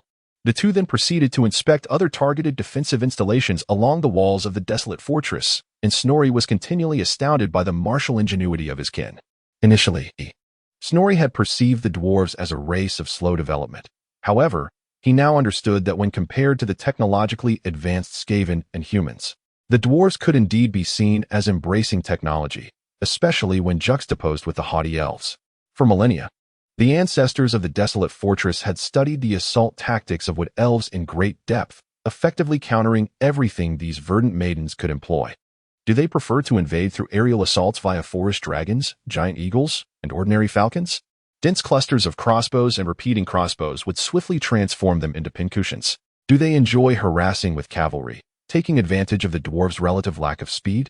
A plethora of caltrops, traps, and tunnels would ensure that not only ordinary elven steeds and fawns, but even the mighty stag cavalry would face restrictions.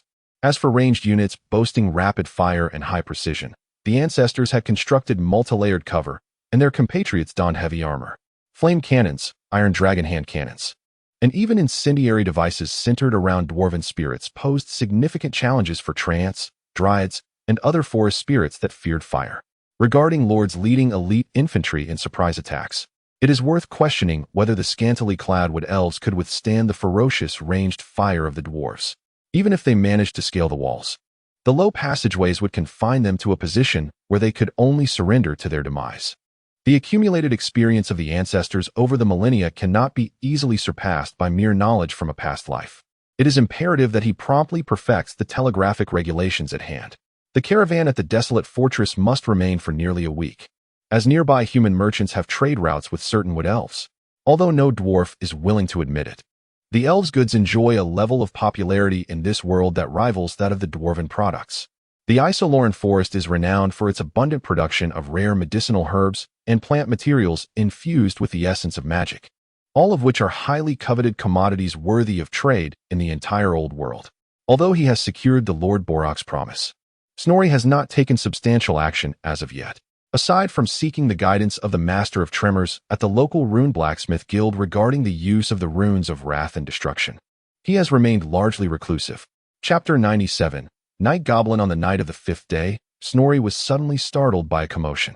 "What is happening outside?" he inquired of Balin, who stood by the door. "I shall investigate," replied the young advisor. "Quickly, summon the warriors." Snorri beckoned, and soon two figures, one tall and one short, entered. They bore the marks of recent skirmishes. The knight Fathes had several new scratches on his plate armor, while Ragov, unarmored, bore fresh wounds upon his body. "By the ancestor goddess, Master Snorri, we may be in grave trouble," croaked the butcher. "To be precise, it is your caravan that faces peril. A horde of night goblins has emerged within the subterranean network leading to Karak Asgrel. My companions and I, along with the adventurers led by Knight Fathes, have managed to eliminate some, but a few of our comrades have already met their demise. May the ancestor goddess watch over them." Snorri uttered a prayer. He understood that the expeditionary knights of Bartonia often collaborated with the dwarven butchers, each pursuing their noble quests, seeking to engage the mightiest and most lethal foes, never shying away from battle. The butcher vowed that not a single dwarf would relinquish his beer, and the expeditionary knights similarly cherished their thirst for ale. Thus, they frequently journeyed together when circumstances permitted, with the knights also undertaking the pursuit of fleeing monstrosities. The butcher sought a death of honor. Slaying colossal beasts was a path to embrace death rather than an end in itself. In contrast, the expeditionary knights sought the Holy Grail, hoping to capture the attention of the Lady of the Lake by vanquishing great beasts in her name. Their aims did not conflict. Night goblins, you say? A figure involuntarily surfaced in Snorri's mind, clad in a hooded cloak, brandishing a glimmering war spear, arrogantly shouting from the throne atop Karakate Peaks, which once belonged to the dwarfs. Legend has it that when the foul green mushrooms first emerged, a faction of goblins was born within the caves of the world's edge mountains. After centuries of environmental influence, they underwent significant transformations compared to their kin, and this subspecies was designated as night goblins by the ancestors. Raghav assumed Snorri was unfamiliar with this race and decided to enlighten the young man, lest he suffer for his ignorance in the days to come. Night goblins are notably diminutive, a trait befitting their subterranean lifestyles.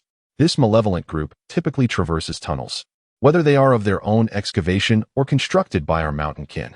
Clad in dark cloaks and hoods, they blend seamlessly into the dim underground, emerging to launch lethal ambushes upon unsuspecting travelers or merchants in the mountains. Raghav accepted the beer Balin offered and took a sip to soothe his throat. Due to their inherent fear of light, night goblins venture forth only during the night or on overcast days devoid of sunlight. They primarily inhabit the underground, engaging in conflict with our kind far more frequently than with the loathsome green-skinned vermin. Listening to the butcher's words, the surrounding dwarfs nodded in agreement. Nearly every dwarven household harbored a deep-seated enmity towards the night goblins. The tunnels excavated by the nocturnal goblins starkly contrast with ours. They are rudimentary and extraordinarily damp. This facilitates the hybrids in arranging molds for cultivating various toxic mushrooms. Aside from serving as sustenance and fuel, these poisonous fungi can also be employed by the nocturnal goblins to attract and tame the Skaven. After Raghav recounted the external traits of the nocturnal goblins, he began to elaborate on their behavioral patterns. Noticing the peculiar glances from his kin, Snorri suddenly realized why this ordinarily taciturn warrior, burdened by profound animosity, was so loquacious today. Even when compared to their verdant counterparts, the nocturnal goblins display an astonishing lack of courage, if I were to express it frankly.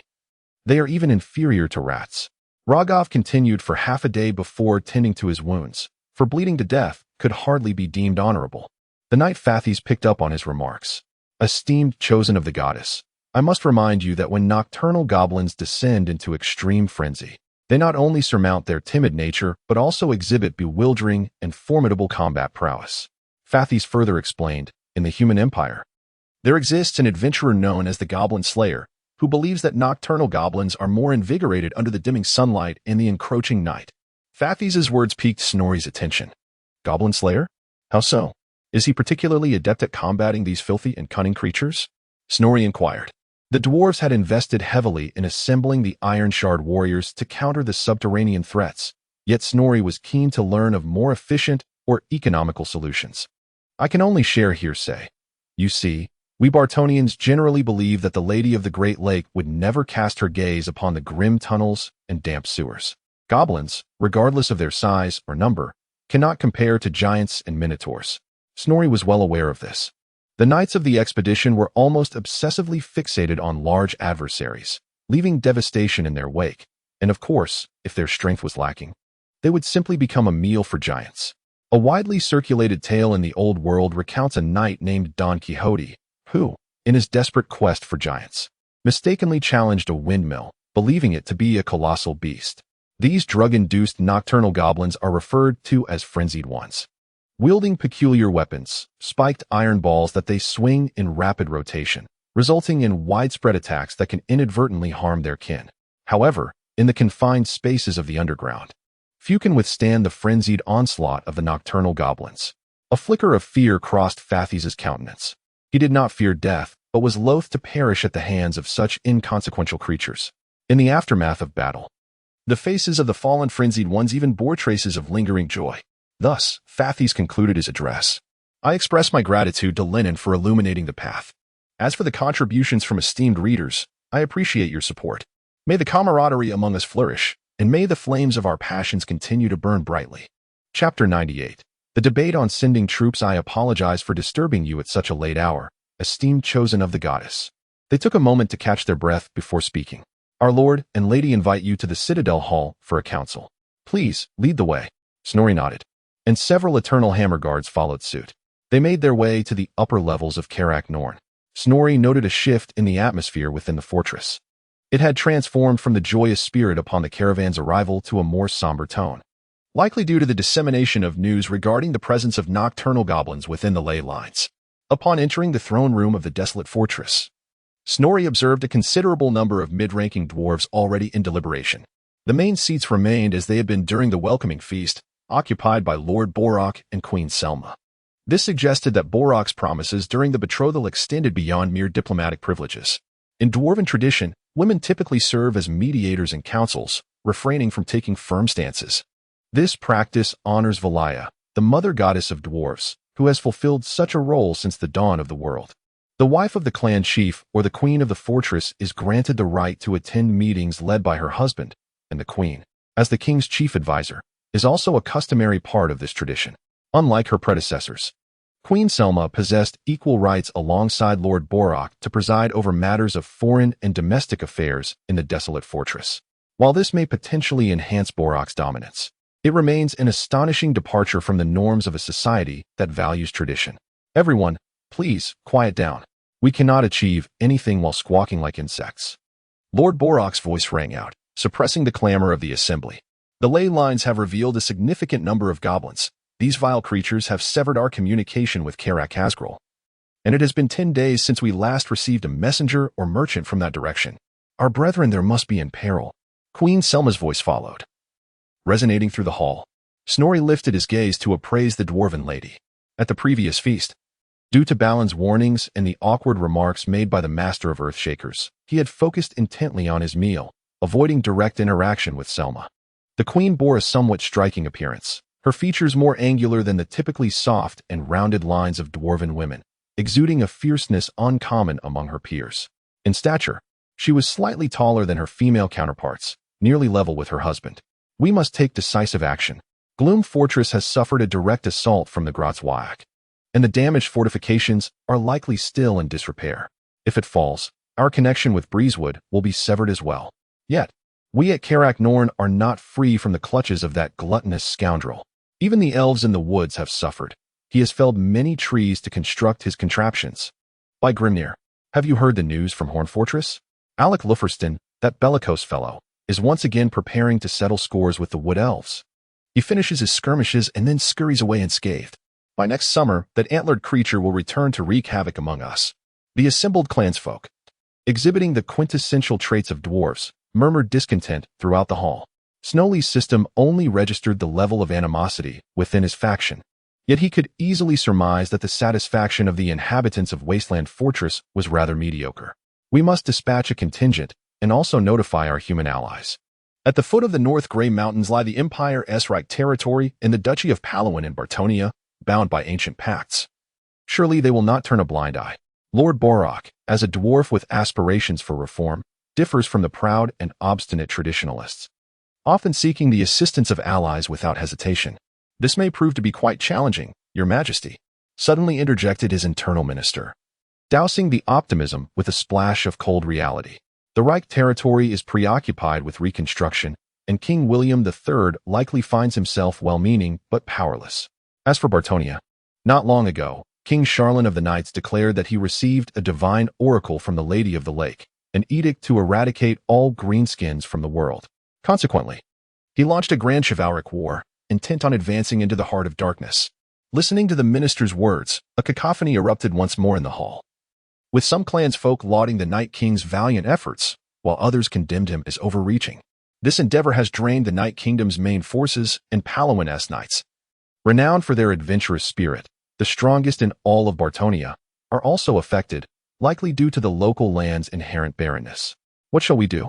Our previous losses were not insignificant. The ancestors, bless their souls. How can we ever rid ourselves of those green mushrooms? Surely the denizens of Wooing Fortress can withstand this, right? There cannot be too many greenskins this time, can there? As the internal minister's analysis resonated, the clansfolk erupted into further outcries. Having recently endured a fierce battle, it is predictable that another conflict looms on the horizon next year. Even a resilient race like the dwarves may succumb to war weariness. Lord Borak appeared somewhat embarrassed.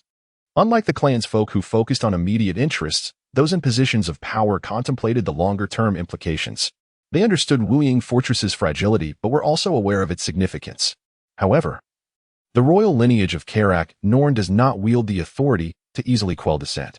Borak's father, Segal Goldfinder, had once declared a beer tax within the fortress, which incited all dwarves to gather defiantly around the throne in silent protest against the decree, ultimately compelling the lord to concede. Catching Lord Borak's pleading gaze, Snowly adjusted the collar of his formal attire and cleared his throat, realizing it was time for him to speak. Chapter 99.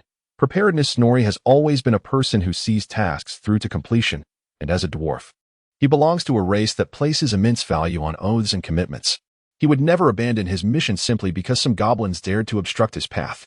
Elders, lend me your ears. Upon receiving the nod of approval from Lord and Lady Borak, Snorri ascended the platform. Esteemed ones, I have some knowledge regarding the plight of Karak Hasgrel. Although each one of us, the sons of the mountain, is resilient and battle-hardened, it is exceedingly difficult for our kin to defend their mountain stronghold relying solely on dilapidated fortifications. As Snorri's voice resonated, the dwarves in the hall fell silent. Given the diminished reputation of Lord and Lady Borak due to their deviation from tradition, Snorri, as a chosen of the ancestor goddess, a runemaster, and the son of the High King, inspired greater trust among his kin. Our forefather Grani taught us that if we do not take the initiative to end the war will inevitably end us. Snorri articulated firmly. If we turn a blind eye to the plight of our brethren at the fearless fortress, once the Greenskins establish a foothold there, who shall be next to suffer but us at the desolate keep? Snorri expounded upon the principle of mutual vulnerability, which garnered a measure of support from the assembly. In my estimation, these goblins do not possess substantial strength, even if they have somehow managed to rally a new warlord. What can their numbers truly amount to after recently enduring a large-scale whack? The infamous Great Gut King Grolg has been hailed as the most formidable goblin warlord in the history of the Warhammer world, instilling a sense of goblinophobia among many of our kin. For those unacquainted with the Longbeard Wars, it is likely that numerous beardless dwarves believe the goblins to be the foremost among the four races. The forest goblins are to be compared to the wood elves of Athel Loren, the night goblins to the dark elves of Drukhii, and the common goblins to the high elves of Asur. One might say, this comparison is quite rational, is it not? Esteemed ones, you may be aware of how I garnered the favor of the Mother Goddess. Snorri paused before continuing. Indeed, let us extol the bravery of Master Snorri. The Ancestor Goddess bestows her grace upon true warriors. Even the Great Gut King Grolg cannot best you. Snorri and his tale had spread throughout the Dwarven Mountains, often embellished, whether intentionally or not. The narrative had evolved far beyond that of a mere brash young dwarf unwittingly meeting his demise. With Snorri's personal testimony, the weariness of his kin began to dissipate. I have sworn an oath before the Mother Goddess, not only to settle every deep-seated grudge, but, more importantly, to prevent the emergence of new enmities. Every one of our kin is an invaluable treasure. Neither the Mother Goddess nor I shall stand idly by while any of them suffers a tragic fate. This applies to all present, just as it does to our brethren at the fearless fortress. Upon hearing these words, Lord Borak and his lady were the first to respond, offering a rousing applause for Snorri. I had pledged my oath before my father, His Majesty Solgrin the Resentful, to ensure that the caravan safely reaches Karak Zufwin, even if it meant facing a horde of dragons tamed by the sharp-eared ones. The vow I made stands resolute, as firm as rock. Listening to Snorri's bold declarations, the atmosphere in the hall grew fervent, with kin expressing their unwavering support for Snorri and the impending war. Allow my people to take the lead. Time is of the essence. We do not know how long our brethren at the fearless fortress can endure. Snorri proclaimed loudly to the Lord and Lady. Your courage is commendable, chosen of the goddess. Queen Selma interjected. I shall offer half of my brass guards to you, wishing you victory in fulfilling your promise. The Queen's leading support astonished most of the dwarves, including Snorri, alleviating the concerns of local clans about offending the Queen of Copper Mountain Fortress by aiding Snorri. Our Dragonbeard clan can provide 20 Thunder Gunners, each a master skilled enough to fell a hawk. I represent the Heartstone clan, offering 5 Iron Breakers and 10 Longbeard warriors. To fight under the gaze of the Mother Goddess is the utmost glory for every son of the mountains. We can also hire some human adventurers. Despite the significant devastation faced by the human empire, there will still be those willing to join, provided the price is right. Lord Borak made his decision. Adhering to his customary style of leveraging external forces to mitigate the losses of the folk from the desolate fortress, albeit attracting some criticism. The journey from Desolate Fortress to Fearless Fortress spans 3 days, and considering the probable challenges along the way, this time frame may extend. The dwarves resolved to spend 2 days gathering their forces, departing on the morning of the 3rd day to provide support. Nevertheless, over 80% of the caravan members chose to place their trust in the armed forces offered by Snorri and Lord Borak, steadfastly preparing their mounts for departure. On the eve of their departure, Snorri received a military roster sent by Lord Borak, detailing the forces at his disposal: 80 anvil guards, 40 hammer warriors including 10 eternal hammer guards, 20 brass guards, 100 longbeard warriors, 200 dwarven warriors, 60 thunder gunners, 60 heavy crossbowmen, 30 dwarven rangers, 20 dwarven butchers, 3 siege crossbows, 2 cannons, 1 flame cannon, 20 iron dragon gunners, and 150 human adventurers, including 30 mounted warriors, totaling 300 dwarven merchants and adventurers forming the caravan. To counter the wood elves, Karak Norn had equipped itself with substantial ranged firepower. Thus, the support provided by Lord Borak primarily emphasized this aspect. He also generously dismantled one of the flame cannons from the city walls. Snorri calculated that he now commanded over 1,000 troops, a considerable proportion of which were elite warriors. Simultaneously, ample artillery support was at hand, should that prove insufficient. 2 organ guns were readily available on his own cart. Snorri had made up his mind, should the necessity arise. He would not hesitate to incur the depreciation costs of that artillery, for the organ guns demonstrated remarkable efficacy when used against the numerous yet inferior foes known as goblins. In light of the overwhelming support from the community, particularly from the likes of Babcock, 324 and others, this elite force of over 1,000 warriors was indeed formidable. Especially considering the dwarven population was relatively sparse in the Grey Mountains region, which was notably weaker. However, Snorri remained vigilant, understanding that he might still be facing a fierce battle. Unlike the green-skinned brethren who accompanied the orcs on the plains, the nocturnal goblins had cultivated numerous traits specifically tailored to combat dwarves over millennia of conflict. Both their melee and ranged units were adept at poisoning their weapons, smearing various noxious substances derived from an array of fungi or even more repugnant concoctions onto their blades. Although these creatures might not fully comprehend the precise effects of their toxins, the combination with their peculiar cunning could render even a minor wound from a poisoned weapon sufficient to incapacitate a brave dwarf. They also excelled at taming cave squigs, either driving these pink, gelatinous beasts into battle or riding them, their jagged, dagger-like teeth capable of rending through dwarven armor. And then there were the fanatics. Snorri shook his head, unwilling to dwell further on the matter. Captain Glenson had taught him that as a leader, he must first and foremost be devoid of fear. Striving to close his eyes and drift into slumber, he was unaware that tranquility was absent a mere 100 miles away beyond Karak Hasgrath. The following morning, amidst the misty mountains, Snorri arose from his bed, donned his armor, and hefted his warhammer as he mounted his rock sheep. At the western gate of Karak Norn, a coalition of dwarves and humans was assembling. Spotting Lord Borak and his lady, he approached them directly. "May the ancestral goddess bless you. Is there any additional supplies required?" Lord Borak inquired, clapping a hand on Snorri's shoulder. Calculating the timing, it was evident that Lord Aura Clufferson's vengeance would soon commence, and the Boraks needed to remain at the desolate fortress to address any potential incursions from the Isoloran forest. They would not accompany the army into battle. "Rest assured, I believe the ancestral goddess watches over us, and under her divine light, nothing can impede the sons of the mountains," Snorri proclaimed with confidence. "I vow to successfully lift the siege of Karak Hasgrath and deliver a fierce punishment to those filthy greenskins daring to assault our kin." His words resonated powerfully within the subterranean tunnels, inciting cheers among his kin, their spirits soaring ever higher. "Here, take this," Snorri whispered, discreetly handing a cube to Lord Borak. "What is this?"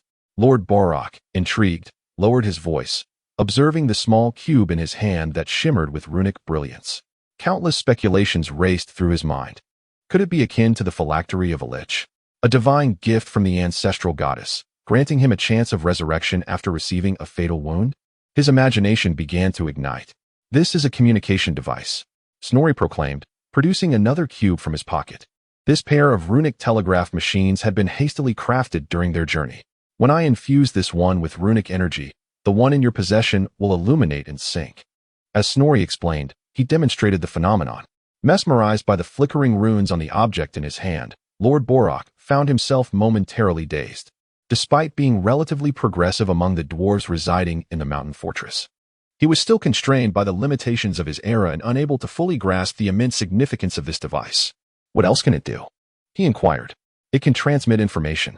Snorri replied, no longer withholding details as the time for their departure drew near. Lord Borak nodded, contemplating further possibilities. Can it also? He tentatively probed. Indeed, it can convey various types of messages. In principle, as long as we don't mind the intricacies. We can engage in any dialogue using the same coding rules, Snorri explained, as they reached the center of his anvil guards. Snorri took note of the brass guards supported by Queen Selma, a unique battalion assembled by Karak Izo. These 20 dwarves donned intricately cast refined brass armor, wielding one-handed shields and war hammers, all undoubtedly crafted from brass. Besides the gleaming golden surface polished to a mirror finish, their equipment bore inscriptions of runes, silently testifying to the wealth of Copper Mountain Fortress. With a command from Snorri, the troops swiftly set off. Each member understood the challenges ahead, yet they marched undaunted, their hearts filled with a sense of duty and honor. The formation advanced rapidly, with Snorri not taking the lead. He entrusted the command of the vanguard to Captain Glenson, an eternal sentinel with centuries of experience dealing with goblins. The task of overseeing the rearguard fell to Raghav, the butcher of scorpions, a brave warrior ever vigilant. Having set aside his double-handed axe for 2 one-handed battle axes to enhance his lethality in underground combat, surrounded by his anvil guards and accompanied by the artillery team, Snorri aimed to efficiently dismantle the goblin threat, with the cannons being indispensable. The Knights of Fathes and their steeds flanked the ley lines, providing mobility and support. Karakworthy Fortress, like most dwarven strongholds, was carved into the mountainside, with 1/3 above ground and 2/3 below, under the bright moonlight. A flat expanse outside the gates was teeming with an overwhelming number of night goblins, their eyes glowing with a malevolent red light. The goblins, under command, attempted to storm the front gate of the unyielding fortress using makeshift ladders, with several rickety goblin catapults providing them with covering fire. Old Crescent, how fares my devastating dive launcher? Esteemed leader, I reckon it will take a few more days. Those little rascals have just emerged from the earth and are still quite inexperienced. I express my gratitude to the autumn spirits and to those who supported my work. Dao Lai, Lin Bei, Lu Guanin 123, Book Friend 202005141117475542, and the Carefree Battle Month ticket. The launch of this work signifies the penultimate step before completion, and I am deeply thankful for the support from my readers that has brought me and my creations to this point. Along the way, I must first extend my heartfelt thanks to the readers who have contributed to the literal success of my work. Admittedly, I downloaded the platform merely to observe the formatting of my own writing, and I believe it is your generous contributions that have greatly propelled the flourishing of the online literature industry. Furthermore, I wish to thank those readers who offered their insights and corrections to my text. Your diligence has significantly enhanced the fluidity of the content. Choosing the Warhammer theme was a matter of personal preference. In hindsight, it has proven to be a double-edged sword. This was my own decision, and I am more than willing to accept it. As for the future development of this work, I am not inclined to apply too much modern knowledge to the dwarves. To put it simply, there will be no quaint remedies from traditional Chinese medicine to cure the pandemic of the corpulent grandfathers. Nor will there be any reliance on a basic mechanical design book to modify helicopter structures, or wielding an equation and a dimensional stone to craft a nuclear bomb. This signifies my intent to respect the wisdom amassed by this world's intelligent races over millennia, offering suggestions and ideas for adjustments at most. As for the content that my readers eagerly anticipate, fear not, as it shall undoubtedly emerge. Though it may have to wait until the release of the 3rd installment of Warhammer, Regarding updates, there will be but one update this weekend, but throughout November, I shall ensure 2 updates daily. I will retain the acknowledgements at the end of each chapter, but I shall manage the overall word count to ensure that no one spends an extra penny. Finally, I shall compose a brief verse to express my thoughts. From 1,000 thoughts, to find joy, in gratitude, I thank the myriad of aid. Ascending the towering mountain of knowledge once more. Chapter 101. Skarsnik upon a small rise, sheltered from the dwarven artillery. Several night goblin leaders were engaged in hushed discussions, cloaked in expansive hoods, with the tallest among them seemingly holding the highest rank. And drive those foolish, gluttonous trolls away. They contribute nothing but consumption. I would prefer them over mere refuse. After one of his subordinates departed to fulfill his command, the night goblin chief continued issuing orders. Hurry. I say, move faster. The surrounding dwarfs shall not remain oblivious. They may already be on their way. The chief muttered to himself, his tone laced with impatience. Gabora, be patient. Soon you shall feast, yes, on your beloved dwarf flesh. He spoke to his companion, Squeg, who appeared considerably larger than the average goblin. It was a moonlit night, and as the veil of darkness receded, the night goblin chief's small hands brushed against the soft soil. In that moment, his singular desire was to fervently dig, to elevate the earth beneath him. After inhaling a breath of fresh air, he surveyed his surroundings, noting the presence of others like himself, newly birthed goblins. Though he appeared smaller than the rest, his hue was a deeper shade of green, his eyes a brighter red, and his intellect seemingly more acute. This nascent leader, alongside his fellow newborn goblins, navigated their way instinctively, soon arriving before a flickering fire. Iblet, the greatest. Under the baleful moonlight, a new breed of goblin emerges. This is fortuitous. The new goblins are offerings to Iblet, a gift. We shall vanquish the dwarfs and the great rats. The newly born night goblins observed a gathering of their forebears around the fire, howling in a cacophony that offered little solace to the then reigning night goblin chief. Goblins are creatures that prey on the weak, and this subspecies, in particular, was no exception. These elders had mercilessly bullied the fresh arrivals. The chief's gaze fell upon Iblet, towering before him as if a mountain, wielding a double-headed axe, adorned with embroidered moons bearing malevolent grins and suns weeping. One of Iblet's eyes was blind, and a long scar marred his face, his hands stained black with snot. Iblet let out a low growl, rising to his feet and sweeping aside all obstructing night goblins, whether newly birthed or established. These wretches are worthless. I require a new band to combat the rats, not this swill. Look at you, sprawled like a bunch of refuse. Listen well, by the next full moon, I demand 4 squads of robust lads. Otherwise, your lives shall be forfeit. With a casual motion, Iblet seized one goblin and hurled him against the wall, the unfortunate creature expiring instantly.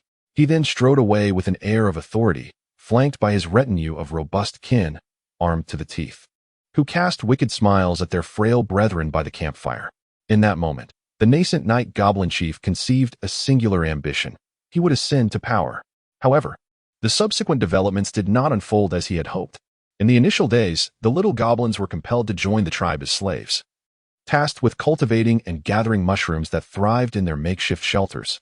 The leader of the night goblins, known as Little Rat due to his diminutive stature, did not allow this physical disadvantage to hinder his ascent within the tribe. He gradually recognized that he possessed wisdom surpassing the ordinary measures of the Greenskins.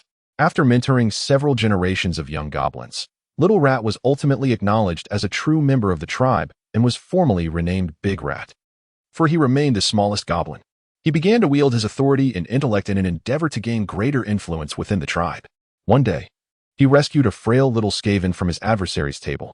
These efforts did not significantly alter Big Rat's circumstances until one fateful day, when he liberated a genuine Big Rat, a storm vermin captured by the tribe from the Moors clan, within the subterranean empire of the Skaven. The highest decision-making body is known as the Council of 13. 13 is the sacred number of the Great Horned Rat, the most formidable of the lesser deities of chaos. Curiously, however, the council comprises only 12 Skaven, as the legend states that the holder of the 13th seat shall be the chosen of the Great Horned Rat, a figure who is yet to materialize. Currently, the 13th is merely a symbol, a colossal effigy of the Great Horned Rat. The chief of the council is the Grey Seer Lord, who, as the spokesperson for the Great Horned Rat, possesses the privilege to cast votes on behalf of the deity, thereby granting the Grey Seer clan 2 votes. Furthermore, the Grey Seer Lord serves as the presiding chairman of the council. Though the Grey Seer clan holds a prestigious status, their numbers are considerably fewer compared to other great clans, and they have historically strived to promote unity, acting as mediators among the major clans. Thus, their influence on Skaven society is not the most pronounced. Among the myriad factions within the subterranean empire of the Skaven, none are as formidable in military, political, and influential realms as the four great clans. These ancient clans are the Scryer clan, known for nurturing warlock engineers, the Molder clan, famed for breeding twisted monstrosities, the Pestilence clan, which trains fanatical plague monks, and the Eshin clan, enveloped in assassins. The four great clans reign at the pinnacle of the underground empire, their wealth, power, and influence potent enough to reshape the political landscape and societal structure of the subterranean realm with a mere thought. Their dominion is so vast that the leaders of these clans each hold a seat within the Council of 13. The Moors clan stands as one of the most powerful clans within the underground empire, regarded as a rising noble clan. Due to their recent victories and rapid expansion, their power and influence have begun to rival that of the four great clans, and their warlord also possesses a seat in the council. Members of the Moors clan exhibit a remarkable unity that defies the norms of Skaven society, displaying unprecedented loyalty to their clan leader, Nodwell, and the Elder Council. Even as numerous members from other absorbed clans swiftly join in extolling the virtues of their leader. This loyalty may not necessarily stem from the most lascivious and debased sorcery or some undiscovered elixir. It could be attributed to other factors unbeknownst to the common rat. The creature known as Big Yellow Tooth began exchanging intelligence with the leader of the Night Goblins, referred to as Big Rat, specifically information regarding their mutual adversaries. This exchange rendered the Night Goblin leader exceedingly wealthy and his reputation soared. However, this fortunate streak was not to last. His rival, Snotruk, another Night Goblin of similar standing within the tribe, uncovered his clandestine dealings and reported him to the tribe's chieftain. Consequently, the Night Goblin leader was sentenced to execution. Yet, just in time, a dwarven expeditionary force arrived and attacked his tribe's encampment. In the chaos, Big Rat was hastily cast into an underground river, drifting away from Karak 8 Peaks. When he narrowly escaped death in the dark waters and reached the shore, the unfortunate Big Rat was discovered by a band of goblin wolf riders and captured as a slave. The chief of the Wolf Rider tribe was a peculiar and enormous goblin known as Barbecue Makiki. Perhaps due to years of traversing the treacherous lands atop his wolf and being well-versed in the ways of the world, or merely out of curiosity, Makiki differed from previous tribal leaders in that he recognized Big Rat's potential. He sought to ascertain this little creature's capabilities by observing its behavior during captivity. To Makiki, this green, red-eyed individual seemed intelligent enough to forge a spiritual connection with the great and green, thus becoming a shaman. For this reason, Makiki confined Big Rat in a small cage for several years. During his imprisonment, Big Rat studied the habits of the Wolf Rider tribe, acquiring numerous tactics and strategies previously unknown to him.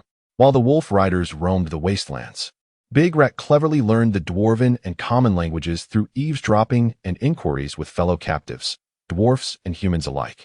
Subsequently, seizing the opportunity to demonstrate his cunning and intellect before Makiki, Big Rat made an impression. Although he had not yet awakened his magical abilities, Makiki recognized that this diminutive creature could still wield significant influence. Thus, he released Big Rat and appointed him as his spy.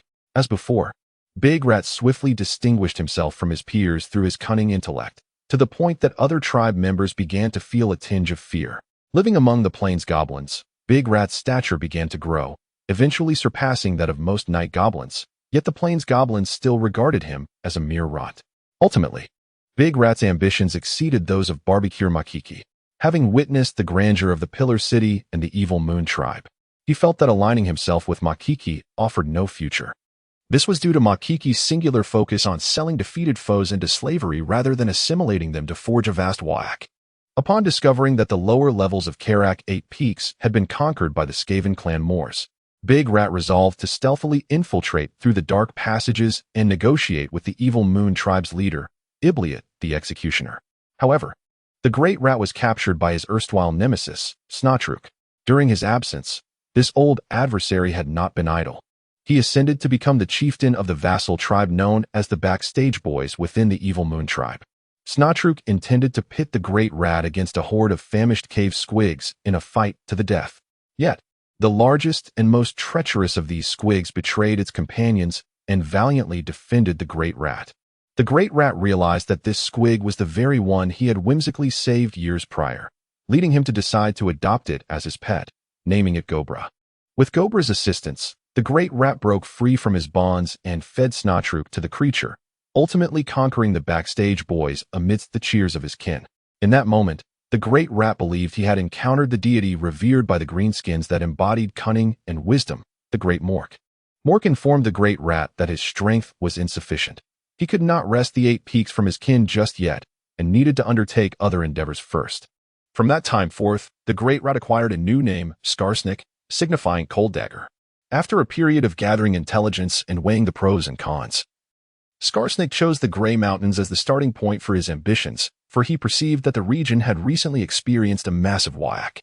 Given the Greenskins' propensity to release spores upon death or injury, it was foreseeable that a plethora of new Greenskins would soon emerge. Moreover, the most illustrious of goblin warlords, Grom, had raised his banner in this vicinity, and his lingering influence would facilitate the acceptance of a goblin as the leader among the Greenskins. Beyond these considerations, Grom's colossal whack had consolidated the Greenskin tribes that once occupied various strongholds, leaving behind a vacuum of power.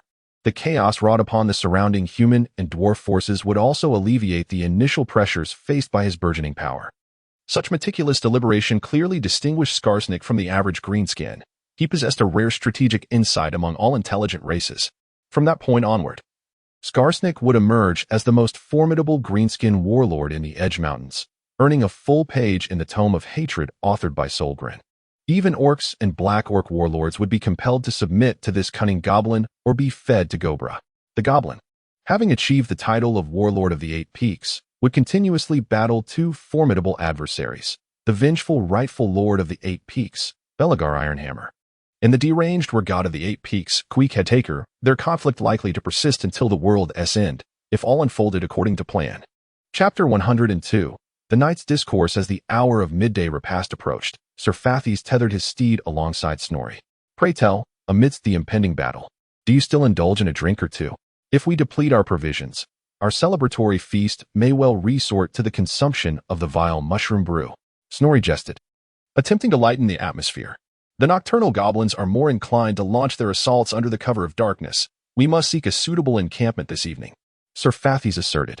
Snorri's expression revealed a hint of surprise. Such knowledge was common sense for dwarves, and even a child under the care of the priests of Valaya might engage in discourse on the matter. He could not fathom why the seasoned knight of the expedition felt compelled to impart such information at this juncture. Do you possess any pertinent suggestions? Snorri inquired respectfully, recognizing that the human adventurers comprised a significant portion of their caravan. Sir Fathies' ability to organize them into a formidable fighting force augmented his importance considerably. Master Snorri, I do have an excellent location in mind, Sir Fathies declared, taking a swig of ale, prompting Snorri to sit up straight, aware that the revelation was forthcoming. Castle Sanrak, a remote town nestled in the midst of the Grey Mountains. I have studied the route. It lies within an hour's journey, diverging from the ley lines established by your ancestors. Sir Fathies began to ardently promote his suggestion. It is a sturdy stone fortress. Its outer walls will ensure a safe haven for you and your caravan through the night. That sounds promising. Are you well acquainted with the Lord of Castle Sanrak? It would be unwise for so many of us to visit unannounced. Snorri probed further. Is a chivalrous knight considered a true knight? Snorri ventured to ask, a question he had long pondered. Every noble progeny of Britannia is devoted to the chivalric path from the moment of their birth. Our knightly status is almost innate, Sir Fathies replied with pride. However, he continued, while one's lineage may assure them of knighthood, the majority of young nobles must prove their worth before being granted formal lands. A noble with lands can then be referred to as a knight of the realm, correct? As they approached the borders of Britannia, Snorri sought to glean as much knowledge as possible about this knightly kingdom. Indeed, some of my less combat-oriented acquaintances have attained lands through unwavering service to high nobility, while others of lesser merit attempt to acquire estates through powerful connections and family ties. It was evident that Sir Fathies held a disdain for both categories. However, in my view, the most honorable and distinguished way for a young knight to prove their mettle is to engage in combat with foes upon the battlefield. His voice rose with fervor. That is undoubtedly true. A true warrior deserves respect wherever they may be. Snorri concurred. He understood that it had become a tradition in Britannian society to send the impetuous young noble bloods on adventures. At any given moment, a multitude of young nobles traversed the countryside and even the entirety of the old world in search of opportunities to prove themselves. However, such pursuits often invite peril. The land of Britannia is fraught with danger. Filthy beasts, ubiquitous greenskins, the ratmen lurking in the sewers, and the potential threat of colossal monstrosities abound. Just as one would rush to extinguish a fire, the party, having taken a brief respite, has set forth once more. Sir Faltus walks alongside his snow-white half-elf steed named Emma, side by side with Snorri. Even with my current prowess, embarking on a solitary journey through the wilderness is exceedingly treacherous. Thus, most young knights seek companions for their travels. Generally, other chivalrous knights are the most favored choice, as we share the same social standing, common aspirations, and lifestyle. Sir Faltus's speech is imbued with the characteristic pride of Britannian nobility, as they question whether the lower classes, represented by serfs, can truly be considered their equals. However, this is akin to asking a blind dog to guide a blind man. So the more astute young men opt to join bands of adventurers. No party would reject an exceptional knight. Though his tone may be haughty, he speaks the truth. From adventurers hailing from diverse backgrounds and social strata, they can garner a wealth of experience, circumventing unnecessary detours. Nevertheless, the young knights are more inclined to aspire to lead such groups. Snorri nodded, understanding the inherent pride of these nobles. Was it not the very essence of the chivalric wars initiated by the King of Knights that centered around them? Snorri inquired, intrigued by the mechanisms behind the initiation of these noble wars. If given the chance, the Kingdom of the Mountains is abundant in glittering gold. Indeed, it is rare for kingdom knights to partake in chivalric wars, as they are preoccupied with governing their lands, typically consisting of 1 or 2 small villages teeming with serfs, the fields for their labor, and their own modest castles. Sir Faltus, possessing relevant experience, vividly recounts these matters. As lords, they are responsible for overseeing the labor of the serfs to meet the tax obligations of the Duke and King, while also safeguarding their subjects from the depredations of Greenskins, Beastmen, and Norsemen.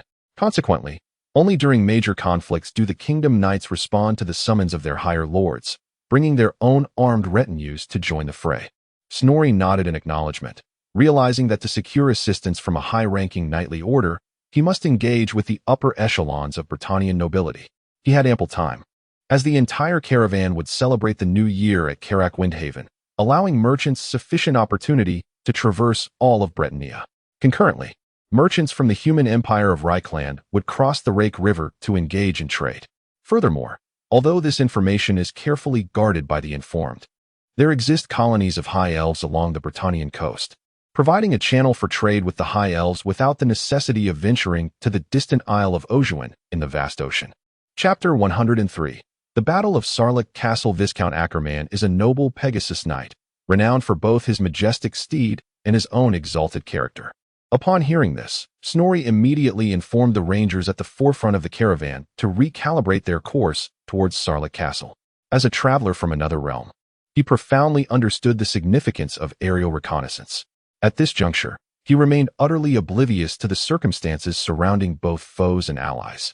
The assistance of a Pegasus knight would undoubtedly alter the situation. Before departing, Snorri inquired of Lord Borak at the desolate fortress whether there were any dwarven helicopters available. Unsurprisingly, he received a negative response. Faced with the overwhelming aerial forces of the Essel, which could overshadow the brilliance of the sun and moon, the scarce and somewhat inflexible helicopters had only one opportunity to take flight. After dinner, the caravan departed from the subterranean network, journeying towards the southern foothills of the Grey Mountains, with the territory of the Duchy of Palawin lying below. After a brief passage, Snorri caught sight of a towering spire in the distance. That was Sarlik Castle, Knight Fadus remarked from atop his warhorse. The castles of the Duchy of Palawin are famed for their lofty towers, which, amidst the forests, provide sentinels with an expansive view of the surroundings. Let me see. Knight Fadus shielded his eyes against the moonlight, gazing into the distance. It seems that Brother Ackerman has raised the tower. It was not so high before. This alteration was likely due to the preference of most Pegasi for elevated perches. No, wait. The knight's voice suddenly became tense. What is it? What is it? Snorri attempted to rise atop his mountain goat for a better view, but the creature's stature paled in comparison to that of the tall half-elven warhorse, rendering his efforts fruitless. O revered chosen of the goddess! The castle is under siege by goblins. Several scout rangers hurried to report to Snorri. He cast a discerning glance at Knight Fadus. Realizing why the knight had sought to persuade him to take a detour, he had anticipated the impending threat to his friend's territory. Reform the ranks. Let the merchants and wagons remain at the back. Combat units, accelerate forward. Artillery crews, Remove the cannon coverings and prepare for firing. Snorri issued a series of commands without hesitation. He held no objection to Knight Faedus's concerns. This place likely was not the stronghold of the night goblins, as being trapped here would not sever the connection between the desolate fortress and the fearless fortress. If they could engage a detachment of goblins to hone their skills, while simultaneously gaining the assistance of a Pegasus Knight, it would be a fortuitous twofold benefit. Knight Faedus's words conveyed a sense of urgency, and his steed, Emma, seemed to sense her master's anxiety, stamping her hooves and exhaling clouds of vapor from her nostrils. Closer, closer still. In the woods. No other cavalry can match your speed. My artillery cannot provide you cover. Snorri reassured, narrowing his eyes and gripping his warhammer tightly. Under the relentless advance of the army, the dense woods before them began to thin rapidly, as the valiant knight Fathius led the human members forth to rescue their kin. Snorri caught sight of the shadowy forms of goblins. In the name of our ancestral gods, crush these filthy creatures. Snorri bellowed, spurring his rock goat onward, charging forth alongside his ironclad guards. Bursting from the woods, Snorri surveyed the battlefield from atop his steed. He beheld the castle of Sanrak, majestically situated in a valley, flanked by gray mountains to the south and north. Snorri and his troops had descended from the eastern ridge, directly targeting the flanks of the green-skinned horde. The goblins were mounting an offensive along the valley, yet Snorri discerned no sign of the orcs. Instead, throngs of diminutive goblins and night goblins, shorter even than dwarves, filled the scene. They were hastily operating makeshift war machines in an attempt to scale the walls of Sanrak Castle. Noticing the defenders within the castle still valiantly resisting, a sense of dread settled in Snorri's gut. Brothers, we shall forge ahead. Clear the way for our ranged artillery, Snorri shouted, his voice booming across the battlefield. Aided by the innate, thunderous presence of Johnson the Stalwart, whose voice resonated with authority, ensuring Snorri's command reached nearly every ear on the field. The dwarven ranks surged forward in response, forming a V-shaped formation to shield the flanks of the human forces that had entered the fray first, thereby facilitating the subsequent deployment of ranged firepower. The timely arrival of the dwarves revitalized the spirits of the beleaguered human adventurers, who had found themselves entangled in a grueling struggle against the overwhelming tide of goblins. As the dwarven archers joined the fray, the sounds of gunfire and the twang of crossbows reverberated through the air. Due to the narrow mountain path, the troops arranged themselves in a single-file line, preventing simultaneous volleys from the gunmen and crossbowmen. They began with a round of free fire. With the cover of over 100 ranged weapons, Knight Fathius and his subordinates launched another charge. The once fragile flank of the goblins crumbled. These small and timid beings proved less resilient than even the Orcish youths, only capable of fighting when the odds were in their favor. As for standing firm against adversity, that was beyond their comprehension. Frontline brothers, press on. Bloxon, adjust the artillery position. Rain down fire upon these diminutive fiends, Snorri commanded, witnessing the success of the initial assault and issuing further orders with fervor. Chapter 104. The rescue. The leader of the nocturnal goblins, accompanied by his well-equipped retinue, gradually stabilized his formation after dispatching a few panicked stragglers. What nonsense! Knight Fathius bellowed, swinging his massive sword to sever the heads of 2 goblins who had lagged behind. Brother Ackerman had faced countless adversities, having slain numerous giants. How could he succumb to the hands of these wretched creatures, inferior even to rats? Fathius roared in fury, annihilate them. I shall take no spoils. He invigorated the morale of the adventurers around him with the promise of profit. Broxon, take aim. Snorri, spotting the goblin leader and his distinctly superior guards, realized that the time to strike the king of thieves was now. This ingenious young engineer did not disappoint. He directed the artillery crew in adjusting the trajectory of their crossbows and cannons while personally managing the complex fireball apparatus. The jubilant goblin leader, oblivious to the impending doom, reveled in his success at reorganizing his line, believing the sudden enemies had been cowed into retreat. At that moment, death descended from the heavens. 3 massive crossbow bolts, 2 cannonballs, and a colossal fireball loomed above the goblins. As the artillery unleashed its fury, a new contingent emerged at the southern edge of the battlefield, led by a small group of knights, one of whom rode a winged steed. Charge! For Betornia! The mounted knight cried, as he and his companions steadied their lances, forming a striking formation. Behind them, a cadre of peasant archers, in the truest sense of the word, unleashed a rain of arrows upon the goblins in their path. Peasant archers, Snorri muttered, recalling the limited ranged capabilities of Betornia. In Betornia, every peasant was mandated to learn the use of the longbow, regardless of their inclinations. This tradition was enforced by local lords to ensure readiness for the call to arms. The nobility adhered to a chivalric code that forbade the use of any ranged weapons, deeming such practices cowardly. The hastily conscripted peasant archers did not wield equipment from their lord's armory. Rather, they were responsible for their own preparation, leading to a disarray of attire on the battlefield. Similarly, their longbows were inherited, passed from father to son, resulting in varying qualities that compromised their accuracy. To counteract these deficiencies, the archers often formed large clusters on the battlefield, executing organized volleys against the advancing enemy forces. They would also utilize hastily constructed wooden stakes as barriers to fortify their positions against the oncoming assault. Although the remuneration of a peasant archer is generally deemed meager by most standards, they still manage to augment their family income during the off-season. Driven by the desire for profit, the morale among these peasant archers is remarkably low, without the presence of knights to supervise and inspire them. It is not uncommon for the archers to flee in disarray when faced with approaching enemies. Under the cover of the archers, the newly arrived knights launched a formidable charge, penetrating deep into the heart of the battlefield before decelerating, ultimately joining forces with the vanguard of the Snorri troops, led by Sir Fathis. Witnessing the land ravaged by cannon fire and the scattered remnants of limbs, each Bretonian could not help but marvel at the might of artillery. "In the name of the lady, what has brought you here, dear Uncle Fathis?" shouted a knight mounted on a celestial steed, evidently recognizing Fathis. "Let us not linger on pleasantries. It is imperative that we utterly crush the goblins and rescue the garrison within the castle." Sir Snorri arrived, perched atop his rock goat.